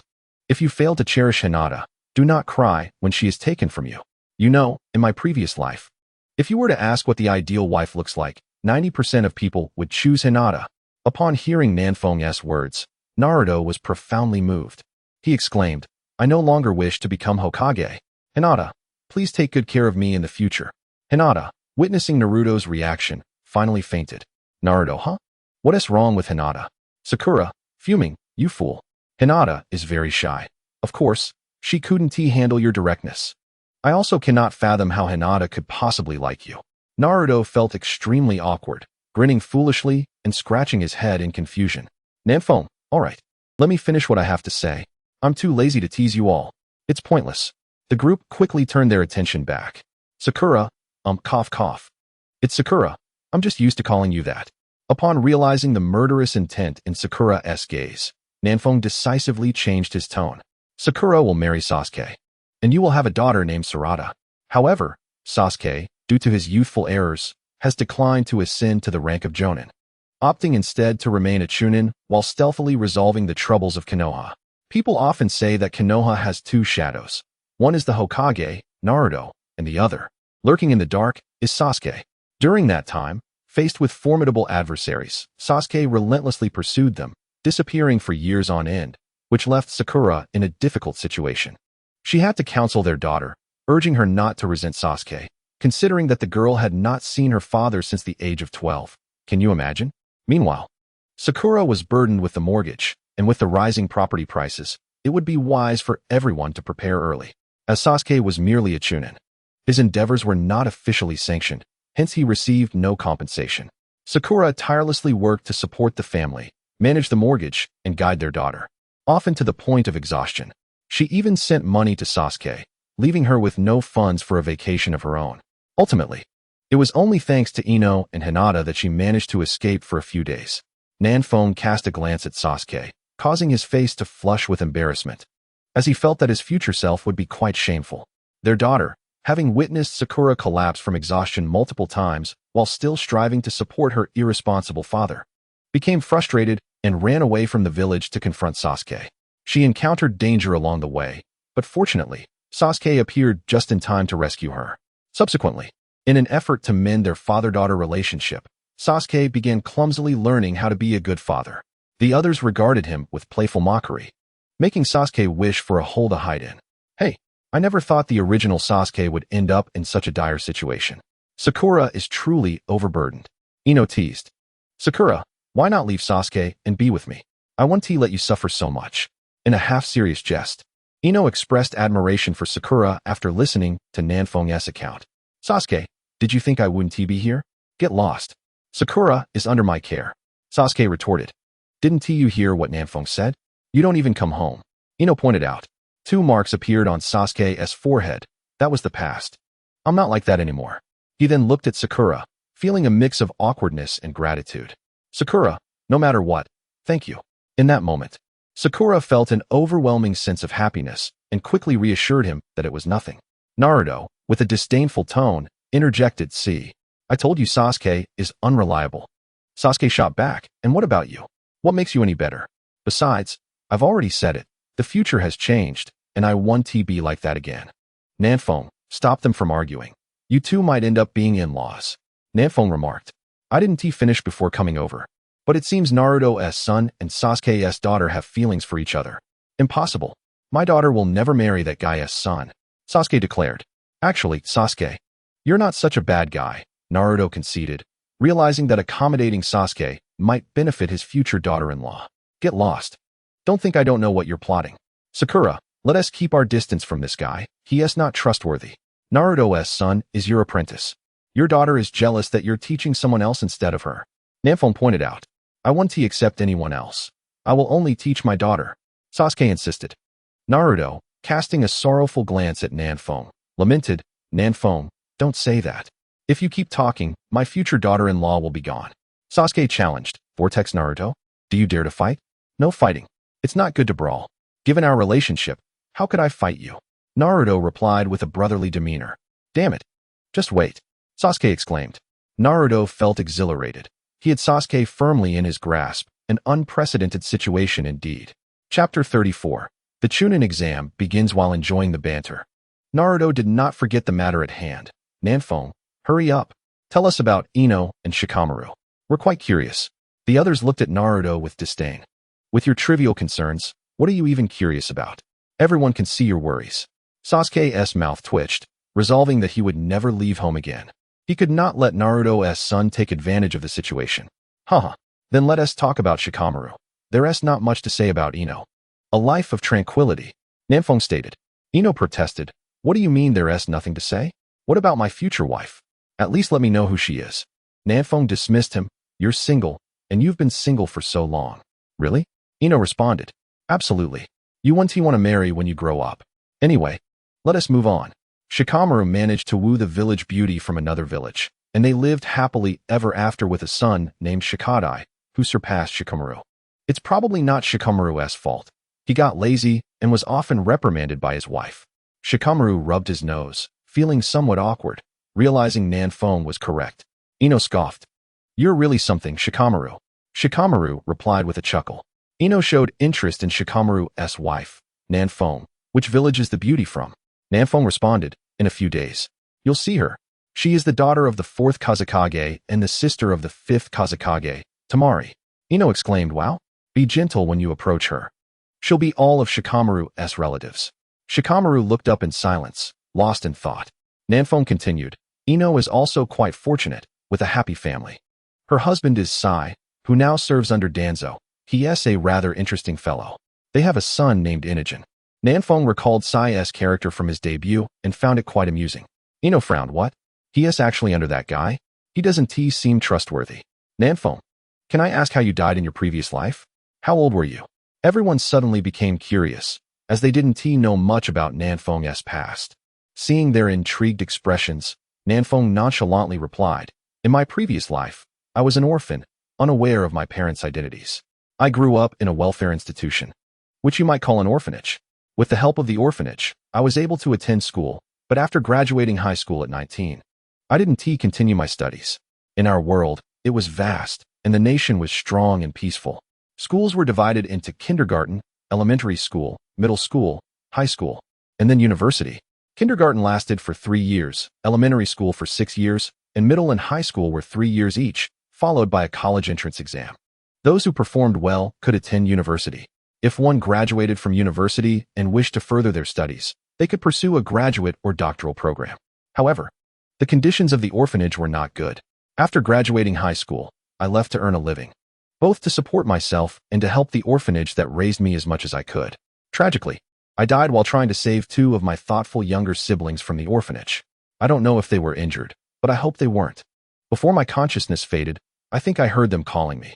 As Nanfeng recounted this in a calm manner, tears glistened at the corners of his eyes, which did not go unnoticed by the others. Sasuke patted him on the back.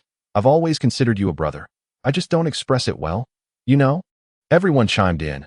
It's all in the past. You'll have them in the future. Kurenai ruffled his hair. From now on, I'll be your sister. If anyone bullies you, I'll take care of them. Nanfeng nodded, calling her sister Kurenai. I'm fine. I just sometimes think of my younger siblings. But I'm glad I was able to save them. I have no regrets. After all, I'm not dead. I've been given a second chance at life. Ino asked, So, Nanfeng, you actually didn't finish your studies? Yes. In that world, most people complete their education around the age of 24. Ino responded. Then you're still quite young. How about you consider me as your girlfriend? We can make it work together, she suggested, noticing the couples around them. Nanfeng replied, Isn't that inappropriate? I haven't even thought about such matters. Ino, just think about it. I'm not in a hurry. Shikamaru, I think that's quite good. Sasuke, absolutely. Ino, I leave my brother in your hands. I know what he wants. In the past, he likely only thought about enhancing his strength, especially after suddenly being thrust from a peaceful world into such a perilous place. Anyone would feel insecure in his position. After saying this, he turned to Nanfeng earnestly. Now your strength should be considerable, right? Moreover, there is still time, and we are here for you. I'm uncertain about what lies ahead, but from what you've said, it seems we have resolved everything. We are undoubtedly stronger now, and there is no reason we cannot overcome what comes next. Nanfeng felt somewhat awkward. Having lived 2 lives, he never contemplated such matters. I will give it serious thought. Ino, good. I'll wait for you to ponder it. Everyone watched Ino and Nanfeng with affectionate smiles. Kiba, what about me? Everyone, you and Akamaru go. Akamaru, woof woof. Nanfeng looked at Tenten, who understood that she was the topic of discussion, her face slightly flushed. Tenten, do you like Niji? The recently awakened Hinata exclaimed. Huh? Is that true, Tenten? Tenten blushed a bit, but quickly realized something. Otherwise, Nanfeng wouldn't have asked, and hastily inquired. Does that mean my fate is somewhat unfortunate? Nanfeng nodded. Niji sacrificed himself during the 4th Great Ninja War to protect Naruto and Hinata. Afterward, you were all alone. Also, Lady Tsunade and Asuma fell in battle in the future. You had a daughter with him, named Saratobi Mirai, who is exceptionally talented and well-behaved. Yuhi Kurenai appeared unfazed. She took Tenten's hand and smiled. Things will change, won't they? Or rather, they have already changed. Now that we know what will happen, we can prepare in advance. Upon hearing this, Hinata immediately echoed. Yes, it will definitely change. Niji will Naruto also recalled Nanfeng's earlier words about Niji sacrificing himself to protect him. He felt somewhat distressed and quickly comforted Hinata with firm conviction. Hinata, it will be our turn to protect him this time. Let us not forget how strong we are. Hinata then realized that she no longer needed anyone to protect her. Indeed, she had grown strong enough to protect others. Her gaze gradually sharpened. and she resolved to train even harder. Nanfeng observed the expressions of everyone and felt elated. All right, it will certainly change. Otherwise, do you think I would have randomly given out the spots? I directly designated you, Lady Kurenai, Tintin, Hinata, and Sasuke, in hopes of altering these regrets. That's why I wanted you to be among the first group. I feared it would be too late by the time the second group arrived. Everyone looked at Nanfeng, feeling a twinge of emotion. He had quietly done so much for them. Yuhi Kurenai. All right, everyone. It's getting late. Nanfeng has shared a lot today. So let us head back and digest this information. For now, let us focus on becoming stronger. Everything will fall into place in due time. After tidying up the courtyard, everyone returned home, with those having families needing to consult their elders, as it was always prudent to prepare ahead of time. Time flew by, and 2 days later, the Chunin exams commenced. Chapter 35. Everyone is to submit blank papers on a bright morning. Nanfeng stepped out of his home, gazing at the bustling streets of Konoha, alive with people coming and going, occasionally interspersed with ninjas sporting headbands from other villages. Withdrawing his gaze, he continued onward to the Ninja Academy. That morning, he had been awakened by the incessant beeping of messages. Upon opening the chat, he was astonished, ever since he had leaked information to everyone 2 days prior. Naruto had seemingly undergone a transformation, constantly showering Hinata with affection, filling the group chat with messages such as, Hinata-chan, have you gotten up yet? Good morning. Hinata-chan, do you have time? Let us go train. Hinata-chan, let us go eat at Ichiraku Ramen. Hinata-chan, do you have any missions? If not, I'll bring you my long-preserved gourmet instant noodles. They're delicious. I can't bear to eat them myself. Ino, Naruto, those instant noodles must be expired. What if Hinata eats them and gets sick? Sasuke, idiot, disdainful JPG Naruto. Never mind the instant noodles. Hinata-chan, when you're on a mission, let Nanfeng, Kiba, and Shino handle it. Just be careful not to get hurt. Your team has enough people. It's fine if you take it easy. They are all my brothers. So don't worry. Kiba, Tintin, little Naruto. I remember Nanfeng once said that showing off your affection leads to a quick demise. Could you stop spamming? Also, didn't you know you could message privately? Can you just message Hinata individually instead of flooding the group? Anger JPG Naruto. Is that possible? Let me check. After reading these messages, Nanfeng thought, good grief. Naruto's infatuation is unchanging. He used to fawn over Sakura, and now it's Hinata. This morning, before fully waking up, he thought the incessant beeping was Naruto causing mischief again. Upon opening the chat, he found it was all about himself. Ino, the exam is soon. Let us all gather. Everyone. Shikamaru. That's not on our way, Ino. Ino. Shikamaru, you woke up this early? That's rare. Shikamaru, you know my mom. She dragged me out of bed at 5, saying if I don't perform well, I'll be in trouble. Sai, life is tough. Ino. Haha, serves you right. Kiba, you'll do fine without trying too hard, right? Shikamaru. But it's quite bothersome. Kiba. Odd. Why is Naruto so quiet today? Shikamaru. He probably hasn't woken up yet. Naruto. Who says that? I've been up for a while. I'm on my way to pick up Hinata-chan. Naruto. Hinata-chan. I'm almost there. Get ready and come out. It's still early. Let us have ramen together before school. Hinata. Okay. Naruto-kun. Kiba. The fawning dog meets a grim fate. Naruto vomiting JPG Shikamaru. 1 Sasuke. Same here Sakura. Sasuke-kun. Shall we go together? Sasuke. Sure, I'm on my way now. Shikamaru. Confused JPG Kiba. Good grief. It's just the two of us left single. Shikamaru. Tintin. Popping in Yuhi Kurenai. Everyone looks lively. The first round is a written test. Good luck with the exam. Kiba. Teacher Kurenai, can you give us a heads up on what will be tested on? If I don't know how to answer, I'll ask you in the group. Naruto. Is it really allowed like this? Teacher Kurenai, count me in. Shikamaru. Looks like Kiba has discovered a new way to cheat. Yuhi Kurenai, no way. Everyone must do it on their own. Kiba. Teacher Kurenai. You don't love me anymore. Sad JPG Shikamaru. This is where Nanfeng should step in and leak the answers. Kiba. Nanfeng. Get up, or you'll wet the bed. Naruto. Nanfeng. Leak the answers. Sasuke. Nanfeng. Same here. Tintin. Nanfeng. Hurry up. Leak the answers. Hinata. Why don't I finish it first, and then share the answers with everyone? No need to trouble Nanfeng-kun. Sakura. I can work with Hinata. She can handle the initial questions, and I'll start from the back, so we can quickly provide you with the answers. Don't worry. Confident JPG Nanfone. No need to complicate things. Just submit blank papers, and we'll pass.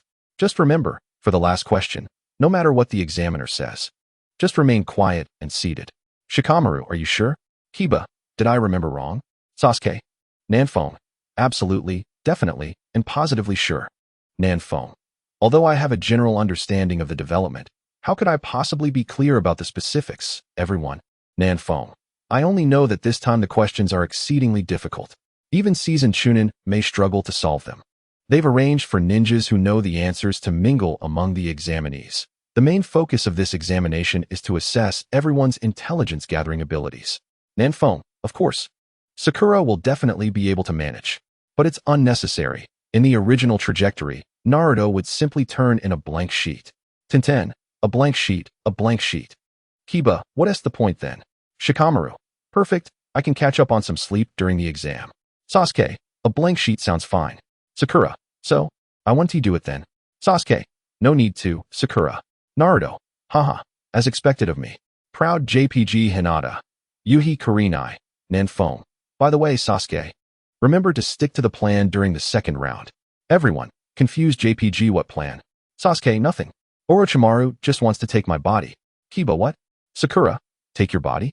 Shikamaru, wow, quick, spill the beans. I didn't expect Orochimaru to be into that. Tenten, Yuhi Kurenai, Ino, Naruto. Sasuke, you can't let Sakura down. Sigh JPG Hinata. Shy JPG Sasuke. No, what are you all thinking? Nanfone mentioned something about possession and rebirth, you know? Orochimaru has developed a forbidden technique that allows his soul to inhabit a young body, thereby achieving immortality. Sasuke, Nanfone, this is your responsibility. Look at how these people have turned out. Nanfone, I'm not taking the blame. JPG Shikamaru. Oh, I see. Then it's all good. Kiba, disappointed JPG Nanfone. Alright, let us gather at the school gate shortly. Tenten, make sure to bring your team along. Nanfone, everyone. Prepare some seasonings to take with you. The second round will take place in the Forest of Death for 5 days. We can have a barbecue and relax while we're there. Everyone.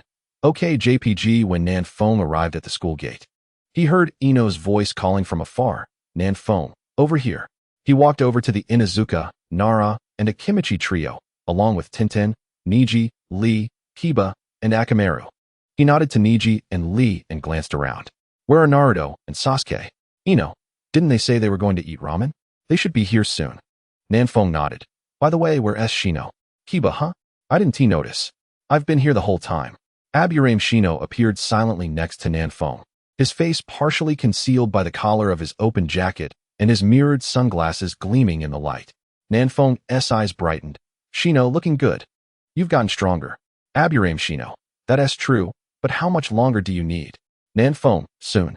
It was precisely because you were strong enough to protect yourself that I felt at ease. After the Chunin exams, it should be about time. Seeing Shino's anxious demeanor, which was quite rare, Nanfone felt a sense of urgency from him.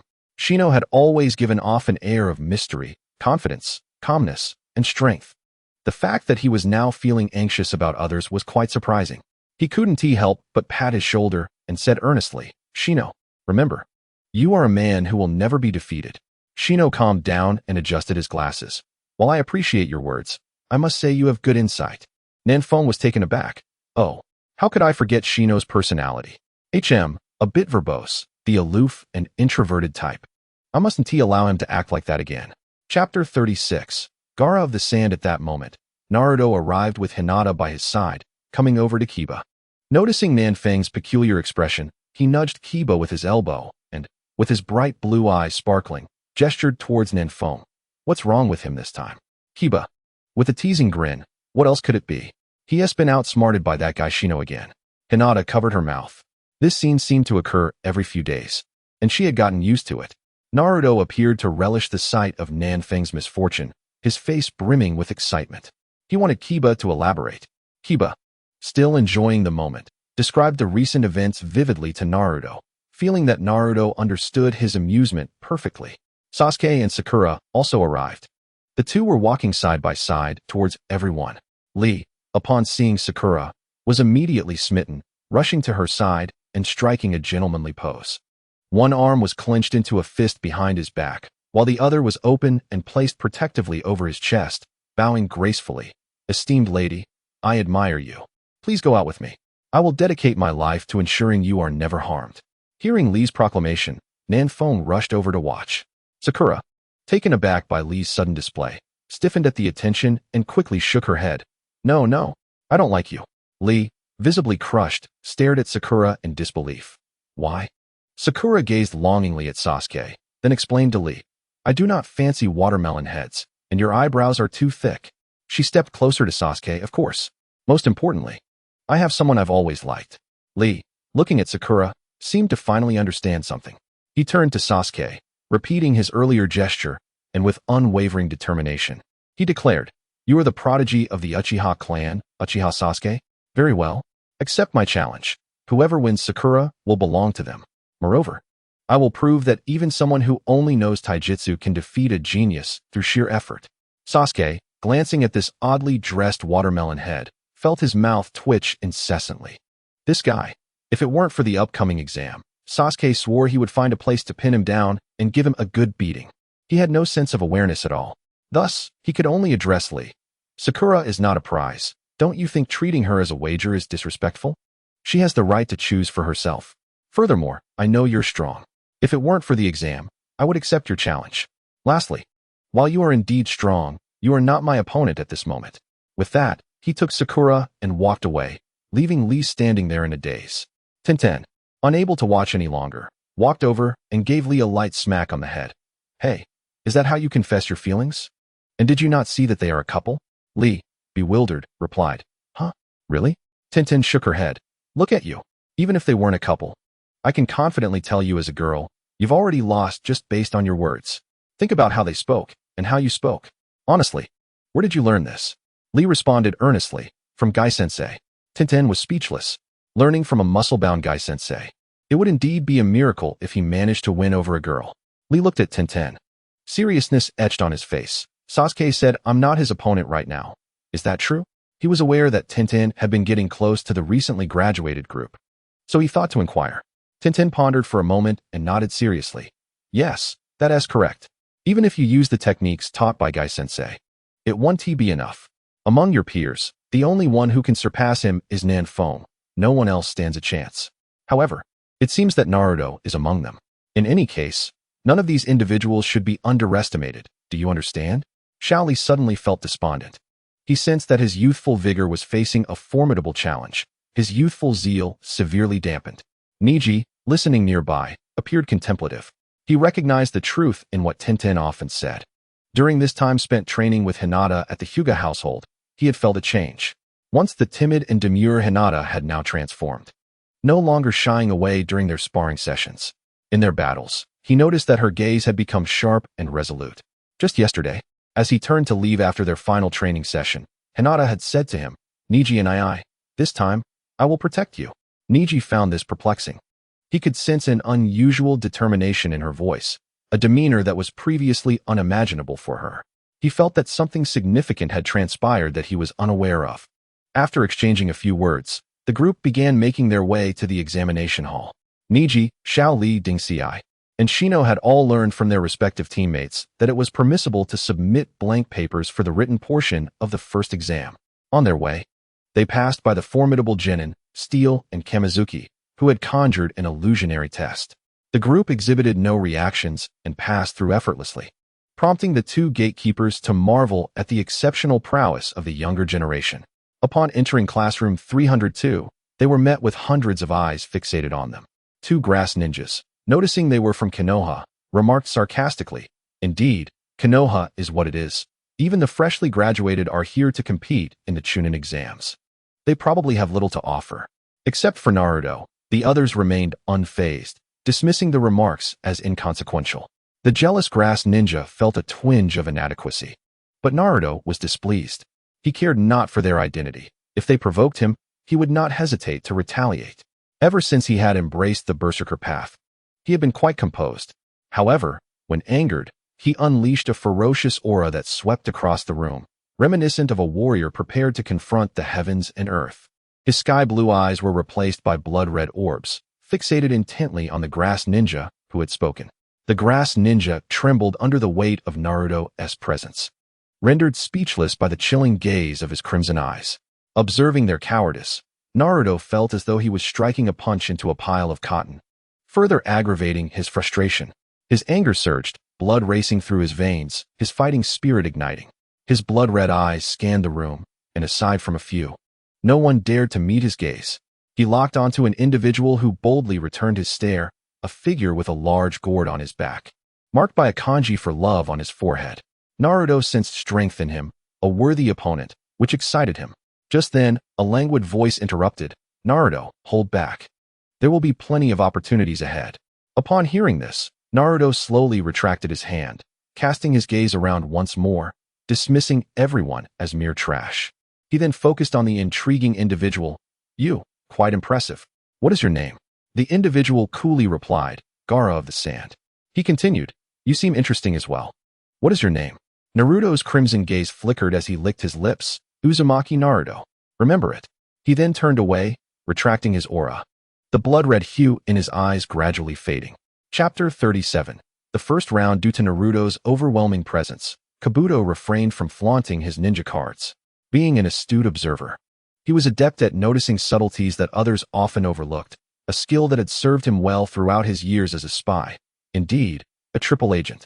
Just moments ago, during the standoff with Naruto, he observed the group entering alongside him, including a few girls, one of whom was holding hands with Naruto, the Hyuga princess, Hinata. All were at ease, showing no signs of concern, except for one who seemed eager, clutching a small white dog, while the rest remained composed. Kabuto understood the implications. It suggested that these individuals recognized Naruto's strength, powerful enough to face a crowd without breaking a sweat. Alternatively, it could mean that someone among them was formidable enough to ensure Naruto's safety, even if he were to falter. After witnessing Naruto's unleashed aura, he knew Naruto was indeed powerful, and the eager individual with the dog was equally impressive. As Naruto prepared to act, a black-haired boy at the center of the crowd, perpetually adorned with a faint smile and wielding an extraordinary-looking sword, casually halted Naruto with a single phrase. This heightened Kabuto's alertness. Furthermore, it seemed that this group had unconsciously encircled him, positioning him as their focal point, suggesting a high standing in their ranks, his strength possibly surpassing that of Naruto. Fully aware of this, Kabuto decided against showcasing his ninja cards, realizing that the information recorded on them did not align with reality. Presenting them would only invite ridicule. Returning to his team, Naruto continued conversing with Hinata, whose cheeks remained flushed with color. Sasuke and Sakura intermittently exchanged words, while Sasuke remained indifferent to Naruto's display. Ino observed the four pairs with envy, subtly shifting closer to Nara Shikamaru, pondering how to initiate a conversation with him. Meanwhile, Shikamaru recalled Gaara's self-introduction and, recognizing his forehead protector as belonging to Tsunagakure, his gaze inadvertently drifted towards the stunning figure beside Gaara. With short golden hair and a cream-colored outfit adorned with a red sash at the waist, her presence exuded elegance and poise. Carrying a large iron fan as her weapon, her eyes sparkled with a calm, wise confidence. She radiated a sharp, spirited aura. Shikamaru mused, "So this is Temari? Indeed, she seems to be my type." Kiba, noticing Shikamaru's appraisal, recalled what Nara had said 2 days prior. Approaching Shikamaru with a cheeky demeanor, he teased, "What are you looking at? Your future wife seems quite capable. No wonder Nara said you'd be thoroughly dominated after marriage." Shikamaru returned his gaze, catching Kiba's playful expression, "Get lost." Undeterred, Kiba suggested ways to create opportunities and ask her out, claiming he had researched effective strategies. Niji and Xiao Li exchanged glances, affirming Tintin's words. They were indeed strong. Xiao Li, ever straightforward, asked Tintin, "Is everyone in this generation this formidable?" Tintin shook her head. "I'm not entirely sure about Ding Xi and Shino's exact strengths, as I haven't seen them fight, but Nara often mentions that Shino is a man who has never lost a battle." The others had slightly lower overall strengths compared to Naruto, but this was primarily reflected in their combat styles. Additionally, Naruto's unique physique allowed for greater endurance in battle. Otherwise, in certain aspects, they might surpass him. Niji clenched his fists, feeling a twinge of frustration. He had sensed Hinata's strength, at least stronger than his own, and now discovered that each of these individuals was equally formidable. He suddenly turned to Tian Tian and said, Tian, do you feel a twinge of compassion when you see Niji? You want to tell him about everyone's circumstances, yet you fear it may jeopardize Nanfeng. Your heart is in turmoil. They had all come together, not far apart. And with Nanfeng's perceptive abilities, he was undoubtedly aware of the situation. Observing Tiantian's conflicted expression, Nanfeng sent her a private message. While Tian remained troubled, she was suddenly alerted by a notification sound. Note: only those who can enter the underground city can hear it. A mark is required, communicating with her own mark. She checked the message. Nanfeng wrote, Tian, you can speak freely, especially regarding his father. Remember to tell him this is his emotional knot. If he doubts it, inform him that there is a personal letter from his father left at Hinata's father's place. For other significant matters, wait until it's safe to share. There are too many eyes and ears here, and we are constantly being monitored.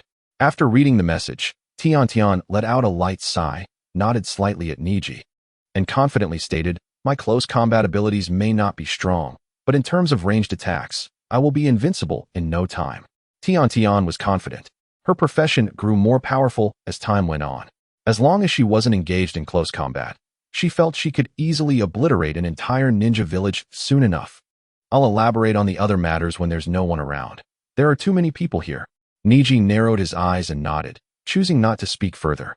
He recognized Tiantian's confidence, and after being in a team together for over a year, her claim of being invincible at range seemed credible. Indeed, Tian was formidable.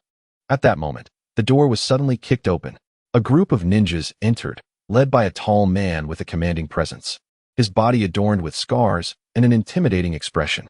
He exuded a fierce aura that made it evident he was not to be trifled with. He stepped to the center of the platform and surveyed the room with an authoritative gaze, causing an immediate silence as all eyes turned toward him. He addressed the assembled candidates. I am Morinai Ibiki, the chief examiner of the first test. Now, return to your seats immediately. Everyone complied without hesitation. Ibiki remained still, observing the candidates before him. Upon spotting Naruto, he subtly nodded. He recognized him as a promising talent. They had witnessed everything through the monitoring room. And Naruto's ability to outshine all other ninjas from various villages was a source of pride. Once everyone was seated, Ibiki instructed several examiners to distribute the test papers while he began explaining the exam rules. As he concluded, the astute candidates quickly grasped the essence of the test. It was about gathering intelligence, essentially granting them the opportunity to cheat. As the exam commenced, various tactics emerged among the candidates. Gaara activated his sand-eye, Kankuro utilized his puppets, some employed water mirror technique, while others audaciously swapped their test papers. However, due to the blatant nature of their cheating, those caught 5 times were promptly disqualified. Such individuals had no business becoming chunin. When the time was up, Ibiki resorted to his usual tactics, mentally tormenting the candidates before announcing the 10th question. This time, Naruto refrained from standing to deliver his usual bravado, resulting in more candidates being eliminated than in the original story. Observing that no one else was leaving, Ibiki reluctantly declared everyone had passed. Chapter 38. Ibiki's pain. Just as Morinai Ibiki announced the conclusion of the first assessment, the remaining candidates had no chance to cheer before a figure burst through the window. 2 shurikens flew toward the walls, embedding themselves and unfurling a banner that read, the chief examiner of the second stage of the Chunin exam, Mitarashi Anko, has arrived. Clad in a fishnet outfit and a gray-white trench coat, Anko stood at the center of the banner, her left hand in her pocket and her right hand gesturing towards it, announcing the banner's content. After her proclamation, Anko maintained her pose. But the anticipated applause did not resonate. The classroom fell into an eerie silence. Ibiki and the other examiners exchanged awkward glances, their faces twitching with embarrassment and cold sweat. Sensing the awkwardness, Anko cleared her throat and turned to Ibiki, attempting to change the subject rather clumsily. Ibiki, why are there still so many people? Was the first round too easy for you? The candidates responded in disbelief. Easy? About a third of us were eliminated. Ibiki could only helplessly remark, ahem. This year's candidates are rather exceptional. Anko replied, exceptional? I don't care about that. In my second round, I intend to eliminate at least half of you. The candidates were left stunned. Half? Will there be anyone left by the end? Anko observed the murmuring crowd and declared, listen up. I announce that the second stage of the Chunin exam begins now. Follow me. After leading the candidates away, Ibiki started collecting the test papers.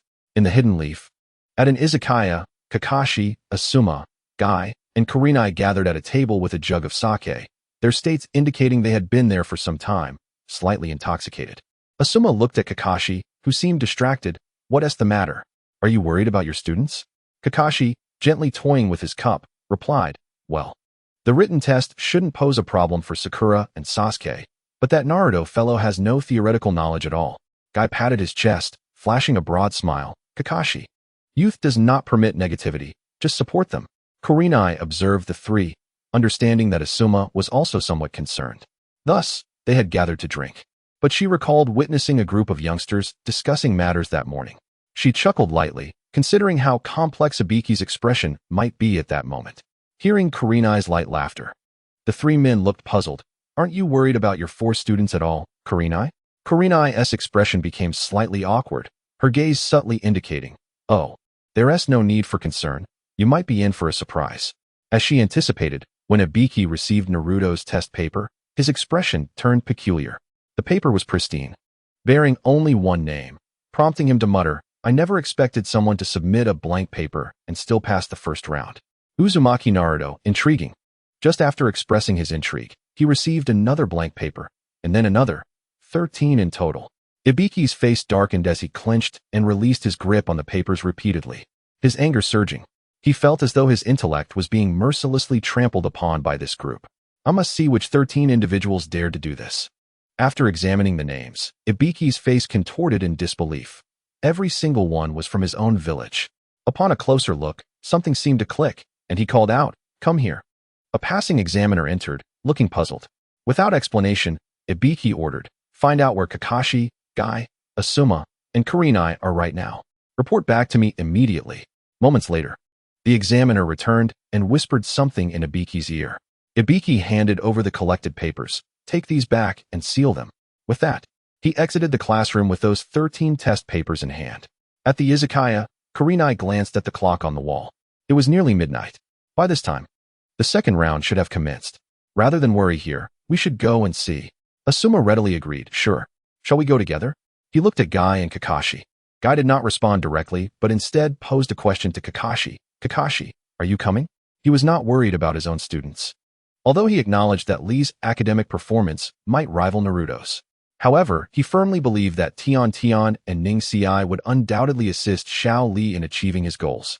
Akai had always possessed great confidence in his disciples. Kakashi glanced at the trio, noting Akai's relaxed demeanor, devoid of any trace of concern. Hong, too, wore a smile that seemed somewhat peculiar. Was it merely a facade? In contrast, Asuma had been casting furtive glances towards the school since they began drinking, suggesting that only he and Asuma were genuinely worried. He resolved, "I want to go. If they fail the first round, I won't find anyone at the second. I'll inquire with Ibiki about the situation later. It's better to wait until they've all passed before heading over." "Are you looking for me, Kakashi?" Ibiki's voice suddenly interrupted as he approached the table with a smile and seated himself cross-legged. He produced a stack of exam papers from his cloak and slapped them onto the table, scrutinizing the four. "Now, which one of you will explain this situation to me? Were you the ones orchestrating this?" In truth, Ibiki was not angry. He merely felt that the 13 candidates had undoubtedly surmised his intentions, but chose to remain silent. Watching him in silence, as if he were an entertainer, Kakashi began to examine the papers one by one, his expression growing increasingly peculiar, especially when he discovered that Sakura had written nothing. He thought, could it be that these individuals simply did not wish to take the exam? Had they conspired to submit blank papers? After reviewing the exam sheets, he turned to Ibiki and asked, "Have they all been eliminated?" Ibiki's expression was complex. "They all passed. Why would I come to you if they were eliminated?" Kakashi was astonished. "They all managed to pass? Did you let them off easy?" Akai and Asuma had also perused the exam sheets. Asuma wore a strange expression, while Might Guy felt indifferent. Upon hearing Ibiki's announcement of their success, he felt a surge of pride. Truly, my disciples can manage even with blank submissions. At this, Ibiki's face twitched, as if his heart had been stabbed. He contemplated striking Might Guy, but ultimately dismissed the thought, realizing he could not win that confrontation. Asuma was less optimistic than Might Guy. "Ibiki, while we share a good rapport, this seems a bit excessive, doesn't it?" He waved his disciples 3 exam sheets in front of Ibiki. "Ouch! Another stab. Should I have stayed away from these individuals?" They already wounded me. And now you wish to add insult to injury. Just because your strength surpasses mine, does that make you superior? Ibiki felt that today was a day of his own torment and silently vowed never to serve as an examiner again. Chapter 39. The Forest of Death Resolute. Ibiki faced Kakashi and Asuma, expressing his anguish. I did not go easy on them. He then recounted the entire process of the first exam. Upon hearing his account, Kakashi, Asuma, and Hinata were merely taken aback, while Might Guy felt a lingering sense of dread. He indignantly remarked, your exam design is truly vile. He had initially been confident in his 3 disciples, but he had not anticipated Ibiki would resort to such torturous methods on the candidates. Fortunately, his cherished disciples had all passed. Asuma gave Ibiki a thumbs up, then flipped his thumb downward in mockery. You are indeed ruthless. If you hadn't resorted to that final act, you wouldn't have shot yourself in the foot. Asuma was quite displeased with Ibiki's treatment of his disciples, and his sarcasm was unrelenting. Kakashi chimed in with his own jibe. You deserve it. Why are you here at all? Ibiki rubbed his face vigorously to soften his expression before responding. I thought the 4 of you had conspired against me. Look, 1 or 2 submitting blank papers is understandable. But for all 13 candidates from your 4 teams to do so, surely that must have been premeditated? Kakashi rolled his eyes dismissively. Then why not confront those 13 instead? What are you doing here? Ibiki felt a bitter pang in his heart, thinking, I've already announced their passage. How can I confront them now? Must I sacrifice my dignity as an examiner? Yet, he could not voice this sentiment. The 4 before him were not to be trifled with, and Ibiki would never admit to being outmatched. I merely heard you 4 were here drinking, so I thought I might join you for a drink and unwind. Being the chief examiner is exhausting, with a multitude of trivial matters to prepare. Most importantly, I must design the exam questions, ensuring they aren't too difficult to impede most candidates from passing, nor too simple to allow too many to succeed. Balancing these factors has cost me countless brain cells. Kakashi refilled his cup and remarked to Asuma and the others, let us head to the central tower. Given the current circumstances, we must remain vigilant. Meanwhile, a group of candidates followed Mitarashi Anko to the periphery of a vast forest, which seemed to stretch infinitely, surrounded by a 5-meter-high iron fence. The forest emanated the distant sounds of beasts roaring within. Despite the bright sunshine, the candidates felt a chill creeping up their spines, as if an ominous, eerie atmosphere enveloped them. One candidate, trembling with fear, raised his hand. Excuse me, Chief Examiner, what is this place? Anko replied coldly, her voice low and chilling. Welcome to the second stage of the Chunin exam, the Forest of Death. You will spend the next 120 hours within. She produced a map illustrating the layout of the forest and pointed to a tower depicted on it. Each team will come forward in turn to collect their scrolls. There are Heaven Scrolls and Earth Scrolls. Within the allotted 120 hours, you must gather both types by any means necessary. Remember, there are no rules, anything goes, including eliminating your enemies, before reaching the central tower of the forest. Upon hearing this, the candidates erupted in shock. Unfazed, Anko continued to explain the exam rules. You are currently 21 teams, totaling 64 individuals. I will distribute 11 Heaven Scrolls and 10 Earth Scrolls. Any team that fails to collect both within the time limit or suffers attrition will be entirely eliminated. Furthermore, since one team consists of 4 members, to ensure fairness, I will only provide that team with 1 scroll. However, this 4-member team must secure 2 pairs of Heaven and Earth Scrolls. In other words, in addition to the 1 scroll I provide you, you must seize 3 more, ultimately possessing 4 scrolls, 2 Heaven and 2 Earth. The candidates gasped. This makes for intense competition. There are 10 pairs of scrolls, yet it is nearly impossible to gather them all. With so many people vying for just 10 pairs, attrition is bound to occur. Moreover, there are undoubtedly fierce beasts lurking in this forest. A moment's inattention could lead to complete annihilation of a team. This is far too difficult, and death could come at any moment. Listening to their concerns, Anko produced a stack of liability waivers. Now, teams that have collected their scrolls should proceed to sign the liability waivers over there. A candidate asked, why do we need to sign liability waivers, Chief Examiner? Anko, with a smug smile, replied, you've just discussed how easily one can perish in here. By signing the waivers, should you meet your demise, it will be of no concern to me. Another candidate inquired, can we withdraw midway? Anko responded, once the exam has commenced, there is no withdrawing. Once all candidates had signed the responsibility agreement, Hong Do waved his hand and announced, "The second round of the Chunin exam, the survival in the wild, begins now. I wish you all a delightful experience."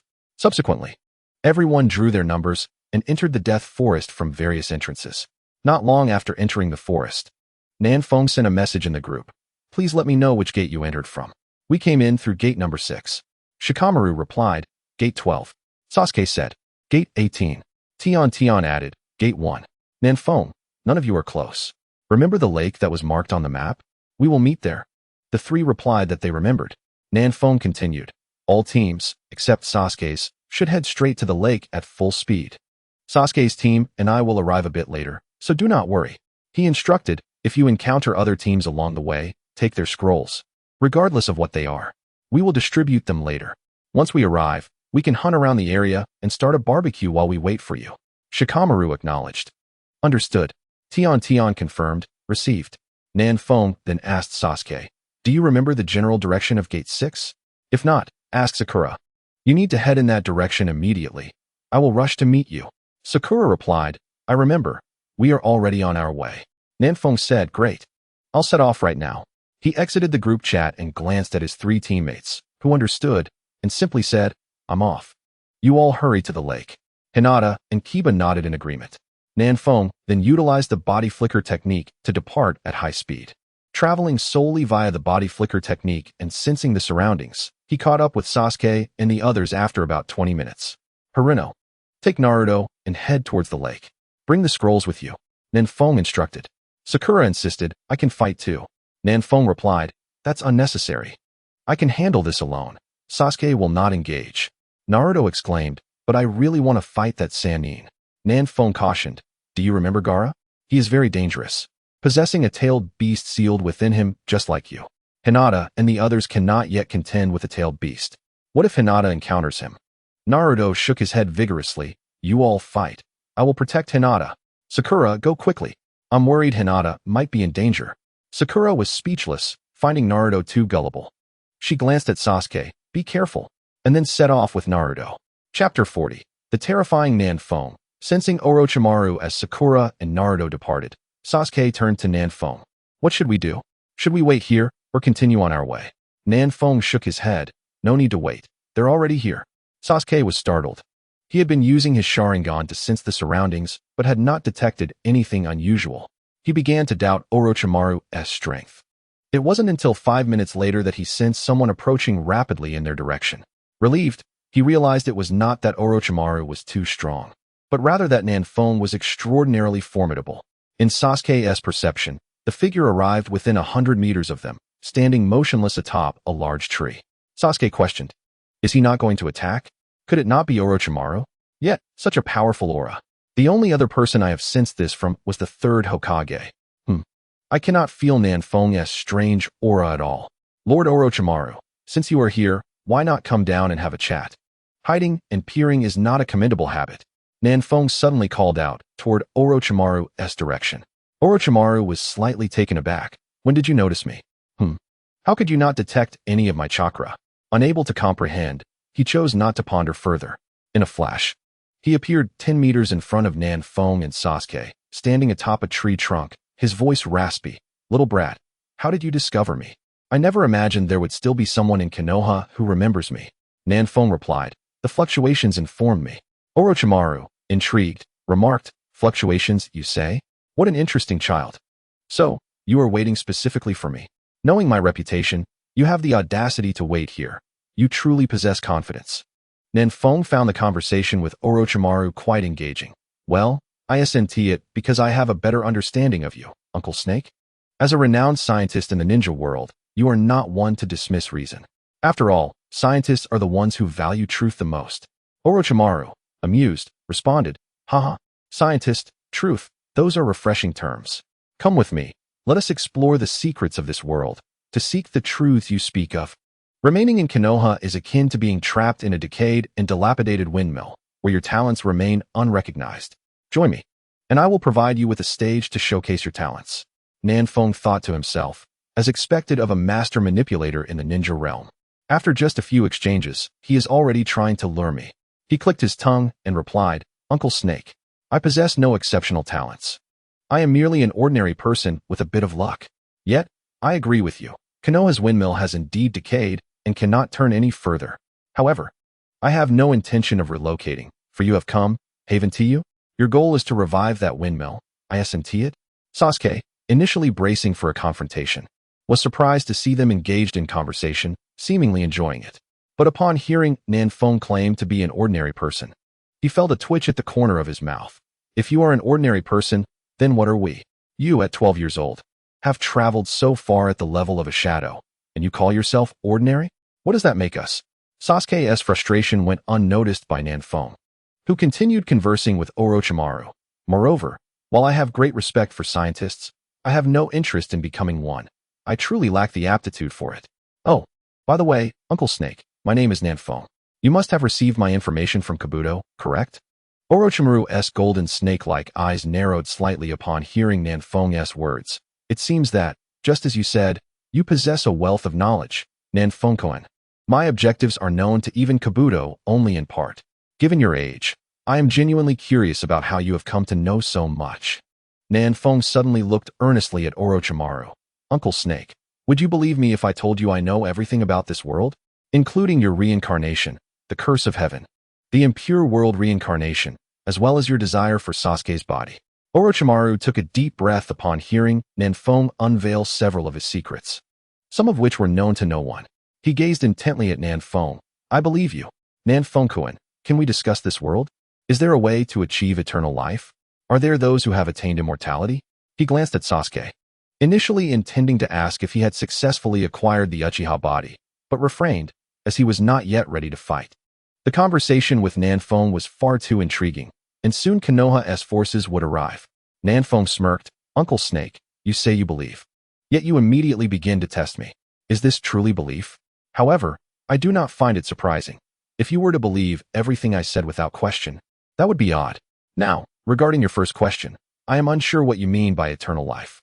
Is it living for 1,000 years, 10,000 years, or never dying at all? In my perspective, as long as you are strong enough to continuously break the limits of your body and transcend yourself, you can live indefinitely. When you are strong enough that even the destruction of this world cannot affect you, do you consider that eternal life, Uncle Snake? Orochimaru pondered. Can a person truly become strong to such an extent? South Wind. Certainly, it is possible, but exceedingly difficult. There exists but one in this world whom she cannot slay, now sealed upon the moon. Or perhaps the moon itself exists solely to contain her. Excited by South Wind's affirmation, Orochimaru eagerly inquired, who is this individual? South Wind. She is the mother of the Sage of Six Paths, the progenitor of Chakra, the goddess of the moon, Otsutsuki Kagaya. Orochimaru was almost frenzied with excitement. Huh? I knew it. The Sage of Six Paths is not merely a legend. His mother is still alive. This is exhilarating, South Wind. Can you comprehend this feeling? I have been searching for the path to immortality, yet I have lacked direction, wandering alone in darkness, but this is far too slow. Human life is fleeting, and my time is limited. Thus, I resorted to that technique. Now, you have revealed to me that there exist individuals capable of eternal life, confirming my theories. Thank you, South Wind. As he spoke, Orochimaru suddenly bowed solemnly to South Wind in gratitude, catching him off guard, though he soon understood. However, it would not be so easy to relinquish Sasuke's body. South Wind, come forth. Let me witness your unyielding confidence. No sooner had Orochimaru spoken than a chilling aura enveloped him, his terrifying killing intent surging towards South Wind, sending gusts of wind swirling around, leaves scattering wildly. With a sigh, South Wind mused, indeed, scientists are often mad, willing to wager everything to validate their theories. Despite Orochimaru's oppressive killing intent, South Wind remained unfazed, exuding an air of calm, while Sasuke, though somewhat surprised, merely observed. Presently, he might not surpass Orochimaru in strength, but succumbing to mere aura was utterly impossible. South Wind shrugged, indifferent, as a menacing aura emanated from him, instantly dispelling Orochimaru's killing intent without a trace. In stark contrast to Orochimaru's earlier tempestuous energy, the scene now resembled the apocalypse. Tornadoes ravaged the surroundings, uprooting trees, as the previously clear sky darkened ominously. Thunder and lightning crashing down, shrouding the day in darkness. In the forest, other teams, witnessing the sudden gloom and the ominous spectacle above, trembled, cold sweat dripping as they lay motionless on the ground. The Sand Ninja team, led by Gaara, unleashed their fury like a beast unchained, yet within him. The monstrous entity stirred, initially exhilarated by the scent of blood, but upon sensing that formidable aura, it recoiled in fear, utterly terrified. In the central tower, Kakashi and his companions struggled to maintain their composure under the oppressive atmosphere, hands bracing against the wall, drenched in cold sweat. They gazed towards the forest, yearning to investigate, yet found themselves paralyzed by fear. By the lakeside, aside from Sasuke, the remaining members of Team 7 had gathered, yet none displayed fear upon their faces. Kiba remarked, "Hey, I believe this aura belongs to Southwind, right?" Shikamaru, sprawled on the ground, rolled his eyes. Who else could it be? Honestly, it's so bothersome. The lines between friend and foe are blurred. Niji and Lee were rendered speechless. Having been briefed by Tintin on their journey, they understood Southwind was stronger than anyone. Yet this strength seemed excessive. In the midst, Orochimaru was drenched in sweat. Yet his gaze remained fixed on the sky. Can one truly alter the weather solely with their aura? Southwind, you certainly have a talent for startling people. He recognized that Southwind posed no threat to him. Otherwise, he would not still be standing so close. I must take my leave now, Southwind. I hope we can collaborate in the future. Chapter 41. The response from Konoha as Orochimaru prepared to depart. Southwind retracted his aura, and with its withdrawal, the ominous clouds dispersed, revealing the once blue sky and white clouds, sunlight cascading down as if awakening from a dream. The tornado vanished without a trace, leaving behind a desolate expanse, a 500-meter radius completely devoid of standing trees. It resembled a vacuum. Orochimaru, you know, I genuinely admire you. Orochimaru, intrigued, replied, "Oh, are you serious, Southwind? With your strength, I doubt this would impress you." Southwind shook his head. No, admiration extends beyond mere strength. It encompasses one's deeds. A person may be an ordinary individual incapable of harming a fly, yet if they accomplish what 90% of others cannot, they are worthy of my respect, irrespective of their strength. Orochimaru pondered Southwind's words, lifting his gaze. Southwind, I must admit, you are quite exceptional. Your insights are truly fascinating. Southwind, this is nothing. Orochimaru, you are the remarkable one. From your humble beginnings, you possess extraordinary power, mastering numerous forbidden techniques, and most notably, your scientific spirit. These are the qualities I respect. You may not realize, but nearly all wars in this world revolve around the Otsutsuki clan. It is essentially their internal strife. You may not comprehend its significance now, but I lack the time to explain. Someone is approaching. Orochimaru, continue with your plans. I, too, wish to see the windmill of Konoha set in motion. Soon, I shall seek you out, and I will disclose anything you wish to know. By the way, Orochimaru, delve deeper into cloning. It could greatly benefit you. Your technique has significant flaws, inflicting severe damage on souls. But what if you could create a clone devoid of a soul, and you could dictate the physical attributes of that clone? Orochimaru's eyes lit up at this suggestion. Cloning, you say? He had previously dabbled in this research, but had not pursued it deeply. Upon hearing Southwind's words, he resolved to investigate further upon his return. Southwind, it appears I must take my leave. They arrived swiftly. It is truly unfortunate that we cannot engage in a prolonged discussion. With his departure, the words echoed in the distance. Even without your input, I shall not abandon my plans for Konoha's windmill. It shall turn once more. As Orochimaru departed, Sasuke turned to Southwind, asking, what shall we do now? Southwind replied, we must leave. I prefer to avoid encounters with them for now. Explaining the situation would be too cumbersome. With that, he executed a body flicker technique, swiftly departing, with Sasuke following closely. When did you become so influenced by Shikamaru? Always lamenting about trouble. Southwind, exasperated. I genuinely fear trouble. It is not Shikamaru's influence. Sasuke scoffed. All right. As you say, you are powerful. And your words are correct. At that moment, Southwind began to doubt whether their increasingly sharp retorts were due to frequent exposure to toxic influences, dismissing Sasuke's earlier comment entirely.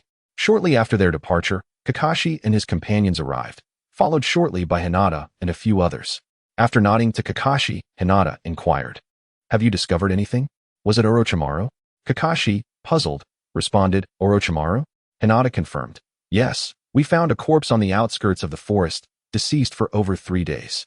Judging by the method of execution, it is undoubtedly the work of Orochimaru. He has infiltrated these examinees, but we remain unaware of his intentions. Kakashi pondered, unable to discern anything. I see. Without detecting his presence, it is likely that the terrifying aura we just felt has dispersed it. If it cannot be found, the only course of action is to heighten our defenses. Have the third and the others become aware? That aura just now. Hondo replied, yes, they are aware. The commotion was too significant. Although the village did not experience such overwhelming pressure, everyone witnessed the phenomena in the sky. I came here under orders to investigate. Kakashi inquired. Do you have any information? Hondo shook her head. None at all. Logically, such a powerful entity should not remain unnoticed. Before coming here, the third had reviewed records, and there was no mention of anything pertaining to this. It's as if he appeared out of nowhere. Kakashi then asked, are the examinees all right? Has the third issued any directives? Should we suspend the Chunin exams? Hondo responded, the third has decided that the exams should proceed. Although we do not know who this individual is nor his purpose in Konoha, he is yet to cause any harm to the village. It is best to let things unfold naturally. Kakashi furrowed his brow. And what of Orochimaru? If he has appeared, he must have some agenda. It seems that Orochimaru and that person have crossed paths, yet there are no signs of conflict. It is likely that the mere release of his aura was sufficient to deter Orochimaru. Hondo nodded in agreement. Indeed, I must swiftly ascertain Orochimaru's intentions for coming to Konoha. Allowing him to roam freely is far too perilous. Without waiting for Kakashi and the others to respond, she took off in a hurry. Kakashi and the others exchanged grave glances, each lost in thought, oblivious to the peculiar demeanor of Hinata, who, like the others, had surmised that the aura had been released by Nanfeng. In their group, he had discussed with Sasuke how to deal with Orochimaru. None could ascertain the true extent of Nanfeng's abilities, but they had a rough estimation. Hinata had already crossed the threshold into the realm of shadows, and once she awakened her powers, her strength would increase even further. This was due to her inherent advantages over the others. Although she had not yet awakened, she was poised to be among the first to do so. The others were also on the brink of awakening. Once they did, Konoha would suddenly boast 8 shadow-level ninjas. Thus, Hinata was indifferent to the fate of the third Hokage. While he might become her future father-in-law, certain actions carry consequences. As Nanfeng stated, such an outcome would be the best for him. At least he could perish with the honor of a hero. Otherwise, once Sasuke matured, he would undoubtedly seek vengeance. Sasuke had remained silent, but Hinata understood that this was for Nanfeng's sake. Officially, she was Nanfeng's mentor, and Asuma was her boyfriend. He merely wished to spare Nanfeng from discomfort. Thus, Sasuke chose to take a step back, seeking retribution solely against Danzo. Hinata was not one to be unaware of her surroundings. She clearly recognized Sasuke's terrifying potential among everyone, aside from her own formidable foundation that allowed her to progress swiftly. Sasuke was the fastest. Unlike Naruto, who could only charge headlong into battle, Sasuke possessed remarkable insight, navigating challenges with minimal cost and maximum efficiency. Now, she felt she held no advantage over Sasuke. He would soon surpass her. Hinata understood well that the future of Konoha would be shaped by these individuals. Perhaps even the entire shinobi world. She considered herself fortunate to be among the first to enter this realm, having already distanced herself significantly from others. What more could she desire? Kakashi snapped back to reality, observing the 3 others lost in contemplation. Mistakenly believing their thoughts were solely due to the recent events and failing to notice Hinata's peculiar behavior. Let us return to the central tower. Chapter 42.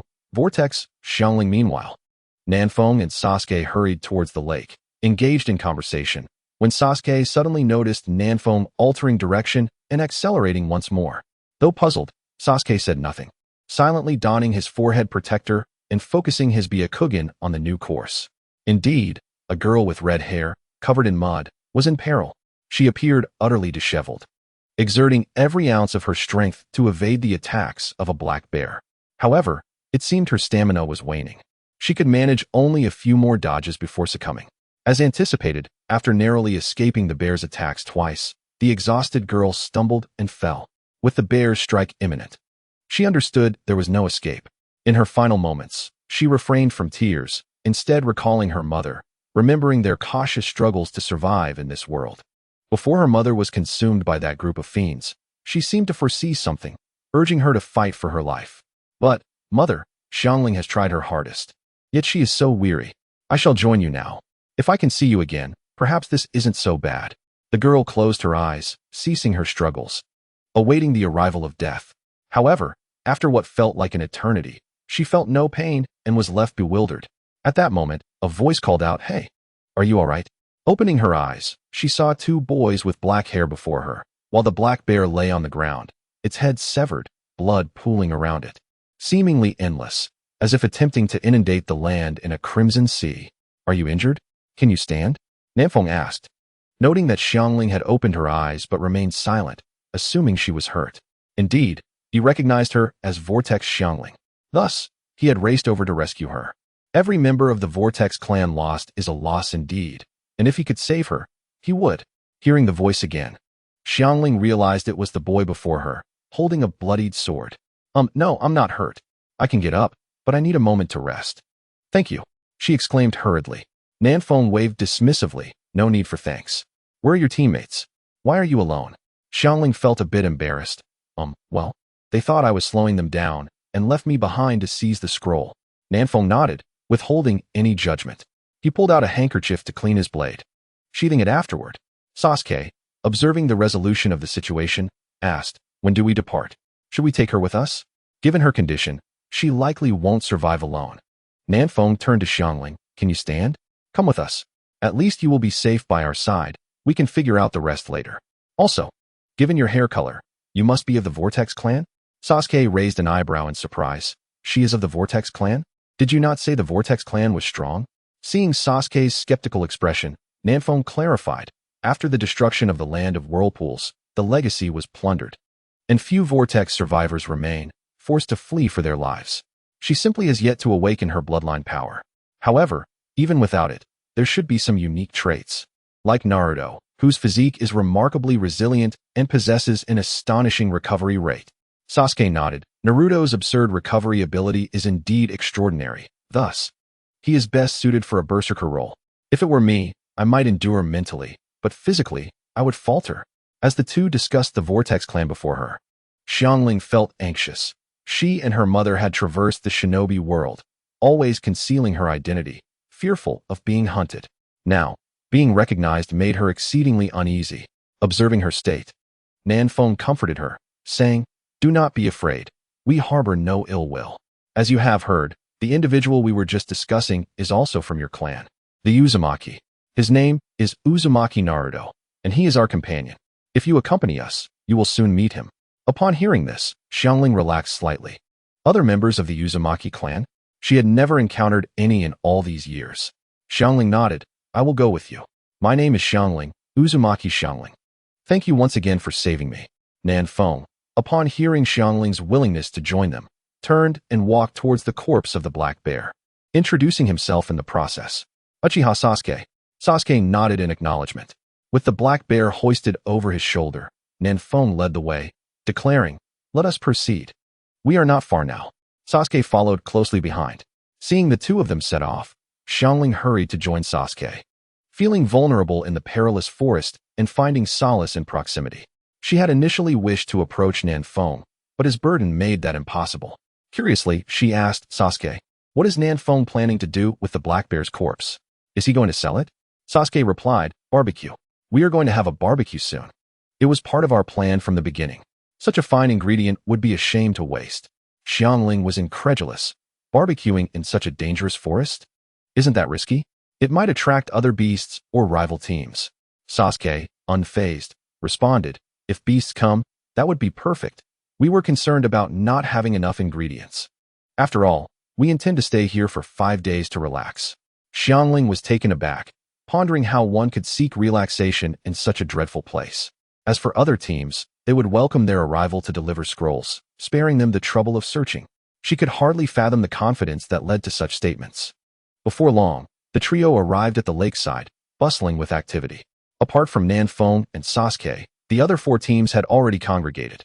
Upon their arrival, Naruto and a few other boys were busy erecting a shelter, preparing for the 5-day stay, just in case of rain. Nearby, a pile of wild rabbits and chickens lay waiting, and some girls had gathered ample firewood around the lake, ready for the arrival of Nanfeng and Sasuke. Nanfeng tossed the black bear beside the lake, feeling warmth at the sight of everyone enjoying each other as company. He bellowed, "Hey everyone, I, who Hansen, have returned." Naruto, having just finished placing the last leaf, jumped down, confused, and asked, "Who Hansen? Who is that?" Chapter 43. Naruto recognizes his sister seeing Sasuke and Nanfeng. He immediately expressed his displeasure. "Hey, you two, we worked hard, and you just came back. Were you hiding and watching?" Sasuke, exasperated, replied, "You idiot." Naruto glared. "What did you say?" Only then did he realize it was Sasuke speaking. Performing a sudden transformation, he exclaimed, "Oh, so it's family. That's fine then. When did you return? Are you tired?" He then called out to Hinata, "Hinata, the family has arrived. He must be tired and thirsty. Hurry and fetch some water." Sasuke, furious, retorted, "Uzumaki Naruto, come with me. If I don't beat you today, I will share your surname." Naruto waved his hands in refusal. "Well, Sasuke, fighting is really not a good idea, especially given our family's relations. How about this? If you really want to fight, I can let Kiba accompany you. As for my surname, that is not necessary. In any case, your daughter will end up sharing my surname." Sasuke drew his blade and shouted, "Uzumaki Naruto, I will kill you." With a swift motion, he unleashed the ice blade wave, causing a chilling gust to freeze the ground, sending towering ice spikes towards Naruto. Naruto quickly leaped aside, intending to continue speaking, but upon seeing Hinata's furious expression, he halted. She was genuinely fearful that Naruto would continue, as recently he had taken to teasing Sasuke and Sakura about their yet-to-be-seen daughter, repeatedly igniting Sasuke's anger without any regard for extinguishing the flames. Shikamaru and Kiba, meanwhile, were watching from the side, munching on snacks that Shuji had brought, clearly entertained by the antics of Naruto and Sasuke. Shikamaru knew that whenever these two were together, chaos was inevitable, especially with Naruto's penchant for pressing Sasuke's buttons, which had recently become alarmingly effective. Kiba nodded enthusiastically, "Exciting, exciting." "Say, Shikamaru, didn't Naruto always claim he wanted to defeat Sasuke? Why is it that now, when Sasuke actually makes a move, he just backs down?" Shikamaru rolled his eyes. "You don't understand. Despite Naruto's usual clumsiness, he becomes quite clever when it comes to Sasuke. A fight won't really be a fight. Look at him. With just a few words, he can make Sasuke lose his temper, and actually getting into a fight would only make Sasuke feel better. Especially since Sasuke, after that day with Nanfeng, feels quite guilty about Sakura and his future daughter. He is practically a daughter slave now. Mention his daughter, and it's no problem. But you dare lay a hand on her, and see what happens." Kiba shrank back, signaling that he wasn't too foolish. While the two were engaged in their banter, Naruto, under Hinata's restraint, finally ceased provoking Sasuke, who, under Sakura's calming influence, sheathed his sword. However, he was still seething at Naruto's smug demeanor. Lee and Neji looked on in bewilderment. Were they not on the same team? Why did they resort to fighting upon meeting? How could they work together on a mission? Lee was perplexed, and Neji was equally confused. They only heard Naruto mention something about Sasuke being family and his daughter, leaving them completely baffled. Tenten gestured toward Sakura. "But there's still Sakura, right?" Sasuke and Naruto both listened to her. Neji was stunned. This Sakura was remarkably powerful? Tenten realized he had misunderstood and refrained from clarifying. In some ways, that was impressive, so it was fine. Nanfeng watched the two with a smile, absolutely refusing to take any responsibility. Observing that they had ceased their quarrel, he called out, "Everyone, come here." Once everyone gathered, they noticed a red-haired girl following Nanfeng and Sasuke. Curiosity piqued. They regarded Xiangling with intrigue. Nanfeng spoke, "This is Uzumaki Xiangling. You may call her Xiangling. Please introduce yourselves." After everyone introduced themselves, Naruto suddenly realized, "Wait, Uzumaki? Is that the Uzumaki from my mother's family?" He looked at Nanfeng, who nodded affirmatively, yes. The Uzumaki clan was annihilated, and the surviving members scattered. Few remain. Naruto asked, "How could they have been destroyed? Why didn't they come to Konoha?" Xiangling interjected, "My mother told me that when all the survivors fled from the land of whirlpools, they received an order, never to go to Konoha, not even in death." Nanfeng added, "Naruto, do you understand now? The downfall of the land of whirlpools has Konoha's shadow looming over it. Isn't it ironic?" Naruto clenched his fists tightly. To be honest, he had always harbored hope for Konoha, as it was built upon the sacrifices of his parents. but he never anticipated that it had decayed to such a degree. He looked at Xiangling and asked, "Can you tell me about your previous life? Oh, by the way, I am Uzumaki Naruto. My mother is Uzumaki Kushina. I am one of the Uzumaki clan." Xiangling regarded him, hesitating momentarily before nodding, beginning to recount her memories of the struggles she faced while fleeing with her mother. In the desolate village of Kusanagi, the protagonist and her mother found themselves in dire straits. To ensure her survival, the mother became a mere vessel for the whims of others, ultimately draining her vitality until her life was extinguished. In a cruel twist of fate, the young Xiangling was thrust into her mother's place. This grim reality persisted until the Chunin exams brought them to this location. As she recounted her tale, she unveiled her sleeves, revealing countless bite marks etched upon her arms. Naruto, upon hearing Xiangling's calm narration and witnessing the horrific marks upon her, felt a surge of rage radiate from him, his eyes ablaze with fury. Damn it. They all deserve to perish. His anger manifested, enveloping him in an ominous aura as his chakra glowed crimson. 6 tails sprouted from his back, a testament to his burgeoning power. Yet, it was Nanfeng who sensed the 9 tails attempting to exploit Naruto's fury to disrupt the seal. With a commanding voice, he shouted, "9 tails, return at once." Focusing his own energy, he directed it towards Naruto's abdomen, instantly dissipating the malevolent aura that surrounded him and retracting the tails. Naruto, unaffected and emboldened by his strength, showed no signs of injury, a stark contrast to the original narrative. Everyone was aware of the 9 tails sealed within Naruto, but witnessing such a reaction was a first for them. They chose not to speak further on the matter. After calming himself, Naruto turned to Xiangling and urged, "Stay in Konoha with me. I will not allow you to suffer any longer. From now on, you shall be my sister. Anyone who dares to harm the sister of Uzumaki Naruto will face my wrath, even the Hokage." Shikamaru interjected, "Naruto, have you truly thought this through? The orders from the Uzumaki clan indicate that Konoha's role is less than honorable. Only a select few in Konoha possess the authority to make such decisions." After a moment's reflection, he added, "If they discover you have taken in a member of the Uzumaki clan, they will undoubtedly come for you, both openly and covertly." Naruto's expression remained fierce. "Let them come. I wish to see who was complicit in this. The Uzumaki clan deserves justice. If they arrive, I shall eliminate them all." Chapter 44. Naruto's aspirations for a home. The group observed Naruto's fierce demeanor, refraining from further counsel. They understood that if adversaries sought to confront them, Konoha might soon face another calamity akin to the 9 tails rampage. Naruto suppressed his bloodlust and, with a characteristic goofy grin, looked at Xiangling. "What do you say, Xiangling? Be my sister, and I will protect you. Ask anyone. My strength is unparalleled. In about half a month, even the Hokage won't be able to contend with me. No one will dare to trouble you, and if they do, I shall eradicate them." Xiangling, touched by Naruto's passionate declarations, felt a profound sense of gratitude. Her unique ability as a member of the Uzumaki clan allowed her to sense the true intentions of others. Perhaps it was the hardships she endured that awakened this gift. Meeting Naruto's hopeful gaze, she gently nodded and called him, "Brother." Naruto erupted with joy, leaping in excitement and exclaiming to his friends, "Did you hear that?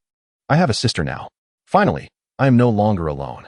After reveling in his joy, he approached Xiangling, took her hand, and tenderly caressed the bite marks upon her skin.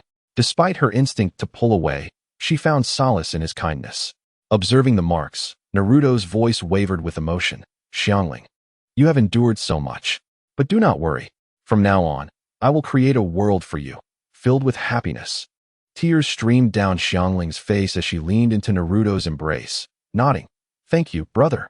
Naruto hugged her tightly, ruffling her hair. "No need for thanks. This is what a brother ought to do." The onlookers felt a mix of emotions, knowing Naruto's struggles. Xiangling's story illuminated the harsh realities of the world, deepening their sympathy for her plight. Sasuke watched the siblings embrace, his eyes reddening with emotion, while Sakura approached, offering him quiet comfort. Hinata stood a short distance away, smiling at the newfound bond, grateful that Naruto's loneliness would be alleviated. Nanfeng, too, felt a pang of unease. He hadn't anticipated Naruto to so readily accept Xiangling as his sister, yet perhaps it was for the best. He produced a vial of red liquid, an expert potion from Norton. Though there were superior concoctions available, this should suffice. "Naruto, take this. It should eliminate the bite marks on Xiangling." He tossed the vial to Naruto, who caught it with enthusiasm. He recognized the potion, though their resources had primarily been spent on manifesting and enhancing equipment. So few would think to conjure such items. Here, Xiangling, drink this. It will erase every bite mark. Xiangling gazed at the crimson liquid, uncertain of its nature but trusting Naruto. If he proclaimed it would work, she believed him. Without hesitation, she drank it down, feeling warmth envelop her, as if her vitality was being restored. A soothing sensation coursed through her, prompting a soft sigh of relief. Once the sensation subsided, she opened her eyes to see Naruto anxiously asking, "How do you feel? Did it work?" As she rolled up her sleeve, she revealed an arm as smooth and radiant as jade, devoid of any bite marks. Even the scars from previous wounds had vanished. Overcome with emotion, she cried tears of joy, showing Naruto her flawless arm. "Brother, look, it's gone." Naruto beamed with happiness. "Yes, it's gone. What a wonderful thing. No more tears, all right? We don't want to ruin your pretty face." He comforted her by stroking her hair. Wiping her tears, Xiangling nodded. "I won't cry anymore. These are tears of joy." Kiba, witnessing the miraculous effects of the potion, was astonished. "The efficacy is remarkable. We've used countless vials inside, yet felt nothing."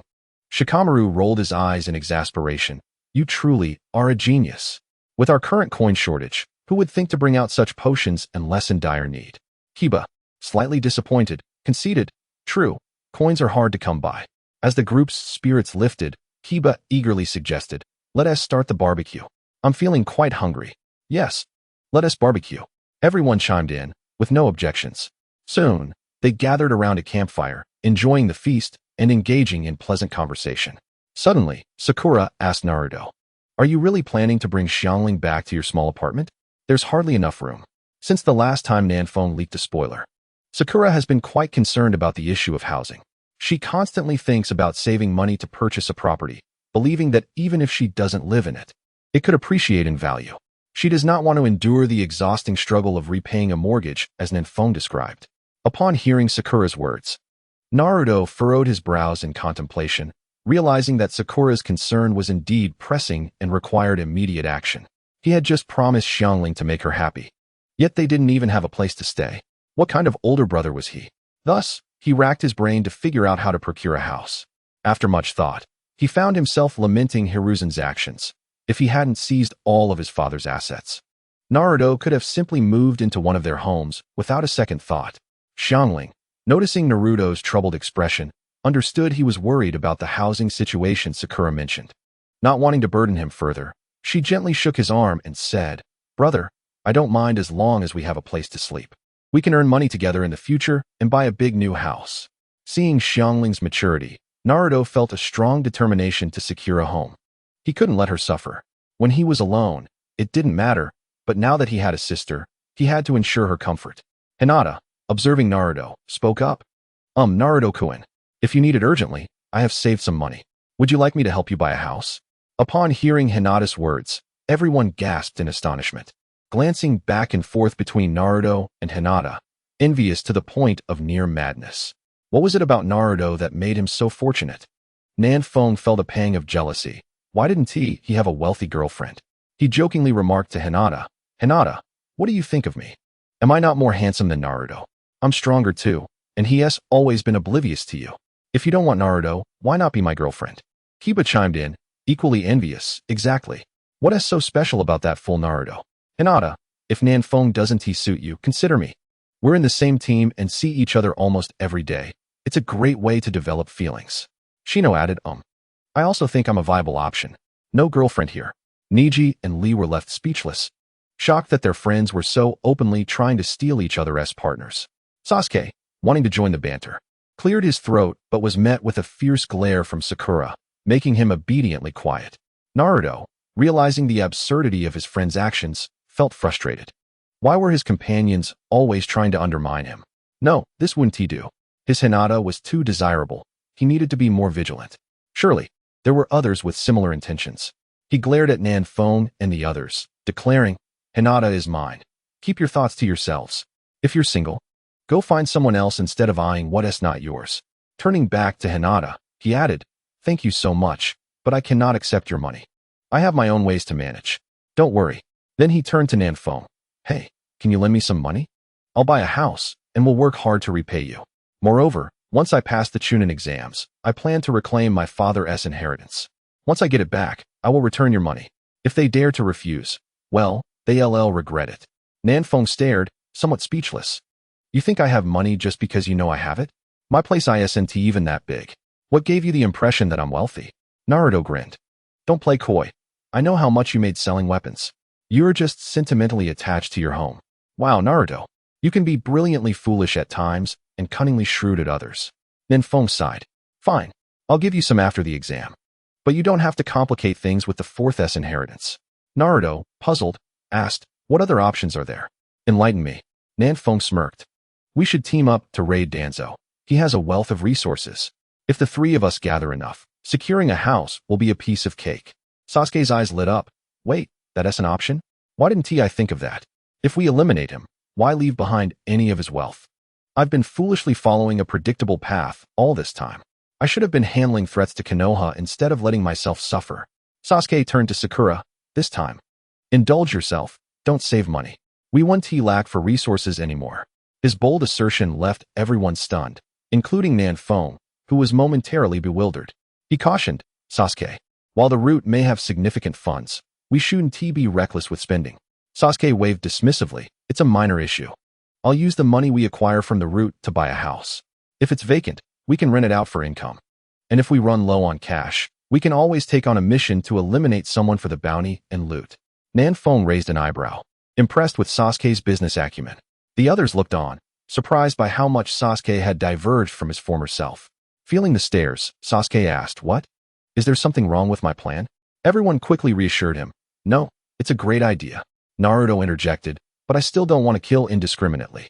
If someone provokes me, I'll retaliate. But why would I target Danzo, who isn't he wronged me? Nanfeng responded. Do you really think you can take Xiangling out without him noticing? He'd definitely send someone to approach her. And remember, there's a saying from my hometown.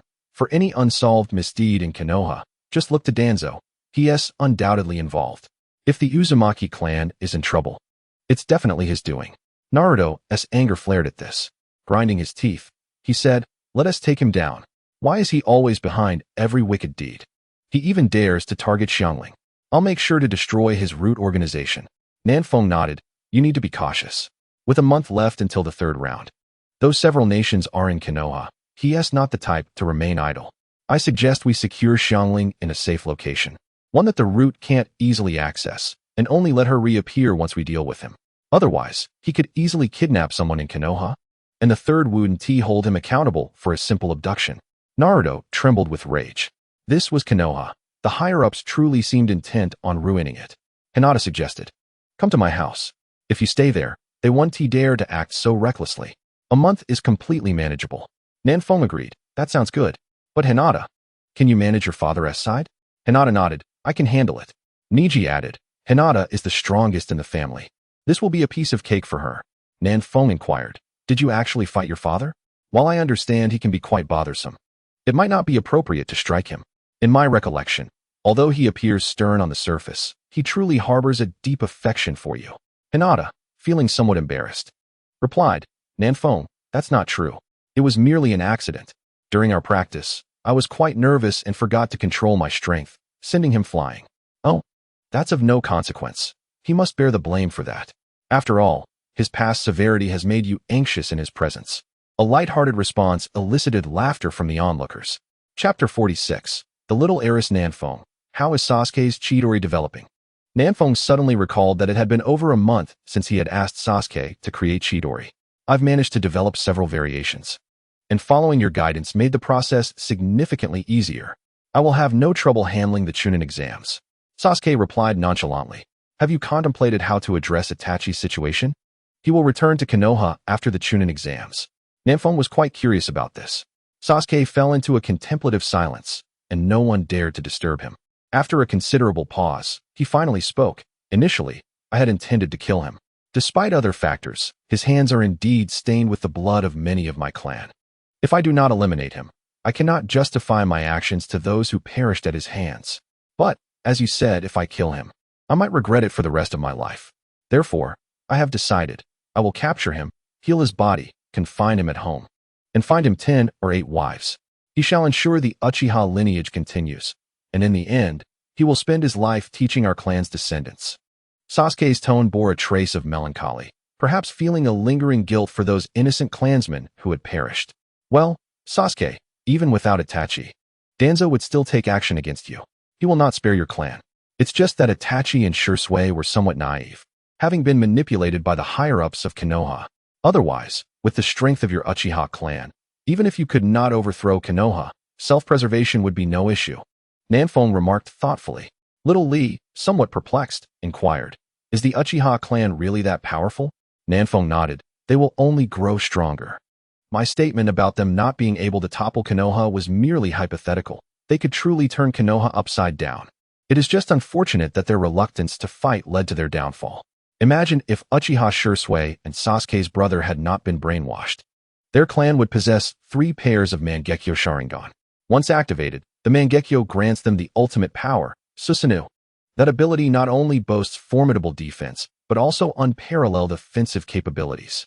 With just 3 Susanoo, they could lay waste to Konoha without requiring assistance from other clan members. Moreover, Shisui's ocular technique is renowned as the strongest Jinjutsu, Kodoame Tsukumi.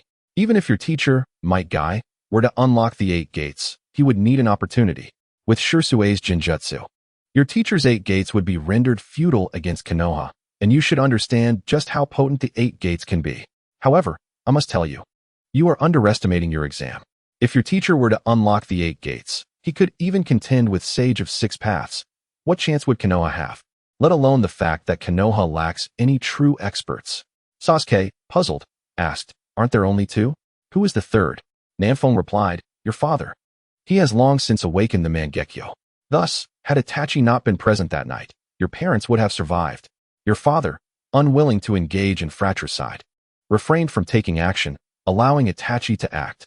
Sasuke clenched his fists, the sound of cracking knuckles echoing his fury. That bastard fool. He truly believes Itachi to be beyond comprehension. Little Lee, in disbelief, remarked, is the teacher really that formidable when he unlocks the 8 gates? I thought he'd only be able to match the Hokage. Niji interjected, is Teacher Guy really that powerful? Sasuke affirmed. Nanfeng claims he is currently the strongest in the ninja world. Shikamaru mused, I feel that you Uchiha are the truly formidable ones. Teacher Guy can only maintain that power for a short while. He typically 1T unleash it unless forced, given the tremendous cost. What you possess is genuinely terrifying. Naruto chimed in. Nanfeng mentioned that Sasuke can unlock the Susanoo. Nanfeng, is the Susanoo what you meant by unlocking a Gundam? Nanfeng, taken aback, replied, indeed, Naruto. How have you become so astute? Naruto, slightly irritated, retorted, Nanfeng, could you refrain from always thinking of me as foolish? Those guys have been calling me foolish based on what they heard from you. I'm not stupid. I just pretended to be foolish before. Over time, I became accustomed to it. Aside from Niji, Lee, Shino, and Choji, the rest understood Naruto's sentiment. Indeed, sometimes one had to feign ignorance to garner attention, even if it came in the form of harsh words. Nanfeng felt he had misjudged Naruto. He was certainly not foolish. He was quite aware of many matters. Perhaps, as he said, he had simply become accustomed to pretending for too long. When he decided to take things seriously, he had never been unreliable. For this was no longer a mere comic. Each individual here was vibrant and real. Nothing could be that simple. Naruto, I apologize, Nanfeng said with a complex expression. Naruto shook his head, indicating it was of no consequence. I understand that your apology isn't about me being foolish. It is more about not assisting me sooner. Despite knowing my true identity, Nanfeng nodded. It's not that I didn't want to help, but rather. Naruto interjected, I get it. Perhaps I didn't fully understand before. However, after spending nearly 2 days contemplating alone since that day at your place, I realized this world is intricate. Many decisions cannot rely solely on our individual preferences. I am grateful you did not act hastily. Otherwise, the you from that time could never have resisted. Then, we wouldn't be enjoying this ease now, would we? Everyone stared at Naruto in astonishment, surprised he could articulate such profound thoughts. Sensing the atmosphere becoming somewhat heavy, Nanfeng wished to steer the conversation away from such serious topics, for they had come here to unwind. All right, let us set aside these weighty discussions for now. They would surely dampen everyone's spirits. Instead, I have a question for you all to see if you can answer. Everyone, intrigued, asked, "What question?" Nanfeng smiled enigmatically. "Do you know who the 3 wealthiest women in the ninja world are?" After pondering for a while, they could not deduce the answer, as their interactions were primarily limited to those around them. Aside from Shino, the others shook their heads in confusion. However, Shino ventured, "Is it Hinata?" Hinata, taken aback, responded, "Me? I don't have much money. It's merely what I've saved since childhood. It's not a lot." Sasuke, with a hint of melancholy, remarked, "Is money that can buy a house considered not much?" Kiba added, "And that's just your savings. What about what you've spent?" Hinata, feeling bashful, was at a loss for words and turned to Nanfeng, urging him to reveal the answer. Nanfeng replied, "Actually, it is not Hinata. The first is someone we all know. That would be Tintin." "Me? How could it possibly be me?" Tintin exclaimed, equally astonished. Nanfeng, puzzled, asked, "Tintin, aren't you aware of how much wealth your family possesses?"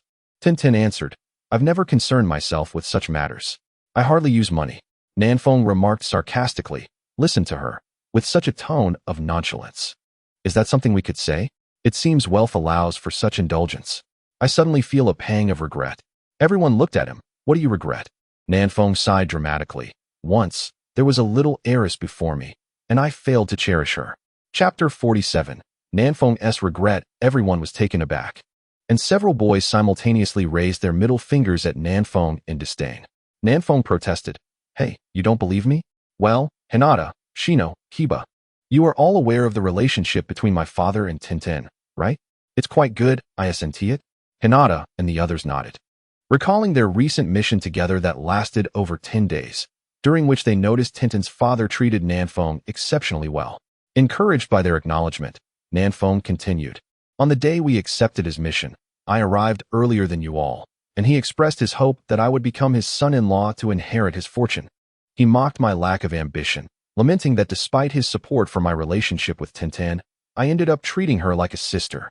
He even worried about his wealth, concerned about which scoundrel might benefit from it in the future. So, do you think I should regret it? Just think of the fortune at stake." Tintin, observing the scene with a hint of exasperation, couldn't he believe her father, with his playful nature, would actually say such things to Nanfeng. She knew him all too well. Xiao Li, eyes gleaming with dollar signs, chimed in, "Nanfeng, why not pursue Tintin? Doesn't her father like you?" Nanfeng shook his head. "We're too familiar. It makes it difficult to approach her. Regret indeed. If I hadn't grown so close to Tintin, I could have been a man with riches beyond measure." Suddenly, a thought struck him. For those of you still single, the opportunity is right before you. Just consider, if you could win Tintin's affection, would you still worry about housing? About mortgage payments? About finances for meals? No, you should be more concerned about whether your home can accommodate you. About where to collect rent tomorrow, and what to eat the day after. Enough of this idle talk. Act now, young men. Under Nanfeng's stirring rhetoric, the single men felt invigorated, while Tintin, frustrated, interjected, "Nanfeng, are you itching for trouble?" Nanfeng replied with a laugh, "Oh, Tintin, don't be angry. I'm merely stating the truth. You have no idea how wealthy my uncle Tian is. I have a hunch he might even share his fortune with me." Kiba piped up, "Tintin, do I meet your aesthetic standards?" Tintin teased, "Kiba, didn't you say you didn't want to get married?" Kiba retorted, "Nonsense. That's just slander from Nanfeng. I've always liked someone like you, Tintin. I just haven't encountered the right person until now." Shino erupted in silence. Is that admiration for her, or merely for her wealth? Even Akamaru looks down on you. Kiba noticed Akamaru munching away, oblivious to their banter, realizing he'd been outwitted. Kiba countered, "I was speaking with Tintin, so you take it up with Nanfeng.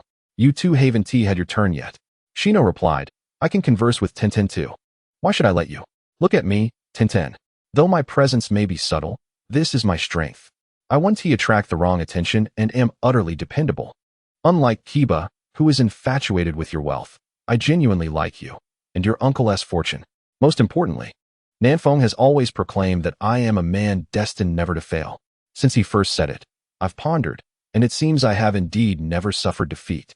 This proves my safety, so choose me. You won't have any security concerns. My confidence is boundless. Consider it, Tintin." Nanfeng laughed. "Shino, that was brilliant. You completely overshadowed Kiba." Shino affirmed, "Of course. I won't fail, no matter the aspect." Kiba exclaimed, "Hey, Shino, you're breaking the code. Tenten, witnessing the lightheartedness of the moment, finally spoke up. All right, is there anyone else wishing to confess their feelings? If not, I might just choose between the two of you. Ding Si chimed in. Tenten, though I'm hefty, those who know me are aware of my gentle nature. Moreover, the men from the Akimichi clan are the most family-oriented. Everyone in Konoha knows this. Lastly, our family members transform into striking figures. Nanfeng nodded. Ding Si is also commendable. Anyone else? Opportunities like this don't come often. Ino interjected. Tenten, choose me. Trust me. Same-sex relationships are the true love. They are not genuine. Kiba protested. Ino, what are you doing here? Ino retorted. Why can't I? Niji, feeling anxious, realized that Tenten harbored feelings for him, yet he had always shied away from it, having previously seen no hope for the future. But now, he felt compelled to speak. Tenten, do you see me as a possibility? I used to dwell in hatred, unable to envision a future, unsure of my own path, let alone someone else's. Yet after our conversation, I can see a future. If you think well of me, I'm open to it. Tenten was momentarily stunned, having thought this was merely a jest, but now the true feelings were laid bare. Nanfeng cleared his throat to remind her. Tenten, the main character has stepped forward. What are you hesitating for? Do you think we're just joking? We're all quite anxious for you too. Kiba laughed. Niji, did you know? I thought you'd never speak up. Tenten has been waiting for those words from you for far too long. Shino added, indeed. Tenten is quite remarkable. Cherish her. But Niji, this doesn't mean I've conceded to you. Ino laughed. Tenten, just accept him already. What are you waiting for? Observing the smiles around her, Tenten finally mustered her courage and playfully declared, all right, I accept you. But you better cherish me, understand? Look around. There are plenty who admire me. Tears of joy welled up in her eyes as she had never thought she would witness Niji overcoming his barriers. Her feelings had long been buried deep within her. Sasuke proclaimed, all right, good news everyone. Let us congratulate Tenten and Niji. Niji no longer needs to struggle. He is truly lucky. Now, let us hear from Nanfeng about the other two candidates. I'm quite curious. Sakura interjected, Sasuke-kun, what did you say? Sasuke replied, nothing. Tenten, Niji, congratulations. As everyone offered their congratulations, Naruto suddenly remembered something. Hey, Hanabi, shouldn't you consider finding a boyfriend too? Don't worry, I'll keep an eye out for you. He scanned the room. Kiba? Forget it, he is not reliable. Shino seems decent. Ding Si is quite trustworthy. And Shaoli? Let us include him. Nanfeng. Well, he is Ino's target. Those three. Hanabi, see if any of them catch your eye? Hanabi replied, brother, I'm not interested. Naruto said, not interested? Oh, then it's fine. You don't have to look. Hinata and I will support you for life. No worries. As long as you're happy. You can do whatever you want. Kiba exclaimed, Naruto, what did you just say? What do you mean I'm unreliable? Chapter 48. Nanfeng the Deceiver. Naruto replied, you're inherently unreliable. Kiba retorted, that is slander. I've realized that it's not that I can't find a partner. It's you bunch of unreliable friends ruining my reputation. Shino chimed in, Kiba, while I do like to comfort you, I must tell you the truth. You have no reputation. Life is often harsh, and the truth can be quite a blow. Kiba, you must stay strong. Kiba shot back. Shino, if you can't speak well, then just keep your mouth shut. Ino remarked, Hinata, I've noticed your team is genuinely joyful. Unlike ours, which is dreadfully boring. Shikamaru rarely speaks, finding conversation a chore. Ding Si only talks when there is food. I suddenly feel quite pitiful. Hinata's eyes sparkled with joy. Yes, it is quite delightful. I truly enjoy spending time with the three of them. Jinai's reactions are unparalleled. After saying this, you could continue speaking to Nanfeng, who sometimes felt a bit intimidated by him. Upon hearing Hinata's words, Nanfeng was not pleased. Are you joking? Am I really unable to compete with Jinai? Hinata, you must understand, I am merely accommodating him. Otherwise, I would frighten myself with my own prowess. You chimed in exactly. Hinata. Nanfeng, and I simply don't bother to argue with him. Hinata replied, all right. You are all just humoring him. Naruto sighed up. I suddenly realize how hard it is for Hinata. It feels like she is raising 3 children all on her own. Nanfeng, yeah, and Jinai exclaimed in unison, Naruto, let us go train. Naruto responded, really? Awesome. I haven't fought in a while, and I'm a bit out of practice. The three exchanged knowing glances, each harboring mischievous intentions. Hinata, sensing the situation, realized it was not good. Naruto was just too naive. She could only helplessly say, Naruto, you must not go. They will gang up on you. You protested. Hinata, surely you jest. We are still teammates. Nanfeng added, right? You want to help us and you're exposing us. Jinai lamented, indeed, it's disheartening. The three spoke in unison, we need compensation. Naruto was taken aback, pointing at the trio. You all are truly shameless. Nanfeng, intrigued, asked, what is shame? Ye inquired, can it be eaten? Jinai wondered, can it be exchanged for money? Hinata hastily interrupted, compensation. After the second round ends. Let us have a barbecue. You all can decide the time. The trio responded, okay Hinata. Thank you Hinata. You are truly wonderful. The rest observed their antics, utterly astonished. Shikamaru remarked, TSK, you have once again redefined my understanding of shamelessness. The three exchanged glances and nodded, then turned to Shikamaru, saying, watch closely. A grand display of our brilliant smiles. They grinned widely at him, ensuring he saw clearly. Sasuke was taken aback, quietly reflecting that he had learned something. He gave the trio a thumbs up. I've got it. Impressive. Nanfeng downplayed it. These are mere trifles. Not worth mentioning. Ye urged, watch closely and learn well. Jinai added, let me share a profound saying from Nanfeng. Would you like to hear it? Sasuke eagerly responded, a profound saying? Yes. Of course. Everyone was curious. All eyes turned to Jinai, while only Hinata sighed in exasperation. Jinai, with a serious expression, declared, listen well. It is, those who lack shame are invincible. The crowd erupted in laughter. Shikamaru's mouth twitched uncontrollably. Xiangling was beaming with amusement, finding the group quite entertaining. Lee raised his thumb in admiration. So impressive. Sasuke asked, is there more? Sakura looked worried that Sasuke might end up like those three. Sasuke, are you serious? Sasuke nodded. Sakura, don't you find it quite reasonable? Sakura appeared baffled. Where is the reason in that? Niji pondered for a moment. It does indeed hold some truth. Sakura, what is going on? Another one. You proposed, Sasuke. I have a similar one. When one becomes despicable, they become invincible.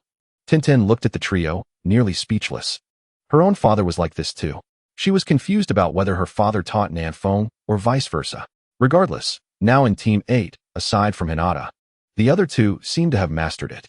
Observing Niji's unexpected interest, Tintin felt restless. You three, enough already. Nanfeng, with you three around, that's already sufficient. Don't poison others. Nanfeng feigned innocence. Tintin, I learned from Uncle Tian. He insisted I spread the wisdom of shamelessness far and wide. This is a promising endeavor. You don't know? Uncle Tian once told me something that made me suspect he was a master. The crowd urged, do tell. If you think he is a master. It must be something special. Tintin scoffed. Him a master? I fear the sun will rise from the west. Nanfeng, filled with reverence, recounted, when I was 6. Just starting ninja school, Uncle Tian approached me and asked if I wished to grow stronger. Naturally, I did. From that day forth, he imparted all his wisdom on shamelessness to me. I was quite moved and asked him who he truly was. I still vividly remember that scene. At the time, Uncle Tian had an air of mystery about him. He simply said, in the heavens, there are 3 million shameless immortals.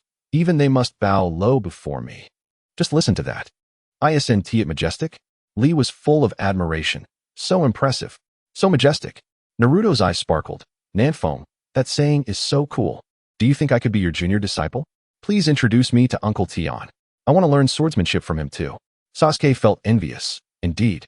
Those with strength in this world often remained low-key. That saying was truly majestic. He then turned to Sakura, his expression serious.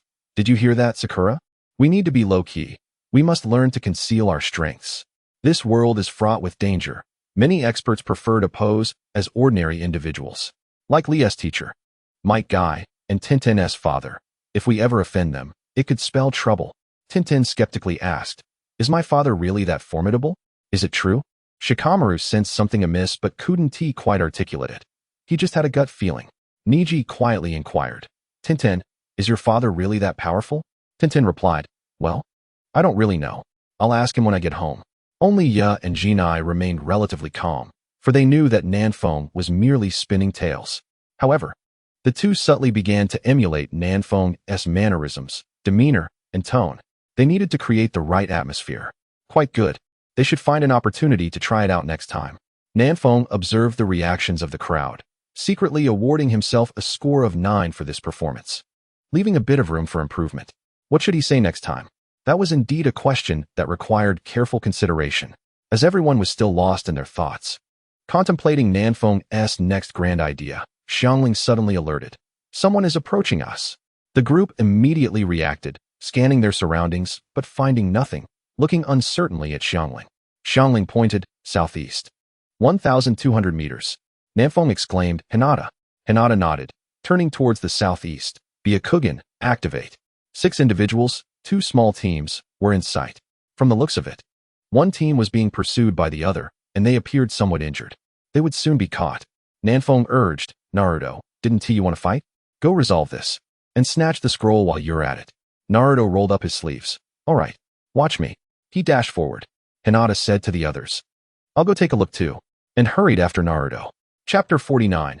Naruto's strike. After Naruto and Hinata dashed out, Xiangling felt a bit anxious, continuously sensing and observing the situation over there. Shikamaru noticed Xiangling's demeanor and reassured her, don't worry, Naruto wasn't lying. He is indeed very strong.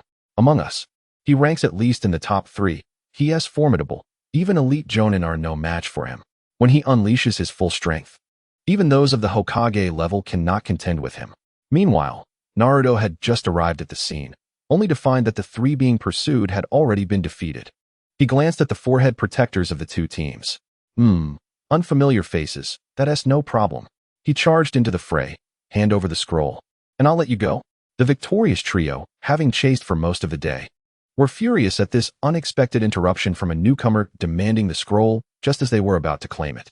Without a second thought, they shouted back, Who are you to speak so arrogantly? As he spoke, he turned to glance at the newcomer, eager to discern the identity of the audacious individual daring to pluck their fruits. The moment he recognized Naruto's visage, the words he was uttering faltered, his confidence waning. Internally lamenting his misfortune, he thought, how could it be this harbinger of doom? During their initial encounter, everyone had been intimidated by Naruto's ferocious aura, and facing him again left them feeling unsettled, fearful of his potential for violence.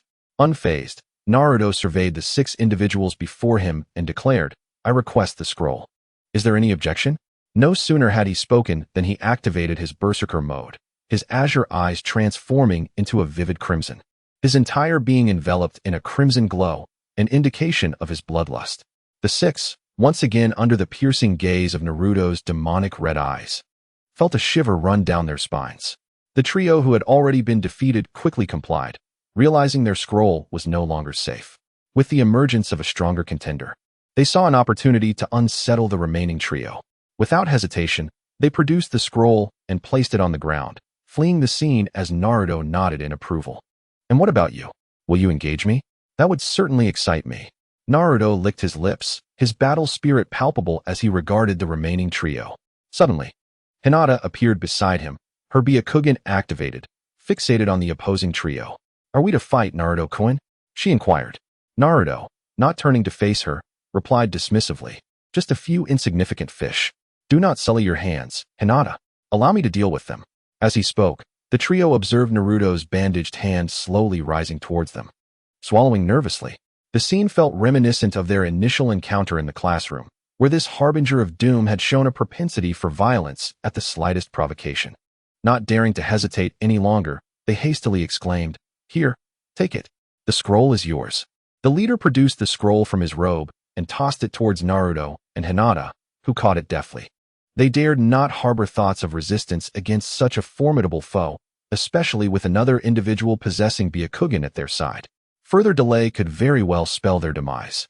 The crimson-eyed menace was terrifying beyond measure. Noticing their compliance, Naruto's disappointment was evident as he slightly tilted his hand, from which a swirl of golden-red chakra surged forth, spinning violently and forming a miniature tornado. The violent winds swept through the area, uprooting everything in their path. A nearby tree, measuring nearly 2 feet in diameter, could not withstand the ferocious pull and snapped, tumbling towards Naruto. With a flick of his wrist, Naruto observed the assortment of debris he had drawn towards him. Casting a lingering glance at the trio, he took a few steps to the left, retrieved the scroll they had abandoned, and turned to lead Hinata towards the lake. The trio stood frozen, too terrified to move, haunted by Naruto's lingering gaze that hinted at his unfulfilled desires. They glanced at the fallen tree nearby, grateful that the crimson-eyed harbinger had not unleashed his fury upon them. By the lakeside, sensing Naruto and Hinata's return, Xiangling opened her eyes, a serene smile gracing her face. Observing this, the others understood that Naruto had concluded his business. Sasuke, lost in thought, asked Nanfeng, "Is this the ability of the Uzumaki clan?" Nanfeng shook his head, explaining, "Like your Uchiha clan, the Mangekyo Sharingan's abilities vary from individual to individual within the Uzumaki clan. Their only common trait is an exceptionally robust vitality and abundant chakra, leading to a generally long lifespan. However, this is not to say they lack other capabilities. Their sealing techniques are renowned throughout the ninja world, and it is precisely their formidable sealing techniques that led to their near extinction. Furthermore, the technique Naruto's father used to seal the Nine Tails was one imparted by his mother, a member of the Uzumaki clan. Xiangling likely awakened her abilities due to her constant need for vigilance while fleeing, resulting in a lack of security. Her ability, known as the Kagura Mind's Eye, is quite famous within the Uzumaki clan, and few possess the talent to awaken it. Thus, Xiangling's innate gifts are exceptional, though she has lacked proper guidance and training in sealing techniques. Otherwise, she would not be the level you see now. Sasuke nodded, acknowledging the fearsome nature of their sealing techniques and lamenting Xiangling's situation. Nanfeng reassured him, "There is still time." Sasuke inquired, "Do you intend to let her join?" Nanfeng affirmed, "I have one spot remaining, as I previously mentioned. This opportunity is reserved for Tsunade, considering Konoha faces a potential annihilation crisis in 3 years. At that time, I was uncertain when I would regain another spot. Thus, I hope to bolster Konoha's strength as much as possible. Tsunade is already a high-caliber ninja, and her presence would expedite our progress significantly. However, as for the impending crisis in 3 years, it is uncertain whether it will still exist, and it is quite possible that I will regain my spot before Tsunade returns. With just over a month remaining, I aim to maximize this opportunity for improvement. Giving Xiangling a chance is also beneficial, and a month's time is limited for those without spots. We can address that later." After conveying this, Nanfeng turned to the group, particularly to those without spots. "Niji, Lee, Shino, and Choji, do not overthink it. I assure you that within a month, everyone present will have the opportunity to join. This month will at least provide Xiangling with some means of self-defense." Niji suggested, "Let her go. I can see through my Byakugan that she possesses a significant amount of chakra, yet she cannot utilize a single ninjutsu. It would be beneficial for her to learn some skills." Lee added, "As long as I have my taijutsu, I'm not overly concerned about going." Shino remarked, "Though I have always wanted to see, I believe it is best for her to go first, as it won't be long." Choji added, "I have no objections." Chapter 50. Collecting scrolls. Listening to the group's conversation, Xiangling felt somewhat bewildered. Although she did not fully comprehend what the spot entailed, she could sense its significance based on everyone's reactions. The fact that they were willing to bestow such a valuable opportunity upon someone they had only just met filled her with gratitude. Recognizing Naruto's influence in this decision, she felt a deep sense of acceptance from the group. Overwhelmed with emotion, Xiangling stood and bowed deeply to the group, saying, "I may not fully understand what this spot is, but I can feel its value, and not everyone has one. I truly cannot accept this. I am already content with your acknowledgement. You should use this opportunity for yourselves. Besides, don't you all have another chance in a month? Waiting another month is no trouble for me. I am genuinely grateful to all of you." Her heartfelt response left the group astonished, and their acceptance of her grew stronger. Initially, they had recognized her as Naruto's sister and felt sympathy for her background. Now, however, they were genuinely beginning to accept the red-haired girl for who she was. As Naruto and Hinata approached the lakeside, eager to greet and boast a little, they spotted Xiangling bowing to the group, speaking words that were not entirely discernible. He hastened to her side, concern etched on his face. "Xiangling, what's wrong? Did they bully you? Tell me who it was, and I'll teach them a lesson." The group exchanged glances, bemused by Naruto's words, questioning which of them had bullied her. Xiangling quickly reassured them that nothing was amiss, fearing her situation might disrupt the harmony among Naruto and the others. Subsequently, I hurriedly recounted the earlier events to Naruto. After listening to Xiangling's narrative, Naruto felt somewhat awkward, rubbing the back of his head with a sheepish grin. "Huh? I knew it. Everyone is my good friend. How could they possibly bully Xiangling? Hehe. Xiangling, do you truly not want that spot? It could elevate you to elite Chunin or even special jonin within a month. Xiangling resolutely shook her head. Brother, I truly cannot accept it. Seeing this, Naruto ceased his persuasion and earnestly bowed to Niji and the others. I must still thank you. As he rose, Nanfeng interjected. We are not doing this for you. How pretentious. Niji and the others nodded in agreement. All right, then Niji, you four decide who to give it to. Let us first see how many scrolls everyone has. How many pairs can we gather? Nanfeng was the first to produce his team's scrolls. We have 1 heaven scroll and 1 earth scroll. Sakura chimed in. We have a heaven scroll. Tintin added. We have an earth scroll. Shikamaru declared. A heaven scroll. Naruto shook 2 scrolls in his hands. I just got these 2. 1 heaven scroll and 1 earth scroll. Just right for a pair. As everyone finished reporting their scrolls, Shikamaru quickly noted. We can form 3 pairs, but we still need 2 earth scrolls and 1 heaven scroll. The number of scrolls is scarce. What I mean is, we should try to gather them all today. We need half of the total scrolls to progress. Nanfeng remarked. No worries, time is nearly up. I'll go find Little Panda. He should have a few. The group was puzzled. Who is Little Panda? Nanfeng replied, somewhat taken aback. I forgot to mention. It's Gaara, the one who had a connection with Naruto in the first match. If we wait too long, he will soon be advancing to the second match. I recall in the original timeline, he completed it in just over 90 minutes. Naruto, a bit excited, asked, Are you going to find him? How could he have extra? And how did you get an extra scroll? Nanfeng looked at Naruto. Mine was given by Orochimaru. As for how Gaara might have extras, naturally, he took them by force. What, do you want to go? Naruto eagerly nodded. I want to have a match with him. Nanfeng replied, You can go, but let us keep it simple. Perhaps avoid a full-blown fight. A serious battle would surely derail our plans. Are you still going? After pondering, Naruto further inquired, Will I be able to fight him in the third match? Nanfeng responded, If you do not join us in taking down Danzo for funds, you can certainly have a free-for-all with him. If you do join us, it depends on whether you can face him in the preliminaries or finals. I'm uncertain, as my arrival has disrupted many events. Originally, he fought Lee in the preliminaries and faced Sasuke in the finals. Naruto glanced at Xiangling. Then I'll pass. I want to join in taking down Danzo for money. Nanfeng thoughtfully scrutinized Naruto. Then are you still going? If you go, I should easily acquire scrolls from him. Without you, it may take more effort. Kiba and Shino exchanged subtle glances, affirming each other with a barely perceptible nod. Naruto eyed Nanfeng suspiciously. Well, not trying to set me up, are you? Nanfeng shot him a look. What could I possibly do to you? Naruto rubbed his chin. All right. Since I am so crucial, I shall accompany you. Shikamaru added, just to be safe. Let us see if we can snag 1 or 2 more in the vicinity. With Xiangling's keen perception and Hinata and Niji's Byakugan, we should easily locate others. The group nodded in agreement and then dispersed to take action. Nanfeng and Naruto made their way towards the central tower, planning to wait for Gaara. Within mere minutes of arriving, Gaara and his companions appeared. Upon seeing Naruto, Gaara displayed an excited yet sinister expression, which was indeed quite eerie. It was the first time Nanfeng had witnessed someone express excitement in such a menacing manner.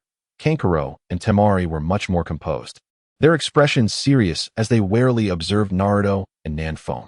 Kankuro's fixation was solely on Naruto. He held a deep impression of him, while Temari occasionally scrutinized Nanfeng, recognizing from the first match that he was no ordinary individual, especially since Naruto seemed willing to heed his words.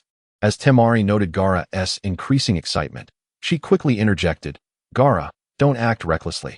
If a fight breaks out here, it will be immediately noticed. Don't forget the plan. Ignoring Temari, Gaara refrained from making any aggressive moves. Nanfeng quietly observed the tense exchange between Naruto and Gaara. Gaara, how about you hand over your extra scrolls to us? This way, we can progress, and later Naruto can have his match with you. Currently, we have no scrolls and don't even know if we can advance. Kankuro regarded Nanfeng with incredulity. Is this what Konoha has come to?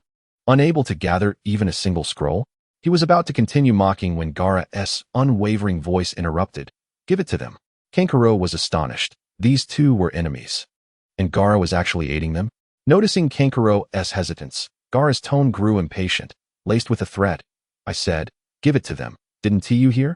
Kankuro, reluctant but compliant, replied, take it. They're useless to me. With a disgruntled remark, Kankuro tossed 3 scrolls to Nanfeng. Gaara gazed intently at Naruto. I await you. Uzumaki Naruto. Naruto met his gaze defiantly, igniting a passionate atmosphere. Nanfeng couldn't help but feel a shiver run down his spine.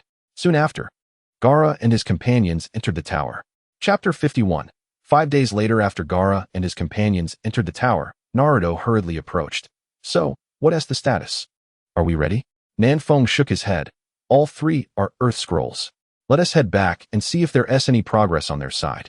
Meanwhile, in another part, with Xiangling's formidable sensing abilities, the group quickly discovered a small team, only to find it was a Konoha ninja squad.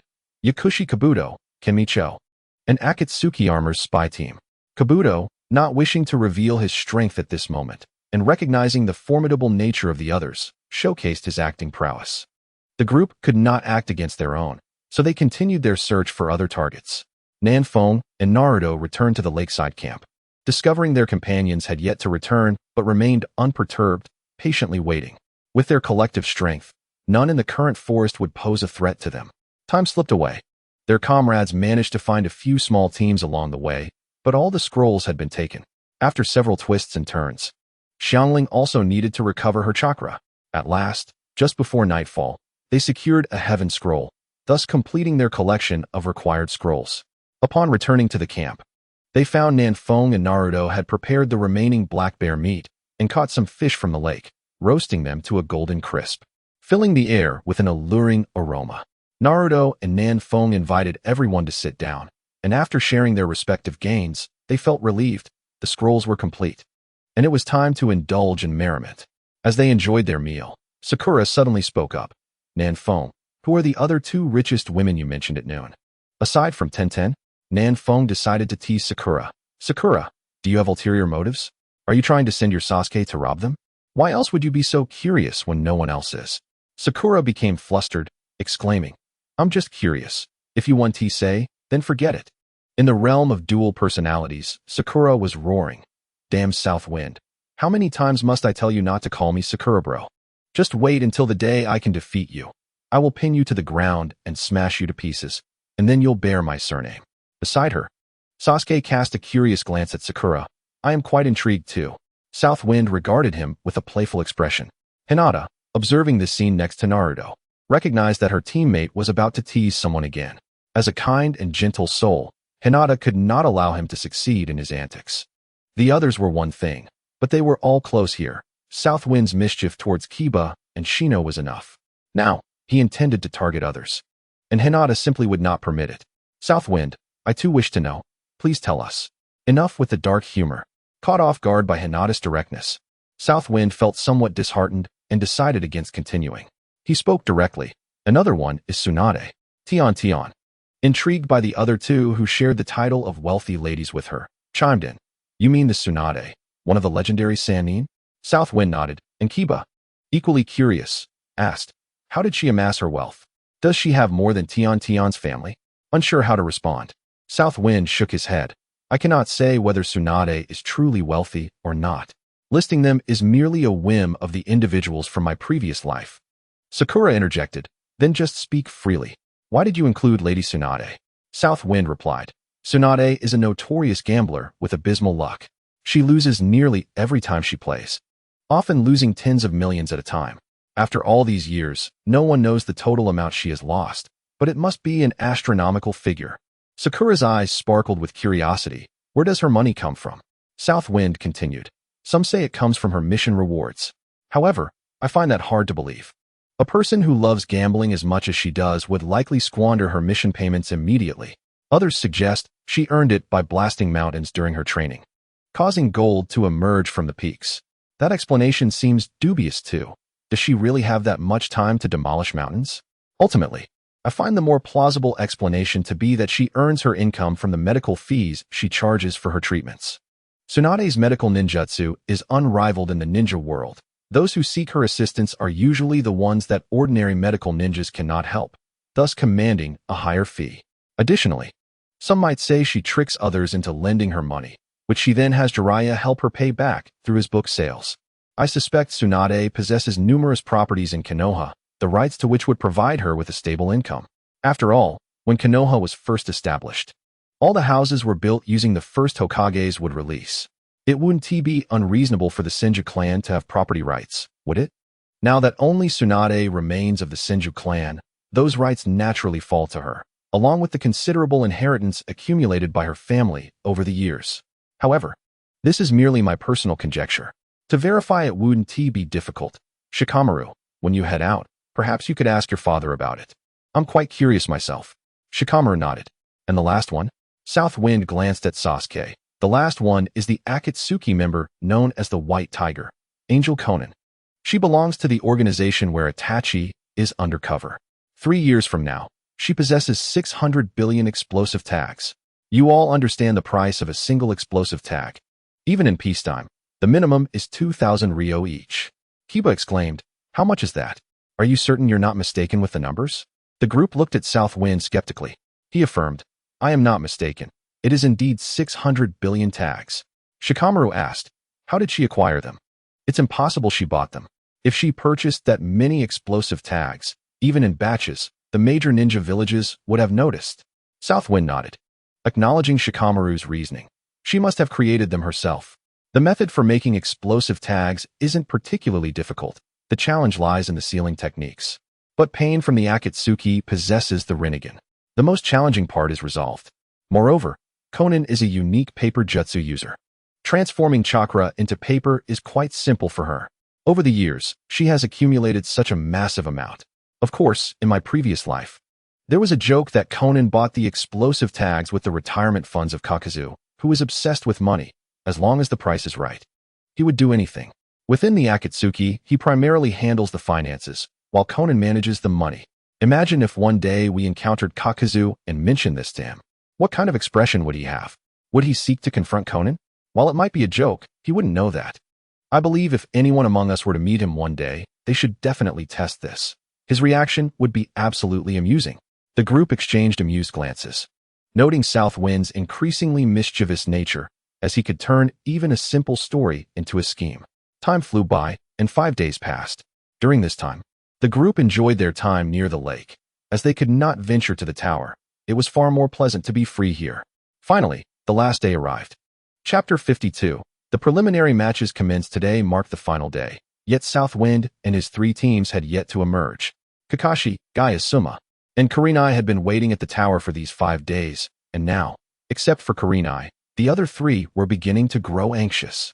With the deadline looming, they gathered at the entrance of the tower, alongside Gaara, who had come outside, equally impatient.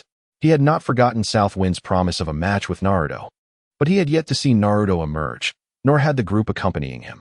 Increasingly agitated, Gaara felt restless, yearning to destroy something to relieve his frustration. His chakra and murderous intent radiated around him, causing Kankuro and Temari to glance at each other with concern, yet they dared not speak up at that moment. Kakashi and the others sensed Gaara's violent aura and frowned, acknowledging his formidable nature while also preparing themselves. Temari, noticing their tension, approached Gaara, suppressing her own fear. "Gaara, let us not stay here.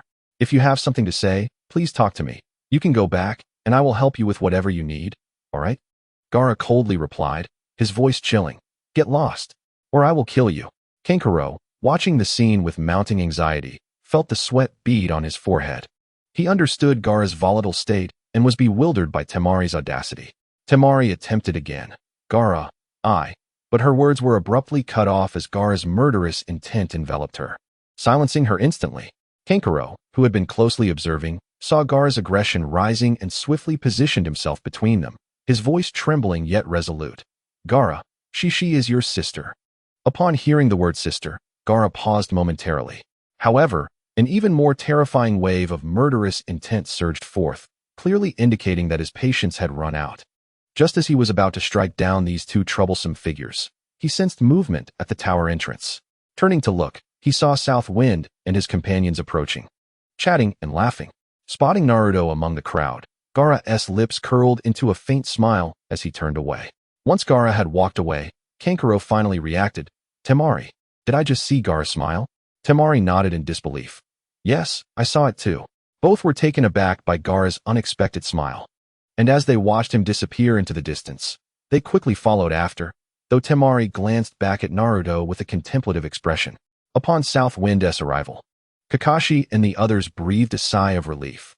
Meanwhile, there was a sense of curiosity about why these individuals had lingered in the Death Forest for so long. Observing their impeccably tidy attire, they bore no resemblance to those who had endured a battle. After approaching to inquire, several were left feeling rather disheartened. Prior to entering, Xiangling had transformed her appearance, and the group's explanation for Kakashi and his companions was that they had rescued them from the forest and brought them along. Subsequently, all those present gathered to move toward the arena. The third Hokage made an appearance, rambling on with a multitude of words. This time, he was not interrupted by the pestilential winds, as they had been dragged out on a mission by Yagetsu Yuin 2 days prior and would not be returning for some time. Nanfeng felt a sense of relief at the absence of the pestilential winds, believing that his forewarning had indeed been effective. If they were out on a mission, they would likely be safe from harm. The third Hokage concluded his lengthy address without interruption, and Nanfeng learned the reason behind the decision to hold the finals a month later. In a final flourish, he proclaimed the will of fire before exiting amidst the impatient gazes of the crowd. In a hushed tone, you remarked, "Isn't this the umpteenth time?" He delivers this speech annually at school, each lasting 2 hours. I wonder how he manages to time it so perfectly every single time. Nanfeng replied, "Haven't we all grown accustomed to it by now? Just think of the Sand Shinobi. They must be truly suffering. This is their first encounter with such torment. Isn't it much better this way? If he were to die, you'd still have to mourn him." As they engaged in banter, a figure suddenly appeared before them. Upon closer inspection, Nanfeng recognized the individual. He had purchased a blade from his shop, likely introduced by the pestilential winds. He pondered whether the blade had been poisoned. The young man, a striking figure with short brown hair clad in a tight blue combat uniform and adorned with the distinctive green vest of the Leaf Village, exuded vitality, though a scar stretching from his left cheek to his nose slightly marred his handsomeness. This individual announced the competition rules and, as per tradition, asked if anyone wished to withdraw. Nanfeng found it curious that Yakushi Kabuto chose to withdraw yet again. Was no one the least bit suspicious? The announcer stated. Due to one individual opting out, the remaining contestants now total an odd number. We shall draw lots for pairings, and those not selected will advance directly to the third round. With Yakushi Kabuto's exit, only 21 remained, prompting Nanfeng to muse, by custom, shouldn't I be given a bye? That's how it's portrayed in novels. It seems inevitable now. As the LED screen flickered, the first name appeared, Nanfeng. He was taken aback. He had not anticipated being the first drawn. The order seemed entirely disrupted, indicating that the matchups were destined to differ from the original list. The second name announced was Akimichi Choji, prompting dismay among their peers as the first match turned into an internal conflict. Asuma, watching from the stands, was equally frustrated. The first match was between his and Kurenai's students, and facing the formidable Nanfeng, Choji stood little chance. The announcer quickly declared, except for the two competitors, everyone else must vacate the arena. Nanfeng turned to Choji, asking, shall we fight? Choji, feeling relieved, was more inclined to forego the contest. If it weren't for Asuma's insistence on performing well, he would have considered withdrawing from the third round. Now, with Nanfeng as his opponent, he felt that Asuma could hardly object. Without responding, Choji raised his hand toward the announcer, declaring, I concede. The announcer glanced between the two before announcing. In the first match, Nanfeng defeats Akimichi Choji. Afterward, he instructed them, you two, exit the arena immediately. As they walked out side by side, Nanfeng noticed Choji's broad smile. You seem quite pleased, Choji, he remarked. Let us discuss it later, replied Choji. Upon returning to their friends, Nara Shikamaru congratulated, Choji, congratulations. You're relieved. But I'm in trouble. I can only hope for a bye. Nanfeng interjected, wait, Shikamaru, I was the one who won. Why are you congratulating Choji? Before Shikamaru could respond, Ino approached and naturally linked arms with Nanfeng. Choji didn't want to participate in the first place. Asuma-sensei promised him barbecue after the exam, which is why he showed up. Now he doesn't even have to fight, just enjoys free barbecue. Of course, he is happy. Nanfeng was taken aback by Ino's gesture, feeling heat rise to his cheeks as he sensed her soft touch. The others observed Nanfeng with newfound intrigue, whispering among themselves. Hey, Nanfeng, what's up with your face? Are you blushing? Ha ha ha, so this is your weakness. Sasuke found it odd too. Nanfeng had lived twice, yet seemed more bashful than himself. Nanfeng, take a look at Ino. Don't you think she is beautiful? I feel she has a unique charm today. You should help me confirm. Seeing the others eager to continue, Nanfeng quietly urged Ino. Could you let go of me for a moment? I'm a bit overwhelmed. Let us take it slow. Ino, sensing Nanfeng's tension, found it amusing but complied. All right, I'll help you ease into it. The announcer called the second match, Yamanaka Ino versus Sakan. Upon hearing the announcement, Nanfeng offered a deep bow of respect to the announcer and swiftly shifted the subject. Let us focus on the match. Ino's up. This round unfolded as anticipated. With an unchanging conclusion, Ino utilized her composed intellect to teach her opponent the importance of strategy. However, her performance drew disdain from Nanfeng and Ya, who simultaneously expressed their contempt for her showmanship. If they were to fight, they would not indulge in such theatrics. The announcer declared, in the second preliminary match, Yamanaka Ino triumphed over Sakan. Upon returning, Ino faced her two less-than-pleased teammates' jests, yet she remained unfazed, retorting, as if you two wouldn't behave the same way if you were in my shoes. Nanfeng and Ya paused, contemplating whether they would mimic Ino in a similar situation, ultimately concluding they might. If faced with friends, they would struggle to voice their taunts. Against opponents, they would likely put on an even greater facade. Both lamented that they had been influenced by Ino's antics. Asuma, witnessing Ino's victory, felt increasingly disheartened. The disciples of his beloved were succeeding one after another, while his own students displayed little fighting spirit. Choji was an obvious case, and Shikamaru was perpetually idle. Expecting him to step up was a daunting task. Although Ino was slightly better, relying on a girl to bring him glory made Asuma feel embarrassed. Hence he imposed less stringent expectations on her. He simply hoped she wouldn't falter. In his musings, Asuma cast a wistful glance at Shikamaru, unbeknownst to the oblivious Shikamaru, who remained blissfully unaware of his teacher's frustrations. If he were aware that Asuma wished for him to rise, he would undoubtedly advise him to give up. In Shikamaru's perspective, a lazy fish flipped onto its back remained just that, a lazy fish. Why exert effort? Isn't it more pleasant to simply lie still? The announcer continued, in the third match. Haruno Sakura faces off against Kankuro. Go for it, Sakura. The crowd cheered for her. Sasuke, be careful, don't get hurt. Sakura confidently nodded. Don't worry. I don't think much of that cat-faced opponent. Nanfeng gave Sakura a thumbs up. Sakura, you're impressive. Sakura ignored him, retrieving her cross from the ceiling scroll and leaping directly into the arena from the spectator platform. Watching Sakura enter the fray, Kakashi felt a twinge of concern, as he had not taught her any ninjutsu. The only thing he knew was that Sakura's chakra had been increasing rapidly of late. However, her opponent, a sand ninja, was formidable. Judging by the object on her back, it appeared to be a puppet. Sand ninja puppets were notoriously difficult to deal with. During her previous battle against Haku in the Land of Waves, Sakura had only triumphed after Zabuza had released the hidden mist technique. By the time the mist cleared, Sakura had already concluded her fight.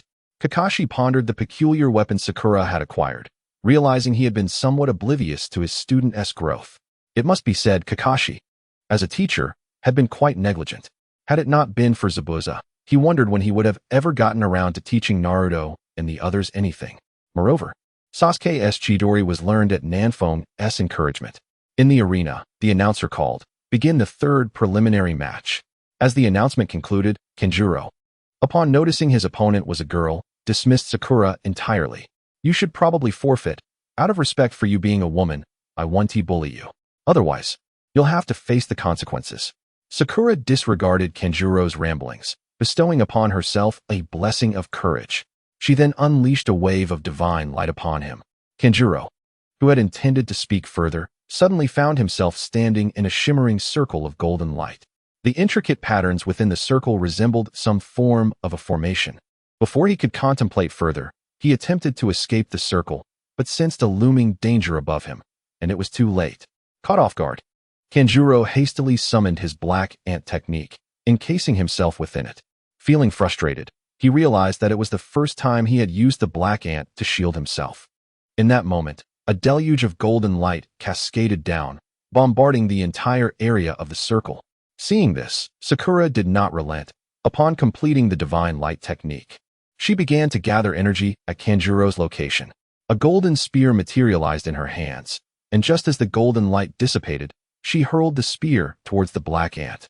Inside, Kenjuro felt the aftermath of the bombardment, realizing his black ant had sustained significant damage. just as he attempted to exit the black ant. A golden spear pierced through it, grazing his head and pinning the black ant to the ground, sending chills of fear down Kanjuro's spine. He promptly tried to escape, but the black ant had already endured the divine light's assault, and with the additional spear piercing it, the damage was catastrophic. The internal mechanisms were compromised, requiring considerable effort to open. Sakura, refraining from further assault as she could not see Kanjuro within the black ant, vigilantly watched as it slowly began to open.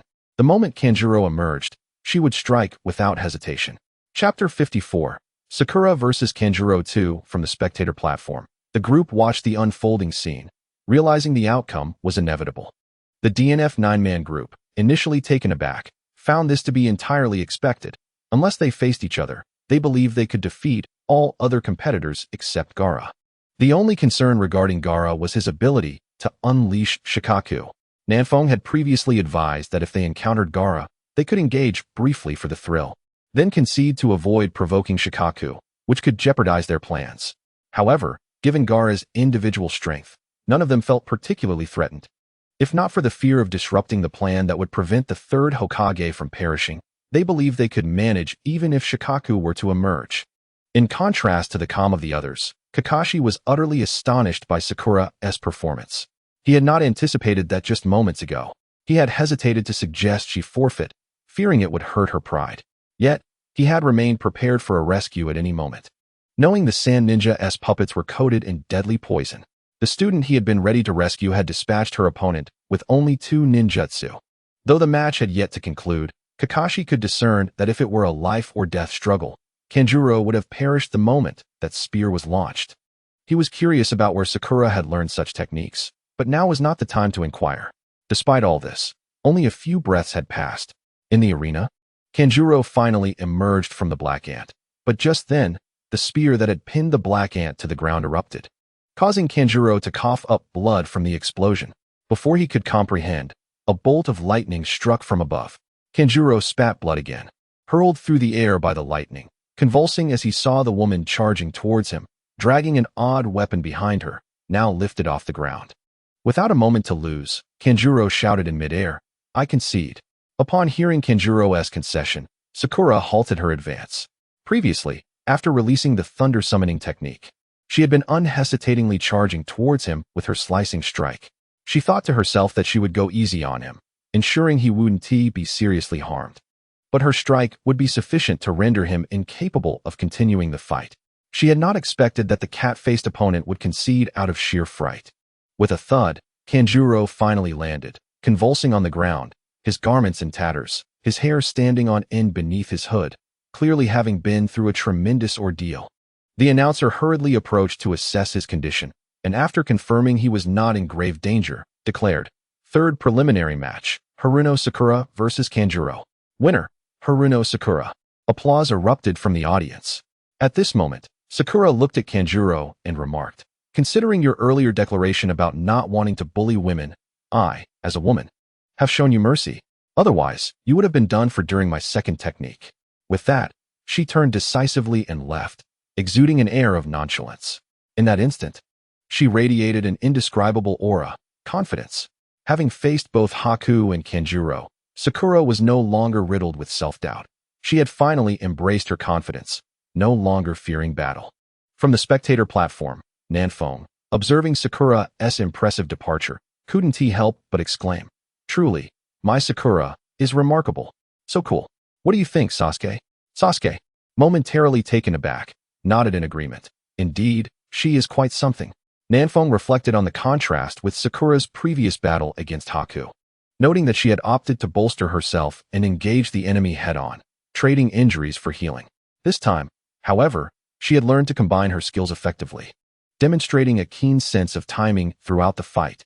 Her rapid growth suggested she had indeed been diligently training in private. Kakashi observed Sakura, recognizing that through this battle, his student had undergone a transformation. She had grown mentally resilient, evolving into a formidable fighter. His emotions were mixed. His disciple had become stronger, yet not through his teachings. Gaara and Temari watched as medical ninjas carried Kanjuro away. Gaara coldly remarked, "What a disgrace." Temari, her eyes filled with concern, remained cautiously alert.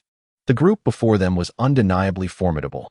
The young generation of Konoha had become impressively strong, even those freshly graduated.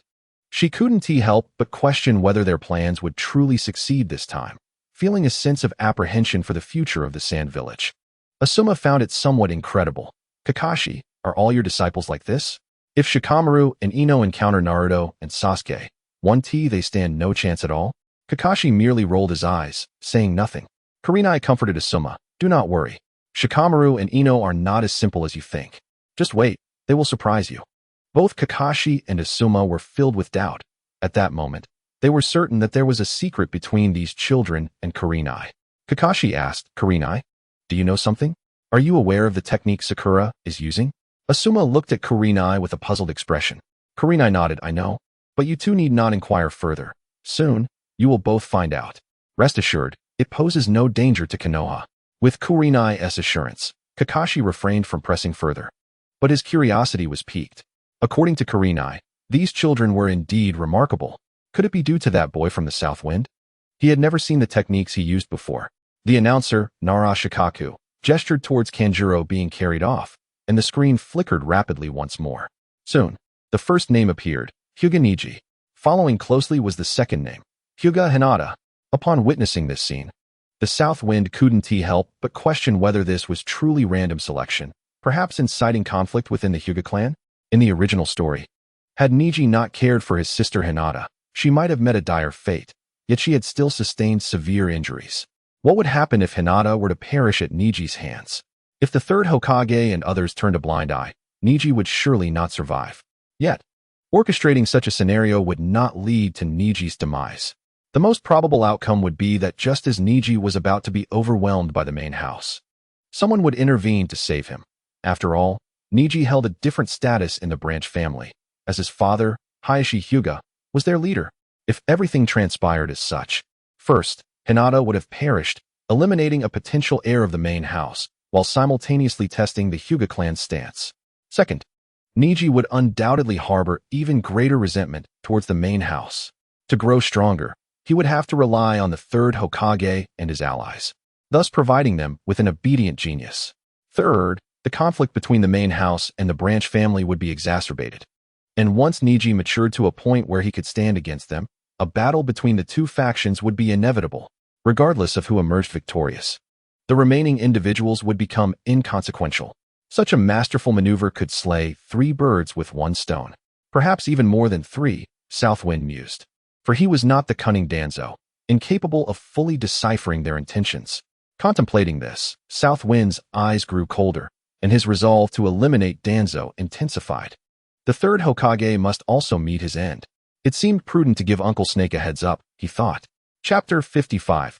Tsubasa vs. 10 Nara Shikaku announced. Hyuga Niji. Hyuga Hinata, please take the stage. As neither Niji nor Hinata stepped forward, Shikaku reiterated his call. Niji declared, I forfeit. Hinata looked at him, perplexed. Niji, why? Niji ruffled Hinata's hair. Why is there a need for a reason? I am simply not your match. But you must keep pushing forward. Now that I have secured a spot, I will strive to catch up. Don't let me surpass you. Hinata nodded resolutely. I will, Niji. I want to protect you and Hanabi. I will not allow you to be harmed again. Niji smiled. I shall eagerly await your protection. Indeed, Niji had secured the last spot in the first batch. Southwind had urged the 4 of them to discuss among themselves, but ultimately, they were unsure how to proceed, as each desired to be the first to enter. In the end, they opted for a lottery, ensuring fairness. Those who did not draw a favorable lot could only blame their bad luck. Ultimately, it was Niji who drew the winning lot. Of course, his Byakugan allowed him to let others take their turns first, leaving only the final spot for him. Nara Shikaku announced. In the preliminaries, the 4th match, Hyuga Niji vs. Hyuga Hinata. Winner, Hyuga Hinata. Soon, the 5th match was arranged. Temari vs. Kirigakure's Jinchuriki. As both competitors ascended the stage, Shikaku declared the match commenced. Temari aimed to create distance, as she excelled in ranged attacks. However, Kirigakure's Jinchuriki was not naive. He knew that to secure victory, he must close the distance. Spotting Temari, he leaped towards her, attempting to close the gap. His hands elongated rapidly, shooting towards Temari, aiming to ensnare her. Southwind was astonished by this turn of events. Wasn't this a mere imitation of Luffy's Gum Gum Fruit? To be honest, he had little recollection of this character, vaguely remembering him as Kanjiro's opponent, who was ultimately defeated by Kanjiro. As Temari executed a backward jump, she drew her 3-star fan from her back, deftly deflecting the incoming attack with one fan in each hand. Landing gracefully, she unleashed a wind technique, sending a fierce gale straight towards the approaching Jinchuriki. Caught off guard, with his hands still elongated, he was unable to form hand seals in time to evade. He was struck directly by Temari's attack and was sent flying backward. Seizing the momentum, Temari opened her fan to its 2nd star and unleashed another gust, sending the Jinchuriki hurtling once more. The power of her 3rd star technique, the Great Wind Scythe, was several times more ferocious than her first technique, and the airborne Jinchuriki was propelled forcefully against the arena wall, embedding him within it. The cracks radiated from where he had landed, and Temari stood firm, stowing her fan away.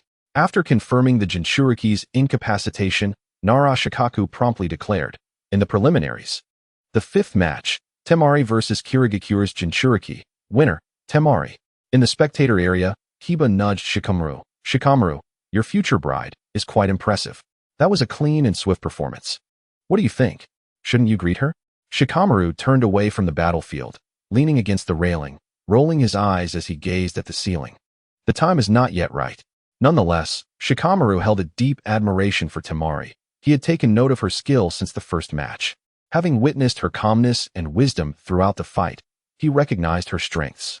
She immediately sought to create distance, knowing it was her advantage.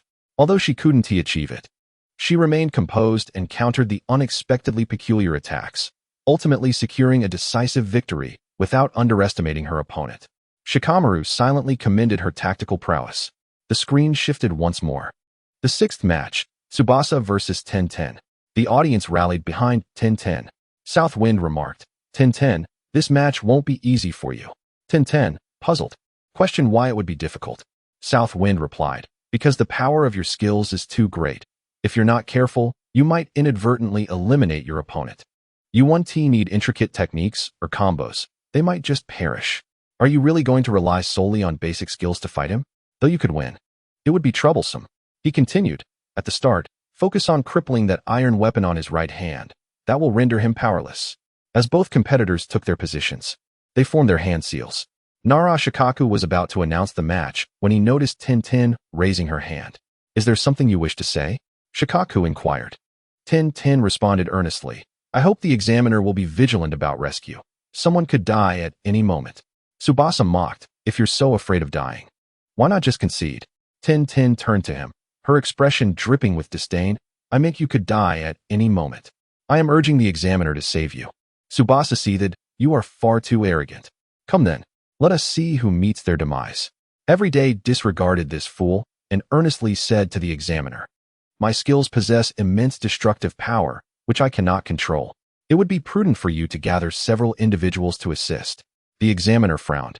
Are you implying that I cannot withstand your techniques? Everyday nodded. Esteemed examiner, I understand you may perceive me as overly arrogant, but I assure you, I speak sincerely. Given your exceptional Jonin strength, receiving my attack could very well lead to your demise.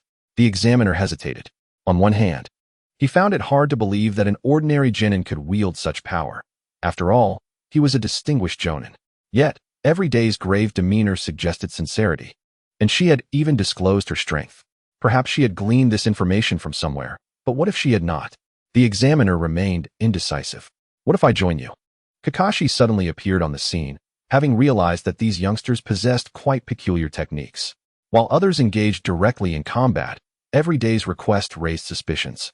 There was undoubtedly an issue at hand. Her claims were likely truthful. After a moment's contemplation, Everyday nodded. That is acceptable, but you must exercise utmost caution. I suggest we battle in the outer forest. Otherwise, the ongoing matches would be futile. My abilities could obliterate this place. Are you serious? Kakashi scrutinized her intently, searching for any signs of deceit. Yet, she remained steadfastly serious throughout. Very well, you shall demonstrate your skills first, and then we shall decide. Kakashi proposed after careful consideration. However, should your claims prove false, I will declare the opponent the victor immediately. What say you? Everyday shrugged, indicating indifference. Do you have any objections?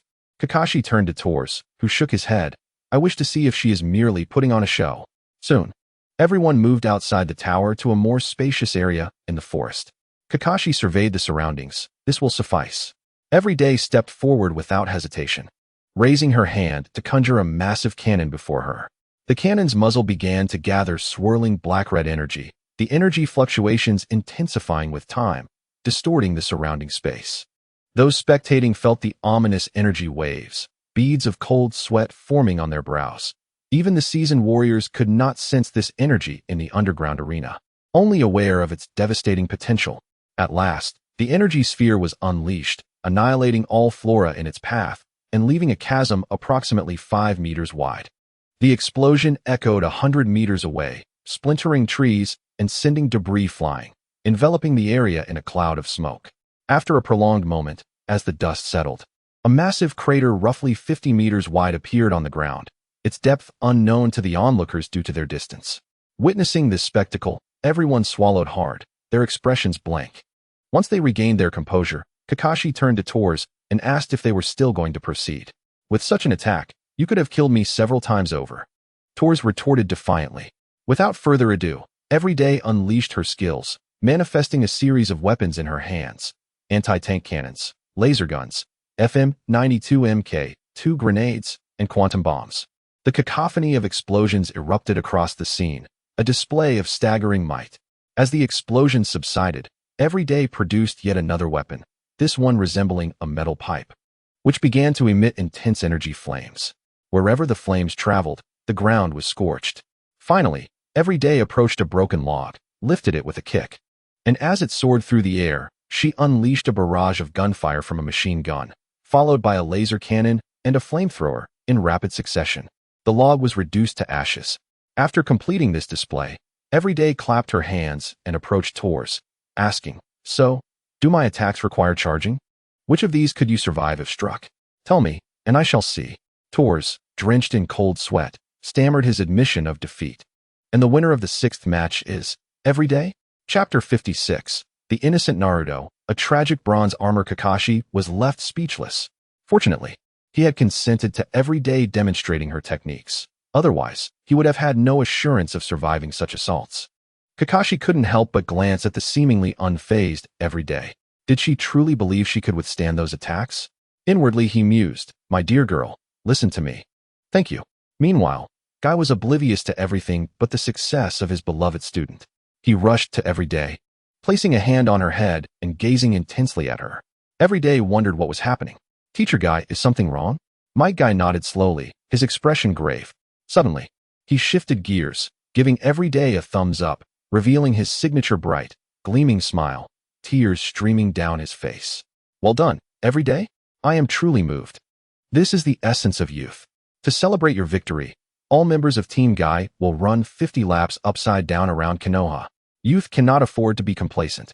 Upon hearing Might Guy's proclamation, Every Day and Niji were taken aback. Only Lee, ever supportive of his teacher, ignited with fervor. "Yes, Teacher Guy." He promptly pulled out a notebook to take notes. Teacher Guy's motto: "Youth cannot afford to be complacent." Might Guy, witnessing this scene, was even more moved. He rushed over and embraced Lee tightly. "Lee, Teacher Guy? Lee, Teacher Guy?" Unperturbed by the disdainful gazes of the onlookers, the two embraced and wept together. Niji and Every Day, fearing contamination by such youthful exuberance, retreated, their faces filled with embarrassment. Every Day cautiously regarded the weeping Might Guy. "Teacher Guy, could we perhaps skip the laps?" Might Guy's tears ceased instantly as he looked at her in confusion. Then, as if struck by inspiration, tears flowed anew as he turned to Lee. "Lee, did you hear that? Every Day wants to run 100 laps. I am so moved. Teacher Guy, I too shall run 100 laps. No, 150 laps. Youth must never lag behind." "Lee, Teacher Guy? Every Day what? When did I say I wanted to run 100 laps?" Every Day felt quite aggrieved, but knew she must not cry. Otherwise, the duo would become a trio of weeping individuals. Niji, shaking off his stupor, hurried over to gently pat Every Day's back, soothing her. Meanwhile, Sasuke observed the unfolding spectacle. Feeling a chill despite having witnessed such scenes before, he could only rub his arms for comfort, thinking, perhaps this is the nature of the strong. To gain something, one must lose something else. The examiner looked on, utterly speechless. Noticing that the two showed no signs of stopping, he resignedly raised his left fist to his mouth. Clearing his throat, ahem, everyone, return to the arena. We shall commence the next round. Soon, the 7th match was announced. Uchiha Sasuke versus Kiba. Before the examiner could declare the match, Sasuke, seeing his name alongside Kiba on the screen, raised his hand. I concede. He had no desire to fight Kiba at that moment. To defeat him, he would need to exert 99% of his strength. Relying solely on the Thousand Birds flow and the lightning cutter, one cannot hope to defeat ya. Although he possesses the capability to overcome ya when he exerts his full strength, the endeavor is not without its challenges.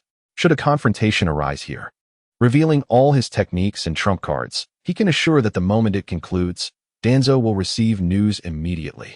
Upon hearing Sasuke concede, you felt a twinge of disappointment. After all, he had witnessed Hinata and Sakura dazzling the audience, and longed to astonish everyone himself.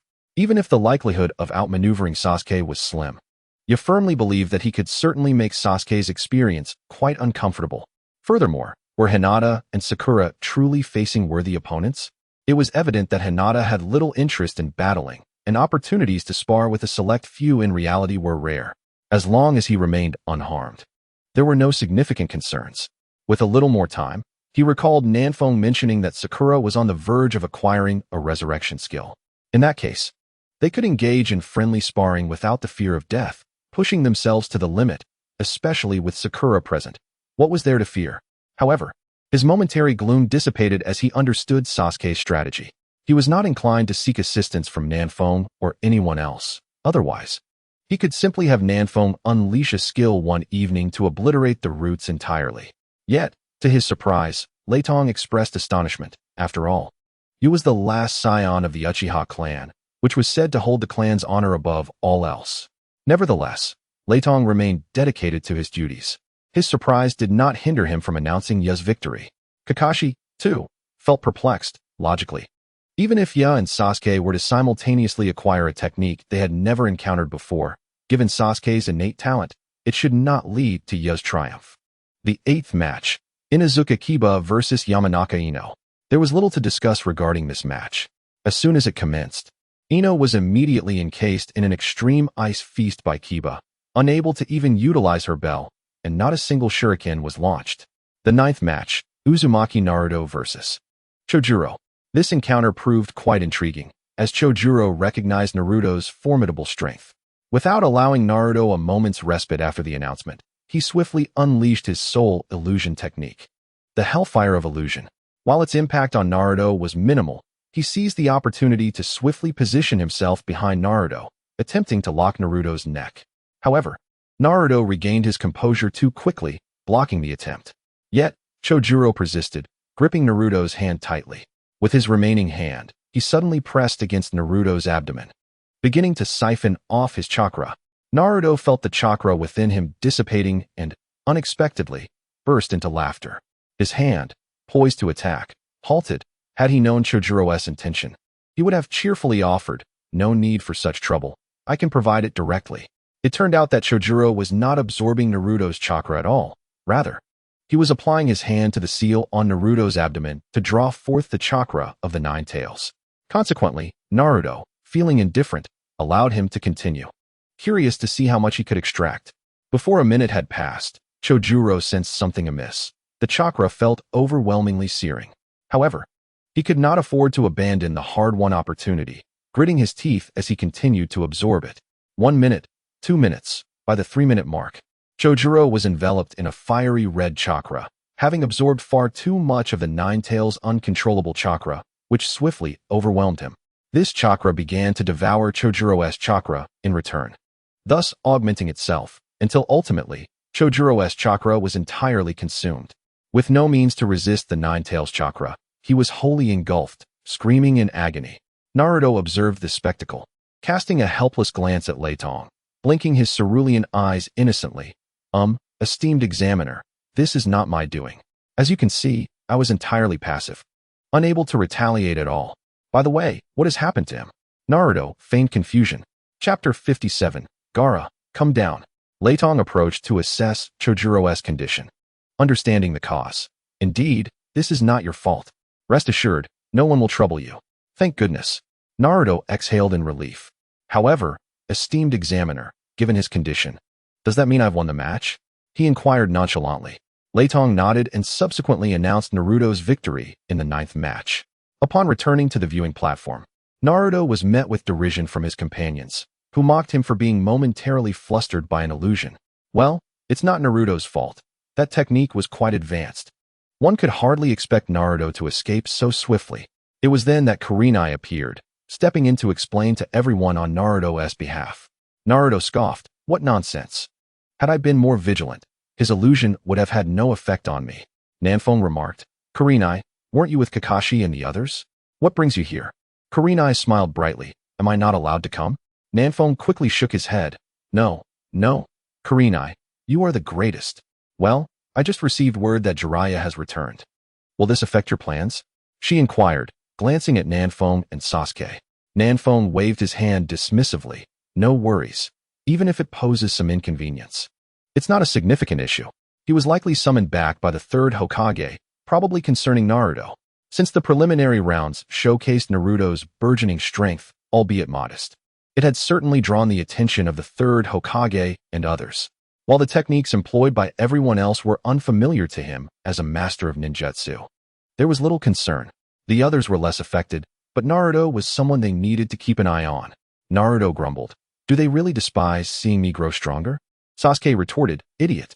It's not that they can't stand your growth. It's that you aren't evolving according to their plans, understand? Naruto fell silent. Nanfeng patted Naruto on the shoulder. All right, let us set that aside. Only 3 remain.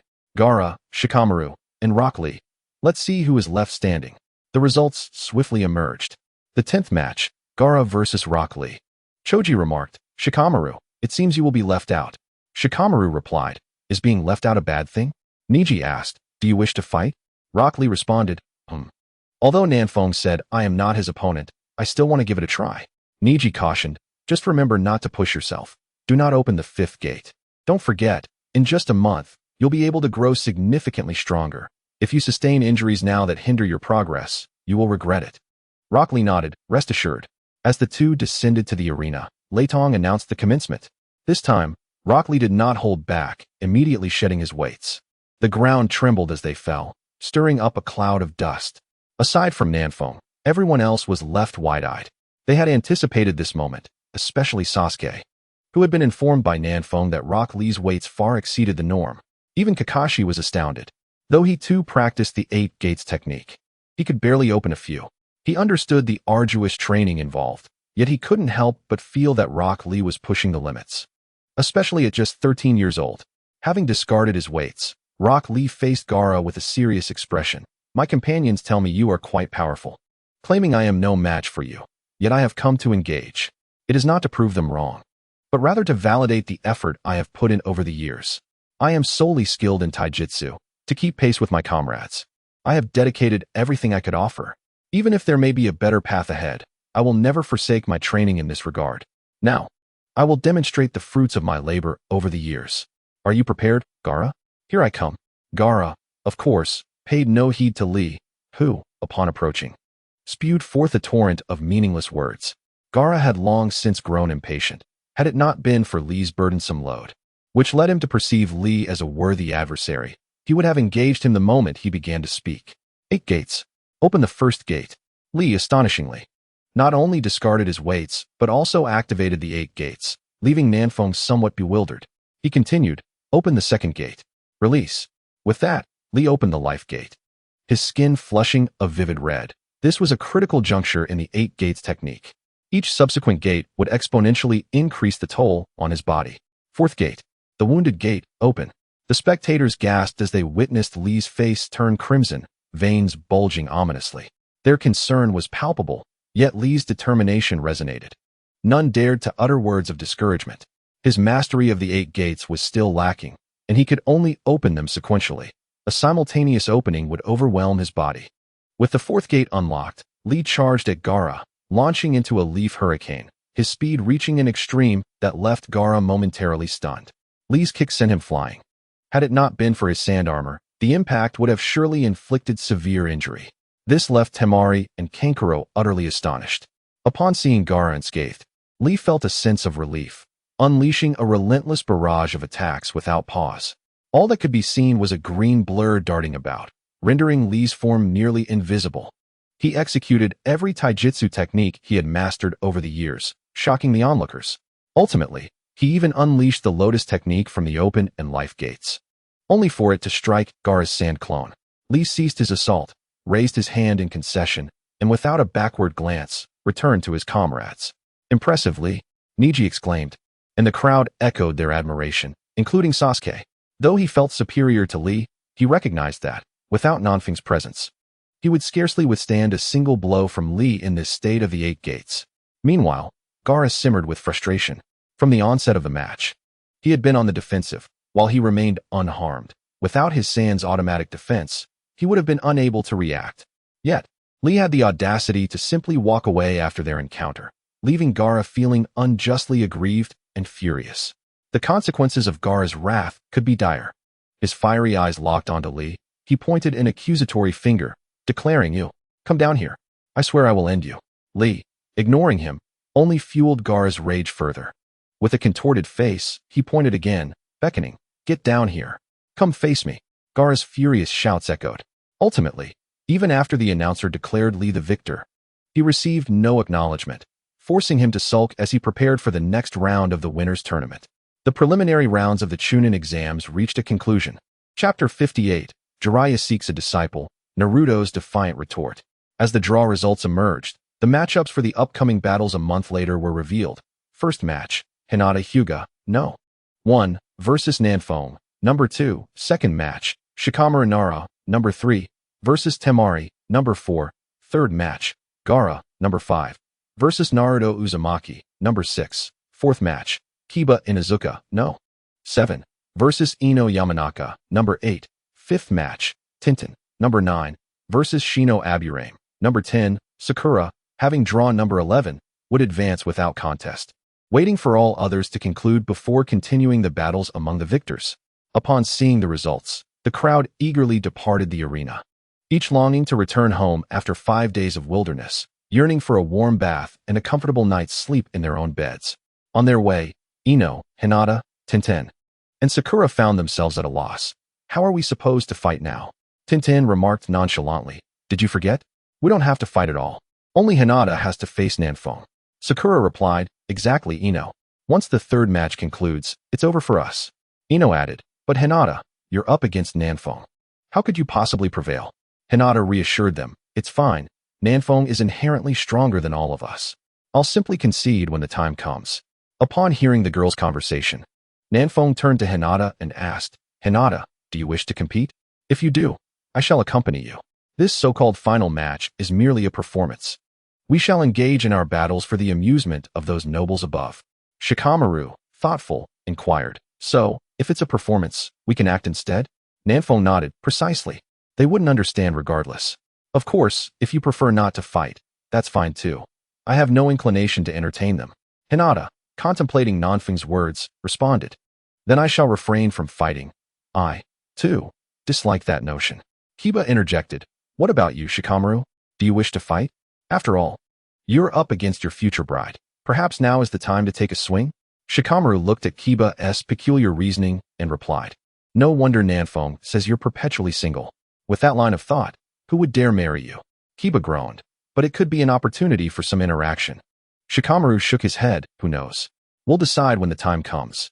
Upon exiting the arena and making their way back to the streets, the group bid farewell to one another. Kagaya had already arranged for Hinata's family to pick her up as they left the forest, leaving Naruto to accompany Hinata to visit her home. Returning to their cozy abode after 5 days apart, they felt a wave of warmth wash over them. In the Hokage office, Jiraiya leaned against the window, his gaze drifting over the passing beauties. Sarutobi Hiruzen observed his carefree disciple, momentarily at a loss for words. His wrinkled face bore a frown, and the pipe in hand had lost its appeal. With a deep sigh, he finally spoke.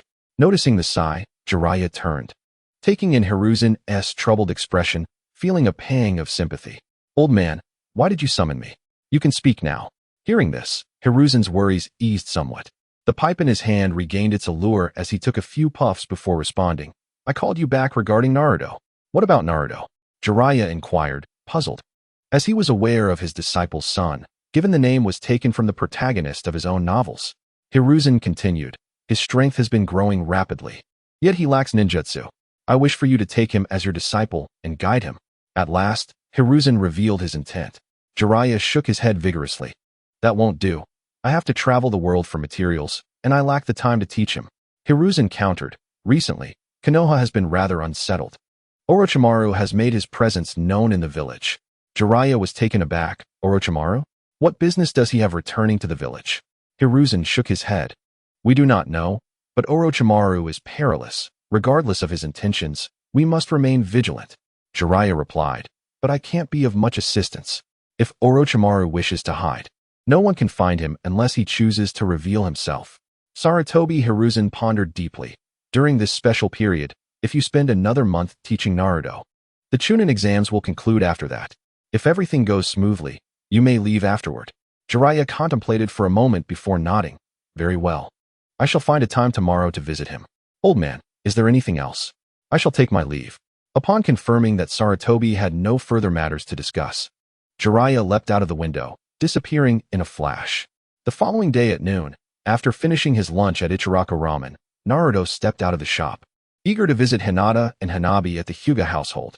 However, just a few steps away, he was blocked by a silver-haired man. No matter which direction he attempted to go, the old man continued to obstruct his path. Growing somewhat annoyed, Naruto frowned. Who are you, old man? And what do you want? The old man regarded Naruto, ran to the bridge, turned around, crossed his arms, and dramatically swept his flowing hair. Listen well. I am the sage of Mount Mayaboku, known as the Toad Sage. However, Toad Sage is merely a facade. I am Jiraiya, the legendary Sannin. The white-haired boy who is unrivaled across the lands, capable of silencing even the most crying child. Naruto remained expressionless. So, do you have a purpose? Why are you blocking me? Jiraiya, initially awaiting Naruto's awe, found himself momentarily incredulous. I said I am Jiraiya. Did you not hear me? Should I repeat myself? Naruto replied with indifference. Oh, so you are one of the legendary Sannin, Jiraiya. Jiraiya was taken aback, finding it hard to believe. No. Is this really the expression you have upon seeing me? Naruto retorted. What expression do you expect? Should I demonstrate it for you? Feeling awkward, Jiraiya stammered. Well, actually, I wanted to take you as my disciple. Naruto flatly refused. I do not need a teacher. Jiraiya insisted. I can teach you many powerful jutsu. Naruto shook his head resolutely. I have my own training methods. No need. Jiraiya pressed on. Actually, Naruto, I was your father's teacher. And I returned this time to take you as my disciple. Naruto, visibly displeased, responded, Oh, you wish to take me as your disciple now? Where were you when I was nearly killed multiple times in my childhood? Where were you when I went hungry? Where were you when I was bullied? Now that I have grown strong, you suddenly claim to be my father's teacher and want to take me as your disciple? Jiraiya, do you not find that laughable? Moreover, is your true intention really to take me as a disciple and not for some other reason? Please step aside. I have matters to attend to. After saying this, Naruto disregarded the dumbfounded Jiraiya and made his way toward Hinata's home. Chapter 59. The South Wind Meets Uncle Snake. A rendezvous in the underground city long after Naruto had left, Jiraiya finally regained his senses. He reflected on what he had been doing these past years. Aside from writing a few books, it seemed he had accomplished nothing. To think he could not even ensure a child lived well in Konoha. Had he truly failed so miserably? That child was Minato's son. Indeed, what right did he have to return and demand to be his teacher? Minato, I am sorry. In the Hokage's office, Jiraiya gazed at Sarutobi with a face full of disappointment. Just moments ago, he had investigated the living conditions in Konoha over the years, and the results were far worse than Naruto had described. This led him to confront Sarutobi, resulting in the current scene. Sarutobi, puffing on a cigarette, remained silent for a long while before he heaved a sigh. I am sorry, Minato. However, Jiraiya, you must believe that all our actions are for the sake of Konoha? Jiraiya scoffed. For Konoha? Who isn't doing it for Konoha? Minato, Kushina, and Naruto. Who in that family has not sacrificed for Konoha? It was for Konoha that Minato and Kushina died, and for Konoha that Naruto constantly endures the Nine-Tails onslaught. They all acted for Konoha. Yet the outcome is that we cannot even care for a single child. Old man, do you think Minato and Kushina would find this worth it? After venting his frustration, Jiraiya calmed down. Naruto is resistant to my approach. Perhaps you should arrange for someone else to handle it. With that, he turned and exited the Hokage building without waiting for Sarutobi's reply. At the Nanfeng residence, Ino was brimming with energy. Nanfeng, hurry up. Nanfeng felt a headache coming on. I'm coming. Just a moment ago, Ino had suddenly asked him to accompany her shopping. Nanfeng was momentarily stunned. Shopping? Does anyone not know that when girls go shopping, they become increasingly excited and difficult to stop? He immediately refused, claiming he had matters to attend to. But Ino persisted relentlessly.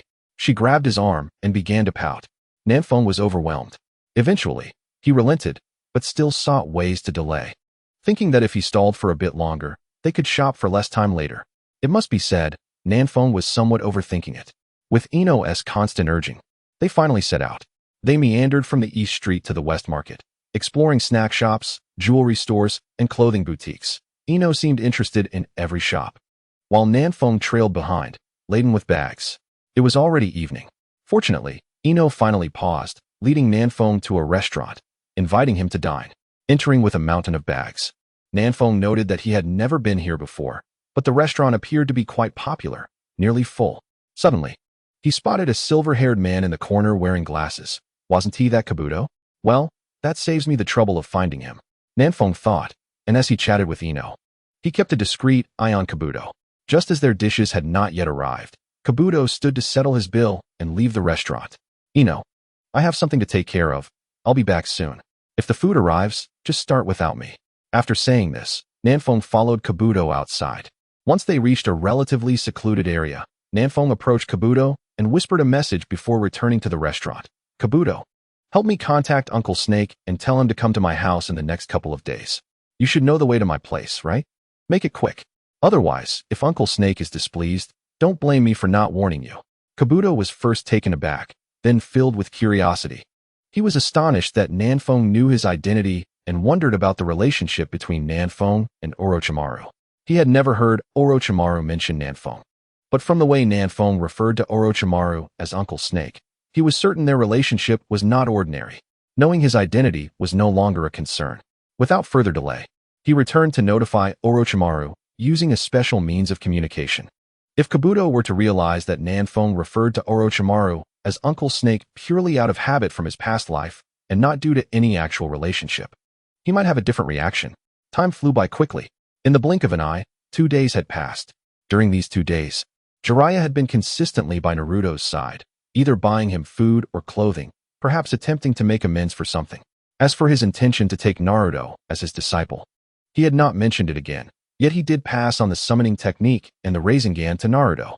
Initially, Naruto was unwilling to learn, but upon hearing that the Rasengan was developed by the 4th Hokage, he became intrigued. As for the summoning technique, he had witnessed the toads fighting alongside the 4th. Naruto resolutely chose to pursue learning. After all, this technique was developed by his father, which could be considered a form of indirect closeness.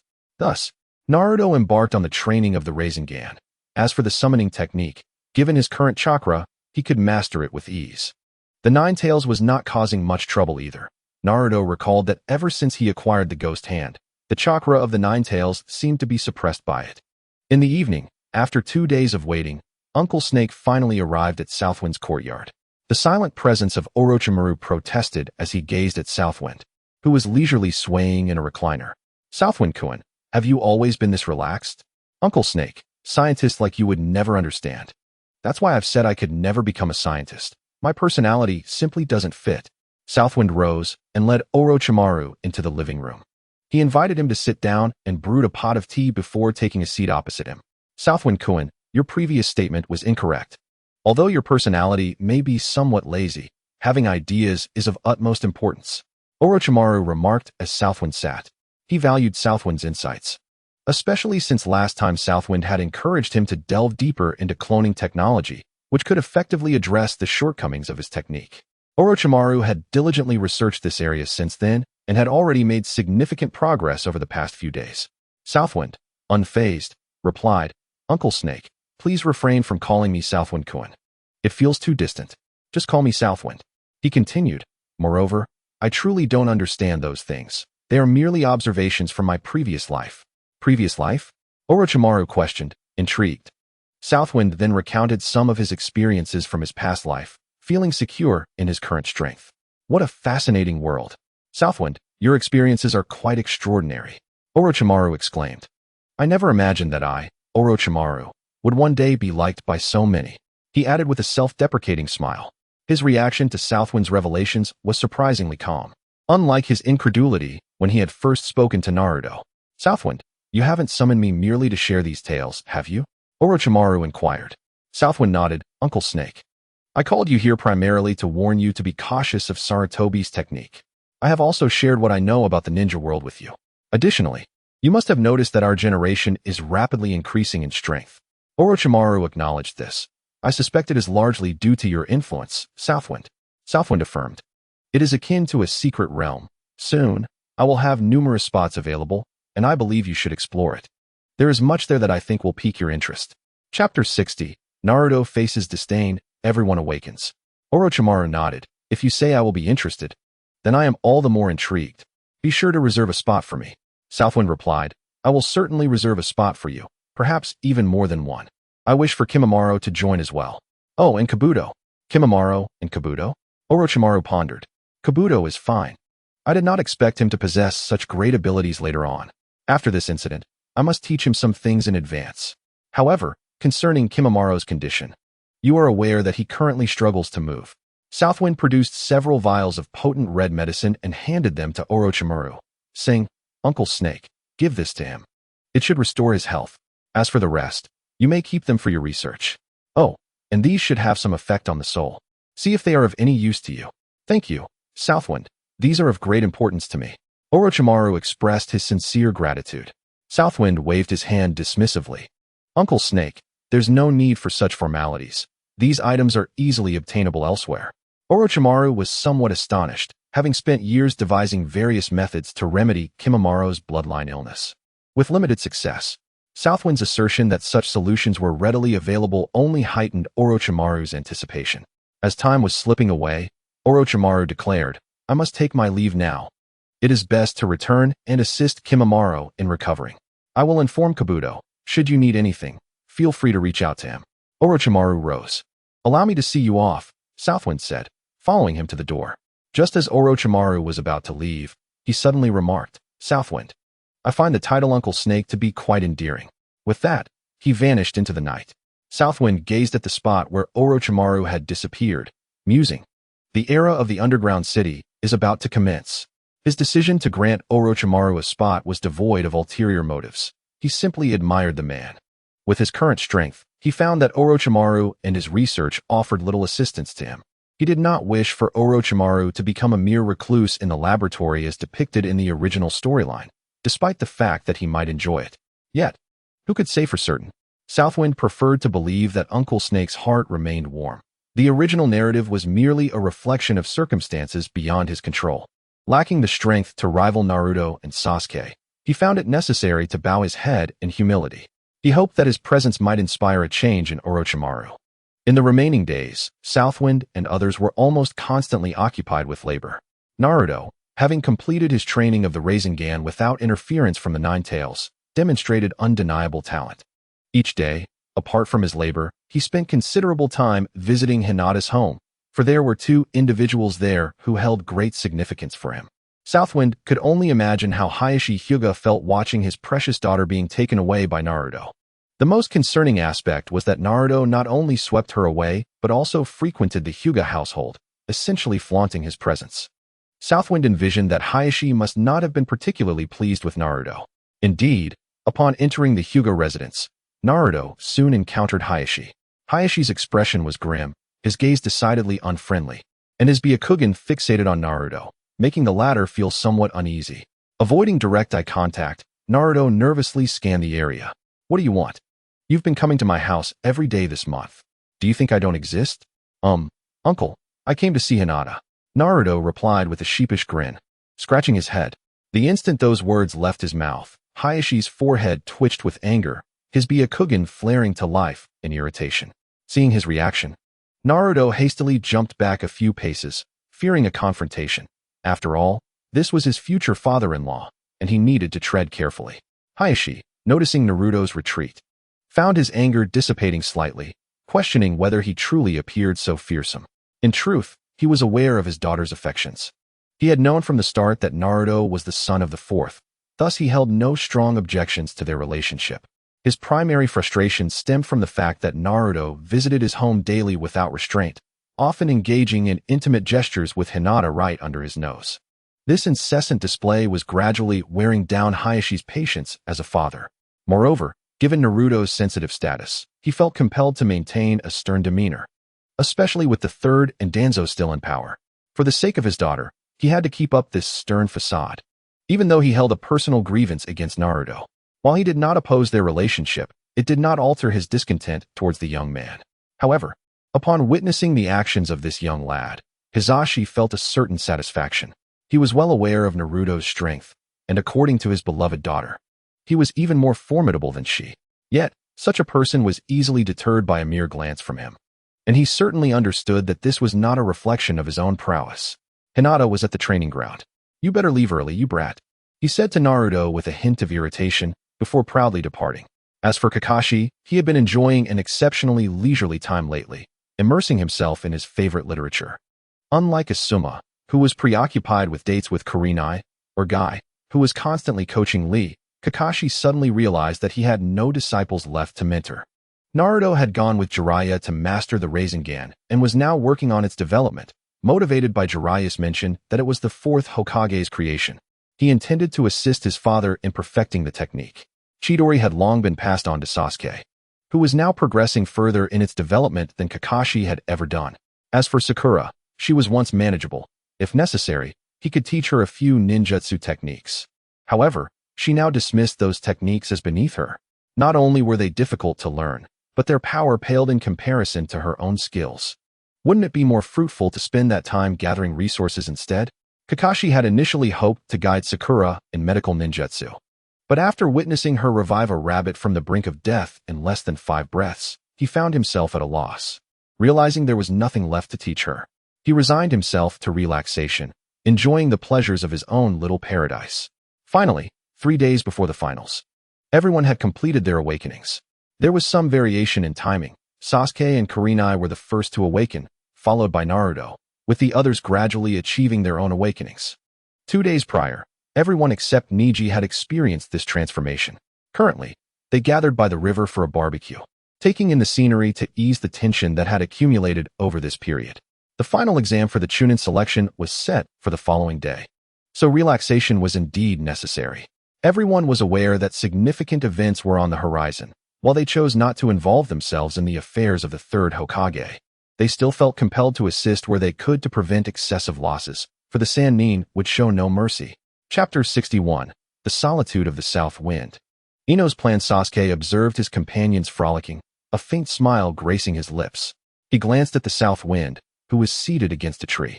"Hey, South Wind, what do you plan to do in the future?" The South Wind looked puzzled. "Why the sudden inquiry? Are you feeling anxious?" Sasuke gazed up at the sky. "A little. I've been training relentlessly, waiting for this day, but now that it has arrived, I find myself unsure of my feelings. I feel lost. I don't know what to do after seeking revenge. So, I wanted to ask what your future holds. Perhaps I can assist you in some way." The South Wind understood him to some extent. "As for me, I've always been focused on putting in the effort, hoping to one day find my way back home." Sasuke's expression grew complex.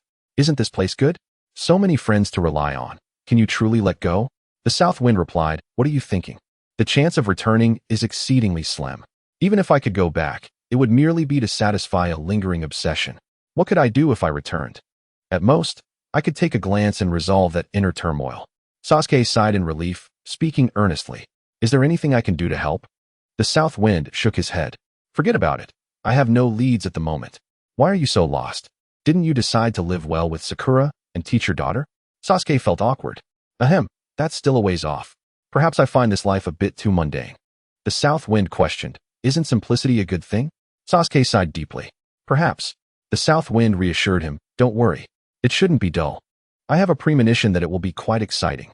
You must have noticed the changes in the underground city lately, right? The inhabitants are gradually moving away from their mechanical routines. Sasuke looked on in confusion. Do you know something? The South Wind replied, initially, I knew that it wouldn't only be the ninja world represented there. Other worlds would also be involved. However, I never anticipated such changes within that realm. When the South Wind noticed this transformation, he attempted to contact the system, but received no response despite his efforts. Sasuke realized, so? The path you mentioned to return is within that realm? The South Wind nodded. Yes. I hope that one day, those who enter that world will share my origins. Perhaps then I can return for a glimpse. Sasuke nodded, though his expression turned serious. If that place truly becomes a real world, will they emerge? The South Wind appeared uncertain. I can't say for sure, but there's no need to worry. Even if they do, the process will undoubtedly take a considerable amount of time. By then, we want to know what the ninja world will look like. Until then, we should focus on improving ourselves.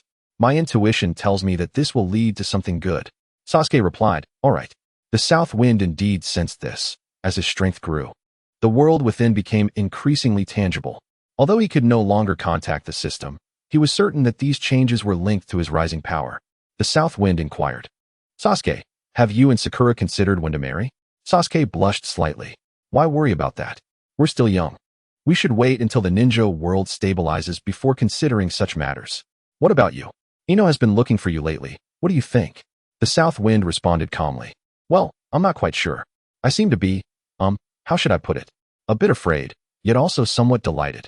I don't dislike her. I just find it a little strange to suddenly have another person in my life.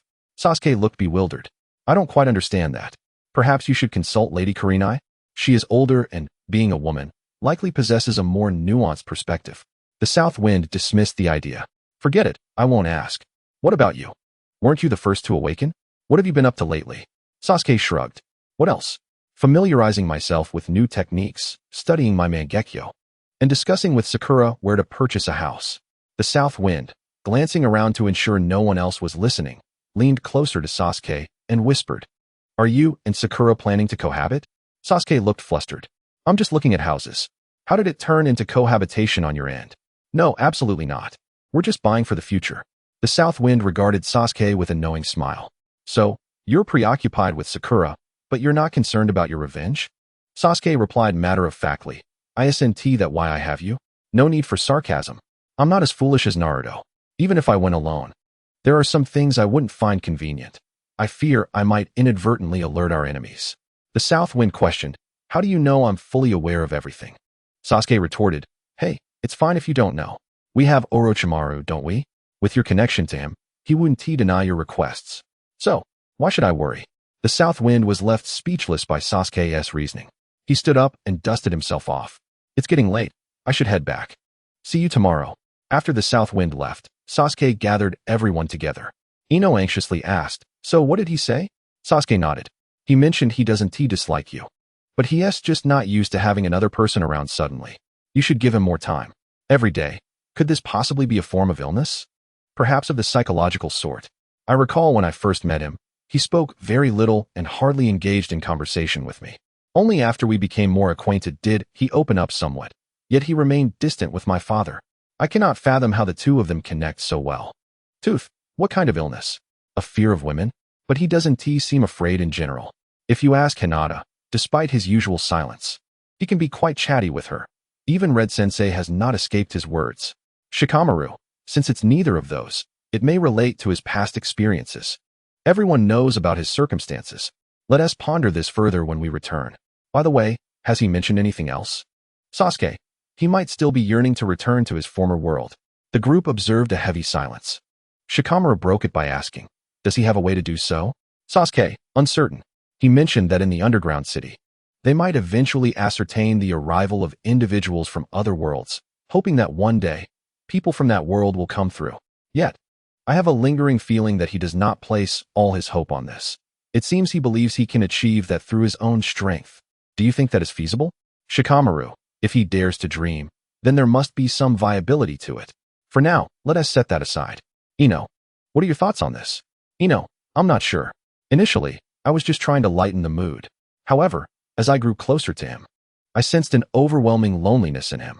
It piqued my curiosity, making me want to draw nearer and alleviate his solitude. Have you all noticed that apart from us few, He hardly converses with anyone else. He possesses such formidable power. If he wished to leave, he wouldn't need to worry about the entire ninja world. Yet, aside from our gatherings, he seldom ventures outside his home. It's as though he has isolated himself.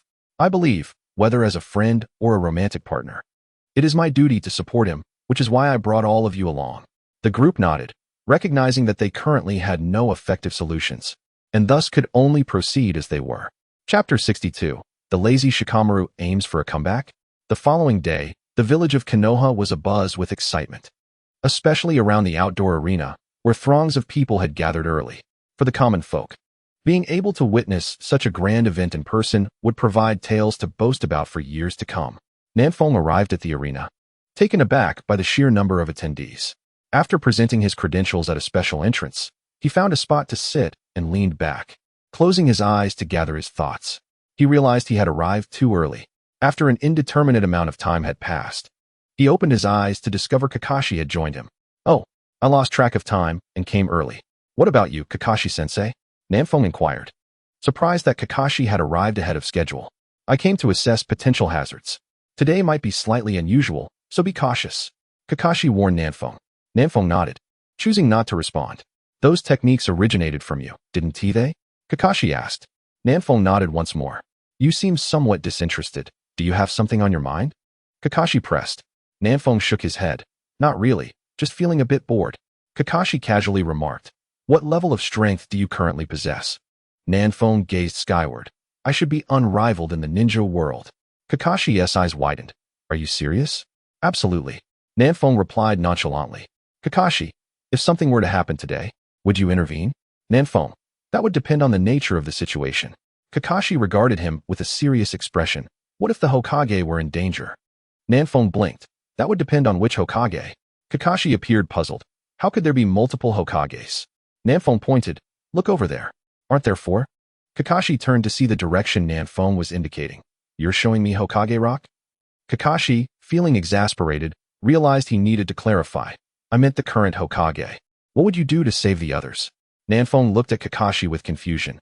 You wouldn't even save the Hokage. Why would you expect me to? Kakashi was momentarily speechless. How was he to respond to such bluntness? The two fell silent, Kakashi furrowing his brow while Nanfeng closed his eyes to rest again, until the cacophony of the crowd surged like waves. Both turned towards the entrance, where a stream of people flowed in, leaving the remaining number uncertain. Their companions arrived, some alone and others in pairs or trios, instinctively gathering together upon arrival. They soon realized Nanfeng was missing and began scanning the area, eventually approaching when they spotted him with Kakashi. Kakashi glanced at Nanfeng. Your friends have arrived. Nanfeng nodded. I'm aware. I saw them. No need to remind me. Just as I didn't remind you that the other instructors have come as well. Kakashi sighed. Chatting with you is exhausting. Nanfeng grinned. Likewise. As the group assembled, they exchanged nods of acknowledgement, falling silent as they awaited the commencement of the match. Asuma. Kakashi, everyone is here. Why aren't you heading down? Kakashi, well, don't rush. The Hokage hasn't finished speaking yet. Nanfeng looked at Kakashi skeptically.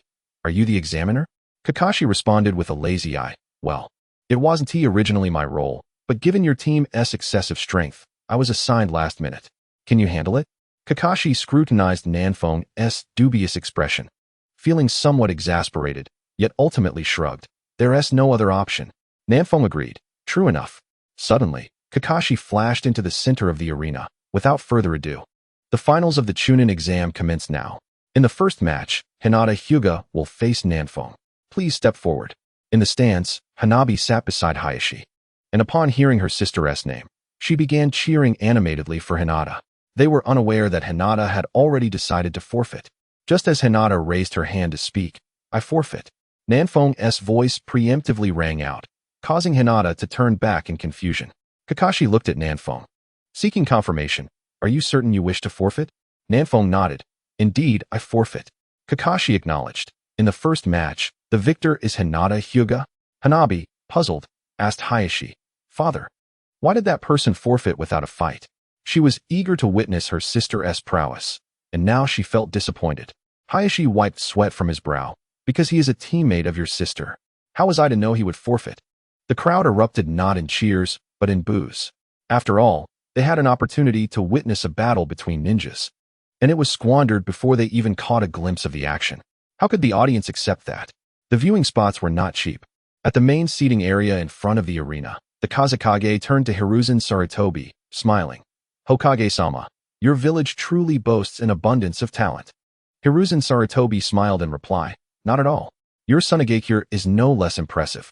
Kakashi remained unfazed by the boos. For the second match, the participants are Shikamaru Nara from Konoha and Temari from Sunagakure. Please step forward. The companions turned their heads simultaneously to gaze at Shikamaru, and given his personality, the likelihood of him conceding was considerably high. However, Shikamaru disregarded their stares, standing up and leaping into the arena. The crowd was bewildered. Naruto scratched his head, wondering if Shikamaru was planning to turn his fortunes around. Initially, he had considered kicking him off while he was distracted. Everyone looked at Naruto with strange expressions, teasing him about his dark humor. In the arena, as he faced Temari, Shikamaru's nonchalant demeanor vanished. Kakashi announced the commencement of the match, and Shikamaru simply stood there, his hand resting on the hilt of his sword.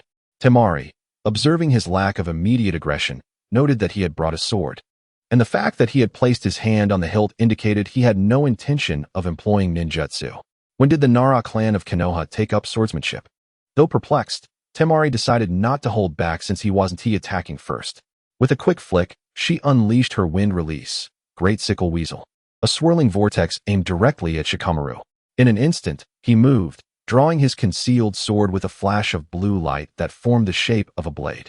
Shikamaru's figure disappeared, leaving behind a trail of afterimages as he passed through the vortex, shattering it effortlessly. Temari realized the danger too late, unable to escape as Shikamaru's speed was overwhelming. The moment the afterimages faded, his sword was poised against her neck. As Temari opened her mouth to concede, Shikamaru unexpectedly retracted his glowing sword, declaring, I concede. Everyone was left in confusion. Hadn't he just won, and in an instant at that? They were still processing the shock when he announced his defeat. Kakashi looked at Shikamaru, equally baffled. This new generation of students was proving to be quite challenging, each one more eccentric than the last. The others remarked, indeed, he flipped, but he remains a slacker. Without waiting for Kakashi to declare the results, Shikamaru turned and walked toward his friends, who were puzzled, wondering why he was heading that way when there was no clear path. Was he planning to climb the wall? As they pondered, Shikamaru waved his glowing sword upward, and a brilliant array of lights flashed above, revealing a formation. 24 uniquely shaped glowing swords descended from the sky towards the formation, some embedding themselves in the ground while others hovered in midair, creating a mesmerizing spectacle. In an instant, Shikamaru vanished again, and the swords danced above the formation, swirling chaotically. The chilling aura of the sword sent shivers down the spines of all spectators, as if any moment a sword might fly down and claim a life. Suddenly, the sword formation vanished, and Shikamaru reappeared on the observation platform. His peers, now aware of the spectacle, were astonished that he had shown off so grandly in front of the girls. Nanfone, perplexed, remarked, was all this just to get on the observation platform? You could have jumped up directly. Shikamaru shook his head, you wouldn't understand. Just tell me if I looked cool. Nanfone sincerely nodded, admitting, yes, you looked quite impressive. Shikamaru grinned, then that's all that matters. Did you notice Temari is still watching me? Nanfone sighed, realizing Shikamaru had a surprisingly flamboyant side. Kakashi, observing Shikamaru's antics, was left with no choice but to announce Temari as the winner. Yet Temari felt no joy in her victory, feeling like a mere clown in the performance. She would undoubtedly remember Shikamaru, vowing to make him pay someday. Next up was Naruto against Gaara. As Kakashi finished announcing, Gaara eagerly leaped into the arena, excitement radiating from him as he fixated on Naruto. Not one to dawdle, Naruto drew his knife, ready to enter the fray. Be careful, don't kill him, Nanfone warned. Concerned Naruto might become overly enthusiastic in the heat of battle. Naruto nodded and stepped into the arena. Hanabi exclaimed, wow, it's my brother-in-law. Father, look, it's my brother-in-law. Hinata's mood soured at her sister's words. Hanabi, he's not your brother-in-law yet. Hanabi brushed it off. That'll come later, it's fine. Hinata sighed. Naruto, for goodness sake.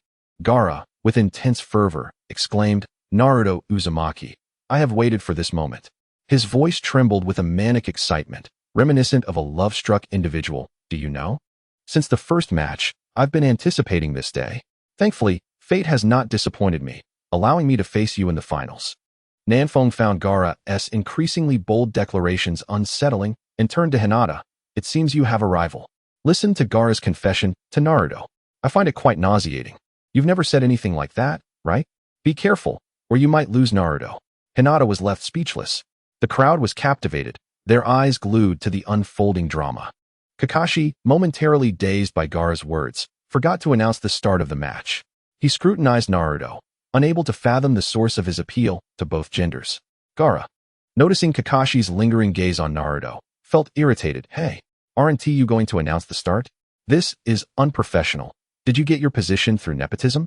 Kakashi, flustered, hastily declared, the match begins, and quickly retreated, not wanting to be scrutinized by Gaara's intense gaze, which felt akin to that of a jealous suitor.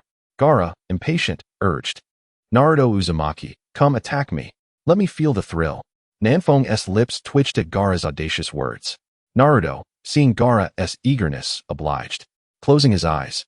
When he reopened them, they glowed crimson. He hadn't activated his full power, otherwise, the arena wouldn't withstand his might. With an unknown motion, a blood-stained long sword appeared behind him, its crimson droplets seemingly poised to fall. Grasping the sword in his right hand, he jumped, slashing downward, causing the ground to shatter and erupt in streams of molten lava, raising the temperature drastically. The flowing lava engulfed Gaara entirely. As the lava receded, Gaara emerged encased in a makeshift sphere of sand, the exterior charred and damaged, while the ground lay in blackened ruins. Gaara shouted in exhilaration, come on, Naruto Uzumaki. Do you have more? Don't stop. That pain you just inflicted felt incredible. Is this what pain feels like? Do you have even stronger attacks? I'm ready. Naruto had never encountered such absurd demands, but he was willing to satisfy Gaara. With both hands gripping the sword, he unleashed a flurry of crimson blade arcs toward Gaara, shattering the thin layer of sand protecting him and striking Gaara directly. Gaara paused, astonished that Naruto's previous attack could penetrate his defenses. And as he felt the warm liquid on his skin, he burst into wild laughter. Naruto Uzumaki, I knew I was right about you. You actually broke through my sand and drew blood. This is fantastic. Now, I shall retaliate. Naruto shook his head and spoke for the first time. No. You've lost your chance. Prepare to endure my onslaught. He summoned the enchanted sword that hovered behind him and slashed toward Gaara. Instantly, the ground appeared to open a portal through time and space, illuminating a golden circle with a diameter of 15 meters, from which golden flames erupted continuously, causing Gaara to scream in agony. Just as he was about to reach his limit, an immense chakra surged from within him, and his arms grew extraordinarily thick as the one-tailed beast, Shikaku, manifested to shield Gaara. At that moment, snowflakes began to fall from the observation platform, rendering all but the higher-ranking shinobi unconscious. Sarutobi Hiruzen remained unfazed by being held hostage by the wind shadow, as if it were not he who was in peril. Calmly, he inquired, I never expected Tsunagakure to betray Konoha. Are you attempting to spark a war between our villages, Wind Shadow? Orochimaru retorted, You'll die? Sarutobi responded, We must avoid war and resolve our conflicts peacefully. Orochimaru scoffed, Sensei, you truly are getting old and weary. Can you not even recognize the voice of your beloved disciple? A flicker of emotion crossed Sarutobi's otherwise tranquil face. Orochimaru, what do you truly intend? Orochimaru declared, I have come to kill you, Sensei, and reignite the wheel of Konoha. With that, he took Sarutobi to the rooftop and shouted, Attack. As Orochimaru initiated his assault, Nanfeng, Naruto, and Sasuke quickly regrouped, ready to spring into action. As for Gaara, his current state rendered him incapable of fighting unless he released Shikaku. Taking advantage of the chaos, each left a shadow clone behind and quietly departed. Kakashi observed Sarutobi, who was ensnared within the four red suns formation and the enemy ninjas emerging from all directions. He commanded those around him, first, evacuate the villagers and take them to the shelters. Outside Konoha, as the four red suns formation rose, the waiting sand shinobi sprang into action. Summoning the colossal serpent Orochimaru had left behind to attack Konoha. In the arena, Maki assessed Gaara's condition, realizing he was no longer fit for battle. The One-Tail had just defended against the previous attack and had retreated. Reluctantly, Maki ordered Temari and Kankuro to evacuate Gaara, for if the tailed beast fell into Konoha's hands, It would spell disaster. Meanwhile, Southwind and his companions, who were still engaged in a playful skirmish with several opponents, immediately followed suit. Maki attempted to stop them, but was blocked by Nibiakira.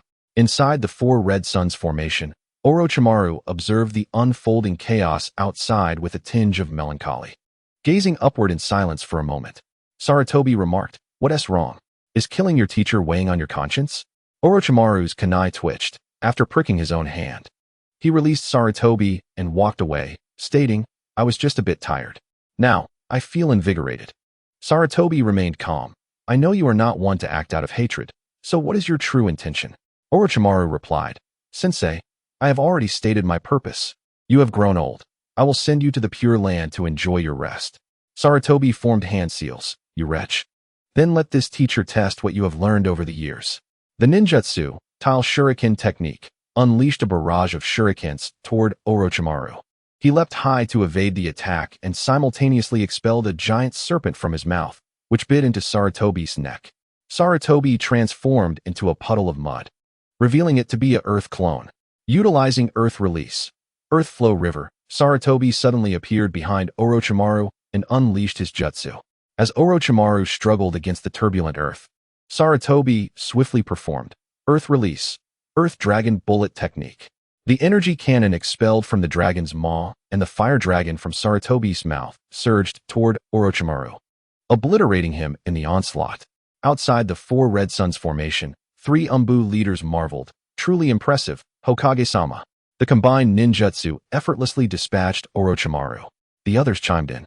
"Hokage-sama is incredible." Just then, within the barrier, Orochimaru emerged from the mire left by the Earth Flow River, clearly having utilized a clone. "It has been a long time since I fought you, Sensei." The two resumed their banter. Meanwhile, Nanfeng's shadow clones encountered a group of sound ninjas while pursuing Gaara. The clones halted, opting not to engage, for they had no intention of capturing Gaara and his companions. In the examination grounds, Kakashi and Might Guy's team faced an overwhelming number of foes. Kakashi and Guy turned their encounter into a game, competing to see who could defeat more enemies. Had Nanfeng been present, he would have seized the opportunity to mock Kakashi. With so many enemies, why not lure them away instead of using taijutsu here? Just moments ago, you asked if I would save the Hokage. Kakashi and Guy seemed to handle the situation with ease, defending against attacks while still finding time to chat. Guy asked, "Kakashi, do you think the Hokage will be alright?" Kakashi kicked away an approaching ninja before replying, "There won't be any problems. After all, he is the Hokage, the strongest in Konoha." Guy added, "I've taken down 32 already." Kakashi retorted, "I'm at 33. Ignoring their playful antics, the battlefield in Konoha erupted into chaos. Three colossal summoned serpents wreaked havoc within Konoha, scattering and demolishing all structures in their path. Meanwhile, Shinobi moved swiftly to evacuate the villagers, leaving only a handful to confront the rampaging serpents, who were quickly being pushed back by the attacking sand ninjas. Just then, Jiraiya appeared, and the crowd rejoiced. "With Jiraiya-sama here, we have nothing to fear." Jiraiya instructed, "You go support elsewhere. I'll handle this." He turned his gaze toward the direction of the four Red Suns formation, murmuring, "Hang in there, old man. Once I deal with these troubles outside, I'll come to aid you." Within the barrier, the two engaged in another round of verbal sparring, neither able to convince the other. The new battle commenced as they charged toward one another. During the charge, Sarutobi threw a shuriken at Orochimaru and, midway, performed the clone technique, multiplying the shuriken into a multitude. In an instant, the single shuriken transformed into a dense swarm. Orochimaru scoffed, "Ah, another one of those techniques." Abruptly, he halted and formed seals, causing a coffin to rise before him, marked with the character for first, while the second was quickly completed. Sarutobi sensed danger. Although uncertain of its nature, he knew he could not allow a third to emerge. With Sarutobi's intervention, only two coffins appeared before Orochimaru, blocking the barrage of shurikens. As the shuriken assault ceased, Orochimaru smirked. Soon, the lids of the two coffins opened, revealing two figures, none other than the first Hokage and the second Hokage. Sarutobi glared at the brothers with fury. "Orochimaru, you dare to toy with the souls of the dead." Orochimaru, with a dismissive air, refrained from elaborating, yet inwardly harbored disdain. "I merely toy with their souls, while you have dissected their corpses beyond recognition." What audacity allows you to cast judgment upon me? The two brothers emerging from their coffins appeared somewhat bewildered as they surveyed their surroundings. Is this Konoha? Sarutobi Hiruzen remarked, it has been a long time. First and second Hokage. Senju Tobarama, observing Hiruzen's face contorted like a wilted chrysanthemum, hesitantly inquired, are you the monkey? Indeed, it is I, sensei. Hiruzen replied. Tobarama remarked in astonishment, I cannot believe you have aged so significantly. How much time has passed? Sensei, it has been 60 years since the establishment of Konoha. Tobarama exclaimed. 60 years, you say? Where is the current Hokage, and which generation are we on? Hiruzen responded, I am still the Hokage, but we have already transitioned to the fourth. Tobarama furrowed his brow. You have remained Hokage for 60 years? What of the fourth? Hiruzen replied, the fourth sacrificed himself while sealing the nine tails.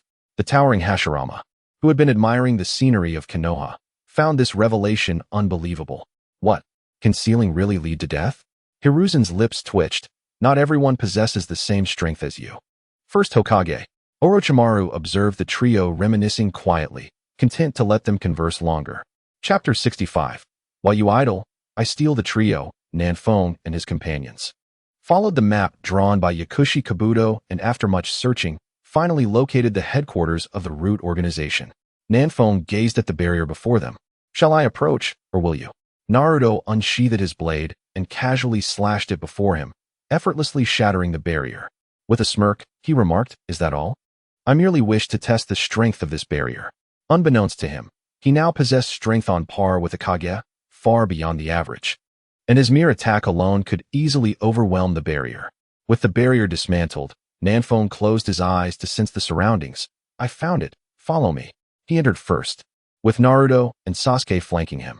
Along their path, they encountered numerous root ninjas. Naruto dispatched them with a swift strike, and when faced with larger numbers, he unleashed a powerful blow, effortlessly neutralizing them. These root ninjas were incapable of even slowing their progress, all defeated by Naruto.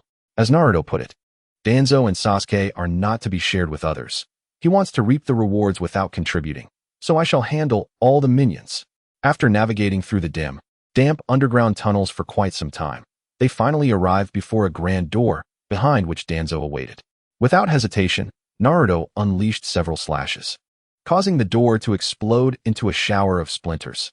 The trio peered into the chamber, exclaiming, goodness, they are on high alert. The chamber was a vast hall filled with numerous shelves, each displaying an array of scrolls. In the center stood a regiment of root ninjas, perfectly aligned, numbering around 130. Danzo sat regally in the center, leaning on his cane, expressionless as he regarded the entrance. Observing the door's destruction, he coldly commanded, kill them all. As soon as Danzo's command echoed, the root ninjas charged towards the trio. The three, however, remained utterly unfazed, their expressions relaxed. Naruto addressed his companions.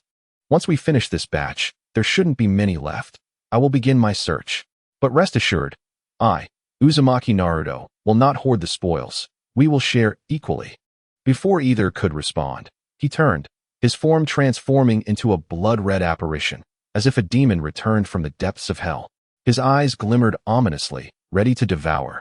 As the root ninjas rushed towards him, Naruto leaped, raising his weapon high above his head, and struck down upon them. The ground shattered, and torrents of blood like magma erupted, consuming the advancing ninjas entirely, melting them away. Naruto, brandishing his blade, moved with agility, slicing through the confined space where the root ninjas could scarcely maneuver. After a brief yet ferocious assault, he halted, extending his hand as a sphere of crimson energy erupted from his palm, a powerful gravitational force sweeping through the chamber. In an instant, the root ninjas found themselves uncontrollably drawn towards Naruto, who then slashed at the incoming foes. The carnage was brutal, as flesh and blood scattered across the chamber. Two managed to escape. How intriguing, he mused. Now, for the final blow, I shall send you on your way. With that, Naruto vanished in a flash, reappearing before the two escaping ninjas, the ominous blade suspended behind him, ready to strike.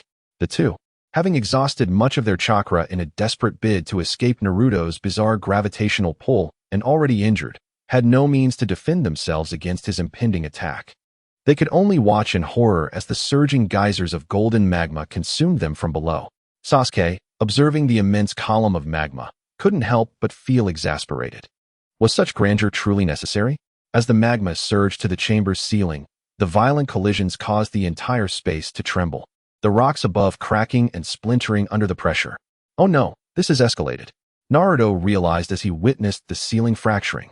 The ninjas of Konoha, engaged in battle, suddenly felt the ground quaking beneath them, bewildered. Is this an earthquake? In the chamber, Nanfone watched the spectacle unfold, his energy radiating outward, continually flowing towards the collapsing rocks. The black and blue energy enveloped the area untouched by Naruto's magma, halting its collapse.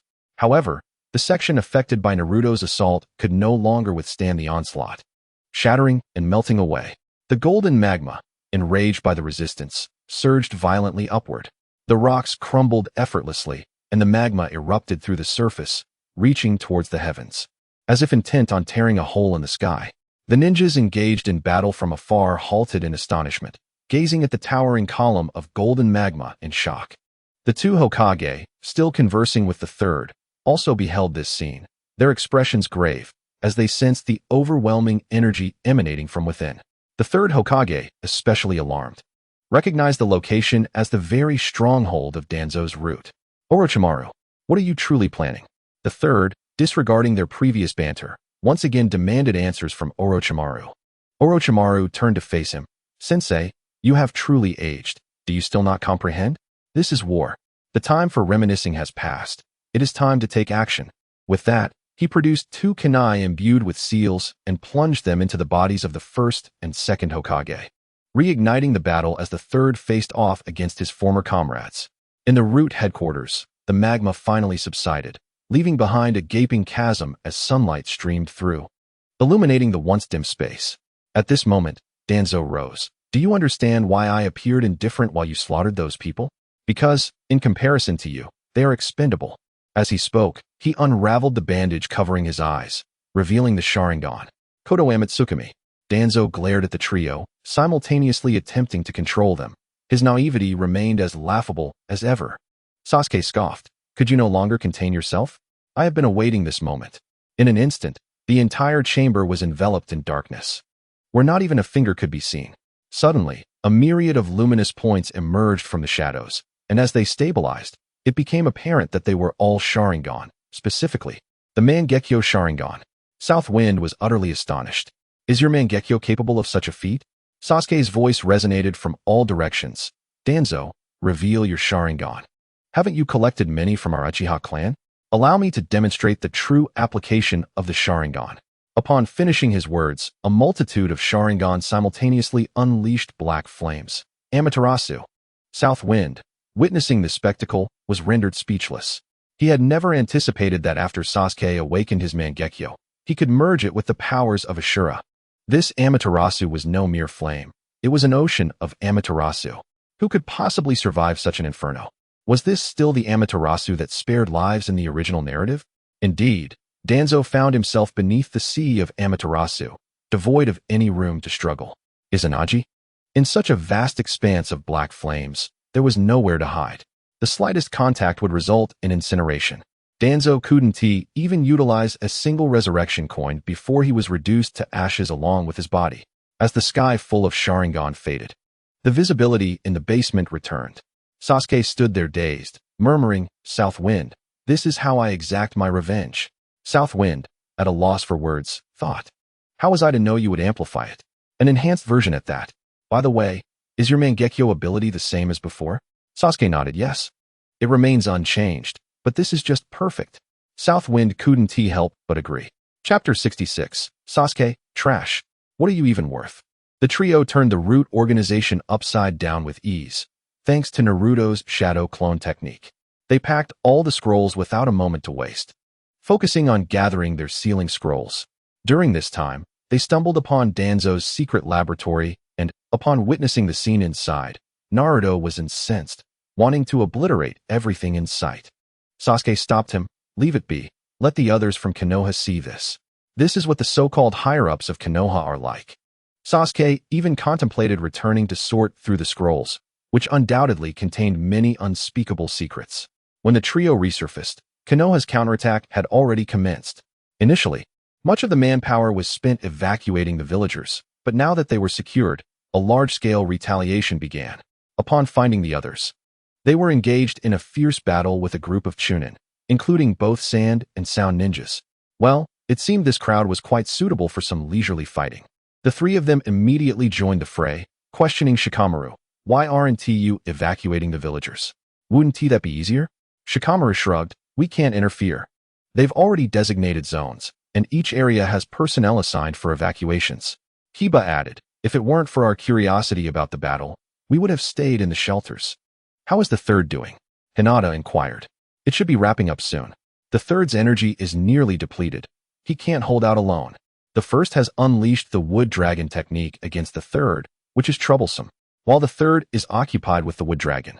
The second is preparing to ambush him with a space-time ninjutsu, and the third has been injured. Hinata's voice continued, and South Wind, Sasuke, and Naruto were left in a stupor. South Wind exclaimed, who thought of this method? Such real-time commentary. No wonder they were protecting Hinata when we arrived. Hinata responded, huh? Orochimaru has ceased his attack. He has removed the kunai controlling the two Hokage. Within the four purple flames formation, Hiruzen Sarutobi appeared weary, bearing several serious injuries. Having been ambushed by Tobirama Senju, he was now gasping for breath. Orochimaru, your plan has failed. Konoha has begun its counterattack. Orochimaru was unfazed. Oh, then so be it. I merely intended to test them. Konoha has grown increasingly complacent over the years. Well, young man, if I heard correctly, you intend to train Konoha in this manner? Tobirama inquired. Orochimaru nodded. You heard correctly. Did you see? So many ninjas infiltrated Konoha, and they had no inkling. Tobirama conceded. Indeed, they have grown lax. Little monkey, I heard you were still the Hokage. With the fourth deceased, it should be time for the fifth to ascend. Hiruzen's face was a mask of bitterness. Lord First. There is no qualified successor. Tobirama, displeased, remarked, how has Konoha reached a point where they cannot even find a successor? Upon hearing his teacher's words, Orochimaru scoffed, indeed. Second Hokage, they cannot find one because all the qualified individuals have perished due to their schemes. Hiruzen exclaimed in distress, Orochimaru, do not slander. Orochimaru retorted, teacher, can you tell me how White Fang died? How did the fourth perish? Oh, you might say White Fang committed suicide, and the fourth died sealing the Nine Tails. But where were you, the Hokage, at that time? I've heard that while the fourth took office, he wielded no real power. Everything was under your control. Tobirama's expression darkened. Monkey, is he telling the truth? Hiruzen, drenched in sweat, pleaded, teacher, you cannot believe him. He is a rogue ninja from Konoha.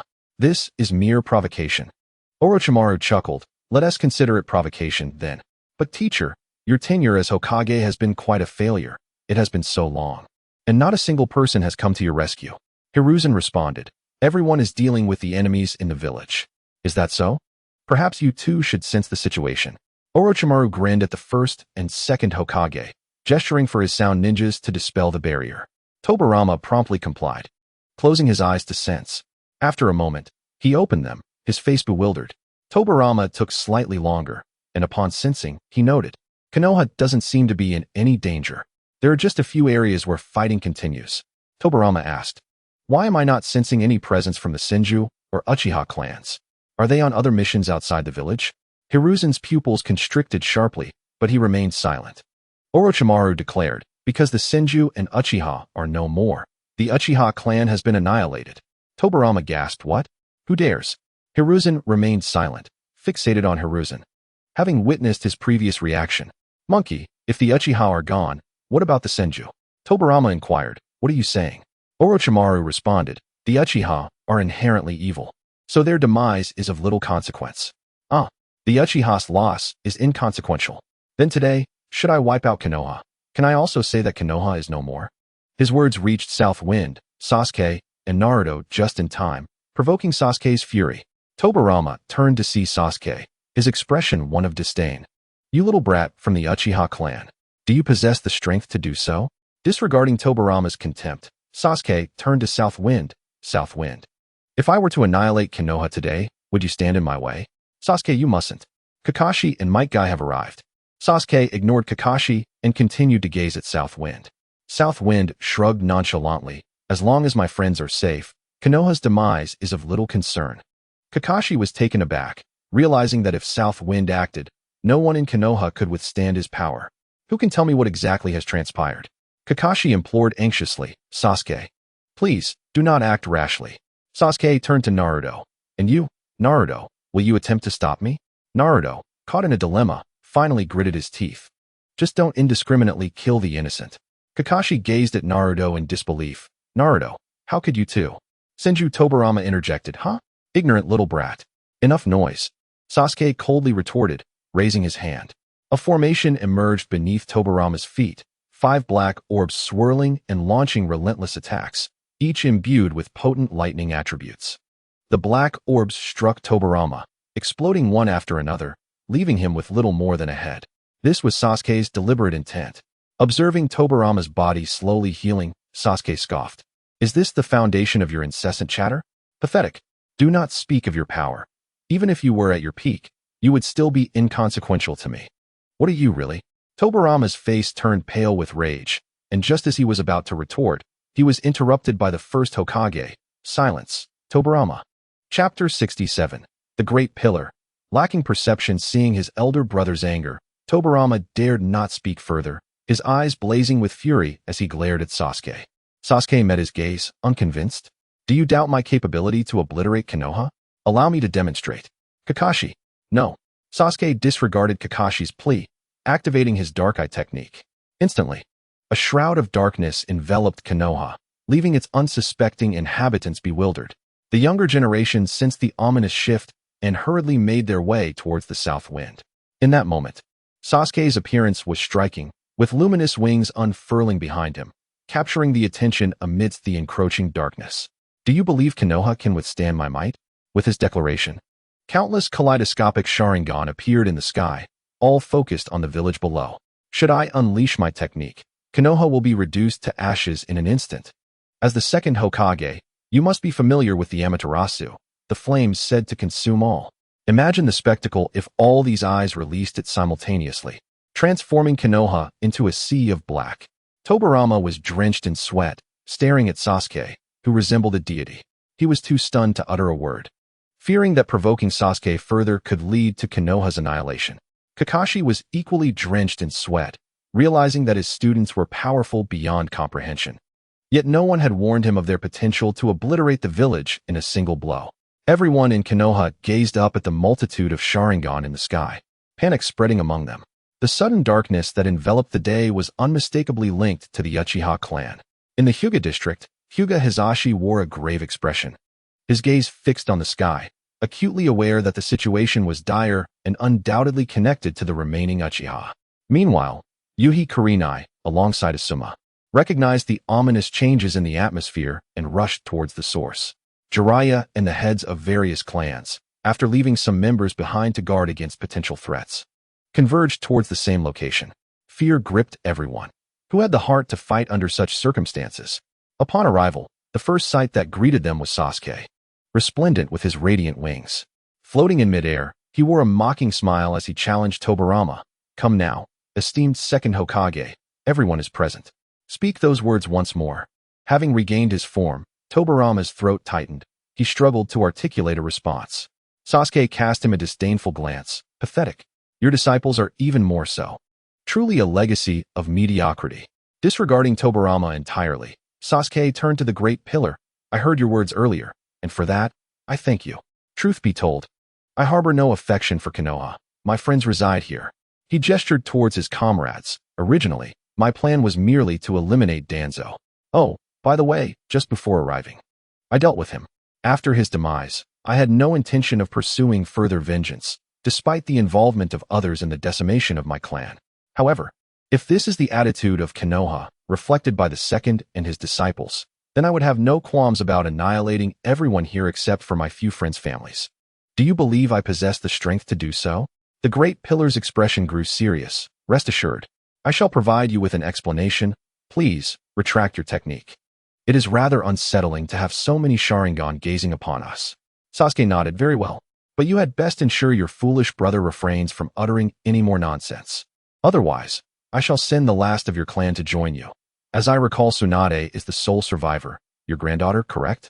With that, Sasuke dispelled the technique and strode towards his companions. As the Sharingan vanished, sunlight once again bathed the village, prompting a collective sigh of relief from the inhabitants. The previous atmosphere had been overwhelmingly oppressive. Nanfeng, unfazed, approached Orochimaru, unashamedly asking, "Uncle Snake, why has it taken so long?" Orochimaru grinned at Nanfeng. "Well, I was cautious of my teacher's signature move, so I dared not press him too urgently. I could only afford to gradually deplete his chakra and size." Seeing the camaraderie between Nanfeng and Orochimaru, Tobirama felt a surge of indignation and was about to reprimand them when Sasuke's voice cut through the air. "I advise you to remain silent. Provoking any of us would be unwise. If you truly anger him, not even 10 Konoha will suffice to withstand his wrath. At least, if I wish to destroy Konoha, there will be those who attempt to impede me. If he desires, no one can stop him, and we might even assist him." The Great Pillar, upon hearing this, kicked Tobirama away in frustration, lamenting the absence of his usual perceptiveness. "Did you not understand my command to be silent?" Having witnessed Sasuke's prowess, he understood the gravity of the situation. Should Tobirama incite another individual as formidable as Sasuke, even his resurrection might not be enough for survival. He surveyed the crowd. "Can anyone tell me what has transpired in Konoha over the years? Why are both the Senju and Uchiha clans no more? Although I ordered the Senju to integrate into Konoha, I left a fraction of their members." Everyone exchanged glances, none having clarity on the situation. They had arrived to witness Sasuke's formidable display, reprimanding the second Hokage, and it became clear that the recent upheaval originated from him, with intentions to obliterate Konoha. Still trembling from the encounter, they were grateful to have survived. Observing Nanfeng conversing with Orochimaru, it was evident they shared a long-standing familiarity. Sasuke's revelation that Nanfeng was even stronger than him sent shockwaves through their ranks. If Sasuke sought to destroy Konoha and Nanfeng, in such close proximity to Orochimaru, who was waging war against the village, did not intervene, what hope remained? The crowd hesitated to ponder further. The recent revelations had left them in a state of bewilderment. At that moment, the first Hokage abruptly inquired about the reasons behind the Uchiha clan's massacre. How could anyone possess that knowledge? At best, they had mere conjectures, and even those were not to be voiced aloud.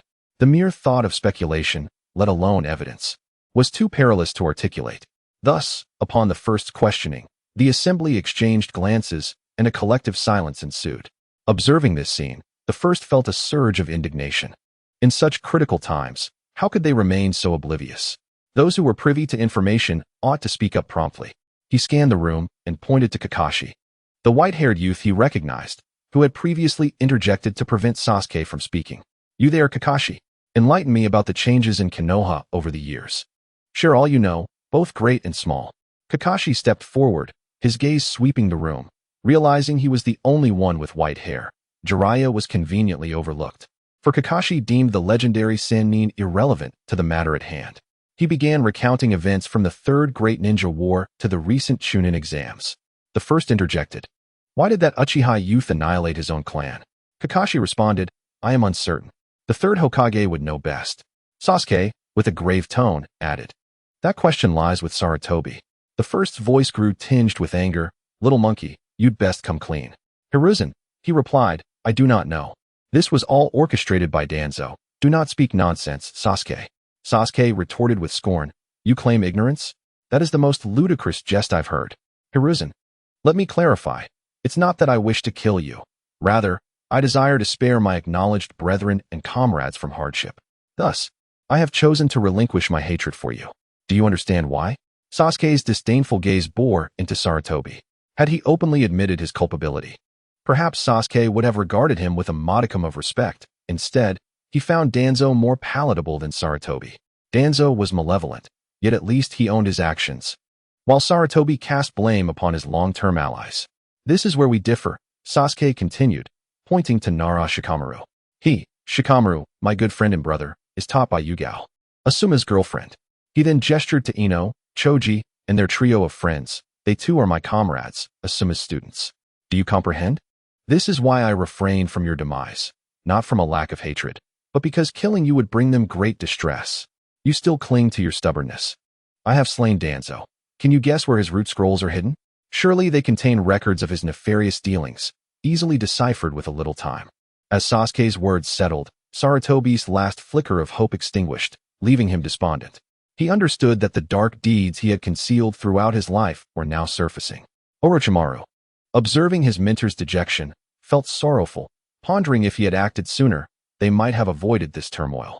Jiraiya, too, felt the urge to speak, yet found himself at a loss, acutely aware that the events unfolding were beyond his control. The first was engulfed in sorrow and rage. He had invested so much effort to end the warring states period and establish the village, yet now, the upper echelons of the village seemed so disloyal, with its own inhabitants plotting its destruction. How could he not feel grief and fury? He cast a commanding gaze over the assembly, suppressing his inner turmoil, and reiterated, "I implore you, anyone with knowledge, speak boldly. I am here. The monkey cannot reign supreme." Though he endeavored to maintain a calm tone, the attendees could sense his wrath. It was evident that he was genuinely furious. Neji stepped forth, breaking the silence. "Allow me to speak. I fear no Sarutobi. Frankly, I too harbor thoughts of ending him." His declaration astounded the assembly. What had transpired that day that they all seemed eager to assassinate the Hokage? Nara Shikaku discreetly approached his son, exchanging glances. "Do you also know something?" Shikamaru nodded subtly. Shikaku understood. Recently, his son had hinted at avoiding Hokage affairs and emphasized prioritizing the family's safety above all else. At the time, Shikaku was puzzled, but now it all made sense. Neji continued. "The first matter, the destruction of the Uzumaki clan, where the surviving members received an edict forbidding their return to Konoha, even in death. This cannot be fabricated. One Uzumaki survivor is hidden within our Hyuga clan grounds, as she has confessed. The second matter, the death of Konoha's White Fang, Tsukumo Hatake. The third matter," he continued, "and the fourth matter. Ultimately, I wish to express my desire to end him. These are the matters I am aware of. First Hokage, you may judge for yourself.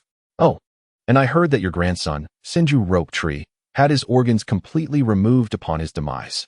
Furthermore, it appears your own corpse has also vanished." After delivering this bombshell, Neji returned to his companions, indifferent to the shockwaves he had unleashed upon the assembly. Very well, very well." The first's fury erupted into a sardonic laughter, the words escaping his lips, yet failing to mask the intensity of his rage. The atmosphere was charged, with everyone but the group surrounding the south wind feeling the oppressive weight of his presence, their faces flushed, bodies trembling. "Hatake Tsukumo, the fourth Hokage, Naruto, and Hayashi, what a fine mess you have all created." The first's countenance darkened, his voice laden with ominous gravity. "Senju Tobirama, you come here." The first bellowed at Senju Tobirama. "I refuse to approach. It is apparent you intend to strike me."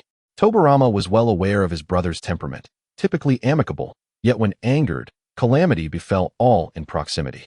"You allowed your disciple, your designated successor, to ruin Konoha, and you wish for me to handle this? Think before you speak. Will you come or not?" The first pointed at Sarutobi, his voice a low growl. Tobirama felt despondent. He had never witnessed such reckless behavior from his students. He had encountered troublesome students before, but never ones who would bring such disgrace to their master. Although he harbored disdain for the Uchiha clan, he valued the other villagers. Yet, he could not refuse. Hesitantly, he approached the first, who wasted no time in unleashing a barrage of fists upon him. "Should you dare to use the flying thunder god, you know the consequences." The resounding thuds echoed as the first's fists made contact with Tobirama, sending him flying repeatedly. Each time he attempted to recover, he was met with another blow, leaving him battered and struggling to regain his footing. At last, the first felt a considerable amount of his rage dissipate. He pointed at Sarutobi. "You shall handle this, Sarutobi." Regardless of the veracity of these claims, as Hokage, he is undeniably unfit. When did we allow our village to be attacked in such a manner, only to force our own people to sacrifice their lives for peace? With that, he turned his back on Tobirama, leaving the matter unresolved. As I approached Neji, I bowed deeply before him and said, "I am sincerely sorry. It is the village that has wronged you, and I apologize on behalf of the village for the pain inflicted upon you and your father." I then turned to Sasuke. "You are Sasuke, correct? You are a remarkable child, and I regret the circumstances surrounding the Uchiha clan." I bowed again. "Naruto, right? Your parents were exemplary individuals, and so are you. I am acutely aware of the suffering that comes with being a Jinchuriki. My wife was the first host of the Nine Tails. Every day, she battled against the chakra of the Nine Tails. During that time, with my presence, the beast dared not cause much trouble. Yet the chakra it inadvertently emitted was still a formidable challenge. I apologize on behalf of the village for the distress caused to you and your family. Another bow followed. Ah, and you, the young white-haired boy from the Hitaki family. Your father is a hero, and I shall restore his name. I offered my apologies with a bow. The Hokage continued to extend his apologies one by one. Hey, Orochimaru, how long can they maintain this state? Nanfeng inquired with curiosity. If I do not release them, a maximum of 3 days. This technique is still not perfected, Orochimaru replied. Nanfeng nodded in understanding. What are your plans after this, Orochimaru? Will you return to the land of rice, or remain here? I will return to the land of rice, but of course, you are always welcome to visit me. He extended his hand, from which a small white snake emerged from his sleeve, which he handed to Nanfeng. Take this, if you wish to contact me. Just speak to it. Nanfeng accepted it with a nod. At that moment, the Hokage's voice rang out. Everyone, today's matters conclude here. To the outside world, we will state that the third Hokage fell in battle. In the coming days, I will investigate what transpired earlier. If the claims are true, I will personally see him off. Children, do you find this resolution acceptable? He looked at Sasuke, Neji, and Naruto. Sasuke replied, I have no objections. I had no intentions towards him anyway. Neji added, I have no issues with it. Naruto chimed in, Oh, I have no objections either. The Hokage nodded. Then turned to Nanfeng. I heard from Sasuke that your name is Nanfeng, correct? Nanfeng, somewhat puzzled, nodded in affirmation. Is it true that your strength surpasses that of Sasuke? The Hokage inquired again. Nanfeng nodded once more. Excellent. How about this, young Nanfeng? Would you consider becoming the Hokage? The Hokage said with eager anticipation. He understood that the invasion of Konoha could not be concealed for long. Once the news of Sarutobi's death spread, others would undoubtedly come to test the waters. A moment's inattention could reignite war, and Konoha needed a formidable Hokage. Nanfeng hastily shook his head, laughing. Becoming Hokage is no match for the freedom I enjoy now. He promptly deflected the responsibility onto his friends. I absolutely will not. Look over there. My companions are all quite remarkable, their strengths comparable to Sasuke's, especially Naruto and Kiba. They have always dreamt of becoming Hokage. What did you say? Their strengths are comparable to Sasuke's? The Hokage was taken aback. Observing the group of children who appeared to be only 12 or 13 years old, all possessing such formidable power, the others were similarly astonished. Who would dare to provoke this group in the future? With such strength, they were all merely genin. What did that make the Jounin like themselves? Nanfeng beckoned to his friends. Come forth, those who have awakened. Immediately, Sasuke, Naruto, Sakura, Kiba, Hinata, Ino, Shikamaru, and Tenten stepped forward, standing in perfect alignment. Hey, Red, you should join us too. Nanfeng called to Yuhi Kurenai. Kurenai shook her head in resignation, but stepped forward beside the others. Look, first Hokage, these 9 all possess strength comparable to Sasuke's. Please take your time to select from among them. Nanfeng gestured towards the group. The Hokage still found it hard to believe. Little Sasuke, is this true? Sasuke nodded. Indeed. I mentioned earlier that if I were to destroy Konoha, it would be my friends who could stop me. The Hokage repeatedly expressed his approval as he surveyed the neatly lined-up children, all youthful yet promising. The future safety of Konoha seemed assured. He scrutinized each one, genuinely considering whom to designate as Hokage. Meanwhile, Nara Shikaku and Yamanaka Inoichi were taken aback. When did their children suddenly become so powerful? Especially Shikaku, who had often seen Shikamaru lazing around at home. It was hard to believe he possessed such strength. Asuma was equally astonished.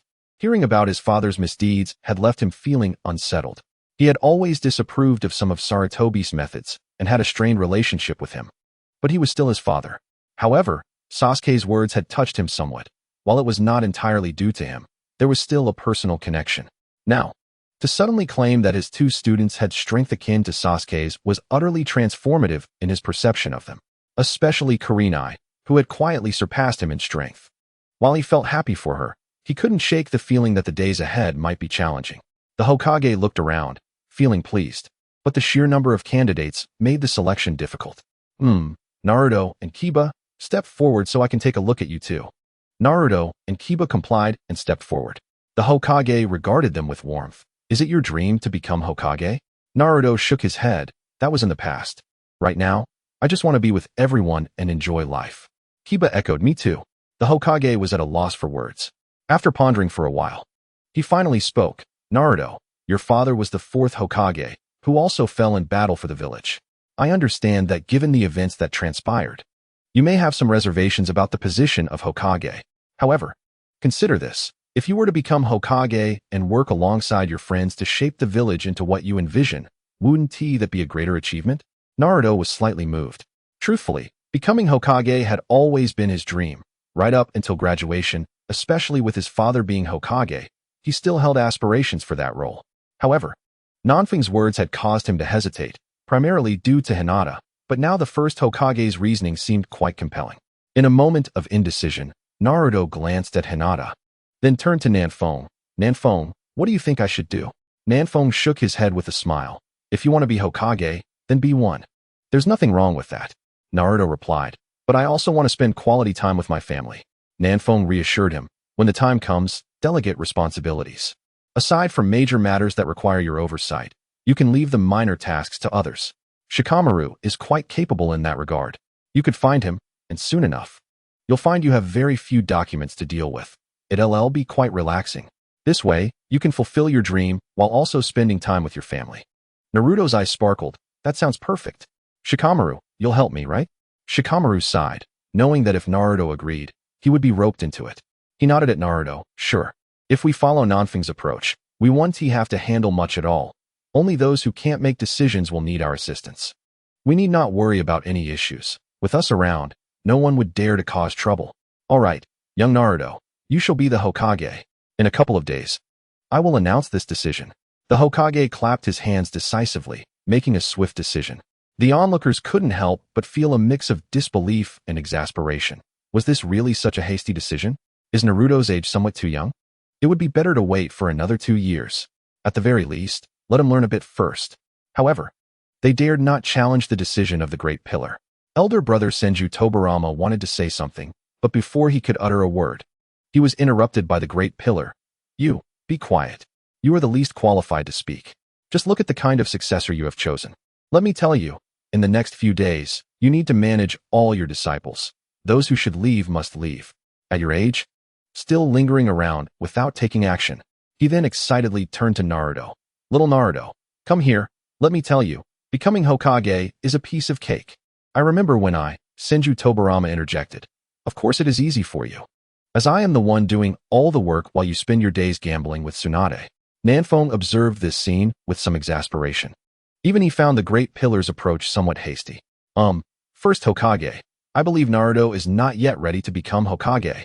At the very least, you should allow him to learn how to do it first, right?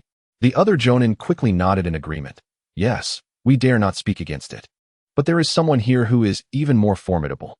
Since he has spoken, what are we waiting for? Let us echo. Yes, first Hokage. Naruto just graduated not long ago. Let him learn for another year or two before making him Hokage. The Great Pillar looked puzzled.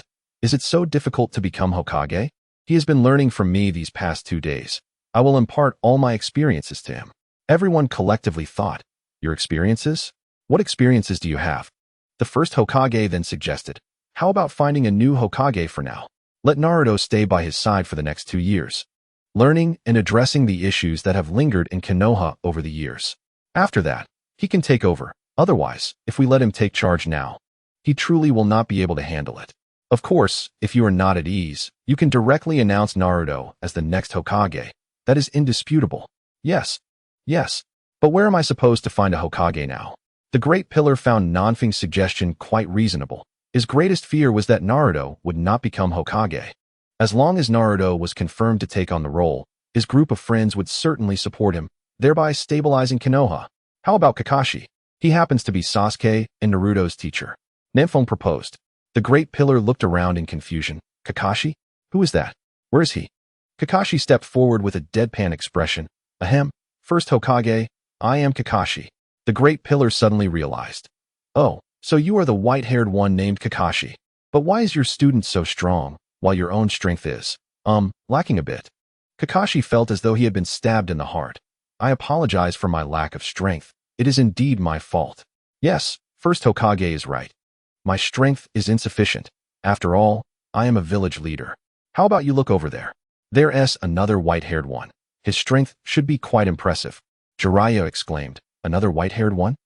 Senju Tobarama echoed. Another white-haired one? Both were puzzled. Who is this kid talking about? The Great Pillar was intrigued. There's another white-haired one? I must see this. He scanned the surroundings, and when his gaze fell upon Tobarama, the disdain in his eyes was unmistakable. He currently held quite a bit of disdain for this brother of his. Finally, he spotted Jiraiya, scrutinizing him for a moment before stroking his chin. This white-haired one seems to have decent strength, albeit just barely. But he does look a bit unappealing. Naruto asked, Unappealing? What does that mean? Sasuke replied, You idiot, it means ugly. Jiraiya was taken aback. He never imagined that one day someone would call him unappealing, especially when that person was the embodiment of Konoha's faith, his beloved woman's grandfather. This revelation plunged Jiraiya into the deepest insecurity regarding his appearance. Could it be that I truly am ugly? That shouldn't be the case. I should be described as charmingly rogue. No, it should be suave. Yes, I am not ugly. I possess depth. The Great Pillar, oblivious to Jiraiya's self-reassurances, murmured, No. Still too ugly. The longer I look, the more he seems a bit sleazy. The Hokage of Konoha must be handsome. I cannot have such poor taste as Tobarama. Everyone around heard his murmurs and looked at Jiraiya with peculiar expressions. Just as Jiraiya had comforted himself, hearing this made him feel a chill run down his spine. Tobarama commented, Which village selects its leader based on looks? Can we be a bit more sensible? He then shot a glance at Hiruzen Sarutobi, seemingly acknowledging that his own taste was indeed questionable. Orochimaru, amused by the exchange, drew the Great Pillar's attention, who scrutinized him intently. Orochimaru, how about you take on the role of Hokage for now? Orochimaru was taken aback, struggling to comprehend the first Hokage's logic. First Hokage, did I hear you correctly? You want me to be Hokage? I just initiated the plan to destroy Konoha. The Great Pillar waved his hand dismissively. What does that matter? Nothing has happened. Besides, what did you destroy? I believe this practical exercise went splendidly. We should incorporate it into our plans. We cannot allow the ninjas to grow complacent just because life is good. Nanfeng and the others were astounded. Wow, this is quite a statement. A war was casually redefined as a practical exercise by the first Hokage, and he wants Orochimaru to conduct such exercises from time to time? Orochimaru's lips curled into a smile. He found the first Hokage quite amusing, a wise fool. However, he still shook his head. First Hokage, I appreciate your goodwill. But anyone can be Hokage, except for me. Some things, while initially involuntary, become a part of me, and I will never deny that. Rest assured, I will keep a close watch on Konoha. Whenever I feel it needs a practical exercise, I will bring my people along.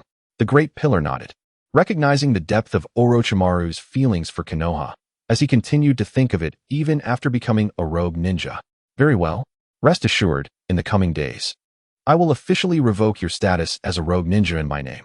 No matter where you are, remember that you can return whenever you wish. Suddenly recalling something, he turned to Sasuke. Little Sasuke, I will also revoke your brother's rogue status. How you choose to deal with him afterward is entirely up to you. Orochimaru felt a wave of unexpected emotion wash over him. What is this feeling? From now on, if anyone dares to call the first Hokage foolish, I will drown them in a mouthful of spit. Orochimaru then added, Actually, first Hokage, your granddaughter Tsunade would be quite suitable to be Hokage. And it's about time she returned. Upon hearing this, the Great Pillar shook his head vigorously. Little Tsunade? Absolutely not. She would gamble away all of Konoha. I've never seen anyone with worse luck at gambling than her. Jiraiya interjected. First Hokage, Tsunade would truly be a great fit. Moreover, once she becomes Hokage, she will naturally take on the responsibilities that come with it and will no longer act so recklessly. The Jonin of Konoha added, Yes, first Hokage. Lady Tsunade is incredibly reliable. We all hope she can return to become the fifth Hokage. The Great Pillar observed this scene, surprised that the little girl he once knew had grown into a ninja recognized by all. All right then, let it be Tsunade. Nanfeng quietly watched this unfold. In the end, it truly is Tsunade. At that moment, a voice suddenly echoed in Nanfeng's mind, filling him with ecstatic joy. Chapter 71, System Shao-Chi, Hiruzen's suicide watching Jiraiya depart. The Great Pillar turned to Senju Tobarama. Please take him into custody for now. I will investigate whether those matters are related to him. Sasuke, can you hand over those scrolls you collected from the route? There is quite a bit to handle. Let's first find a suitable place. Sasuke is indifferent. Then let us proceed to the Hokage building. It just so happens that the first Hokage will be working there these days, Narashikaka suggested. With a wave of his hand, the Grand Pillar agreed. By the way, Orochimaru, send your people back. After all this time, not many have perished. Your exercise lacks sufficient intensity. And the Sand Shinobi, please see them off. Orochimaru, speechless, acknowledged, do we not need to discuss compensation with the Sand Shinobi? The Grand Pillar dismissed the notion, there is no need. What can they possibly offer? As for the damaged structures, leave that to me. A few ninjutsu matters. Let us go. The group of Jonin followed the Grand Pillar towards the Hokage office. Not far into their journey, the Grand Pillar suddenly turned. Naruto, come along. From this moment on, you must learn what a Hokage ought to do.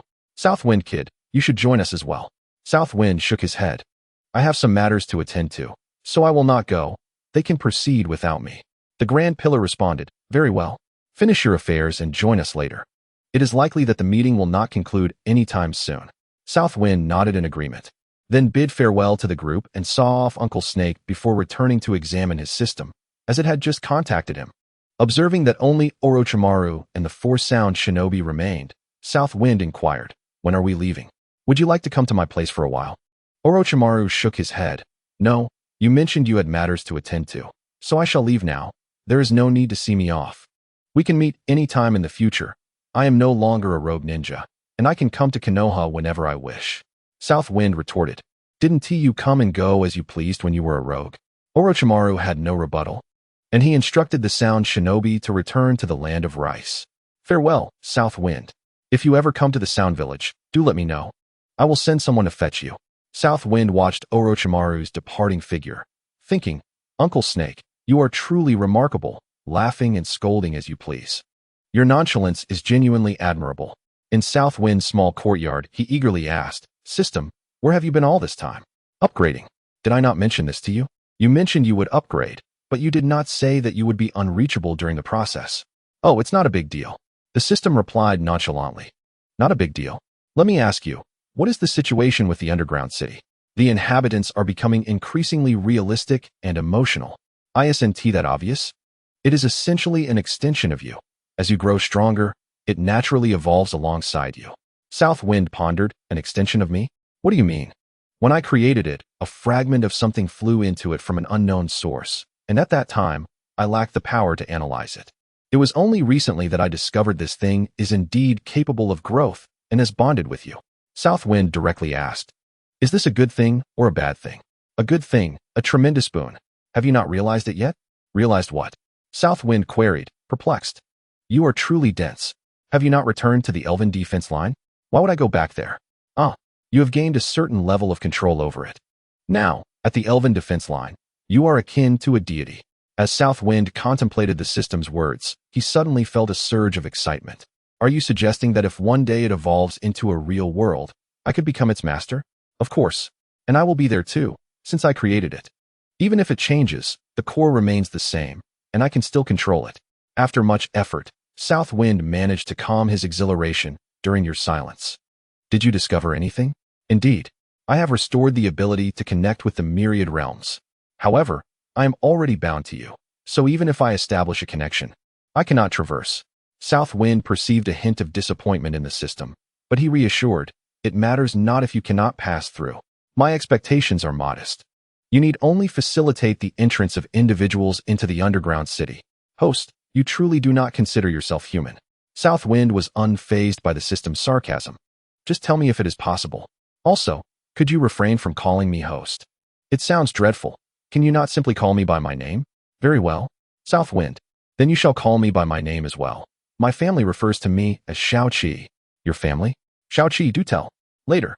I can indeed bring people into the underground city, but first, I must connect to their respective worlds. However, this process is entirely reliant on luck. Sometimes it may take thousands of years to establish a connection. Shaoqi, then start now. I began as soon as I awakened. Shaoqi, since you have awakened, can I utilize the new invitation letter?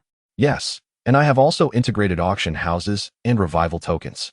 Initially, I had little understanding of the rules of the ninja world, and the revival tokens were useless, but now they are functional.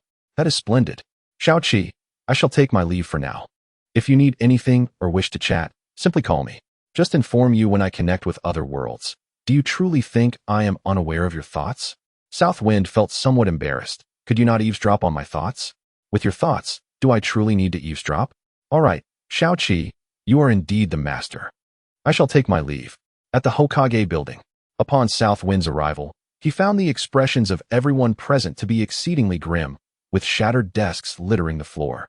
The Grand Pillar's voice was ominously low. Senju Tobarama, you must immediately gather all your disciples. Report. The third Hokage has taken his own life, leaving behind only a letter. Just as Senju Tobarama was about to act, a member of the Umbu rushed in to deliver the news.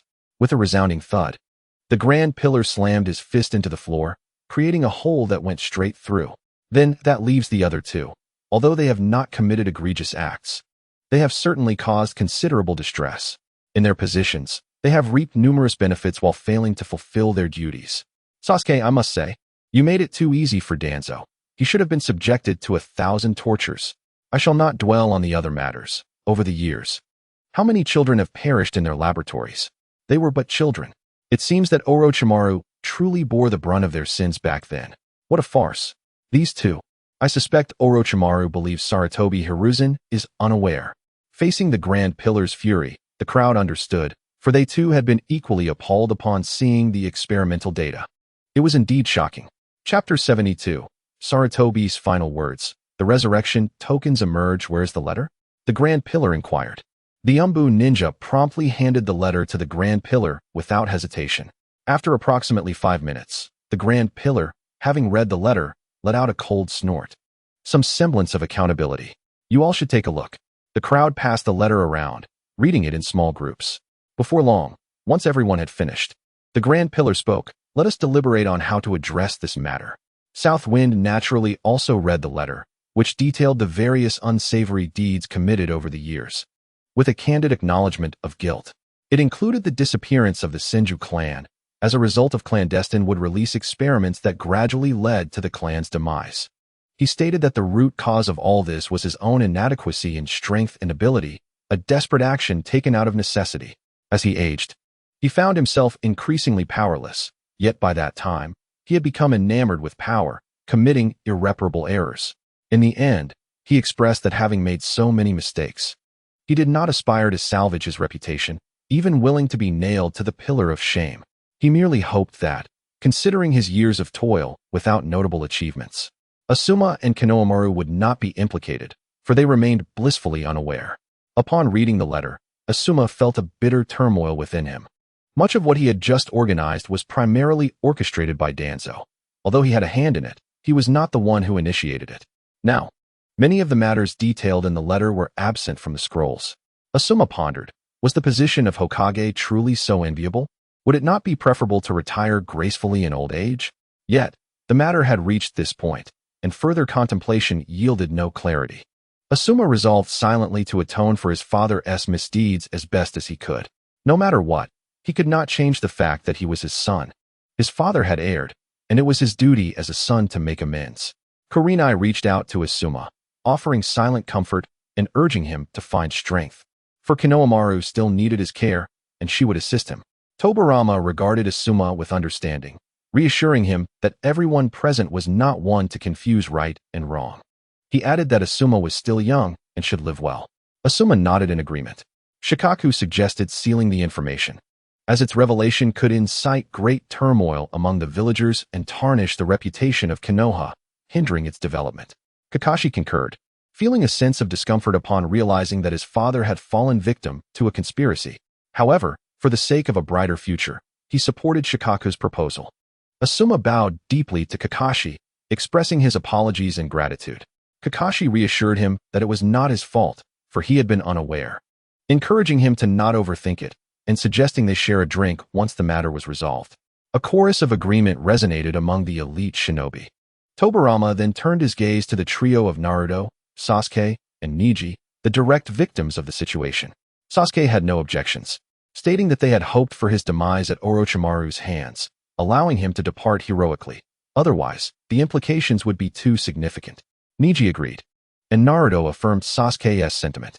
Tobarama smiled at Naruto, remarking that aspiring to be Hokage entails possessing the humility to appreciate the wisdom of others. There was no need for excessive discourse, simply acknowledging good advice sufficed. Clearly, Naruto possessed the qualities necessary for the role of Hokage. The others nearly succumbed to laughter, questioning whether it was truly wise to entrust Naruto to the first Hokage's tutelage. Sasuke also smirked, feeling that Naruto and the first seemed perfectly matched. Nanfeng interjected, suggesting they proceed with sealing the information, expressing that there was no need for excessive mourning over the deceased, for he had a means to resurrect them. Upon hearing this, Sasuke and Naruto leaped with excitement. Sasuke inquired if the method could indeed be revealed, while Naruto echoed his enthusiasm, cautioning Nanfeng not to deceive them, especially regarding such matters. The others looked bewildered, unable to comprehend the conversation, even though they recognized each word.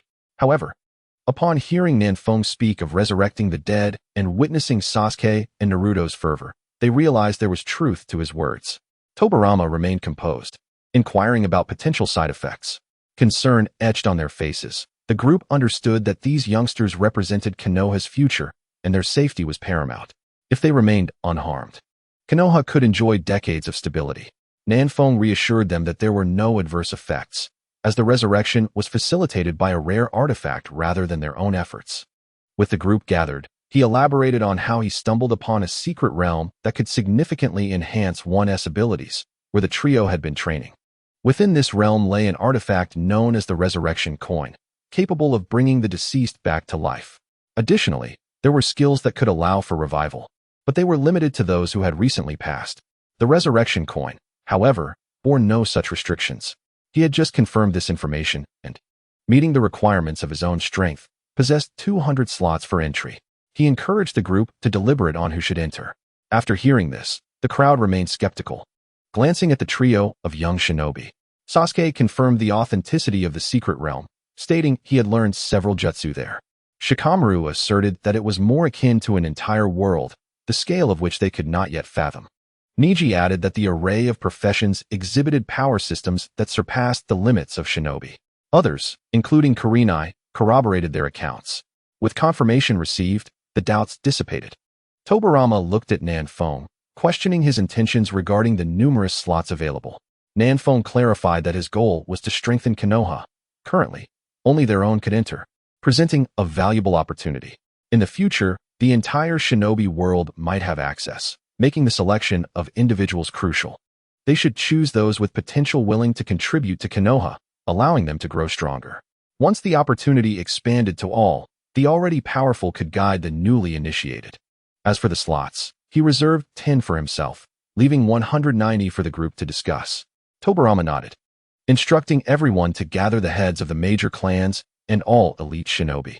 They aimed to finalize the slots today, as the sooner they entered, the greater their advantage. Sasuke announced his intent to enter first, eager to acquire a resurrection coin, which were not easily obtained, wishing to maximize his time. The other young shinobi expressed their desire to leave and explore the underground city. Nanfeng assigned Naruto and Kurenai to stay behind and introduced the others to the various professions available. He also noted that he would not be reserving slots for Choji, Lee, and Shino, as he had already promised them, which accounted for his own 10 reserved slots. With that, he prepared to depart. Chapter 73, Naruto's Frustration. Nanfeng's promise as Nanfeng and Sasuke turned to leave. Naruto called out in urgency, as he too desperately needed a resurrection coin and wished to enter immediately. Nanfeng inquired about his haste, to which Naruto insisted he should be allowed to enter right away, arguing that Kurenai could explain matters better than he could, rendering his presence redundant. Nanfeng shook his head in disbelief at Naruto's naivety. Sasuke shot a disdainful glance at Naruto, critiquing his foolishness for not wanting to seize such a rare opportunity to learn alongside the elite shinobi, especially since the first Hokage was about to reveal Naruto's identity. How could he miss that? Naruto was momentarily taken aback, realizing that even aspiring to be Hokage required him to invest time in learning, despite the impending responsibilities.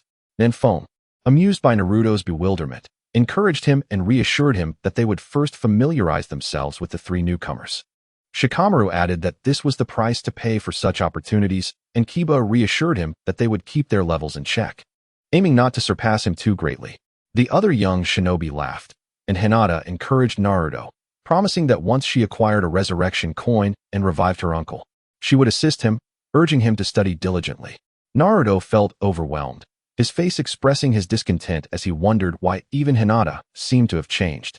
Upon exiting the Hokage building, the group exchanged brief greetings before hastily departing. However, Nanfeng remained unhurried. He retrieved the small snake gifted by Uncle Snake and pinned a note for it to deliver. Meanwhile, Orochimaru, having left Konohagakure, leisurely made his way towards the land of rice fields. It had been a long time since he had felt such relaxation. Usually, he found himself either in the laboratory or on a quest for experimental materials. This time, he had resolved a personal dilemma, prompting him to take the opportunity to unwind and appreciate the scenery. Suddenly, Orochimaru noticed the snake that had been sent by Nanfeng reappearing, bearing a note. After reading it, he felt a surge of excitement. He promptly instructed his companions to return to the Sound Village and to consult Kimimaro for their next steps. Upon returning home, Nanfeng brewed a pot of tea and settled quietly at the table, patiently awaiting Uncle Snake's arrival. It was not long before. While he was pouring his fourth cup of tea, Uncle Snake appeared in his courtyard. With a bright smile, Nanfeng greeted him. "What brings you back so soon?" Orochimaru, a bit irked, replied, "Why didn't you mention this earlier? I had just stepped out when you called me back." Nanfeng felt a bit embarrassed. He had been preoccupied with the matter of connecting worlds and had indeed forgotten about the quota. "Well, I didn't mean to forget. Besides, you seem to have not strayed far at all." Orochimaru asked, "So, can we really enter now?" Nanfeng confirmed, "This time, there are 200 slots. I kept 10 for myself and allocated the rest to the village. There are still 6 remaining, aside from the initial 3 we agreed upon. Do you want any more?" Orochimaru replied, "I don't need that many. 3 will suffice. If I require more later, I will come to you." Nanfeng nodded and handed over 3 invitation letters, explaining, "Just sign your name when you use them, then tear them open. They will leave a mark on you, allowing for entry." He proceeded to detail various professions, their upgrades and manifestations, ensuring that all necessary information was conveyed. Upon hearing this, Orochimaru, filled with enthusiasm, exclaimed, "Then give me the remaining 3 slots as well." Nanfeng, surprised, asked, "Didn't you just say you didn't need them?" Orochimaru retorted, "You don't understand. The more slots I have, the more individuals I can enlist for gathering materials. I still feel it's not enough." Nanfeng surrendered the remaining 3 letters, lamenting, "Now I don't have any left for myself." Orochimaru stated, "This should be sufficient for now. I'm off. I'll take people with me into the village as soon as I return." Without waiting for a response, he vanished in an instant. In the underground city of Hedenmer, Nanfeng arrived to find Niji already familiarizing Xiao Li and the others with the gameplay. "Oh, everyone seems to be making good progress. By the way, Xiangling, you can appear freely without worrying about safety now." Nanfeng greeted them warmly. Xiangling replied, "Sister Hinata has already informed me." Niji urged, "Let us not waste time. Today is the last day of the event. After today, experience gain will cease, and leveling up will become much slower." "Wow, I almost forgot," exclaimed Kiba, rushing off. In an instant, only a solitary figure remained standing in the street, feeling somewhat disheveled. Shaking his head, he continued on his way. Upon reaching the elven defense line, Nanfeng immediately sensed a distinct difference. Here, he no longer needed to travel. With a mere thought, he could arrive at any destination he desired. For instance, he instantly appeared beside Uncle Linaz. "Welcome back, my lord." Linaz bowed respectfully.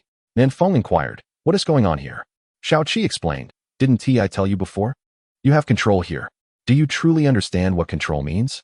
Shao Qi continued, "In the elven defense line, everything can be manifested or extinguished at your whim. Then can I take them out?" Nanfeng asked. "Yes, but it's best not to. We still need someone here to maintain operations," Shao Qi advised. "Understood." Nanfeng turned to Linaz and said, "Just call me Nanfeng." Linaz insisted, "That is not acceptable, my lord." Nanfeng, somewhat exasperated, replied, "All right, as long as it pleases you." He added, "By the way, uncle, other adventurers might come here in the next few days. Please continue to guide them." "Of course. It is my duty, my lord," Linaz affirmed. Feeling somewhat bored, Nanfeng asked, "By the way, where is Celia? I haven't seen her around." Linaz responded, "She went shopping with Xiaolon." "All right, then, I'll take my leave." Nanfeng bid farewell. After Nanfeng departed, Linaz observed his retreating figure, nodding inwardly. "This young man seems quite admirable. I hope he can restore a rod." He then pondered, and Xiaoqi, when will I be able to fully master this place? Nanfeng fantasized about the prospect of achieving complete control here, imagining a life free from the toil of labor. Xiaoqi interjected, foolish Nanfeng, abandon those unrealistic thoughts. The path must be traversed step by step, and sustenance must be consumed bite by bite. Do you not comprehend this principle? At the Hokage building, after prolonged discussions, the list of individuals permitted to enter the underground city was finally established. Kakashi, Guy, Asuma, Aoyama Shinchuru, Moonlight Breeze, Yuzuki Yuin, and others known by name from the original work were included, along with the heads of various clans. Naruto, observing that night had fallen, sighed deeply as the discussions finally concluded. In Nanfeng's courtyard, Kakashi arrived with the finalized list, stating, "The first Hokage instructed me to confirm with you that there are no issues with the list." Kakashi looked at Nanfeng, who replied, "No need. I'll provide it directly. It's just that you all have been waiting for quite some time." He had merely strolled around the underground city, checking in occasionally for updates. The moment the discussions concluded, he would retrieve the invitation letters without delay. That evening, the underground city buzzed with activity, a lively atmosphere that would persist into the future. The next day, in front of the Hokage building, the ninjas who had ventured into the underground city gathered once more. "Hey Kakashi, why did you choose the demon swordman? I think the fighter class is the coolest. You should have chosen that," Guy exclaimed. Kakashi, accustomed to Guy's directness, remained unfazed. "I have my own reasons. Asuma chose the mage. Why don't you criticize him?" Yesterday, upon learning that his father's death was not as he had believed, Kakashi felt a wave of guilt for failing to comprehend his father's choices. After his father's incident, he had halted his training in their family's sword technique. This time, he intended to resume, hoping that his swordplay would not disappoint his father should they meet again. "Asuma, what is wrong with being a mage? Red chose it. Can you defeat her?" Their banter continued, and in that moment, the ninjas set aside their usual serious demeanor. After a lively exchange, they gained insight into each other's class choices. It was fascinating. Those skilled in physical techniques primarily chose the fighter class, while those already adept with swords opted for the demon swordman, and others made random selections. For them, the specific choice held little importance as long as they could grow stronger. At this moment, Hashirama led Naruto out of the Hokage building. Upon seeing the crowd before them, Hashirama pressed his hands forward, and the people immediately fell silent. Hashirama inquired, "Kakashi, how do you feel?" Kakashi replied, "It's quite extraordinary. It truly resembles a world." After a brief pause, he added, "Perhaps it would be more fitting to describe it as a world that is gradually awakening." Hashirama, intrigued, asked, "What do you mean?" Kakashi explained, "The place we entered is the Elven Defense Line. The people there are no different from us. They have the same basic needs. This leads me to believe that it is indeed a genuine world. However, upon entering Heidenmer, I noticed that some of the inhabitants appear rather rigid, as if they are perpetually bound by some unseen rules. Yet, there are exceptions, such as those who assign us tasks. They have begun to break free from that constraint and are starting to think independently. Upon careful observation, I found that these individuals share a common trait. They are exceptionally strong. I suspect that place is sealed by some unknown force, and now, as the seal begins to fade, the strong ones are slowly awakening." Hashirama then asked Naruto, "Are you aware of this?" Naruto nodded yes. "Is there a problem?" Hashirama continued, "Have you inquired with Nanfeng about whether this is normal, and if there are any potential dangers?" Naruto casually replied, "Sasuke asked that question, and Nanfeng assured him it's a good thing. The people there are indeed awakening, and he said it wouldn't harm us here, at least not Konoha. Of course, this is under the condition that we don't provoke them. Otherwise, if they awaken and seek us out for trouble, we have no one to blame." Although they did not ask Nanfeng why it was a good thing or what benefits it might bring, Naruto was confident since Nanfeng had never been wrong about anything he said. Hashirama instructed, "In that case, let our people remember, do not provoke them without cause. Just focus on learning and improving yourselves. We cannot afford to lose our opportunities by irritating others. Do not think I am being overly cautious. That place is not Konoha, and such things are indeed possible." Naruto and his companions had only entered for a short time and had already become so formidable. The inhabitants there were not to be underestimated. The crowd responded, "Yes, first Hokage." Hashirama continued, "Now, due to the urgency of last night's events, I didn't have the chance to relay a few important matters. Firstly, We will announce to the entire ninja world that Konoha revokes Orochimaru's status as a rogue ninja. Secondly, this is for your ears only. Do not spread it. Itachi Uchiha is not a rogue ninja, but a spy sent by Konoha. Be cautious when encountering him and do not draw any trouble to him. Thirdly, Tsukumo Hitaki is recognized as a hero of Konoha by me, Senju Hashirama, and he is not dead. He will soon return. Fourthly, Naruto is the son of the fourth Hokage and is a hero in his own right, having sealed the Nine Tails since birth with his frail body. I will not tolerate any disparaging remarks about him within the village. Finally, the fifth Hokage of Konoha will be Tsunade, who will return shortly to assume the position. Hashirama concluded, declaring that all matters, except for the second, would be announced to the entire ninja world in my name, Senju Hashirama. After his remarks, those who understood the situation were fine, but most were left reeling from the shocking news. However, they could not remain in shock for long. The news had to be disseminated swiftly. In the blink of an eye, the crowd dispersed in all directions. At the scene, Naruto looked at Hashirama and said, "Thank you." First Hokage. Hashirama ruffled Naruto's hair, saying, "Silly boy, this is what you deserve." Naruto asked, "What shall we do next?" Hashirama replied, "Of course, we must rebuild Konoha. Although few lives were lost yesterday, many buildings have collapsed. Our task now is to restore them all." "Oh, wait, it's 3 tasks. We also need to find that kid, Yamato." Hashirama then instructed someone to fetch Yamato. Naruto inquired, "Uncle, why not gather more people to help? How long will it take us 3 to finish this? I still need to go inside tonight to obtain resurrection coins." Hashirama boasted, "It's a matter of moments."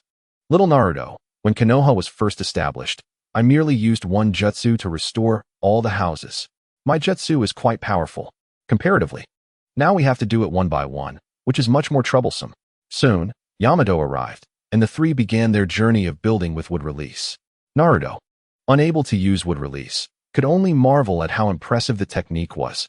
He contemplated that if there were any future missions outside the village, he must find a way to bring Yamato along. Chapter 75. Hashirama revived. Konoha in turmoil while tirelessly working to rebuild Konoha. Yamato was unaware that the future 6th Hokage had already set his sights on him. Continuously using wood release, despite the fatigue, Yamato found joy in his labor. As Hashirama shared many insights on the technique, providing Yamato with great knowledge. Finally, after an entire day of hard work, all the destroyed buildings were rejuvenated. Naruto gazed at Yamato, his eyes sparkling, seemingly lost in thought. In the evening, Hashirama took Naruto to find Nanfong. Nanfong appeared puzzled. "First Hokage, what do you want?" Before Hashirama could respond, Naruto interjected. "Uncle said he wanted to confirm some matters about the underground city with you." Nanfong looked at Naruto with a strange expression. "What did you call the first Hokage?" Naruto replied with a sense of entitlement, "Uncle, what is wrong with that?" Hashirama chuckled to himself at the side. "This brat initially called me the uncle on Hokage Rock." Nanfong, observing Naruto's somewhat naive demeanor, was at a loss for words. If he remembered correctly, Naruto referred to Tsunade as grandma and old lady, yet now he called Tsunade's grandfather uncle. How does this lineage work? Shaking off his peculiar thoughts, Nanfong said, "First Hokage, if you have any questions, please ask." Hashirama nodded. "It's nothing much, just one matter. I want to confirm that it won't pose a danger to the ninja world, or else I wouldn't feel at ease." Nanfong affirmed, "I can assure you it won't. I went in yesterday, and for some unknown reason, the awakened individuals treated me with great respect. It made me somewhat uncomfortable. To put it arrogantly, even if there were real dangers that I couldn't handle, it wouldn't matter if you were revived, first Hokage." Hashirama was astonished. "You've become that strong? Do you know my peak strength?" Nanfong responded, "Yes. I am well aware of the battle between you and Madara at the Valley of the End. You were stronger than Madara at that time, but not by much. Madara has grown significantly stronger since then. The Sage of 6 Paths level, you're not aware of that yet, are you? That's the level of power of the Sage of 6 Paths, and Madara will eventually reach that level, whereas I am currently at that level and continuing to grow stronger." Hashirama asked, "The Valley of the End, Madara? You mean Uchiha Madara?" Nanfong nodded. Hashirama's expression became somewhat dazed. "Are you suggesting that Madara will be revived and will reach the power of the Sage of 6 Paths?" Nanfong shook his head. "If I had not appeared, then yes. I too am uncertain about what the future holds." Naruto, unable to remain quiet, interjected, "First Hokage, worry not. Nanfeng has stated that the original crisis was resolved by me and Sasuke. As for the Otsutsuki clan, who could possibly surpass the Sage of Six Paths, whatever they may attempt, we shall simply defeat them should they dare to cause chaos. Hashirama looked at Nanfeng with a questioning gaze, and upon receiving a slight nod from him, he turned to Naruto. Very well. Naruto, you must train diligently. We shall rely on you. Naruto responded earnestly. Do not worry. I am determined to become the most formidable Red God. Hashirama inquired. The Red God? What is that? Naruto replied. It is the class I play in the underground city, a berserker. Hashirama laughed. Ah, how intriguing. What a pity. Nanfeng remarked. First Hokage, are you saddened that you cannot witness or partake in the forthcoming era? Hashirama nodded. Indeed, from your descriptions, I can foresee that the future will undoubtedly belong to your underground city. The era of ninjas and ninjutsu may very well face extinction. In truth, Hashirama also lamented not being able to reconnect with Madara. Although Nanfeng mentioned that it was uncertain whether Madara would resurrect, who could say for certain? After a moment of contemplation, Nanfeng suggested, First Hokage, I can acquire a resurrection coin, and even allow you entry into the underground city. Would you wish to remain? Naruto exclaimed with excitement. Nanfeng? Are you serious? Nanfeng nodded. Indeed, but it requires gold coins for exchange. Naruto, you understand how vital gold coins are in that realm. I can only procure a limited amount. Naruto conceded. Well, I suppose I should strive on my own. I will resurrect my parents through my own efforts. They would surely be pleased. Hashirama asked, Nanfeng, are you truly serious? Are you giving this to me? You must understand how many desire such a thing. Nanfeng replied, I am aware. In this world, who does not harbor regrets? For instance, Kakashi. He no longer reads his little yellow book, but instead labors within. He has many he wishes to resurrect. However, I can only provide you with one resurrection coin. For anything else, you must seek within. Hashirama nodded. Of course. Nanfeng handed Hashirama the resurrection coin and an invitation, the latter obtained by spending additional gold coins, as he had given all his to Orochimaru. Will you resurrect here or return? Hashirama responded. Here, I suppose. How does one use this? Nanfeng explained.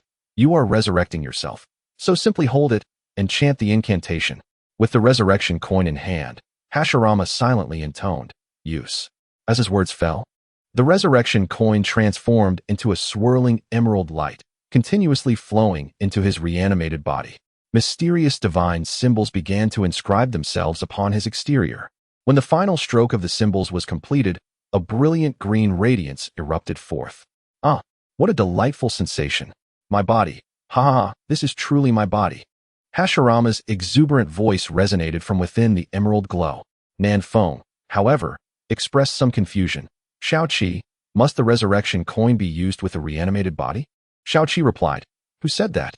This is the law of life, not the mere trash ninjutsu of this place. If there is no body, it will construct a new one, including your chakra from life, precisely as it was. No less, no more.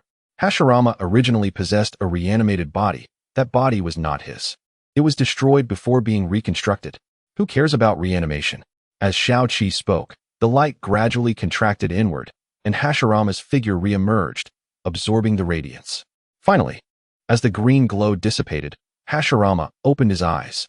After relishing the sensation of his body, he erupted into joyous laughter. Nanfeng observed Hashirama and cautioned, First Hokage, though your foundation is formidable, do refrain from parading before me and Naruto. Might you first find some clothing to wear? Hashirama blinked, then became flustered, his face turning crimson. Ahem, Nanfeng. Could you please find me a garment to cover myself? Nanfeng ascended to fetch a seldom worn piece of clothing, which Hashirama promptly tied around his waist to shield his modesty. Haha, I shall take my leave now, in search of proper attire. Thank you, Nanfeng. Before he finished speaking, his figure vanished. Naruto, having witnessed Hashirama's resurrection, was greatly invigorated and dashed off to immerse himself in training. The following day, news of Hashirama's revival spread throughout Konoha, igniting fervor among the villagers. Konoha had been bustling for the past few days, with Hashirama's myriad orders circulating, sparking animated discussions among the villagers wherever they went. The removal of Orochimaru's rogue ninja status elicited no reaction, for he was the first Hokage, and his decisions were undoubtedly sound.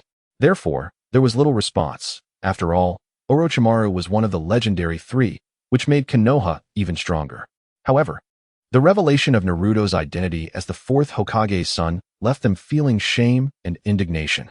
The memories of their past treatment of Naruto haunted many. A multitude sought him out to apologize, yet none could find him. For the past few days, Naruto had been shadowing Hashirama, learning the ways of leadership, while at night he tirelessly sought resurrection coins. He would rush home to the Hyuga clan immediately after work, and Hinata was quite pleased with her son-in-law. With the third Hokage and Danzo deceased, her worries had subsided. Thus, the villagers could only leave various delicacies at Naruto's doorstep, hoping to ease their guilt, only to replace them with new offerings when they found he had not returned. They merely wished to alleviate their remorse. As Naruto's charisma shone so brightly that in the villagers' hearts, he surpassed even Sarutobi Hiruzen. Consequently, the more they revered Naruto, the deeper their guilt grew. On the streets of Konoha, one could strike me, and I would not hold it against you. However, utter a single disparaging word about Naruto, and a swarm of villagers would rush to defend him. Not to mention, Naruto was personally appointed as the sixth Hokage by the first Hokage. Just as the news surrounding Naruto had begun to settle, another wave of excitement emerged with the announcement of the first Hokage's resurrection, confirmed by villagers who had witnessed it. They reported seeing the first Hokage bare-chested, donning clothing in his courtyard. This news was even more sensational. Hashirama was a figure who had single-handedly quelled the chaos of the Warring States period and ushered in the era of the hidden villages. The founder of Konoha and a god of the ninja world. The revival of such a monumental character undoubtedly sent shockwaves through the community. Although his first act post-resurrection was somewhat undignified, one villager took pride in the fact that the first Hokage favored his choice of attire, prompting him to switch careers to fashion design, which surprisingly thrived.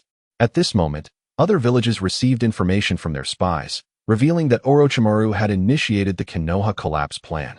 And with Sarutobi Hiruzen dead, both the Earth and Lightning countries were gearing up for action, as they meticulously prepared to send troops to test Konoha's defenses. News arrived that Hashirama and Tobirama Senju were currently at the helm of affairs, suggesting their possible resurrection. At the same time, it was announced that Tsunade had become the fifth Hokage and Naruto Uzumaki the sixth Hokage. The preparations were halted immediately, and spies were dispatched to thoroughly investigate the situation regarding Hashirama Senju and Tobirama Senju.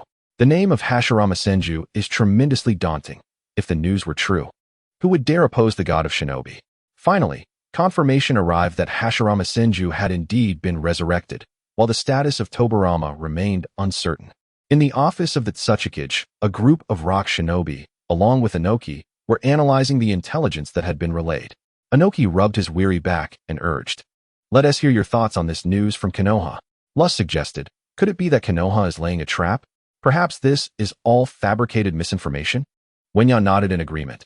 "It's quite possible. Otherwise, how could they have simultaneously appointed both the fifth and sixth Hokages?" Akatsuchi chimed in, "Speaking of which, isn't the sixth Hokage still just a child? What is Konoha thinking? Even if this child is the son of the Yellow Flash, they shouldn't act so rashly." Kuratsuchi interjected, "It cannot be that simple. Including that child, if he lacked any unique qualities, Konoha would not make such a foolish decision. Moreover, the news claims this was a decision made by the god of shinobi." Inoki pondered, "How should we respond?" Kuratsuchi proposed, "I shall represent a Wagakure and visit Konoha. We must see for ourselves whether Konoha is indeed setting a trap or if there is truth to this matter. Until then, we should remain cautious." Inoki countered, "No, that would be far too dangerous. Moreover, without a valid reason, Konoha would not agree to such a visit." Kuratsuchi insisted, "We can use the congratulatory message for Tsunade's appointment as the fifth Hokage as our reason for visiting. After all, they have not disclosed the exact timing of her succession, making this an opportune moment." Inoki remained unconvinced. "It's still too perilous. I do not trust it." Kuratsuchi replied, "Someone must go, mustn't they?" Wenyao offered, "Lord Tsuchikage, I will accompany Kuratsuchi on this journey. Rest assured, I believe Konoha will not act so openly against us."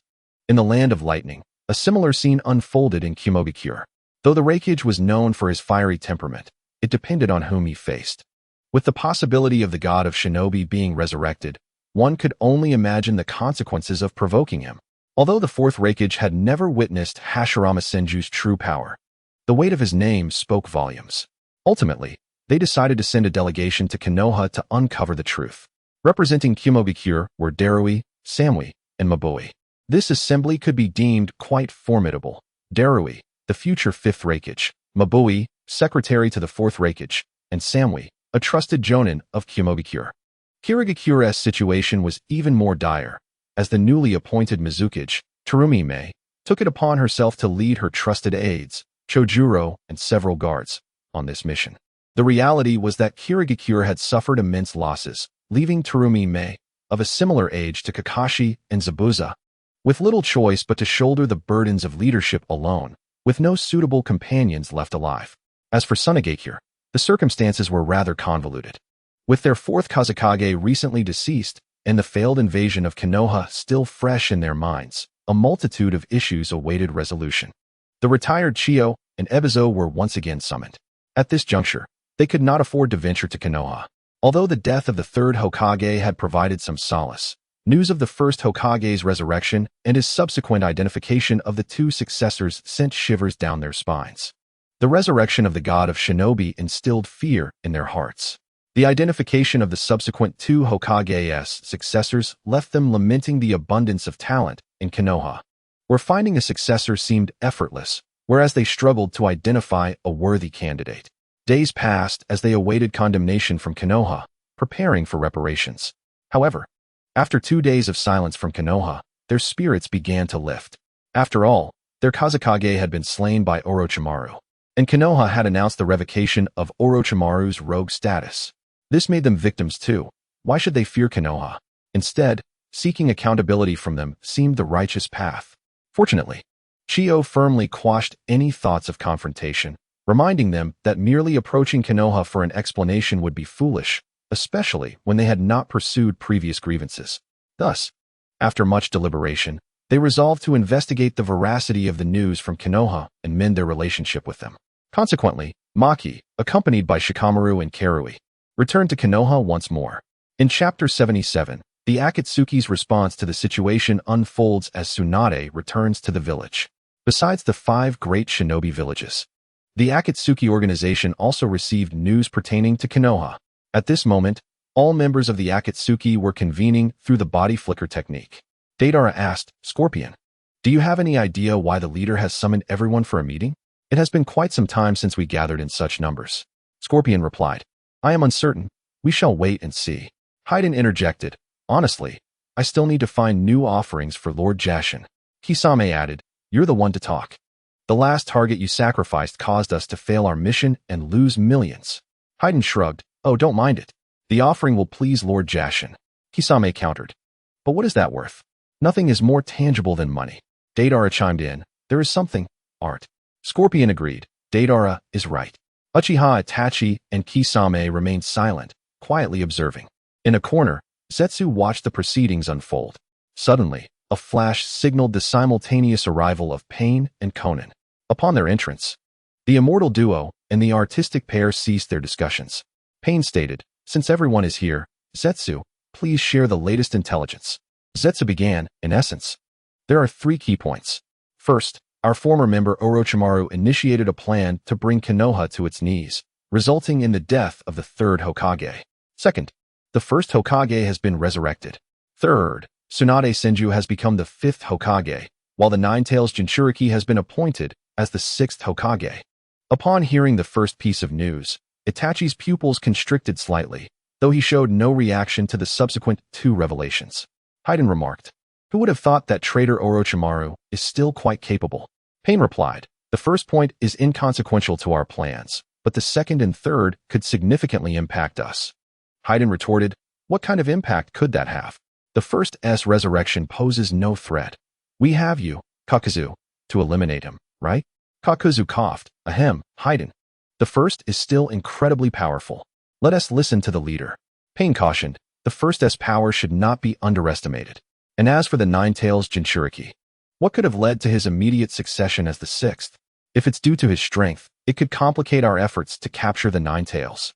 Therefore, we require detailed intelligence to ascertain the authenticity of the first S resurrection and the strength of the Nine-Tails Jinchuriki."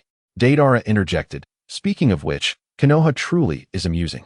They appointed a sixth Hokage even before the fifth officially took office. What sort of maneuver is this? Uchiha Itachi, let us embark on a journey with Kisame. Pain gazed at Uchiha Itachi for a moment before giving a slight nod. Very well. We must ascertain the situation promptly. The others shall continue with their tasks, amassing wealth. For our plan is soon to commence. The meeting is adjourned. Not far from the land of water, in a secluded cave, Itachi and Kisame simultaneously opened their eyes. After exchanging a glance, they set off towards Konoha. Since departing from Konoha, Jiraiya had been tirelessly traversing various paths, seeking news of Tsunade. This mission was orchestrated by the first Hokage himself, and he could not afford any delays.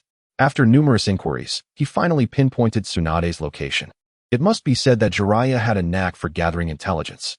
Tsunade's skillful means of concealment, honed to evade debts, allowed him to locate her in such a brief span. In the land of fire, at Short Book Street, although it was a street, the thriving gambling industry rendered it as bustling as any major town, perhaps even more so.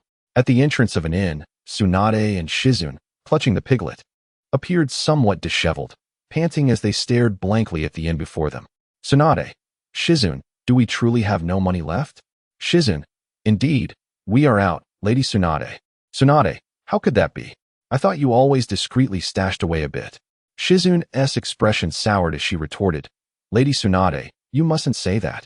Just a moment ago, you were so caught up in gambling that you insisted on using the money I had saved, and I couldn't stop you. Tsunade chuckled awkwardly. Is that so? Shizune nodded in confirmation.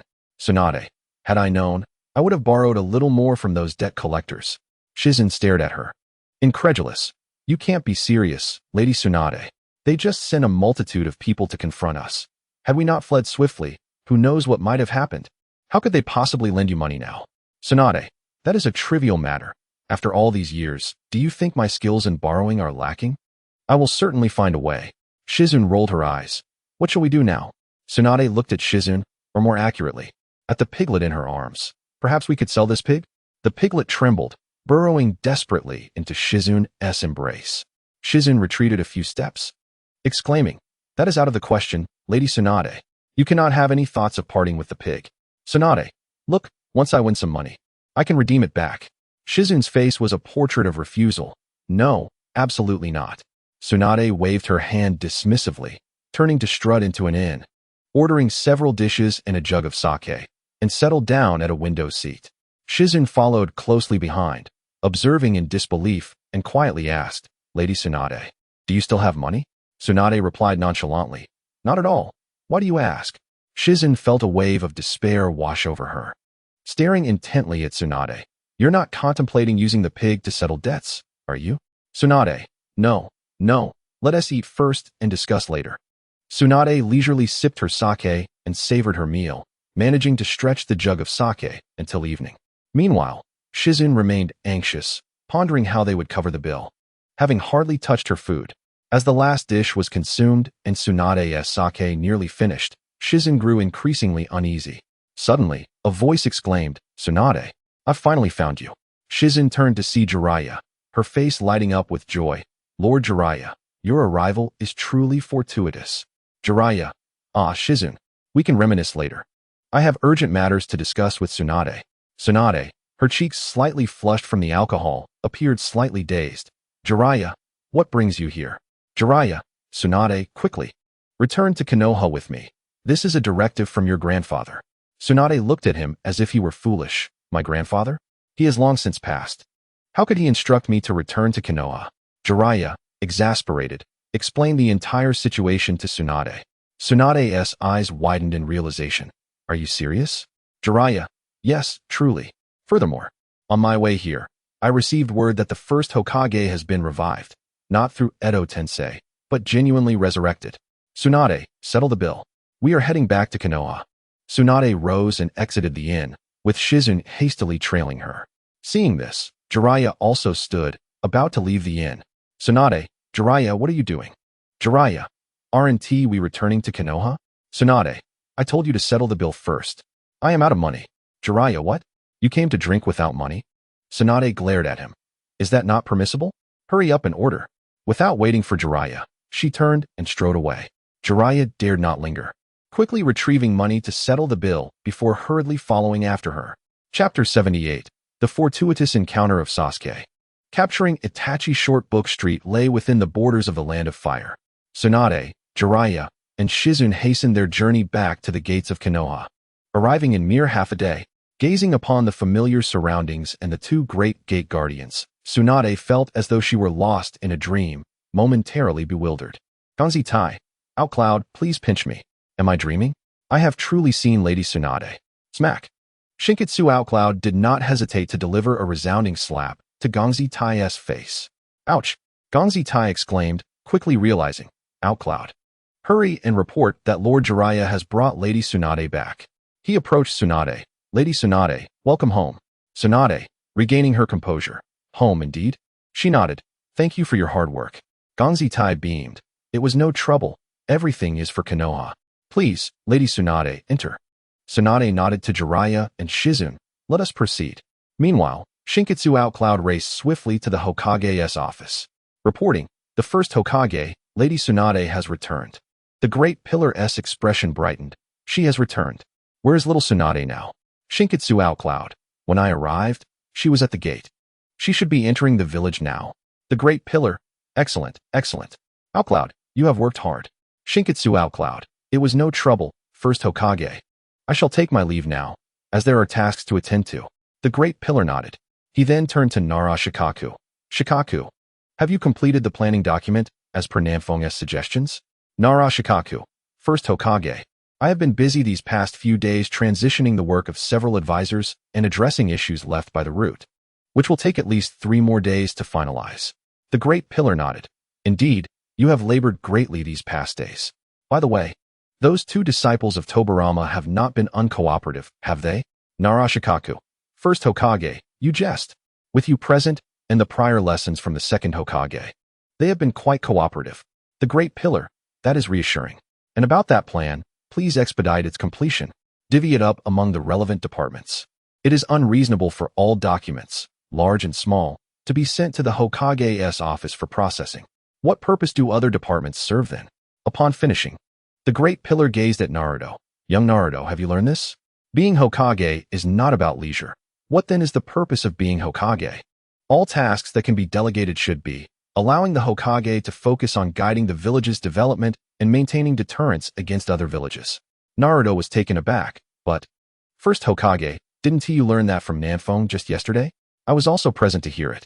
Upon hearing this, Lugio couldn't help but smirk.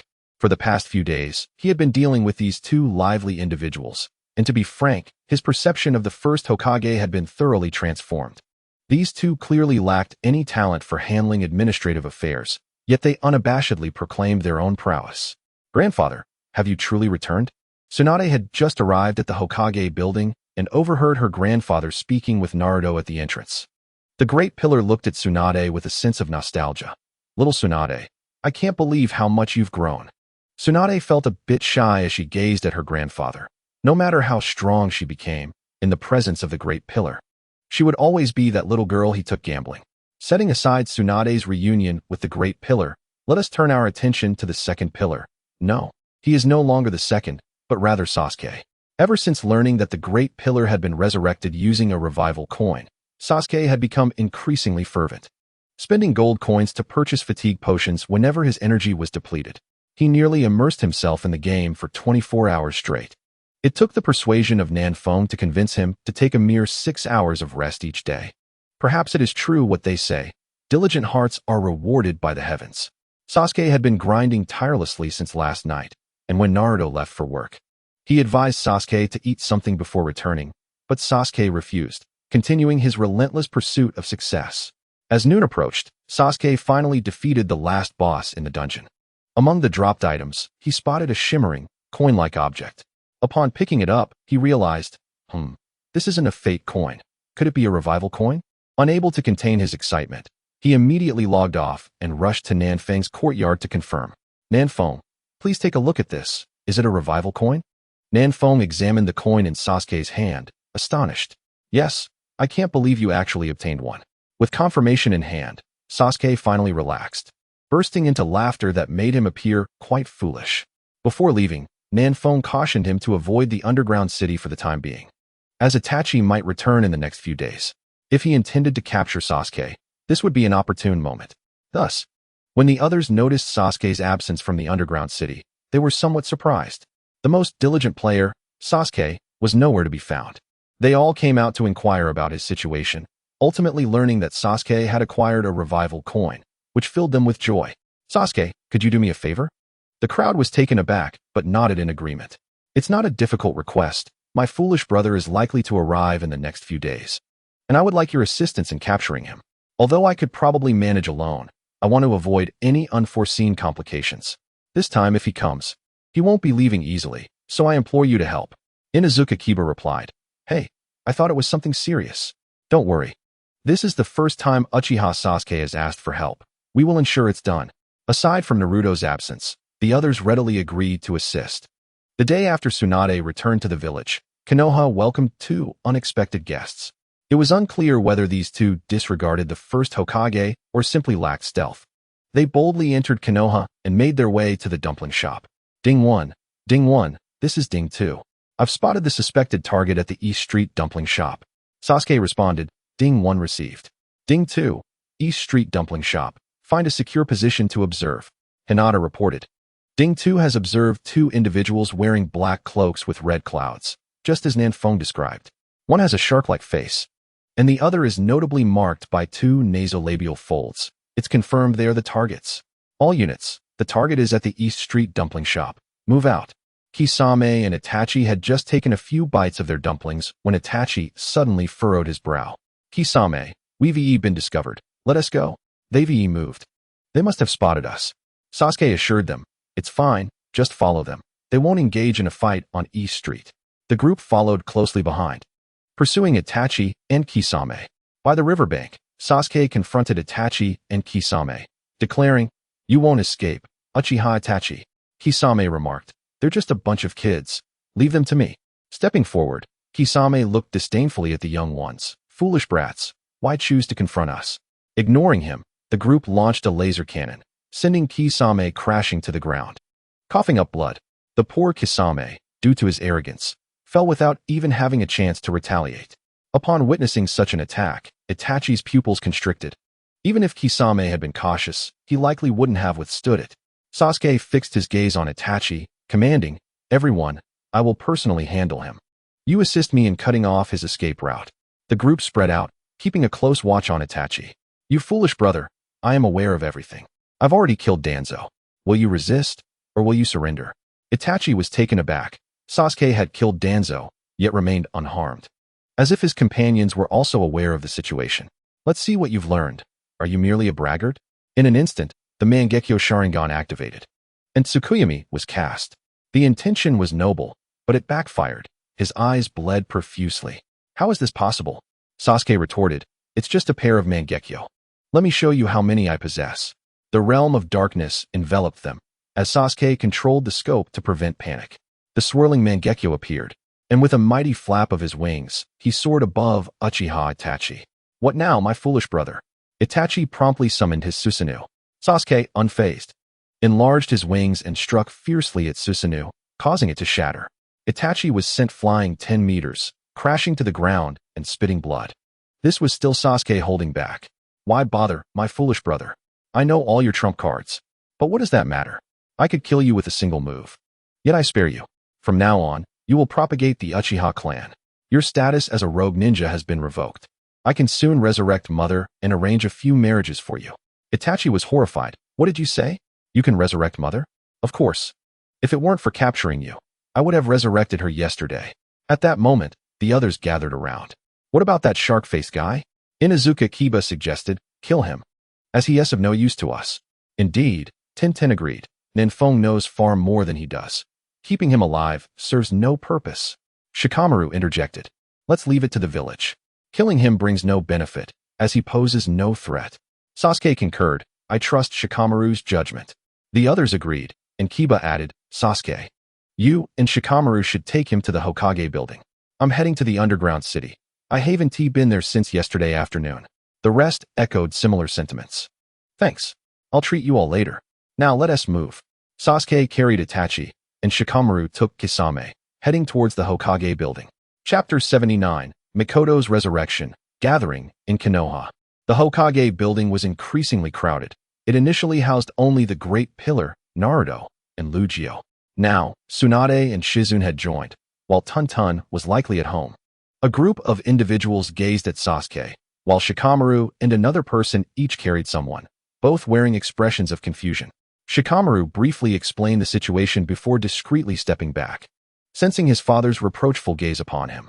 Not wanting to be trapped in the same routine of handling affairs like his father, Shikamaru endeavored to minimize his presence. Naruto exclaimed, "What? Sasuke, you scoundrel! How could you not call me for this?" He certainly wouldn't admit that his primary desire was to sneak away for some leisure. The towering figure chuckled at Naruto, saying, "Akimichi, you handle this. I need to teach Naruto a few things." Tsunade inwardly scoffed, thinking, "You teaching him? What good could possibly come from that?" Tsunade then addressed Sasuke. "Itachi, you can take him away. He is no longer a rogue ninja. As for this fellow, he seems utterly useless." She regarded Kisame with a furrowed brow, uncertain of how to manage him. Itachi, noticing Tsunade's expression, quickly interjected, "Please, whatever you do, do not kill him." Kakuzu suggested, "Let us confine him for now. Isn't Mist Village supposed to visit in a couple of days? We can inquire if they want him then." Tsunade nodded, calling for assistance. Two Umbu operatives entered. Lady Tsunade. Tsunade instructed, "Take him away and guard him well, ensuring his chakra is sealed." The Umbu replied affirmatively. Suddenly, Tsunade turned to Shikamaru. "Shikamaru, you will be promoted to Jonin and assist us. Kakuzu has always praised your superiority over him." Shikamaru glanced incredulously at his father, unable to believe he was being thrust into such a predicament. Kakuzu feigned innocence. "Who am I? Where am I? I never said that." However, no one could argue. This was the Hokage's decree. Reluctantly, Shikamaru responded, I'm still quite young. I could assist in a few years." Tsunade waved her hand dismissively, channeling a bit of the towering figure's authority. "You're not that young. Kakashi was promoted at your age." Thus, all of them were elevated to Jonin status, except Naruto. Naruto protested, "What? Granny Tsunade, oh, big sister. Why can't I be promoted to Jonin?" Tsunade shot him a sidelong glance. Your basic skills are lacking. Focus on your studies this year, and you can be promoted next year with the others." Thus, Nanfone, Shikamaru, Sasuke, Sakura, Hinata, Ino, Kiba, and 8 others were directly promoted to Jonin. Meanwhile, Neji and his group had only recently entered. Their abilities had yet to improve. Naruto was simply behind in fundamental knowledge, relying solely on brute force. Tsunade and the others intentionally sought to temper his impulsiveness. Sasuke returned home with Itachi, summoning Sakura to assist in reviving Mikoto. Nanfone had reminded him earlier that upon revival, she would be without anything. Concerning the rumors circulating in the village, Sasuke now genuinely believed them. Before long, Sakura and Uchiha Mikoto emerged from the inner room. Mikoto embraced Sasuke, exclaiming, "Sasuke, you've worked hard. You've grown taller and matured considerably." Sasuke wiped away tears from his face. "Mother, it hasn't been difficult. I have many friends who are willing to help me. And Sakura is my girlfriend." Mikoto smiled broadly, ruffling his hair and taking Sakura's hand, saying to Sasuke, "You must treat Sakura well. I really like her." Sasuke replied, "Yes, mother, I will." Sakura blushed deeply, feeling shy. But it was also her first time witnessing Sasuke in such a vulnerable state, resembling a child. Upon Mikoto's emergence, Itachi remained tense, bowing his head and remaining still. Mikoto noticed his demeanor and chuckled, "Itachi, don't be like that. Mother holds no grudge against you. However, you should listen to Sasuke more and not try to handle everything on your own." At Mikoto's words, Itachi trembled slightly before kneeling. "I'm sorry, mother." Mikoto approached him, lifting him up, and then turned to Sasuke. "How do you plan to deal with your brother?" Sasuke, now serious, replied, "Mother, if it were just our family, out of personal feelings, I would forgive him. But too many clan members died that night, especially the young children. While I did kill Danzo, the deaths of the 3rd Hokage also carry some of my responsibility. However, my brother did take action. I must punish him." Mikoto nodded, glancing at Itachi, who quietly kept his head down, saying nothing. "How do you intend to punish him?" Sasuke replied, "I've thought this through. Mother, starting tomorrow, find him an appropriate girl, let them marry, and have many children to strengthen our Uchiha clan. Then he can settle down and guide the next generation." Before Makoto could respond, Itachi interjected, seeing the smile on his mother's face and the eagerness in her eyes. No, I won't agree to that. Sasuke glared at him. You have no say in this. In this family, my mother and I decide. Itachi protested. I have someone I love. I killed her with my own hands. I cannot betray her again. Makoto's eyes lit up. Is it Izumi? Itachi nodded. Sasuke frowned. Sister Izumi, huh? Wait for me. I will find a way to revive her. For now, come with me. I have something to discuss. Sakura, please stay with mother. With that, Sasuke signaled for Itachi to follow him outside. Once outside, Sasuke handed Itachi several bottles of healing potion. Drink these, and your body will recover. Then stay home and keep mother company. I will find a way to revive Izumi as soon as possible. Don't wander off. We know all the details about the Akatsuki, and there's nothing to worry about. Itachi asked, how did you know my body was in trouble? Sasuke, feeling a bit proud, replied, that's not for you to worry about. I just know. Itachi had always been exceptional, mastering skills quickly, while Sasuke had to strive hard to catch up, often yearning for a word of praise from their father. Now witnessing Itachi in such a state, Sasuke felt a sense of satisfaction. Itachi questioned, is there really no problem with the Akatsuki? Sasuke replied, what do you think of my strength? It's formidable. I'm no match for you. Sasuke asserted, today I didn't use my full strength. You saw my friends, right? There are 8 of them who are roughly as strong as I am, and one who vastly exceeds us all. We don't know exactly how strong he is, but he claimed to be on the level of the Sage of Six Paths. Itachi gasped, how is that possible? Sasuke affirmed, but that is the truth. Your Akatsuki's pain can't even defeat the first Hokage, let alone contend with Nanfeng. So, you needn't worry about anything. Itachi realized. It seems you all truly know what's going on. I haven't even mentioned anyone's name. Sasuke concluded, let us head back. We shouldn't let mother know about this to avoid worrying her. While Sasuke's family was having their heart-to-heart, representatives from various ninja villages were arriving in Konoha. However, as night fell, Konoha arranged accommodations for them, promising to discuss matters the following day. Chapter 80. The Resilient Konoha. Fear among the villages the next day. Nanfeng awoke with a peculiar expression. Shao-Chi, isn't that Uncle Snake's ability a bit unfair? How could such powers be used inside? Shao-Chi reassured him. No problem. Your abilities remain unchanged. Edo Tensei is also a ninjutsu. Nanfeng retorted. But don't you think the difficulty level of the monsters inside is unfit for the ninja world? Once, when we first entered, our strength was feeble, and we hardly noticed. However, now, a group consisting of individuals at least of Jonin rank has entered, and not only do they recklessly traverse the map, but there are also those like Snake Uncle, who seem to possess cheats. Little Seven, admit it. You are simply feeling a sense of imbalance within your heart. Nanfeng nodded directly, without a hint of embarrassment. Is it possible to enhance the strength of those monsters? Make them a bit more challenging to defeat. Little Seven, let me make some adjustments then. Upon hearing this, Nanfeng instantly felt at ease. Little Seven, you say I am invincible here. Yet you have yet to receive any news from the first world since then. Little Seven, Nanfeng, are you feeling bored? Nanfeng, to be honest, I do feel somewhat bored. In the past, I worked hard under pressure, and it felt fulfilling. Now, I find myself at a loss for what to do. Aside from continuing to grow stronger, I seem to have little else to occupy my time. Little Seven, you are not invincible. From my reconnaissance, there are at least 10 individuals stronger than you in this place. Nanfeng was astonished. You're not joking, right? The Otsutsuki clan? Little Seven, yes. Although they are a bit far from here, if those guys want to come over, it won't take long. Nanfeng, so what tier am I at now? Little Seven, you?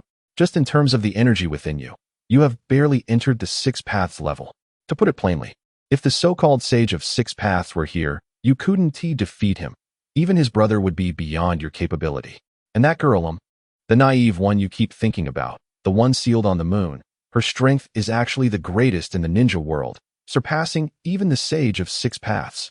Nanfeng, so, I am still the strongest, at least in the ninja world. The Great Pillar is dead, and the naive one is sealed. Little Seven, the Sage of Six Paths is not dead. Nanfeng, that is impossible. Didn't he only have a soul left? Little Seven, no. He is truly not dead. He is scheming in the ninja world, aiming to control the cycle of power. I suspect his death was intentional. Nanfeng was startled. Little Seven, don't scare me. Little Seven, I'm not scaring you. Do you think he created a Pure Land just for fun? Souls in the Pure Land are essentially imprisoned. Nanfeng. Then I should find him now and deal with him. Little 7. No, you wouldn't be a match for him. In the ninja world, you still have hope. In the Pure Land, he is invincible. The Pure Land is akin to his body. Nanfeng grumbled. Why are all these people in the ninja world just old schemers? Little 7. Am I not resurrecting people here, essentially competing for them? The Great Pillar has already resurrected. He won't come looking for me, will he? Little 7. Not for now, but once he awakens, he will definitely come to investigate. Nanfeng. Little 7. You're so impressive. Why don't you just eliminate him? Little 7. Seriously, Nanfeng. You are being ridiculous. I am truly not human. But you are acting like a fool. I possess no combat ability. My ability to detect him comes from my inherent connection to the worlds, to connect to you. I must first locate him. And don't forget, I have been analyzing the rules of the ninja world during this time. Nanfeng. Little 7. Are you truly that incompetent in battle? I always thought you were a big shot, even though you denied it before. And you still deny it now. Little 7. I can't be bothered with you. Always daydreaming. Nanfeng. Never mind. Let us set this aside. There's nothing we can do. If you were to open the gates now, allowing all the ninjas from the ninja world to enter, wouldn't I swiftly overpower him? Little 7. In the Hokage office. Naruto, yawning, followed the Great Pillar, already reviewing documents early in the morning. The Great Pillar observed him. Didn't you sleep last night? Naruto, I did sleep. The Great Pillar. Then what's wrong with you? Naruto shook the documents in his hand. This thing seems to induce sleep. Has it been tampered with? The Great Pillar ignored him. Tsunade, you claim to be the Hokage, yet why did you pull me out? When you weren't here, I managed things for you. And now that you're back, you still drag me along. Tsunade, the daimyo's documents haven't arrived yet, so I haven't held the inauguration ceremony. Thus, I am still not the Hokage. Shikamaru, go inform everyone from your generation, including the Team Guy trio, to come here. And then let us meet with the representatives from other ninja villages. Someone, go bring the representatives from the other ninja villages to the conference hall. After speaking, Tsunade continued processing documents. Approximately 20 minutes later, Shikamaru brought everyone to the Hokage office. Tsunade stood up, leading a crowd of over a dozen people straight to the conference hall. Pushing open the grand doors, all eyes immediately converged upon them. Tsunade, everyone, what brings you to Konoha? Speak directly. Koharu. Sister, you're so eager. Can't you let me admire the handsome men a bit longer? Maki, we have no particular business. We came to renegotiate the alliance treaty with Konoha. Darui, we aim to congratulate the 5th Hokage on their ascension, while also wanting to witness the strength of Konoha's younger generation. Akatsuchi, I came to congratulate Sister Tsunade and to have some fun. It's a bit dull staying in a Wagakure. Tsunade, I appreciate the congratulations. However, since the daimyo's documents have yet to arrive, it's not appropriate to make a grand display. As for Konoha's younger generation, it's just these few beside me. I wonder how Mr. Darui would like to proceed. Darui, I alone can take them all on. Of course, I will hold back. Naturally, if the children of Konoha are scared, there's no need. Tsunade gave the kids a glance. That might complicate matters. Let them release their chakra first. And if you still wish to fight, then we can arrange it. Darui, fair enough. Let us first see their strength. Tsunade nodded at everyone, except for Nanfeng. Everyone selectively released a bit of their chakra. Instantly, the entire venue was awash with colors, each hue dazzling and intermingling. The oppressive aura from the crowd bore down on Darui. Darui spat out a mouthful of blood. Among them were a few who held a grudge against the Lightning Village, notably Hinata and Niji. Others were filled with dread. These are just graduates? Are you all joking with me? This aura is entirely at the level of Kage. 8 or 9, 12, or 13-year-olds at the Kage level. What concept is this? The representatives from various ninja villages exchanged glances, confirming they were not mistaken. Once confirmed, their fear intensified. With so many Kage-level ninjas in Konoha, what if they sought to unify the ninja world? Just as the chakra was being retracted, the doors to the conference hall swung open once more, and a figure entered. Who else but the Great Pillar? The representatives from various ninja villages felt an even greater fear. The resurrection of the god of ninjas is indeed real. All were thinking of relaying the news back home quickly. Chapter 81. Changes in the city. The return of the two pits. Naruto, come on, follow me quickly. The Great Pillar didn't even spare a glance at the others. pulling Naruto along. Nanfong, Shikamaru, and Sasuke exchanged glances. Should we go too? Sasuke, let us go. What else are we doing here? Shikamaru, yeah, it could get troublesome. The three of them hesitated no longer, slowly retreating to the entrance and leaving directly, with the others following suit, exiting the hall one after another. As everyone departed, Tsunade paid no mind. She looked at Darui. So, how does the strength of our newly graduated genin measure up? Newly graduated? How is that possible? The representatives from several ninja villages felt a pang of bitterness, growing increasingly wary of Konoha. Koharu, 5th Hokage, aside from congratulating you on your ascension, I hope that our two villages can exchange goods and open up trade. Tsunade pondered for a moment and nodded in agreement. Very well, may our two villages thrive. We shall discuss the specific matters later, if that suits you. By the way, may I know how to address you? Since the hidden mist has long been isolated, and with Mei Terumi just having assumed her role, the outside world remains unaware that she is the new Mizukichi. Chojiro, standing nearby, promptly introduced, this is our new Mizukichi, Lady Mei Terumi. Tsunade was taken aback, gazing at Mei's striking beauty, utterly unable to fathom that she was the new Mizukichi. My apologies. I was unaware I was in the presence of the Mizukichi. Mei Terumi smiled graciously. No need for concern. It is only natural that the outside world is unaware, given how long we have remained closed off. Tsunade nodded lightly, acknowledging that other ninja villages were indeed not well informed about the situation in the hidden mist over the years. Kuratsuchi, with a twinkle in her eye, asked sweetly, Sister Tsunade, your new ninjas from Konoha are remarkably strong. Do you utilize any special educational methods? Dazue remained silent outwardly, but inwardly, he praised the girl from a Wagakure for her astuteness. Tsunade replied, well, as you may know, I have not been in the village for quite some time. However, upon my return, I specifically inquired about the educational model of the Ninja Academy, and it remains quite similar to what it was before. Primarily, these children possess exceptional talent. Alas, having so many prodigies can be quite a headache when it comes to organizing their training. The discussions between the representatives of the ninja villages and Tsunade continued until the afternoon.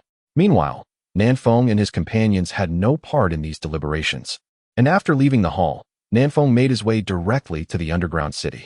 Concurrently, in the land of rain, Conan pushed open the door and entered, observing Nagato seated in a wheelchair.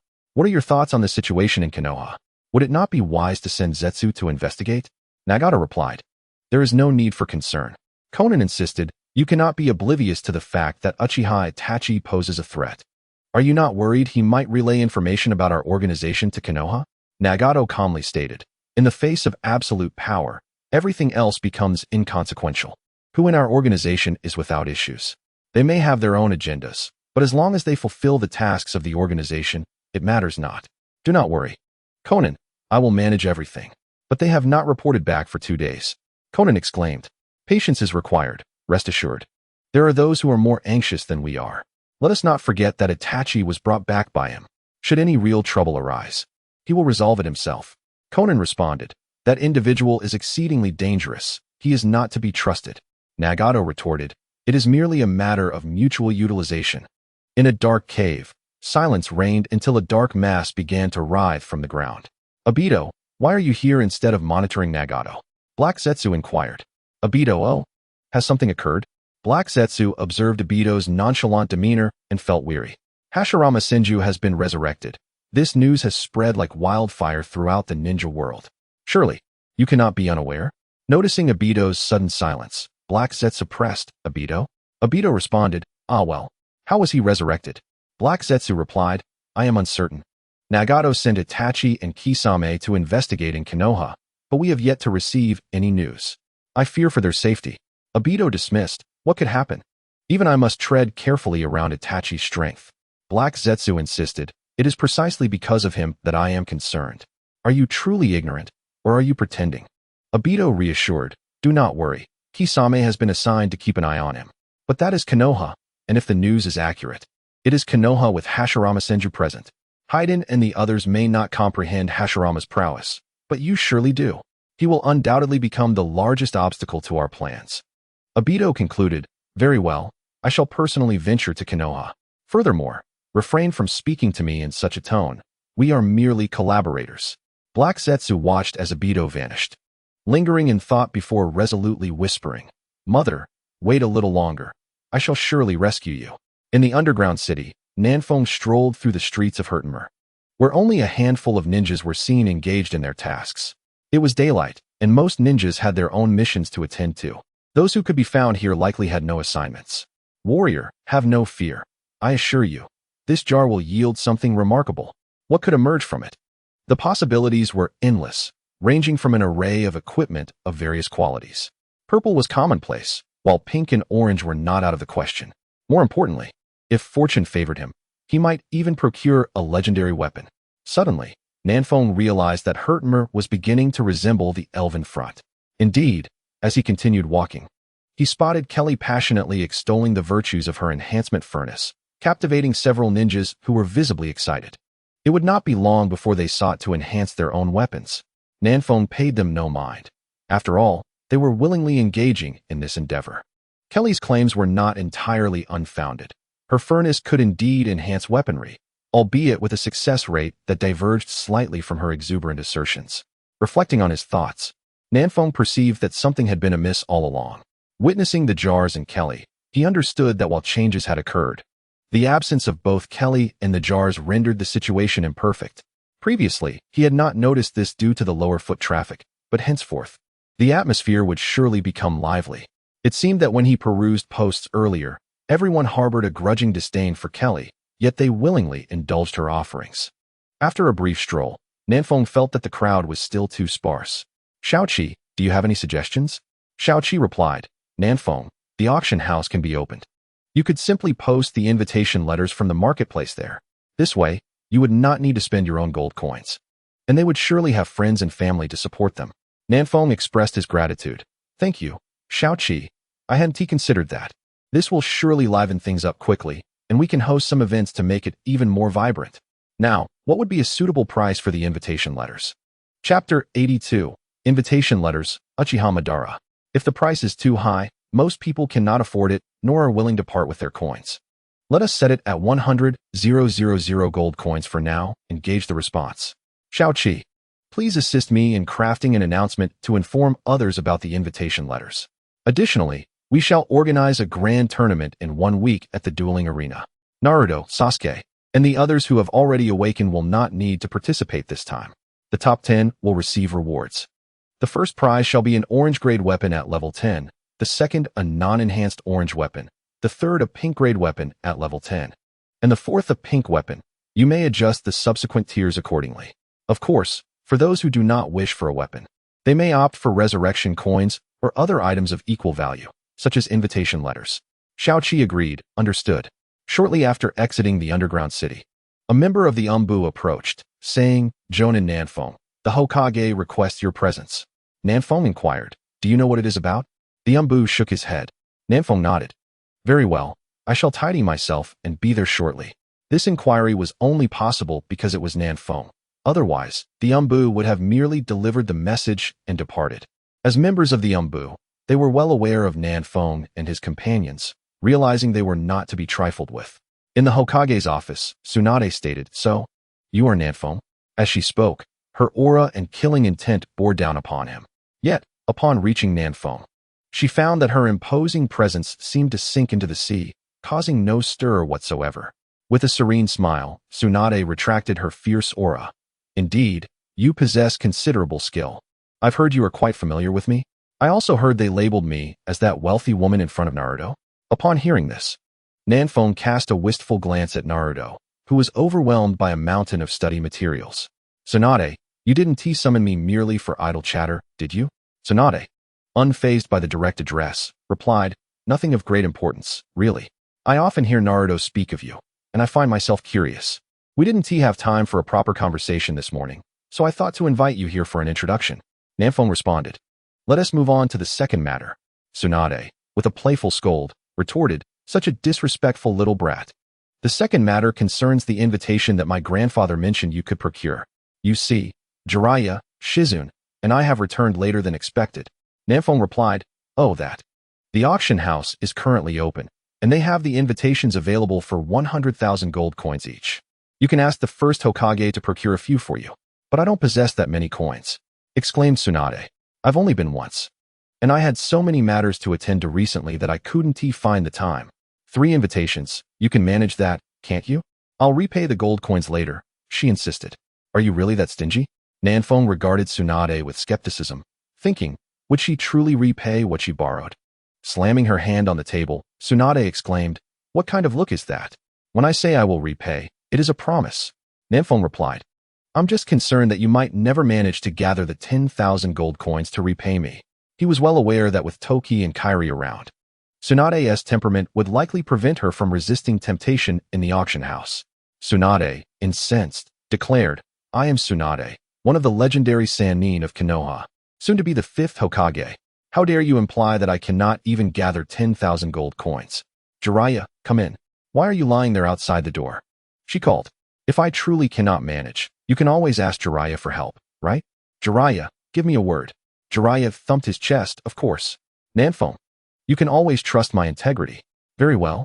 I will get you 3 invitations, but remember to repay me. I am also in need of gold coins.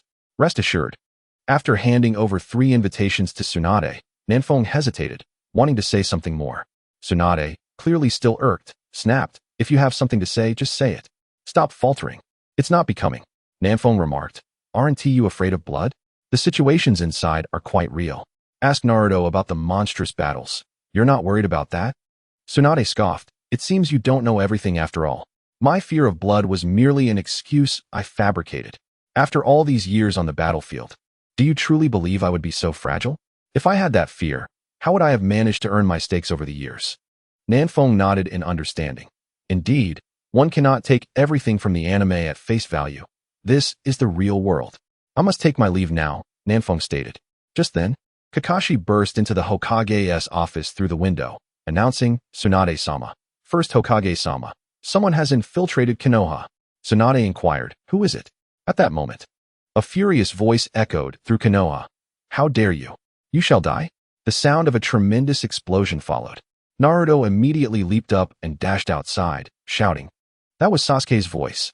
Without hesitation, Tsubasa, Tsunade, and Kakashi followed closely behind. Nanfeng, curious, glanced at the unresponsive Jiraiya and asked, why aren't you going? Jiraiya replied, why should I? If they are there, what can't they resolve? Nanfeng, uninterested in Jiraiya's response, swiftly followed after them. Given Sasuke's strength, few could harm him now.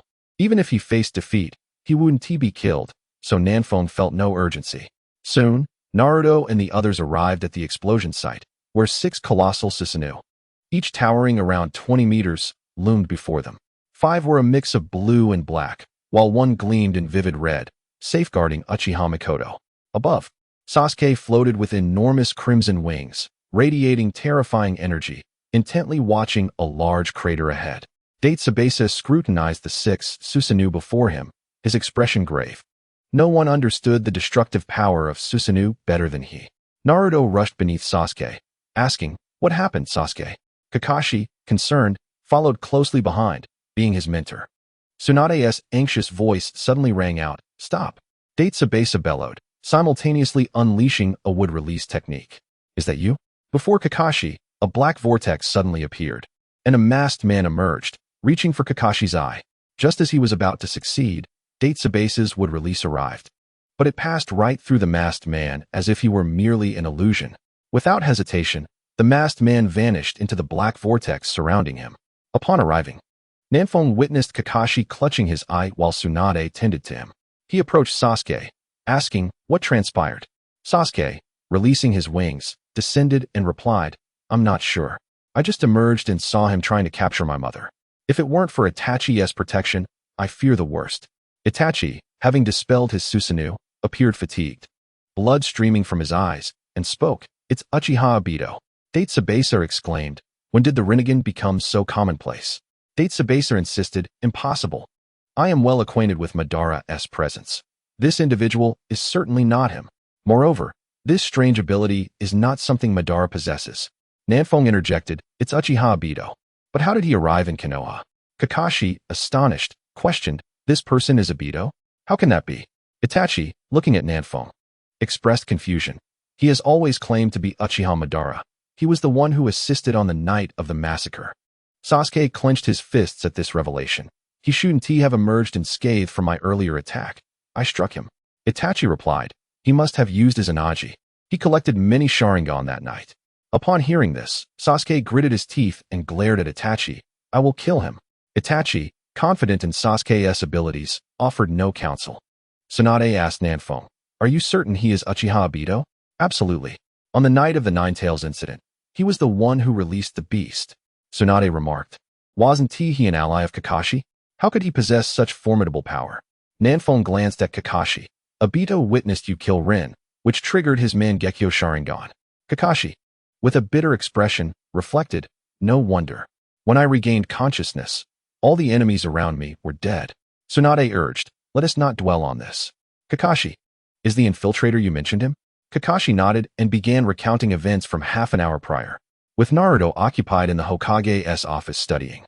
Sasuke and Sakura had spent their time either in the underground city or with Mikoto, leaving them with few tasks. Kakashi, therefore, had gone on a solo mission. Kakashi recounted, after completing my mission, I brought a bouquet to Rin. At that moment, I said, Rin, just wait a little longer. I'll revive you soon. Sasuke has already used the revival coins in the underground city to bring back his mother. I will soon obtain revival coins for you and Obito. Just after saying this, I sensed his presence. I suspect he overheard my promise to revive Rin, which threw him off balance. I approached to investigate, but he had already vanished. Search as I might, I found nothing, which prompted me to report to the Hokage's office. Itachi. So, he wishes to ascertain whether my mother has truly been resurrected. Hashirama. I knew it. It could never be Madara. With his temperament, he would never lurk in the shadows. Tsunade. All right, since there is nothing amiss, let us be more vigilant in the future. Nanfeng later returned to the Hokage's office and provided a detailed account of Obito's information. Kakashi, have you considered replacing your eye? Kakashi touched his empty eye socket. No need. It was originally his. Since he is alive, it's only fitting to return it to him. Nanfeng, in fact, it's not entirely a bad thing. Kakashi, you haven't transitioned yet, have you? Kakashi, not yet, but it's imminent. Why do you ask? Nanfeng, before you transition, just blind your other eye as well. Then you can become a Shura. Naruto, why blind your eye? You and Sasuke aren't blind, are you? Nanfeng, my situation is somewhat unique. Sasuke has the Sharingan, and he merged its abilities with the Byakugan. Otherwise, merely employing the Heavenly Eye technique would significantly diminish its power. Kakashi's blindness allows him to fully harness Ashura's strength. Sasuke nodded. Indeed, I've tested it myself, but it's a trade-off, to say the least. Nanfeng, however, Sasuke, you can unleash such an abundance of Susanoo. Is that your limit? Also, I've never seen you explode your eye. Is there a price to pay? Sasuke, this isn't my limit, but currently, I can only summon 5. As for what you mentioned, yes, there is a cost. Moreover, the cost is quite significant. It is immensely powerful, but I wouldn't use it unless absolutely necessary. Tsunade, Kakashi, what are your thoughts? Kakashi, I'll consider it. Nanfeng, Kakashi, with only one eye. Your combat effectiveness will surely diminish. It would be wiser to blind it during your transition. After all, the Byakugan provides clearer vision than an eye. And Ashura can reopen his eyes later on. Kakashi nodded. Very well, I indeed require strength. I must seek him out for a thorough inquiry. Naruto, Kakashi-sensei, I will assist you. Speaking of which, my parents' demise was also due to him. I must settle the score. Tsunade, let us return to the Hokage's office. With such a commotion, we must go back to organize matters and reassure the nearby villagers. Mikoto, are you alright? Uchiha Mikoto, I am fine. Itachi protected me at the first opportunity. Tsunade, then let us proceed together. Meanwhile, in the cave where Madara perished, Obito's figure suddenly materialized. Kurizetsu, what happened to leave you in such disarray? Did you engage with Hashirama Senju? Obito, no, it was Uchiha Sasuke. Kurizetsu, Uchiha Sasuke? Obito, he is Itachi's younger brother. Kurizetsu, astonished. How could he possibly be your adversary? Obito, the truth is, I am not his match. Furthermore, Itachi has defected back to Konoha. Konoha is behaving strangely. They seem to have uncovered a mysterious place that can procure something called revival coins to resurrect the deceased. Kurizetsu. So, Hashirama Senju has genuinely been resurrected, and through this method? Obito. It appears so. I witnessed it before returning. He acted swiftly. Had Kakashi and I not been so close, it would not have been so simple. Kurizetsu. This is troublesome. We must immediately inform Nagato. Obito, hold on, let me recover, and we shall go together. I've reclaimed my Sharingan. Kurizetsu, what caused this sudden change of heart? I've urged you to take it back for ages. Obito, we require greater strength. Uchiha Sasuke is formidable. Who knows if there are others like him? We must prepare early. Kurizetsu, then recover quickly and return your Sharingan. Obito, understood. In the Hokage's office, Nanfeng had just finished recounting the events regarding Obito. Hashirama, so, Madara, during our battle, did not perish, but lived until the end of the Third Shinobi World War, and even saved Uchiha Obito? Nanfeng, indeed, and he has awakened the Rinnegan. Itachi, impossible. The leader of Akatsuki possesses the Rinnegan. Tsunade rubbed her temples. How could so many Rinnegan wielders suddenly emerge? Jiraiya, Tsunade, do you recall those 3 disciples I took in the Land of Rain? One of them possesses the Rinnegan. Tsunade, what? Hashirama, somewhat exasperated, upon awakening. The shinobi world has changed so drastically. Rinnegan is becoming commonplace. Chapter 84 Naruto, not acting like a son, my mother is so gentle. Tsunade glared at Jiraiya, causing him to feel somewhat uneasy. Jiraiya, well, I only taught him for 3 years upon discovering he had the Rinnegan. Tsunade, why didn't you inform the village or bring them back? Jiraiya, Nagato's parents were killed by Konoha's ninja. He was reluctant to come. I feared that mentioning Konoha might bring trouble to them. You know, especially during that time with Danzo. Tsunade shot him another glare, choosing not to pursue the matter further. Sasuke, Nanfeng, enlighten us. What is going on? Nanfeng, there's nothing significant. There has always been a pair of Rinnegan, all belonging to Uchiha Madara.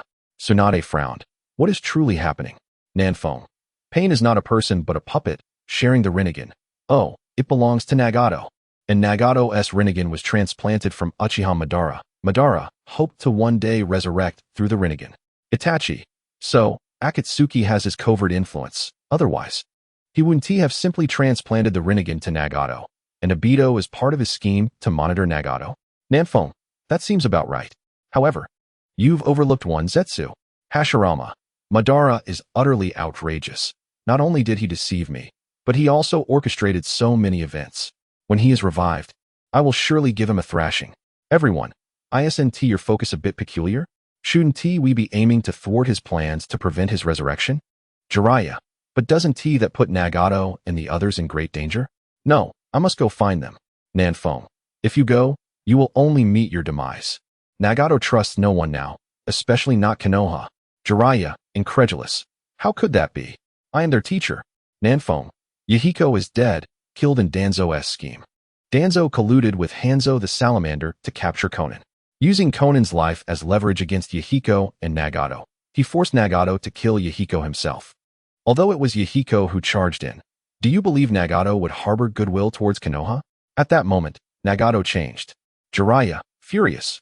Once again, that old dog Danzo. Hashirama was also filled with rage, wishing he could drag Tobirama out for another round. Tsunade, this truly invites formidable enemies to Konoha. Were it not for Nanfeng's secret realm, Konoha would likely. Naruto nodded. Yes, Nanfeng mentioned that Konoha was nearly obliterated by pain. The village was devastated. Many perished, including Kakashi-sensei. Oh, pain is Nagato, right? Hashirama, upon hearing Naruto's words, felt his blood boil. Konoha was the fruit of his and Madara's labor, the culmination of a lifetime's effort. Where is Nagato now? I will go and bring him back. Jiraiya, Lord First Hokage, allow me to persuade him. He was previously unaware that he was manipulated by Madara. I believe he can be swayed back. Nanfeng, no, Nagato will not turn back. He now refers to himself as a god, insisting that the world must bear the burden of rice to understand the value of peace. He believes that only when people shoulder the weight of rice will they appreciate peace's worth. This is the very purpose behind his gathering of tailed beasts. While his objectives differ from Obito's, they both aim to collect the tailed beasts. Nagato perceives himself as having a shared goal with Obito, thus they are merely utilizing one another.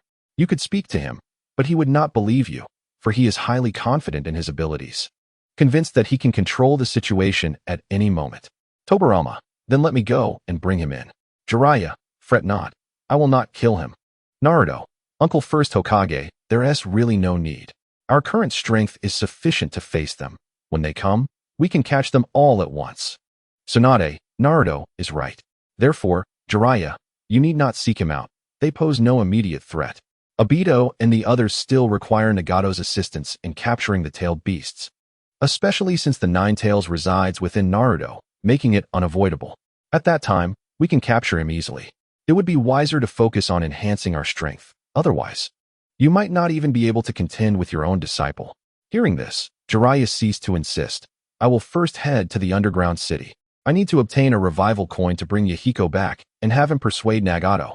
Tobirama, right. I will also get a revival coin. I want to resurrect Madara and then confront him. Tsunade, in outrage, grandfather, you actually intend to resurrect him? What about Lady Mito?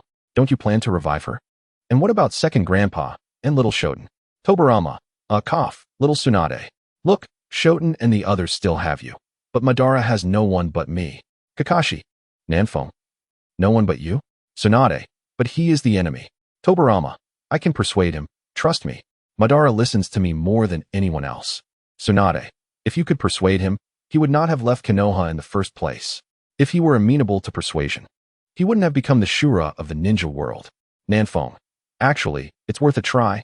Madara too was deceived. Deceived by Black Zetsu.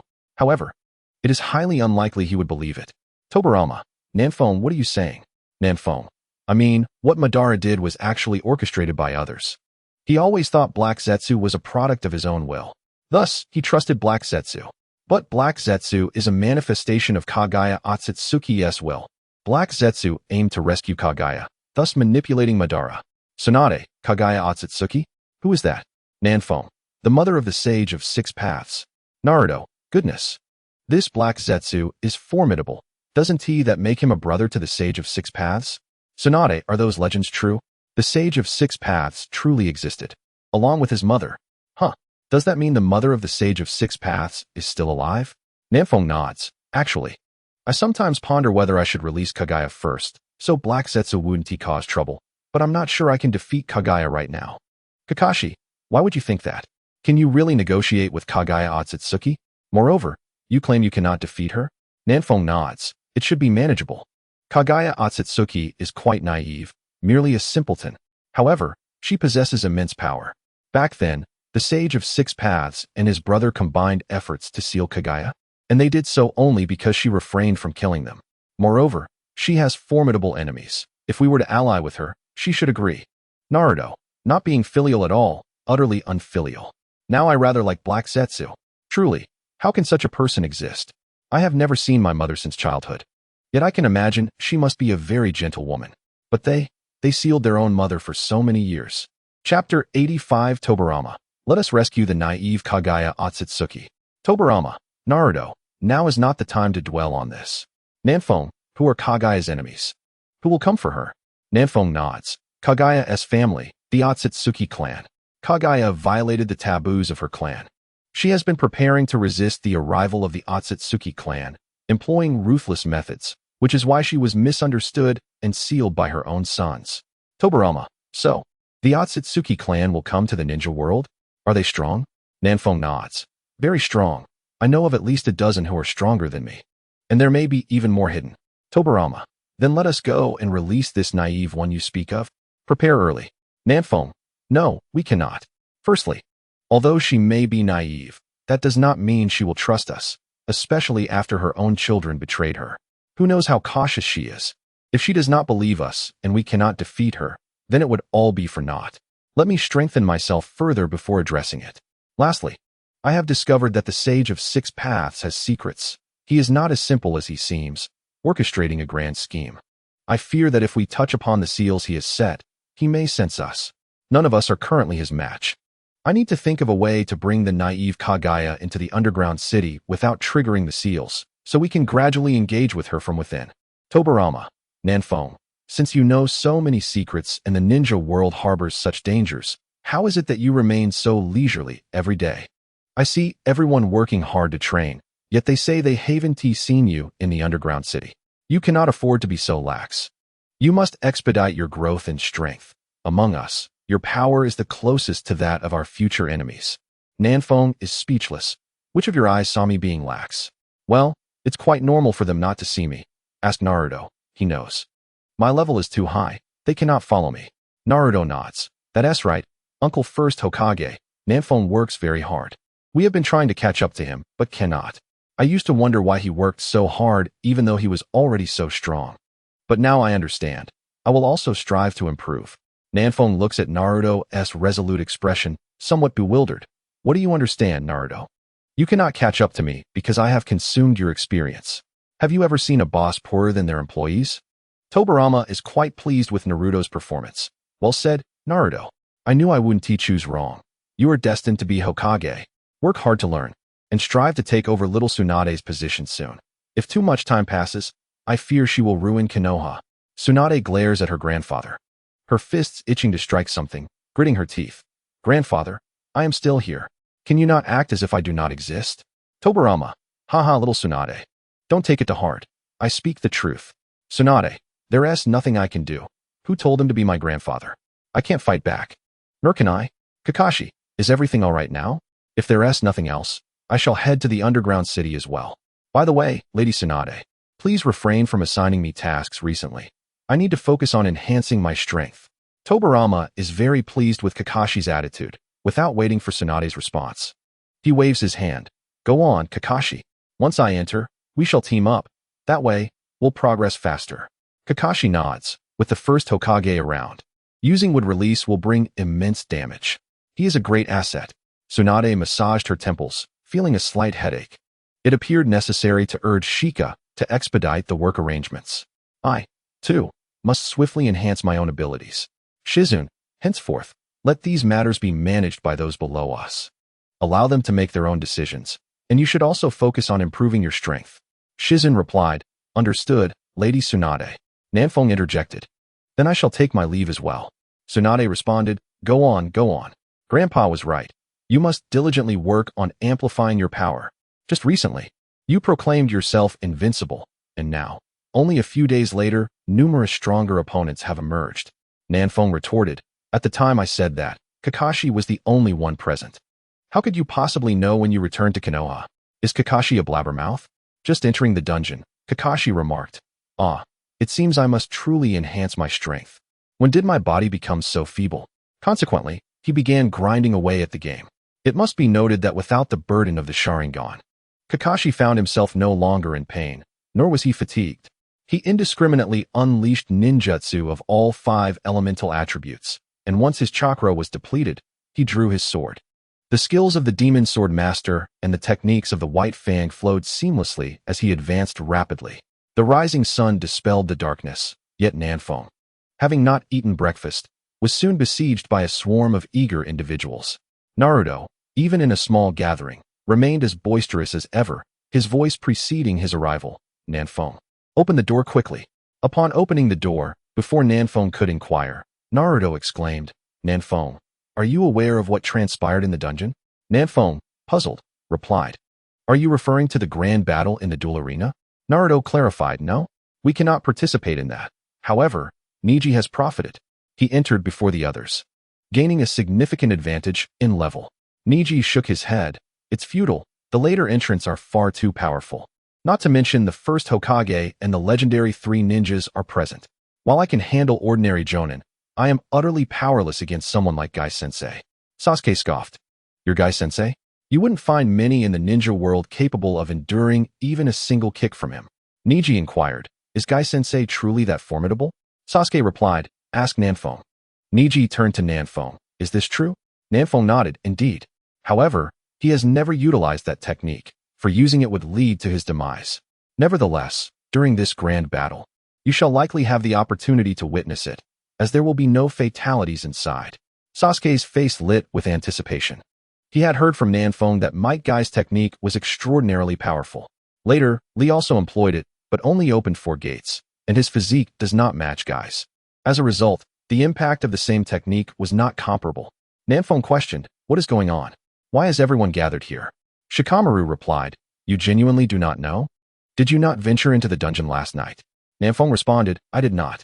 I returned from the Hokage's office quite late and decided against going. Kiba interjected. But couldn't you simply lie down to enter? You aren't truly entering in person. Your excuse is rather flimsy, even worse than Kakashi-sensei's. Shikamaru elaborated. The wild monsters in the dungeon have mutated. They have become intelligent. If they did not still resemble monsters, we would have thought them human. Moreover, their strength has increased. Ino added, not only that, they are exceedingly clever.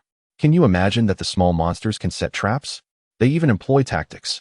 Had we not been in a team last night, we would likely all be in a weakened state by now. Hinata nodded, indeed. It is said that 90% of those who entered from Konoha last night perished inside, leaving the entire village in a weakened state, unable to complete tasks. Naruto nodded vigorously, exactly. Lady Tsunade sent me to inquire about this situation. Nanfeng finally understood the situation. Chapter 86, Xiaoqi, call me daddy. You haven't called me that in a long time. Entering the dungeon to assess the situation. Nanfeng was keen to hear the grievances of the others regarding the small monsters and the wild monster bosses. Nanfeng was intrigued and asked Ino, what do you mean they employ tactics and set traps? Pray elaborate. Ino explained, yes, it is true. For instance, those seemingly simple goblins no longer charge at you mindlessly. They now orchestrate one to act as bait.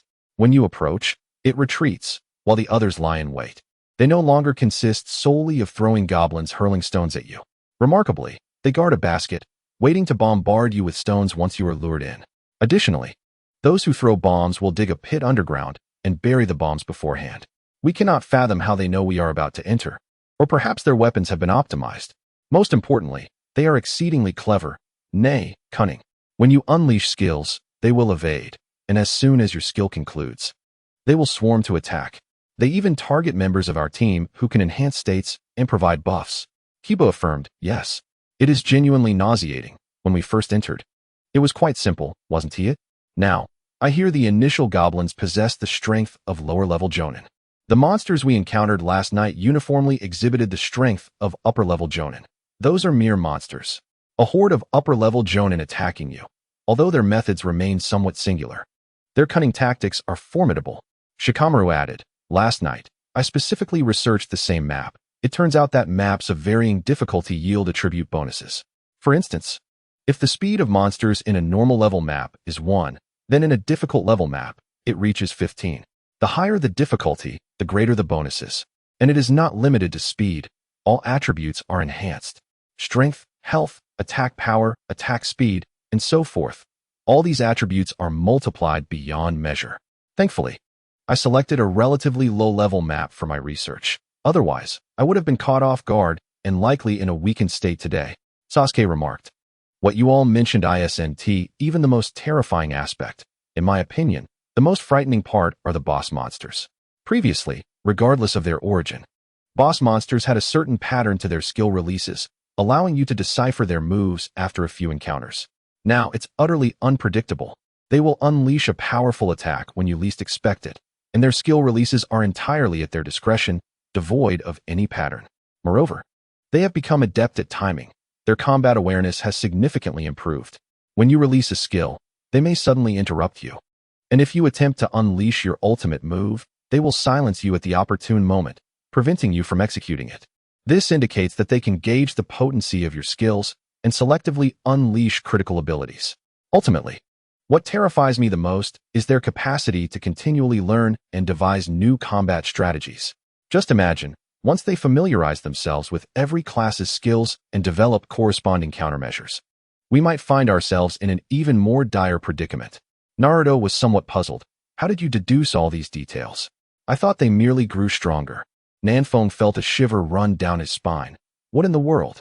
Is this still the game I once knew? Xiaoqi, come forth. Xiaoqi responded, what is it, Nanfeng? Nanfeng retorted, don't play coy, Xiaoqi. You must have heard what they said. Quickly, explain. I only asked you to slightly adjust the difficulty. And this is how you adjusted it? Xiaoqi feigned innocence. I genuinely only made a slight adjustment.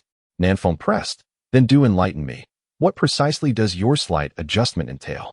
Please elaborate on the adjustments made, detailing each one clearly.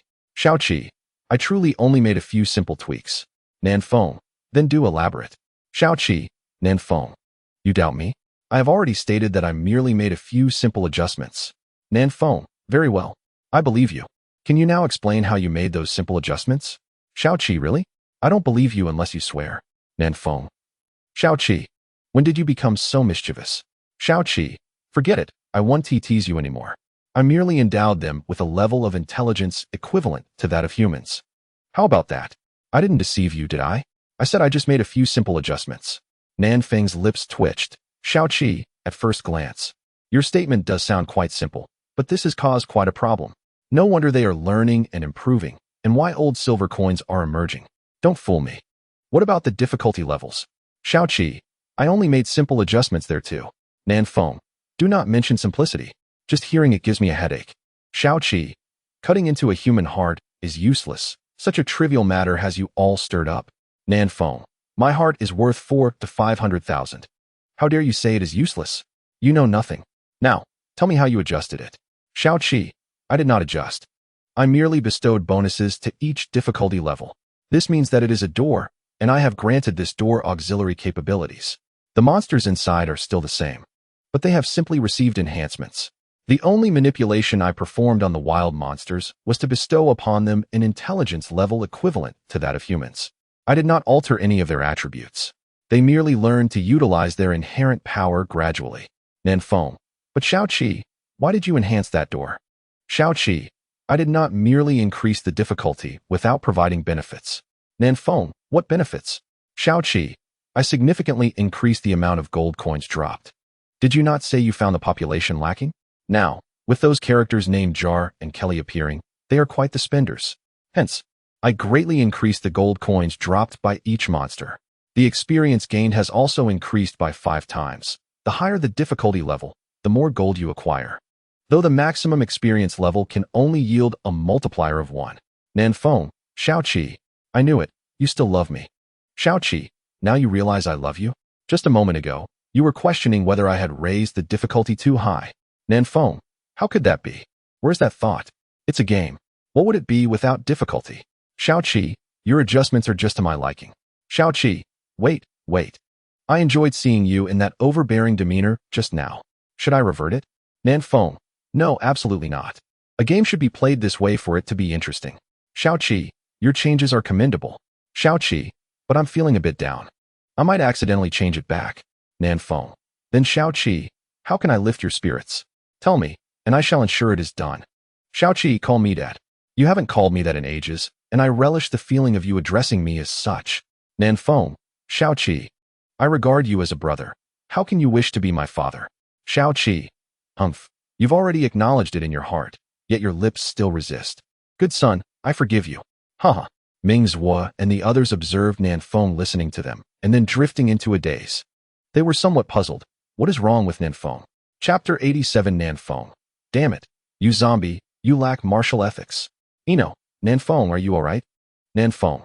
I'm fine, just enjoying some plums. Oh, pardon me, that slipped out. I'm fine, merely contemplating a few matters. By the way, what were we discussing? It was right after Sasuke spoke, and Naruto asked if you wanted to go in and experience it. Then everyone noticed you were lost in thought. Nanfeng, let us go? I suggest you all also take the time to understand. If you're genuinely worried about issues, form a team and enter a map below your current level to ascertain the situation before returning to your own level S map. Sasuke, I agree that it's safer to first understand. Nanfeng, what about the others? Why are only you few here? Ding dong ding dong. Shikamaru glanced at the message. Ah, here comes a message. Kiba, I swear, if this thing didn't make a sound, I would have forgotten it. Naruto, you may have forgotten, but I certainly haven't. I'm bored to death in the Hokage office every day. If it weren't for stealthily chatting with Hinata, I'd be on the brink of insanity. Group message, Niji, does anyone know why the monsters suddenly became so formidable? Tion, exactly. It has caused Niji and Lee to be in a weakened state, and we are still out here executing missions. Lee, wow, my youth. It's ignited. Once I recover from this weakened state, I must challenge again. Hinata, what happened? Why are Niji and Lee weakened? Shino, didn't you log off last night, Hinata? Hinata, no. Hanabi had a high fever last night, and I took care of her all night. Naruto, Hinata, let me tell you. Hinata, so Niji, did you all perish due to the sudden changes in the map? Niji, yes, it was utterly absurd. Karen, well, it's not so bad. I felt nothing. Sasuke, Niji, Kiba, Shikamaru. Karen, something seems off. Did you really enter last night? Karen, I did. I teamed up with the first Hokage, Kakashi-sensei, and Yamato-sensei. Niji, jealousy has made me unrecognizable. Shino, same here. Choji, One Shikamaru. You really latched onto some hefty thighs. Niji, is there anyone else like that? Speak up, so I can be envious to my heart's content. Kiba, no one else, right? Yuhi Kurenai. Shizen teamed up with the 3 legendary ninjas. Niji, Shino, Choji, Sakura, Nanfone. Why haven't you invited others into the group? Nanfone. Sakura, if there is something you need, I will definitely see it through. Sakura, furious JPG Sakura. Sasuke, Aunt Mikoto wants you to hurry back for dinner. Sasuke, coming.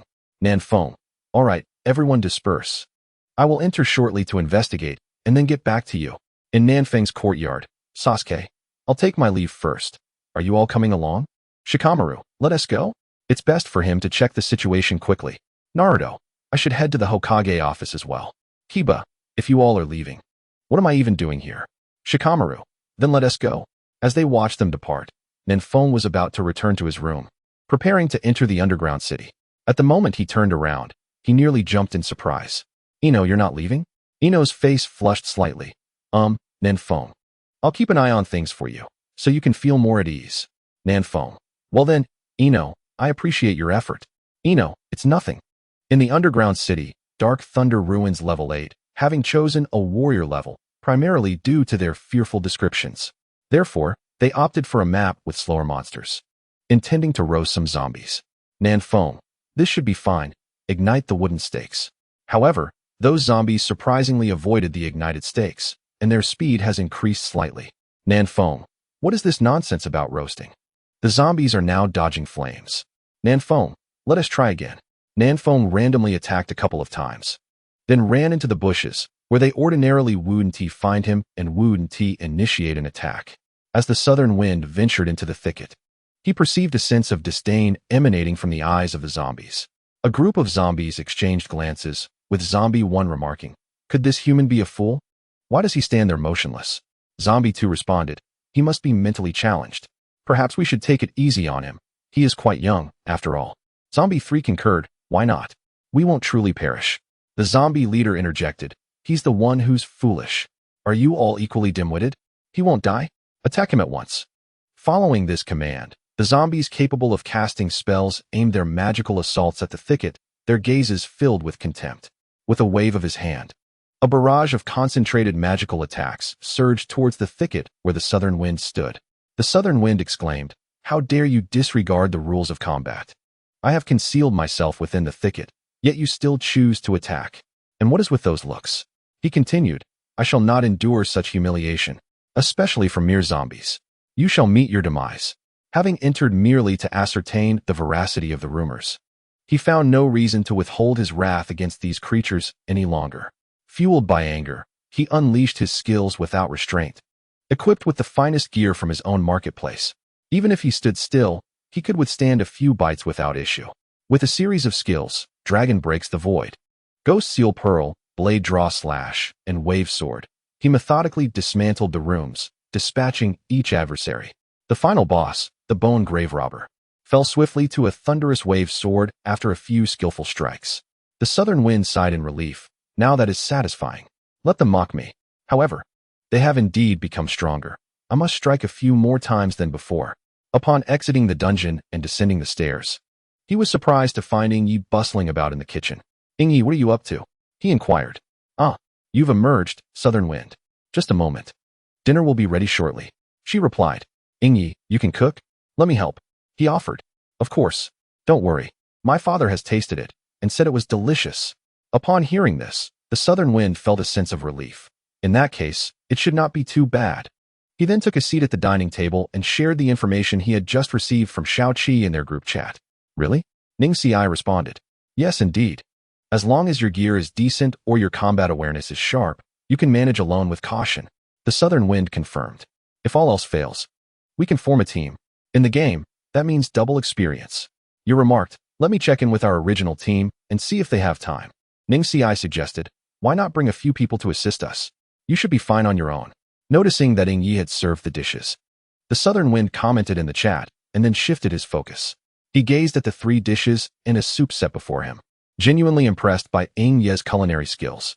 Chapter 88. Ningxi, truly a crafty little rascal. "Ingyi, thank you for your hard work," the southern wind expressed. "It's nothing. Just a small task. She replied, well, I shall dig in now. You should eat as well after all your efforts. Remarkably, not only did the presentation meet expectations, but the flavor was also commendable. Although it was merely average, the southern wind found it quite satisfactory. Observing Ingye's movements, it was evident that she had only recently acquired these cooking skills. Meanwhile, in a cave, Obito, having restored himself, emerged with his eyes fully regained, revealing the power of his double Sharingan. Kuro, let us go find Nagato, he declared, his tone more resolute than before. Accompanied by Kuro, he traversed the Kimui space and soon located Nagato. Nagato, what brings you here? Obito questioned. I just returned from Konoha, he replied. Oh, what news? Nagato inquired. Itachi has defected back to Konoha, and Kisame's whereabouts are unknown. Itachi's brother, Sasuke Uchiha, is exceptionally powerful. I have not yet regained my strength and am not a match for him. Furthermore, Hashirama Senju has truly been resurrected. Nagato's expression remained impassive, but a flicker of concern crossed his features. And what of it? We must expedite our plans. Konoha has acquired a method to resurrect the deceased. The longer we wait, the more formidable opponents they will bring back, jeopardizing our strategy. Nagato's previously tranquil gaze now displayed a hint of agitation. Resurrection, you say? I wonder if Yahiko, what method do you know? Obito pressed. All I know is that they possess something called resurrection coins, which they seem able to obtain from a certain source. The details are unclear to me, Obito explained. Then let us hasten our efforts. We must gather the necessary funds within 2 years and begin capturing the tailed beasts. Nagato commanded. Obito nodded. Include me in the plans. We are currently short on manpower. You? Nagato questioned. I will go by the alias of Toby. Schedule a meeting with the members and see if there are any potential recruits for our organization. Obito suggested. Understood. I will have Kuro inform you. Once Obito departed, Konan expressed her concerns. Nagato, will bringing him on board lead to complications? Nagato reassured her. Do not worry, Konan. Nothing will go awry. Confident in Nagato's assurance, Konan shifted the topic. What about that resurrection coin he mentioned? Nagato replied. If the opportunity arises, I will investigate further. Konan cautioned. We must remain vigilant against Madara. Rest assured, I will not place my trust in him. In the meantime, I will inquire discreetly for suitable candidates to integrate into our ranks. In Konoha, within the Hokage's office, Tsunade stretched and sighed, finally liberated from her chair. Her alluring silhouette accentuated with elegance, particularly the impressive contours of her form, which caught Naruto's attention, causing him to mutter comparisons under his breath. Just moments ago, after relentless urging from Tsunade, Nara Shikaku finally arrived with the completed plan. Tsunade promptly summoned department heads and distributed the documents requiring their attention, eager to avoid the tedious task of paperwork any longer. What? Naruto suddenly exclaimed. What is it, Naruto? Tsunade asked. They say Elder Ebisu managed to open a canister and retrieve an orange equipment piece. Open a canister? What does that mean? Tsunade inquired. There's a merchant in the Hidden Mist, known for selling canisters, who claims they can yield anything. However, no one believed him, as most who tried only retrieved white-quality items, branding him a fraud. Yet, Elder Ebisu succeeded in obtaining an orange item. We just don't know its type. Tsunade's eyes sparkled with excitement. Opening canisters sounds thrilling. But, Tsunade, you probably lack sufficient gold. Those canisters are quite expensive. Naruto warned. How much? She inquired. One canister costs 100,000 gold. Why is it so costly? The drop rate for gold is so low. Tsunade protested. Not anymore. The drop rate has been adjusted, and now you can earn millions in a day. Naruto assured her. Then what are we waiting for? Let us go earn some gold and open those canisters. Tsunade insisted. But it's still daytime, and we have work. Naruto argued. What work? I am the Hokage now, and I make the rules. Hurry home, I'm off. Tsunade declared, leaving the office in haste. Naruto sighed at the empty office, feigning reluctance before finally departing. Ding ding. Yeah, Naruto, are you coming out or not? Sasuke, never mind, I won't wait for him any longer. Even if there are no documents to handle, he probably still won't make it out. The Hokage has been insisting he study. Naruto, wait, don't go. I'm almost there. Such a trivial matter. How could it possibly stump me? Shikamaru, Naruto, how did you manage to get out? Naruto, haha, it's just the habit of the elder sister. Didn't the South Wind mention it before? I merely told her about opening cans, and she eagerly declared that she was off to do just that after work today. Kiba, only you, Naruto, could pull that off. Niji, a true master of deception. Aren't you afraid the fifth Hokage will crush you later on? Southwind, Niji, you're still finding time to lament? Watch yourself. Naruto might just deceive you in the future. Don't forget, you're his brother-in-law. Niji, what the? Naruto, you wouldn't do that, would you? Hinata, don't worry. Niji, Naruto 1T. Niji, that's a relief. Shikamaru, Niji, why are you idly chatting every day? Aren't you all supposed to be preparing for the grand competition in a few days? Shouldn't you be focusing on leveling up? Niji, I'm in a weakened state right now. Hiba, Lee is also in a weakened state, yet he isn't wasting time chatting. Tenten, enough about that. Lee has gone mad. He has been training relentlessly, claiming he must face off against Gai-sensei in this competition. He wants Gai-sensei to see his efforts. Sasuke, that's going to be entertaining, a master and apprentice duel. Niji, I just fear you'll find it quite awkward in the end. Tenten, just think of their passionate expressions. Sasuke, Southwind. Perhaps it will be a bit awkward, but it will surely be thrilling. Naruto, I'm here. You all come out now. Niji, what are you all planning to do? Tenten, same question.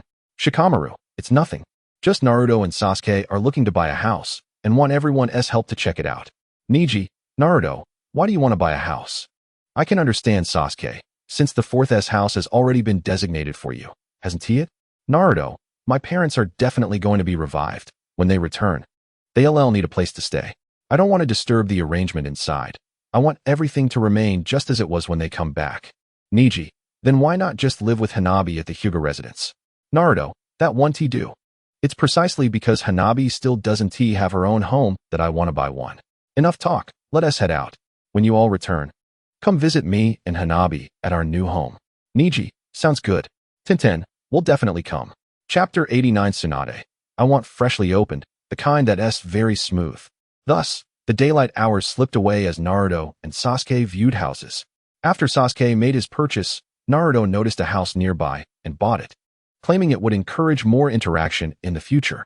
Hanabi also moved out from the Hyuga residence, and after a brief meal at Mikoto's hospitality, they hurriedly departed, as she had just moved in and had much to organize. As night descended, Niji, the master of chatting, spoke again. Niji, everyone, hurry to the underground city. Lady Tsunade has gone mad opening cans. Sasuke, Naruto, what is going on? Niji, just get in quickly, it's the clay jars here. Don't go astray. In the underground city, a crowd gathered around the clay jars. Kakashi, Lady Tsunade, why not call it a day? You can always open them tomorrow. Kurenai, yes, Lady Tsunade, look how many you've opened already. Rest and regain your energy for tomorrow. Guy, little Tsunade, I think they have a point. Your luck hasn't been great today. Tsunade, nonsense. It's merely a matter of opening jars. What does luck have to do with it? Bring me 50 more. As Southwind and the others arrived at the periphery, they heard Tsunade's exuberant voice.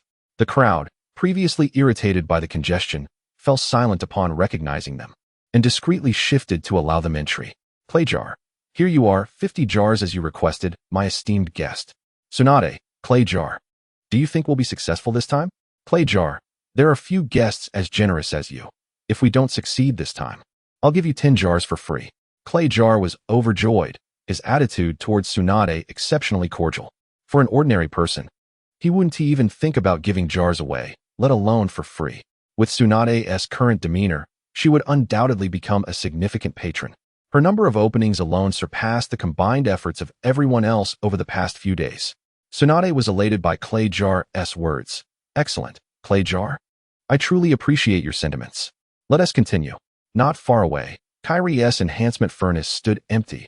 All the people had gathered around the clay jars, and Kyrie was naturally curious about the commotion. Kyrie observed Tsunade opening jars, her eyes sparkling with excitement, akin to a hunter spotting prey. Kyrie, this woman is exactly to my liking. She is utterly indifferent to gains and losses. If I could get her to enhance equipment for me, wouldn't that be more comfortable than endlessly trying to deceive those paupers? As long as she is around, the rest don't matter at all. I wonder what kind of luck Clay Jar has today. Tsunade, come on, 10 at a time, let us open them. In an instant, brilliance erupted. Another 10 white items emerged, and Tsunade remained unfazed. Bring me more. Another 10 jars were opened, yet they were still all white. Tsunade, the remaining 30. Let us do them all at once. Open them. 30 jars shattered simultaneously, and the onlookers were even more excited than if they had opened them themselves. They held their breath, their faces flushed with anticipation. As the jars broke, they revealed a sea of white. Oh? No, wait. Amidst the white was a hint of purple. Tsunade's eyes were fixated on the purple item, her excitement uncontainable. Ha! I told you I could definitely open something. Just look at this. Crowd. Clay jar. Are people nowadays this easily satisfied? After opening 200 jars to find a single purple weapon, they're overjoyed? Why wasn't he like this before? That guest. Come, I'll give you 10 jars. Tsunade. Haha, Clay jar, you're truly a good person. I'll be coming back often, but unfortunately, I'm out of gold coins today. Otherwise, I would continue opening. Clay jar. Of course, dear guest, no matter how many people are here, as long as you arrive. I'll prioritize your openings. South Wind observed all this, her mouth twitching slightly. Clay jar is a good person? She moved closer to Kakashi. Kakashi, how many has Tsunade opened? Kakashi, feeling resigned. 200. South Wind. How could she have so many gold coins in such a short time? Kakashi mine. Along with Jiraiya S and the first Hokage S, all got taken by her.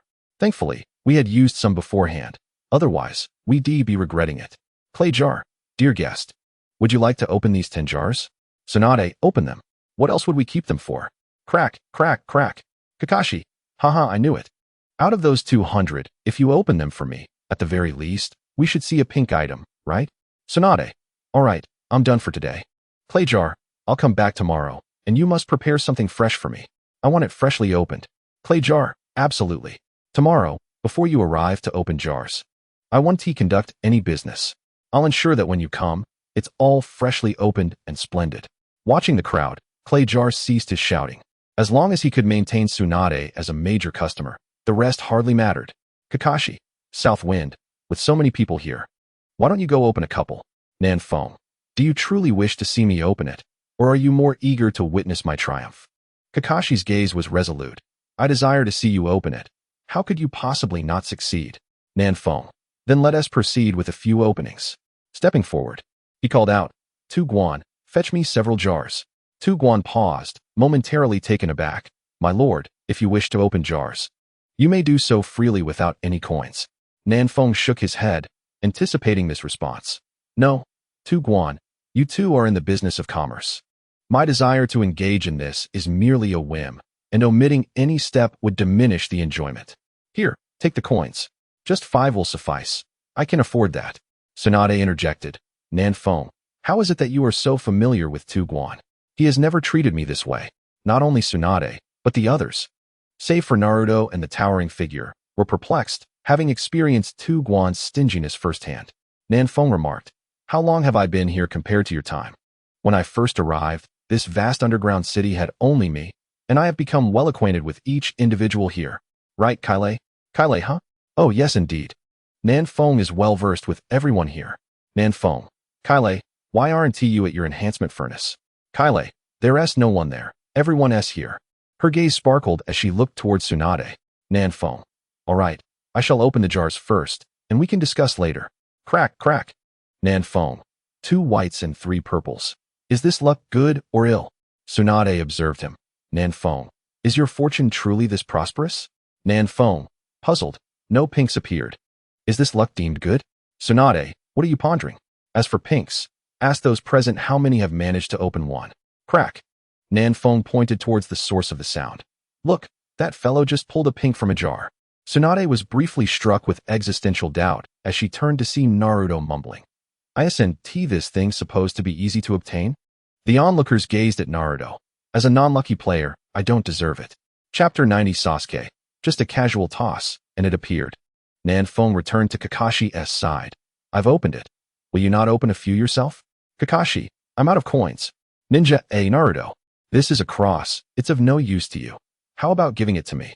Ninja B. Why should I give it to you? So many of us still lack pink weapons. Are you that brazen? Ninja C. Exactly, Naruto. Ignore him. Just quote a price, and it's mine. A crowd of people clamored and pushed towards Naruto. Naruto. Hey, don't shove. I don't need this weapon. I'll just put it up for auction. If you want it, bid for it yourself. The time limit is 1 hour. Nanfeng. Look, if you open one item, you'll have coins.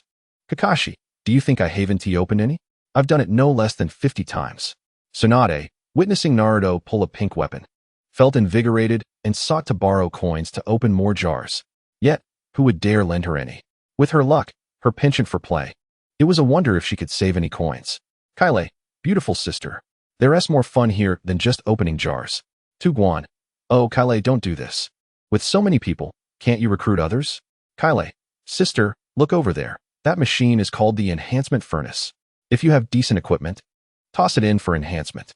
If successful, the value of that piece will multiply. Tsunade regarded her with skepticism. Really? Kaile, of course. You can ask that young man who just opened something good. I vaguely recall he enhanced something at my place. Tsunade, Naruto? If that is the case, it must be true. After all, Guan informed me about this too. Naruto, come here. Naruto, what is it, big sister? Tsunade, she claims you enhanced equipment there. And that enhanced equipment is highly valuable? Naruto nodded vigorously. Haha, indeed. My great sword is already at level 13, while even Sasuke is only at 11. Tsunade, is that impressive? Naruto, it's definitely impressive. This weapon is currently the highest in damage. Well, it should be second, as Nanfeng's equipment is surely superior. Tsunade, so, is it valuable or not? Naruto, big sister, it's not merely a question of money. It's about what you can't necessarily acquire even with wealth. Tsunade's eyes glistened. You're not deceiving me, are you? Naruto, with so many people here, you can ask anyone. Besides Nanfeng and me, who else possesses weapons of that caliber? Ask if they desire it. Sasuke and his companions have coins, yet they lack them. Tsunade, alright. I too wish to enhance. The towering figure. Little Tsunade, but we have no coins left. Tsunade, then we shall go tomorrow. Kaile, very well. I will await you, sister. Upon concluding her words to Tsunade, she turned to Naruto. Handsome lad, would you like to enhance your equipment again? Naruto, I think I'm fine for now. Kaile, you are growing rapidly. Your weapon may soon lag behind, and it has been a while since your last enhancement. With so many people here, if you succeed, everyone will know your weapon's might and envy you. Naruto, is that so? Then let us enhance, as it seems quite simple. Nanfeng. Simple, you say? Kaile, brave warriors, let us move to the enhancement furnace. This young man intends to enhance his weapon. His weapon is already at level 13 and is about to reach level 14. The first level 14 weapon is about to be born, so don't miss this opportunity. Upon hearing this, an uproar ensued. Ninja 1. Wow, I've been at level 6 for so long. How is he already at 13? Ninja 2, what a pity. A level 13 weapon is about to be ruined like this. How can Naruto be so unsatisfied? I bet if he reaches level 14, it'll be 100,000 coins. Who dares to take that bet? Ninja 3, do you think we're fools? Ninja 4, exactly. That woman named Kaile has deceived so many into enhancing. And nearly all have shattered. Regardless of their words, the crowd surged forward, encircling the enhancement furnace tightly. Naruto produced his level 13 great sword, paid the fee, and casually tossed it in. Nanfeng. Wait, Sasuke, is this how Naruto enhances? Sasuke smirked slightly. Yes, he always does it this way, just tosses it in. And with a clang, it's done.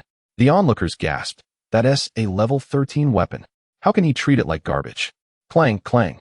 Hearing these sounds, everyone felt a pang in their hearts. Though it wasn't theirs, it was still painful to witness. With a snap, the furnace opened, and the glow emanating from the great sword intensified. Compared to before it was thrown in, it now radiated an even more mysterious aura. Naruto remained composed, casually retrieving it and tossing it into his backpack space. Sasuke, see, it's just that easy, a casual toss, and it comes out successful. Nanfeng, what the heck? Naruto, are you the one who has traversed worlds? Reflecting on himself, he realized that even with the enhancement protection vouchers, his own weapon had only reached level 14. How many enhancement protection vouchers had been squandered to achieve this?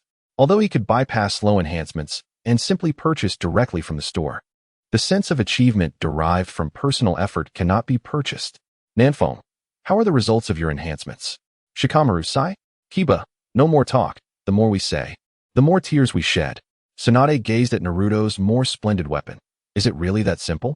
The ninjas, hearing Tsunade's words, finally snapped out of their stupor. Ninja 9, has he succeeded? Ninja 1, he has succeeded. Ninja 2, just like that? I could do it too. Kairi, haha, business is about to boom. I won't even need to persuade anyone. But what kind of luck does this kid possess? Even when he was oblivious, he left a deep impression on me, as if he has never failed. Nanfeng. Everyone, remember to sign up for the grand competition in a few days. If you win, you too can wield a weapon like Naruto's, without the constant anxiety of enhancement. Ninja 2, damn right. Let's level up. Every bit of strength increases our hope. Ninja 1, you're just dreaming. The top 5 is out of reach. Did you not see that 2 of the legendary Sannin and the first Hokage have signed up? Shikamaru. Alright, let's disperse. I can no longer bear to watch Naruto's enhancements. Kiba, I'm done watching too. Time to grind. Hey, Orochimaru, why haven't I seen you around lately? Just as Nanfeng was about to venture out to grind some dungeons, he turned and saw Orochimaru and Kimimaro standing nearby. Orochimaru, I've been busy with research. Nanfeng, I must say it's truly fortunate to encounter you. Nanfeng, shall we find a place to sit? Orochimaru, no, I need to hurry and grind dungeons to collect materials. My experiment has reached a critical point. Next time. Nanfeng nodded. Very well. Watching Orochimaru and the others depart, Nanfeng turned his gaze towards the back street. Shichi, Nanfeng. Good news. Kairi, happiness is for the majority. Shichi, stop playing around. Shichi, Nanfeng, I've connected to another world. Nanfeng, what? Did I hear you correctly? You connected to another world? Shichi, you heard me right. Nanfeng, that's wonderful, Shichi. Tell me, what world is it? Shichi, it seems to be the Naruto world. But many years later, Naruto has become Hokage, though not the 6th, but the 7th. Nanfeng, what did you say? Shichi, can that world be disconnected? It's meaningless. Why not connect me to One Piece, Bleach, or at the very least Inuyasha? If not, connect me to a mundane world. Anything is better than Boruto. Shichi, Nanfeng. Once connected, it cannot be disconnected. Nanfeng. Then forget it. Quickly reconnect. This world is a bust. I hope the next connection is better. Shichi, each time a world is connected, I must first analyze this one completely before I can connect to the next. Nanfeng, Shichi, I'll give you a chance to reorganize your words. Please state it again. Shichi, even if I say it again, it will be the same. Nanfeng, is there no other way? Shichi, no, but this world and the one you are currently in are essentially the same Naruto world. Their essence is fundamentally similar. Merely parallel worlds with slight differences. It will be analyzed soon. Nanfeng, but I don't want the people from there entering the dungeon. How will you analyze? Shichi, that's impossible. In the past, I could analyze as soon as I connected, but after binding with you, it no longer works. If I upgrade once more, there is a slim chance. Nanfeng, then go upgrade. Shichi, I need to continuously analyze the world rules for my next upgrade. Otherwise, I will stagnate. Nanfeng, are you doing this on purpose? It feels like a nesting doll. It seems we cannot escape Boruto. Shichi, Nanfeng, why do you dislike that world so much? Nanfeng, don't you know? Can't you directly read my thoughts? Shichi, I haven't done that in a long time. Okay. Nanfeng, so you mean you used to? I wouldn't argue with you. It's just annoying. Shichi, where are you headed? Nanfeng, to find GSD. I want to understand what is going on here. Shichi, what do you mean by what is going on? Nanfeng walked directly into the back street, arriving at the entrance of the GSD dojo, waiting there. Come in. Chosen one. Nanfeng stepped inside and immediately saw GSD seated in the center of the dojo. Master. Nanfeng bowed. GSD, no need to bow to this old blind man. Have you come with questions? Nanfeng, yes, master. I wish to know what is happening here and why everyone shows me such respect. GSD, it's a simple matter. There is no need for concern. The respect shown to you is merely because you are the chosen one. Nanfeng, what does it mean to be the chosen one? GSD, you have been selected by a great consciousness. You are the chosen one of Arad. Nanfeng, and what of this great consciousness? Why has it chosen me? GSD, the great consciousness may have dissipated or is perhaps waiting for restoration. No one can say for certain. Just as it chose you, no one knows why. Perhaps, you are the great consciousness itself. Who can say for sure? Nanfeng, yet I remain perplexed. What purpose does my selection serve, and what can I do? GSD, if one were to ask for a purpose, you might understand it as a revival of Arad. As for what you need to do, merely ensure your own safety. Arad is now one with you. What honors you, honors it, and what harms you, harms it. Nanfeng, from what I know, this is not the original Arad, yet it is gradually changing. Can you enlighten me, master? GSD, the original Arad is no more. In the end, the great consciousness sacrificed itself to preserve the consciousness of all. It conveyed but one message. Arad will revive because of the chosen one, and upon meeting him, you all shall awaken. Nanfeng. Then why does everyone immediately recognize me as the chosen one? GSD. It is a peculiar feeling, as if the great consciousness guides each person. In the moment we meet you, we cannot help but think of the chosen one.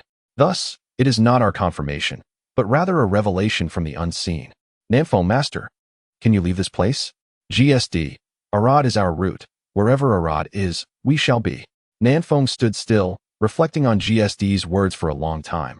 Master. I shall take my leave. GSD. Go ahead. There is no need for confusion. Your heart will guide you. As Nanfeng exited the back street, he wandered aimlessly. Hey, Nanfeng. Did you go to find GSD? Nanfeng. Kairi, don't you have any business? Kairi. What do you mean I have no business? Business is thriving. What? Feeling a bit lost? Nanfeng nodded. Kairi, why overthink? We, the survivors, have no particular goals now. We simply find things to do each day to avoid boredom. Kairi, all right. Live happily. In the past, I always dreamed of returning to the heavenly realm. But now, having faced death once, I believe that being happy is better than anything else. It matters not where we are. So, is that why you don't treat me as respectfully as others?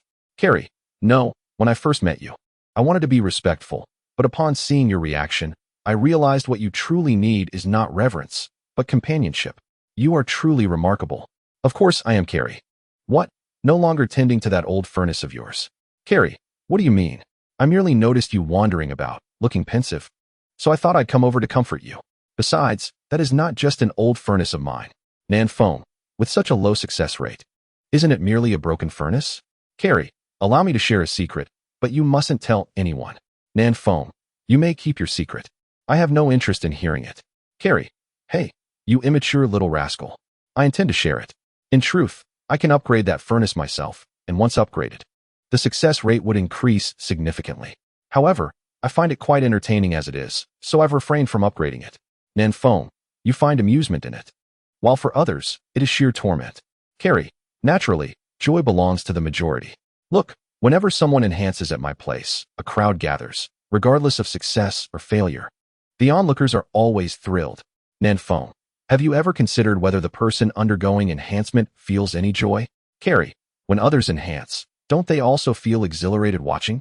Nanfeng, you are quite something. Kairi, I can even slightly adjust the success and failure rates. Nanfeng, now that is truly devious. Chapter 92 Shaoqi, you're getting anxious. Show me just how anxious you can be.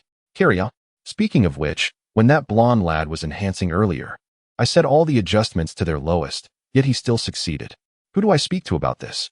Therefore, it's not about my adjustments. If you truly possess the ability to succeed, you would succeed regardless of my settings. This is metaphysics. Nanfeng, did you adjust for others as well? Kairi, no. Just that little blonde fellow. As soon as I woke up, I vaguely remembered that he had never failed. So I thought to test it by lowering the settings even further to see if he could still succeed. As for the others, they simply lack his fortune. Kairi, I heard those folks mentioning a duel competition happening in a few days.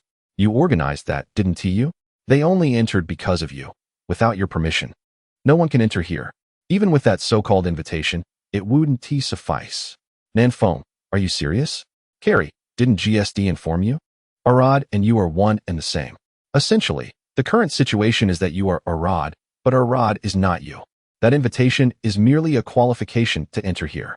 As the master, you certainly have the authority to decide who comes to your abode, if you wish to bar someone. Their invitation shall hold no weight. Nanfeng, I don't quite grasp that statement about being Arad and Arad not being me. Can you clarify? Kairi, it means that if you perish, Arad will cease to exist alongside you. But if Arad were to vanish, it would have no bearing on you. Observing Nanfeng's silence, Kairi interjected, what is your purpose in organizing that competition? Their levels are still low, and they have yet to learn many skills. What is the point in fighting? Nanfeng, precisely for that reason, to encourage them to elevate their strength swiftly. Besides, they are training under different systems. Even if they haven't learned many skills, they are not weak. Kairi, very well, I shall attend and observe. By the way, do you wish to meet others?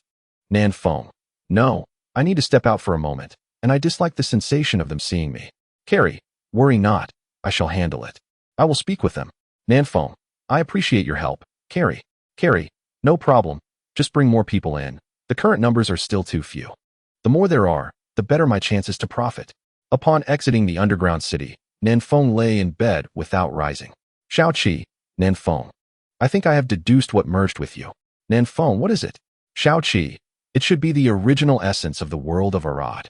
If the essence of a world is lost, that world will perish. As long as the essence remains, it can gradually recover. Nanfeng, how did it merge with me? Xiaoqi, it is likely that when I created this game, the great consciousness GSD spoke of sensed something and directly transmitted it. Of course, it could also be due to your inherent qualities. Nanfeng, what inherent qualities could I possibly have? It is probably as you said. Xiaoqi, you may not have any special qualities, yet I cannot fathom why I inexplicably merged with you as well. Xiaoqi, hey, are you truly not considering allowing those people in? If you don't, you will forever lose hope of finding a way back. Nanfeng, can I even return? By now. Who knows how much time has passed there? Xiaoqi, that is uncertain. Time flows differently across worlds, and I have already mentioned that your original world is quite special. Nanfeng, I shall ponder it further. Xiaoqi, is it truly necessary to be so conflicted? Is it merely because you are displeased with the various reductions in strength there? Nanfeng, did you not say you wouldn't watch? Xiaoqi, I asked you. Yet you wouldn't respond. I sought out the information myself. Honestly, there is no need to be conflicted. I believe you should directly inquire with the parties involved. Ask them if they wish to see their original trajectories, future selves, or their offspring. Moreover, they are merely in the underground city and cannot exit this world. So what is there to fear? Nanfeng. By the way, I recall in Boruto and Sasuke returned for a visit. By rights, that timeline has passed. So why haven't they arrived? Xiaoqi, are you foolish? They returned to their past in their original time and space. You arrived here, and the plot has been thrown into disarray by you. Whether or not the Otsutsuki still exists is uncertain. How could they come? Moreover, even if the Otsutsuki does exist, would they be your adversaries by then? They would likely be obliterated upon arrival, so why would they return? Nanfeng, so that is how it is. I had been waiting for that fellow to arrive, planning to have Uncle Snake study him. Xiaoqi, quick, ask Sasuke and the others if they wish to meet. Nanfeng, why are you so eager for those people to enter? Furthermore, if I ask them, they will realize that the underground city can connect to other worlds through me. In that case, I might as well not ask. They will understand when they encounter it inside. At least no one knows we can connect to other worlds. Xiaoqi, nonsense. If they do not enter, my abilities will remain forever dormant. Hurry and let them in. I have analyzed the subtle differences to connect to the next world. If you had not been unwilling to let those people in, would I have suggested you inquire with them? Nanfeng, if restoring your abilities is possible, how could I possibly hinder that? I might ponder for a few days, but how can I allow those people to enter? Xiaoqi, do you possess the strength? I do. You need only consent to allow the people from that world to enter. Once the essence of that world merges with you, if you do not agree, I cannot bring them in. Otherwise, it wouldn't be so troublesome. Nanfeng, first, tell me how you bring people in. Can you choose them, or is it random? Also, how many can you bring in? Xiaoqi, Nanfeng, why have you been so chatty lately? Do you think I would harm you? Or do you believe you have grown strong enough to bully me? Southwind, all right, I'm scared of you. I agree, do whatever you want. Xiaoqi, that's the spirit. But wait, your aversion couldn't possibly be due to fear of the Inoue family's son, Inojun, and Sasuke coming over, could it? Southwind, how could that be? Stop talking nonsense, I'm not. Xiaoqi, look at you, you're flustered. Southwind, Xiaoqi, if you keep this up, I'll really get mad. Xiaoqi, come on, show me how mad you can get. Southwind, you needn't worry. Sasuke here has probably been taken care of by Naruto. Otherwise, Danzo would have been gone, and Tsunade would certainly send someone to recruit the rogue group members. With no news for such a long time, it's highly likely that Naruto took the opportunity to eliminate them. Southwind, I'm not worried about anything. That's all your wild imagination. Xiaoqi, I can't be bothered with you. I'll just focus on my own matters. Southwind gazed through the window at the luminous moon. In no way is it? Chapter 93 Sasuke. You are unworthy of the name Uchiha Sasuke. There is no such disgraceful existence in my clan. Time slips away so effortlessly. In the blink of an eye, 3 days had passed, leaving only 3 days until the commencement of the grand duel. Ding dong, ding dong, ding dong, ding dong. As soon as I opened my eyes, the group chat was buzzing incessantly. What is happening? I opened the chat messages. Yeah. Hey guys. Quick. Gather everyone in the underground city. Jinao. While you've successfully captured everyone's attention, your tendency to tease is quite unhelpful. Niji. Indeed. Just get to the point. Yeah. Naruto is going to duel Sasuke. Aren't you all watching? Niji. Are you serious? Shaoli. This is what youth is all about. Quickly share the time and place. Shikamaru. Speaking of which, I'm suddenly wide awake. But why are they suddenly dueling? Hinata. Sakura? Hinata. I don't know. Sakura. I've been so busy lately. I can only enter the underground city at night for rest. It's impossible during the day. Inoue. Yes, wide forehead. You are quite busy. Here's a suggestion. Buy another house next to Sasuke's new one and move in with your parents. That way you won't need to run back and forth. Sakura. Inoue, how dare you say that? Aren't you always running off to cook for Southwind? I suggest you just move in with Southwind. Then you won't have to run around. Inoue. I wouldn't mind. But you'll have to ask Southwind if he agrees. Jinao. This should be Southwind. Tion. Southwind. Shikamaru. Southwind. Ding Ci. Southwind. Southwind. Ahem. We've straight off topic. Weren't we discussing Naruto and Sasuke? How did it suddenly turn to me and Inoue? Yeah. Hurry up and clarify. Is it true? Shikamaru. TCH. Inoue. The revolution has yet to succeed. You must strive harder. Ding Ci. Go for it, Inoue. Southwind. Well, let us not dwell on this. Inoue and I are getting along quite well, but moving in together like you all suggest is too sudden. Niji. By the way, where's ya? Shaoli. He wouldn't be joking with everyone, would he? Yeah. Am I joking? Those two were about to throw down earlier. I had to step in and persuade them to hold off. Southwind. You must be kidding. Everyone knows Naruto's intentions. How could he possibly fight Sasuke? Tion. Exactly. Shaoli. Yeah. You've gone too far. Let us disperse. Ding Ci. Yeah, too far. Yeah, it's true. Just take a look at the pictures. Niji. Wow. Given their stance, it seems ya isn't lying. Hold on. I'll be there soon. Just make sure it doesn't start before everyone arrives. Yeah. No way. You all go notify more people. Such a rare battle needs an audience. Don't worry. They both agreed to wait until everyone is here before they fight.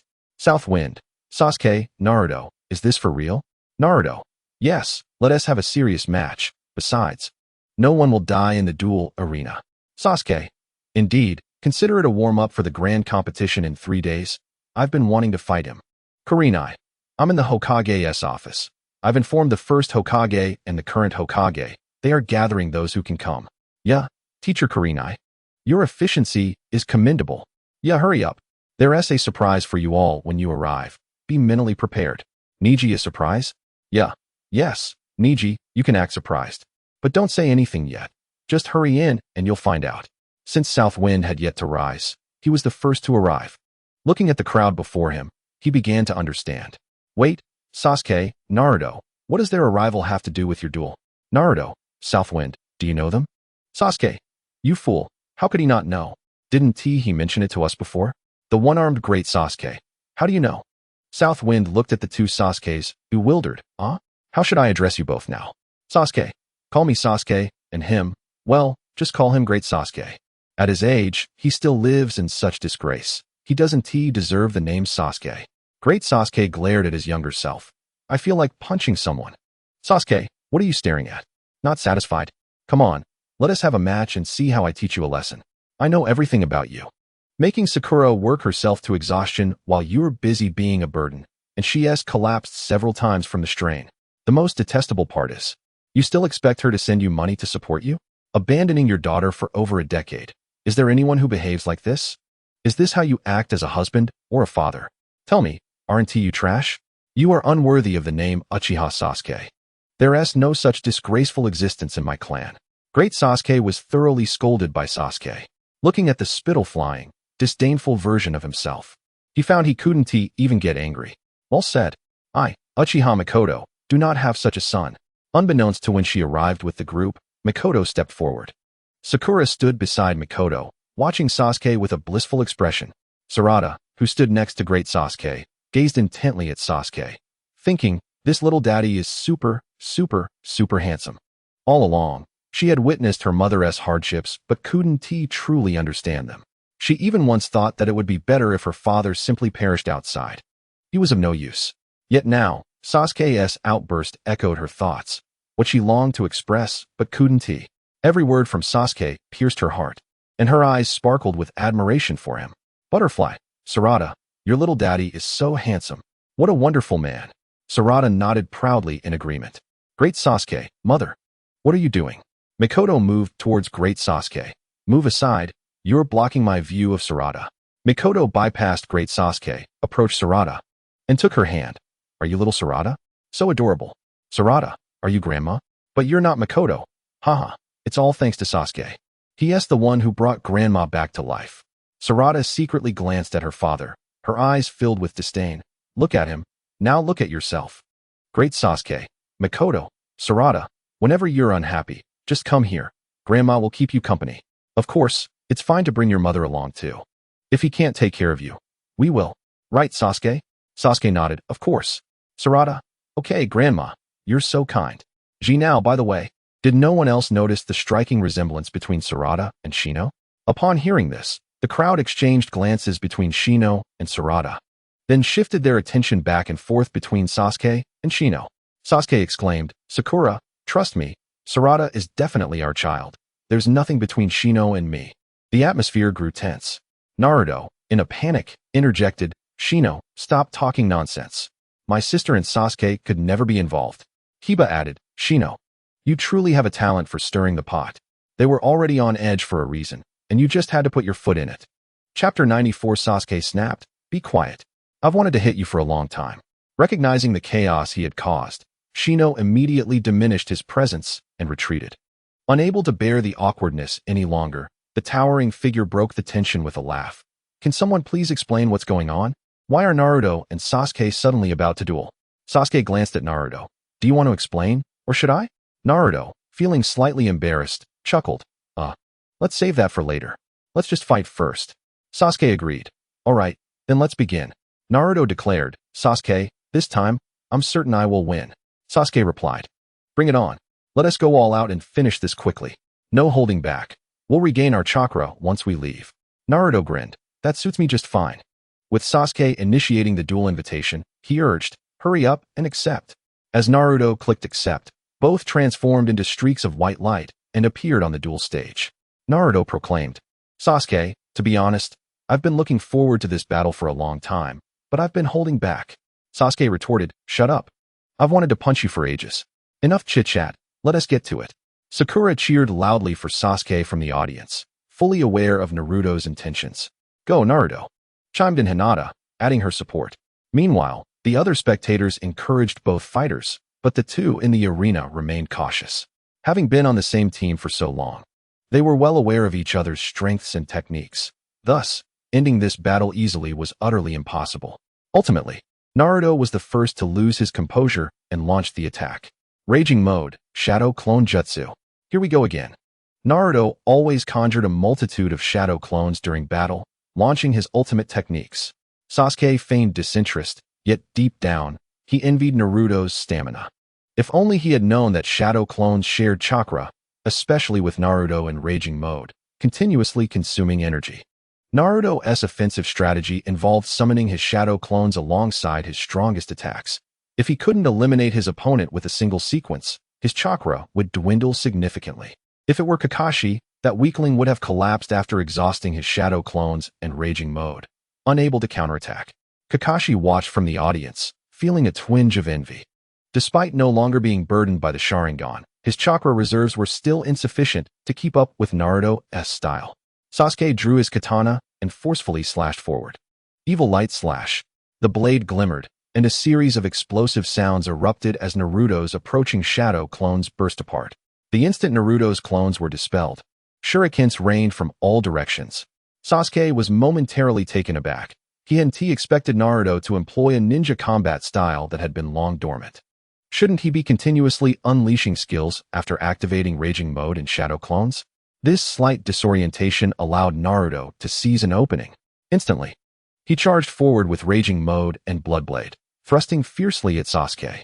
A loud crack echoed as Naruto's attack shattered a piece of wood. Don't think you're the only one who remembers the way of the ninja. Dodging Naruto's strike, Sasuke unleashed a shockwave. dispersing the approaching Naruto clones before launching Demon Seal Pearl, followed closely by Ice Blade Wave Sword. Naruto was forced to retreat rapidly, and during his retreat, he exposed a gap. Sasuke seized the moment, striking with unmatched wave. "Naruto, be careful," Hinata shouted anxiously from the stands. Fully aware that even if defeated in the duel arena, it would ultimately hold no consequence. Boom. Struck by the unmatched wave, Naruto burst apart, and a violent pull enveloped the area. Sasuke promptly leaped back, evading Naruto's soul-sealing slash. "Well done, Naruto. If your shadow clones weren't a tad weaker, I might have been caught off guard." Seizing the moment when Naruto was momentarily immobile after executing his technique, Sasuke unleashed Explosive Flame Wave Sword followed by Ice Blade Wave Sword. However, Sasuke remained vigilant, knowing that Naruto loved to catch opponents off guard during battle. As expected, under the onslaught of his two skills, that Naruto also dissipated. Suddenly, from the side, Naruto lunged down with mountain-crushing, earth-shattering slash. Luckily, Sasuke had been on guard and managed to jump back. "Sasuke, watch out!" Sakura cried out, witnessing Sasuke dodge one strike only to be unprepared for the next. As Sasuke landed from his jump, he found himself facing another mountain-crushing, earth-shattering slash, sensing several more launching at him. With no time to react, Sasuke activated a three-slice retreat. But he was still bombarded by a barrage of mountain-crushing, earth-shattering slashes. When Sasuke finally halted his three-slice maneuver, he had not entirely escaped the continuous attacks and was engulfed in magma, hurled far away. At that moment, Naruto was also not faring well. Having unleashed so many mountain-crushing, earth-shattering slashes, he was drained of chakra and gasping for breath. Impressive.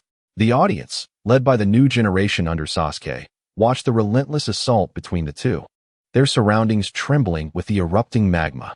"Boruto, didn't you say the 7th Hokage was weak? Just look at this spectacle. They're not much older than us." I don't know," Boruto stammered. "The 7th Hokage is so cool. Go, Sarada's dad," chirped Shinki. However, Sarada's focus remained unwaveringly on Sasuke, who had been knocked back. Coughing, Sasuke struggled to rise, spitting out blood as his breath steadied. He looked somewhat pale, blood at the corner of his mouth, sweat dripping from his forehead. If not for his decent equipment, he might have been finished after that last blow. "Naruto, very well done. Your fighting style remains as furious as ever." Naruto chuckled, "Of course. But it's a pity you caught on in the end. I must admit, your Eye of Insight skill is quite troublesome." Sasuke shook his head. "That's not the full extent of my Eye of Insight. You know, I haven't fully developed it without sacrificing my eyes. However, my other skills are still formidable. How's your recovery? Let us settle this with one decisive strike." "All right, let us end it with one blow," Naruto proclaimed, unleashing Shadow Clone Jutsu once more, dividing into multiple clones and channeling all his chakra, conjuring demon prison blood slaughter behind each clone. Upon witnessing the scene, Sasuke did not hesitate, activating his Tenseigan. In stark contrast to Naruto's overwhelming bloodlust, Sasuke's magnificent and resplendent wings caused the nearby butterflies to exclaim in awe. Chapter 95, Tenseigan Susanoo, Immovable King Susanoo. Instantly, the entire arena was engulfed in a realm of darkness, light consumed. Countless kaleidoscopic Sharingan manifested. Tenseigan Susanoo. How could this be? Sasuke gazed at the 5 blue-black Susanoos in the arena, disbelief etched on his face as he rose to his feet.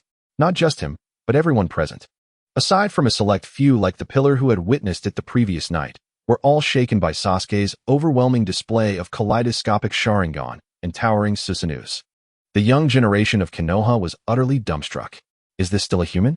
He isn't even 13 yet. He is nearly the same age as us. If it weren't for the arena's ability to shield their senses, they might have been paralyzed by the overwhelming aura of the two. "Come on, Naruto. Attack me, or you'll miss your chance. Fight!" Everyone shouted in unison. Grasping his magical weapon, Naruto unleashed a devastating strike. "Kill!" Sasuke roared back, and the 5 Susanoos simultaneously activated the Immovable King formation. Wow, such a colossal Susanoo. The Immovable King formation it unleashed envelopes the entire arena, with portions overlapping, making Nanfeng envious. In an instant, the arena was filled with golden magma erupting incessantly, while 25 massive black spheres spun and suppressed everything. The scene reached a stalemate. Tsunade and the group of ninjas from the Pillars organization were equally exhilarated. "Ninja 2. Whoa, The crimson eyes have awakened so impressively. Ninja 5. Haven't you seen Sasuke? Ashura is far more impressive. Ninja 3. Sasuke has fused his own Sharingan with Ashura's vision. Do you possess a Sharingan to fuse? Ninja 2. That may be true. But Sasuke's abilities aren't without drawbacks. He himself admitted he can't fully exploit certain aspects of Ashura. Ninja 1. Enough. It's not about the profession. It's about the individual. With dedication, anyone can excel in any field. Ninja 6. That's accurate. Look at Naruto. He doesn't just rely on the abilities of his crimson eyes. He develops and researches various techniques. Gradually, the Susanoo began to dissolve from below, and the intensity of the magma started to wane. Ultimately, the magma dissipated, and Sasuke's Susanoo was reduced to half its form, prompting him to deactivate it and tumble from its protective embrace. Naruto's condition was dire, his chakra fully depleted. He had also been struck by the Susanoo's immovable king formation. Fortunately, Sasuke's focus on countering his skills had lessened the impact in the areas Naruto was covered, allowing him to barely hold on. Ha ha ha, Sasuke. How do you feel? Though your fused skills are quite formidable, you still cannot overcome me. After all, you chose to engage in a clash of skills rather than attacking. Who says I cannot best you? Naruto retorted. You have no chakra left. You can't move now. Sasuke replied. True, I lack chakra, but my abilities have already been unleashed. Just look at all these Sharingan. Although I cannot use Amaterasu, I can detonate these Sharingan. You haven't forgotten this is Ashura's technique, have you? I just never utilized it until now. Naruto suddenly regained clarity. What? Sasuke, your skills are utterly shameless. Sasuke replied. Hurry and master the 9 tails within you, and develop your abilities. You won't be weaker than mine. I know, but it requires time. You've won. Keep that technique for future foes. I don't want to be the first to experience it. I concede. As Naruto admitted defeat, the two vanished from the arena, reappearing among the crowd, their conditions restored. Sasuke approached Boruto directly. Kid, do you see now? Your father isn't weak. He simply hasn't had the chance to prove himself. Naruto is far stronger than this one-armed man beside you. Stop complaining and realize your fortune. Assess your own abilities. At our age, any one of us could easily defeat you all. Boruto appeared deep in thought, remaining silent. Meanwhile, the butterflies gazed at Sasuke, incessantly murmuring, so cool, so cool. How could my dad be like this? Choji munched on snacks, oblivious to the commentary about his future daughter, unaware that the butterfly was indeed his future child. After addressing Boruto, Sasuke ignored him, finding him somewhat insufferable. Sarada, come here. You didn't get a good look earlier. Sasuke beckoned Sarada. Sarada glanced at Mikoto, expressing unease. Grandma, this feels strange. The young father, who resembled her in age, spoke in a manner that felt oddly peculiar.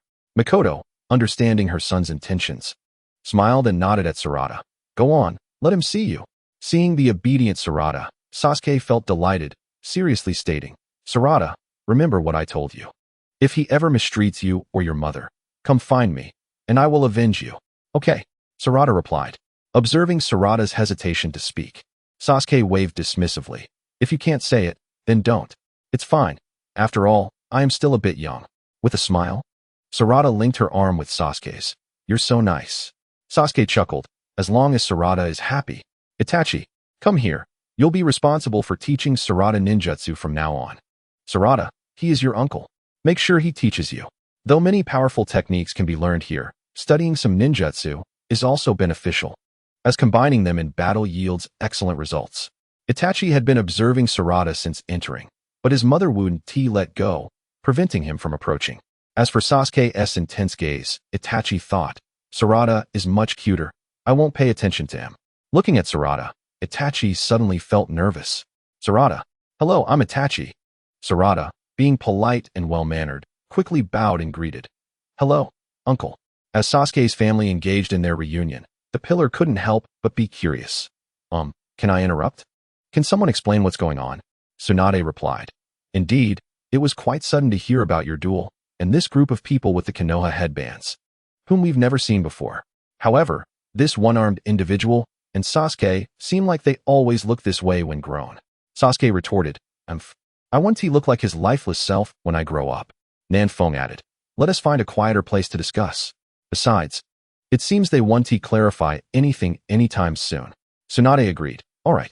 Those with tasks should return to continue their missions. Those without are free to leave. Observing everything, the great Sasuke began to piece together some thoughts, yet he remained shrouded in mystery. Chapter 96, Jiraiya, the Moonlight Tavern. A writer's paradise. As I traversed the bustling streets of Hertenmer, delving into the depths of its alleys, a tantalizing aroma of liquor wafted through the air, accompanied by the gentle strains of music. There stood the enchanting proprietress, her voice a melodic invitation, whispering, "Today, I yearn to indulge in a delightful intoxication." Indeed, it was none other than the Moonlight Tavern. This establishment serves as a refuge for weary adventurers seeking a moment of respite and conviviality.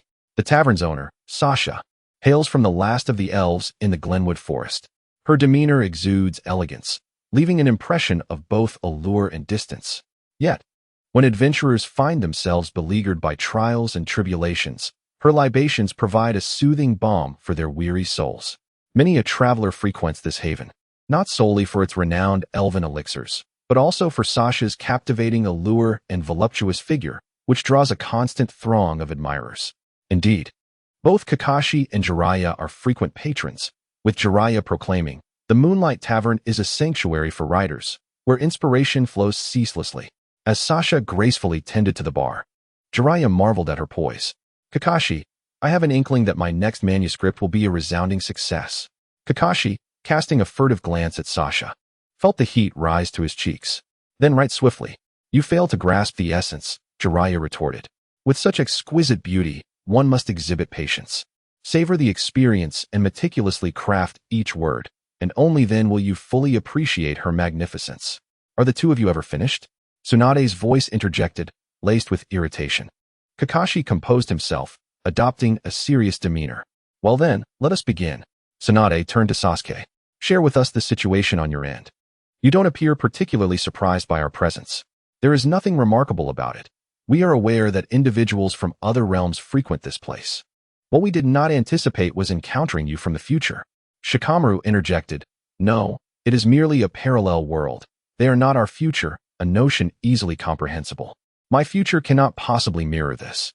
Sasuke asserted, clarity evident in his expression, and Tsunade understood his meaning. "Proceed then. Recount the significant events that have transpired on your side thus far."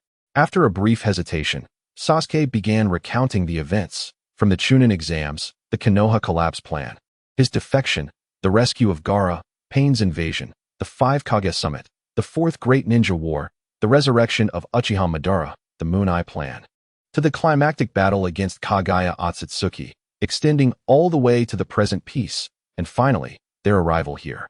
"That encapsulates the essence of it," Sasuke concluded. Tsunade exchanged glances with her grandfather, realizing that the circumstances on their end were indeed more intricate. "So, does that mean the version of me over there has truly perished?" Jiraiya inquired. "Indeed, you could have escaped, but you chose to relinquish the specific intelligence to Konoha," Sasuke replied.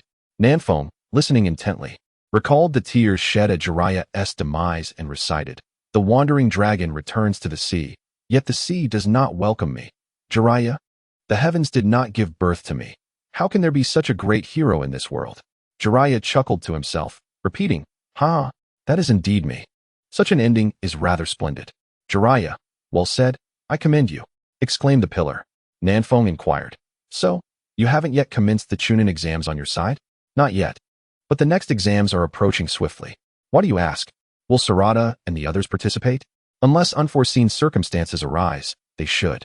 They have graduated some time ago, and it would benefit them to engage in the experience." Nanfong nodded, falling silent.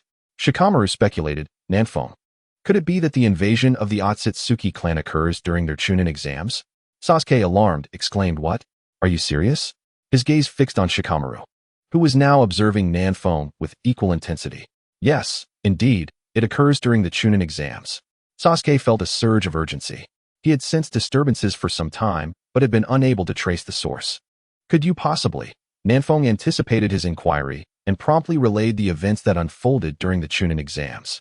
Sasuke lamented, "Even with Naruto and I teaming up, we were no match, and Naruto was ultimately captured? That was to protect the entirety of Konoha. He would not have been so easily apprehended otherwise. If the battle erupted within the village, that fool would undoubtedly act in such a manner. I must return for now. Thank you for the intelligence, everyone. I bid you farewell." As he spoke, his figure vanished, devoid of concern for Sarada and the others. It was evident that the people here held a fondness for the children and would not harm them. The pillar regarded Naruto. Naruto, it seems you have been doing quite well. Naruto chuckled foolishly. Meanwhile, Boruto, feeling anxious, prepared to depart upon hearing their conversation. Shikamaru restrained him. It's futile for you to go. Sarada's father is present, and they will undoubtedly convene. You won't even have the chance to see him. Nanfong approached Boruto, handing him an invitation. Give this to Himawari. It is meant for her. Next time you come, bring her along. This is exclusively for her. Others will find it ineffective. Boruto eyed Nanfong with suspicion. How do you know about Himawari? What are your intentions? Seeing his demeanor, Nanfong sighed in exasperation. I simply have a fondness for Himawari. She is quite adorable, is she not? Rest assured, I harbor no ill intentions. Naruto and Hinata can vouch for that. Boruto glanced at Naruto and Hinata, then at Nanfong. Still hesitant, Nanfong, now thoroughly exasperated with the protective tendencies of the Hokage, presented another invitation. Give this to Hinata over there, so she can accompany Himawari. Surely that will suffice? Hinata encouraged. Boruto, take it. Nanfong is kind-hearted, and I, too, wish to meet Himawari. Naruto added. Yes, you must bring Himawari next time. Otherwise, I'll have to teach you a lesson. Tsunade interjected. Nanfong, who is Himawari that has captured your attention so? She is the daughter of Naruto and Hinata, an exceptionally charming little girl. When you meet her, you will surely adore her. Tsunade remarked. I see. Naruto, do remember to inform me when the time comes for a visit. Tsunade then addressed Sarada. Bring them all over. Introduce us to their families. While we might deduce some identities, a formal introduction would be beneficial. By the way, you all recognize me, correct? Butterfly replied. Of course, we recognize you, Lady Fifth.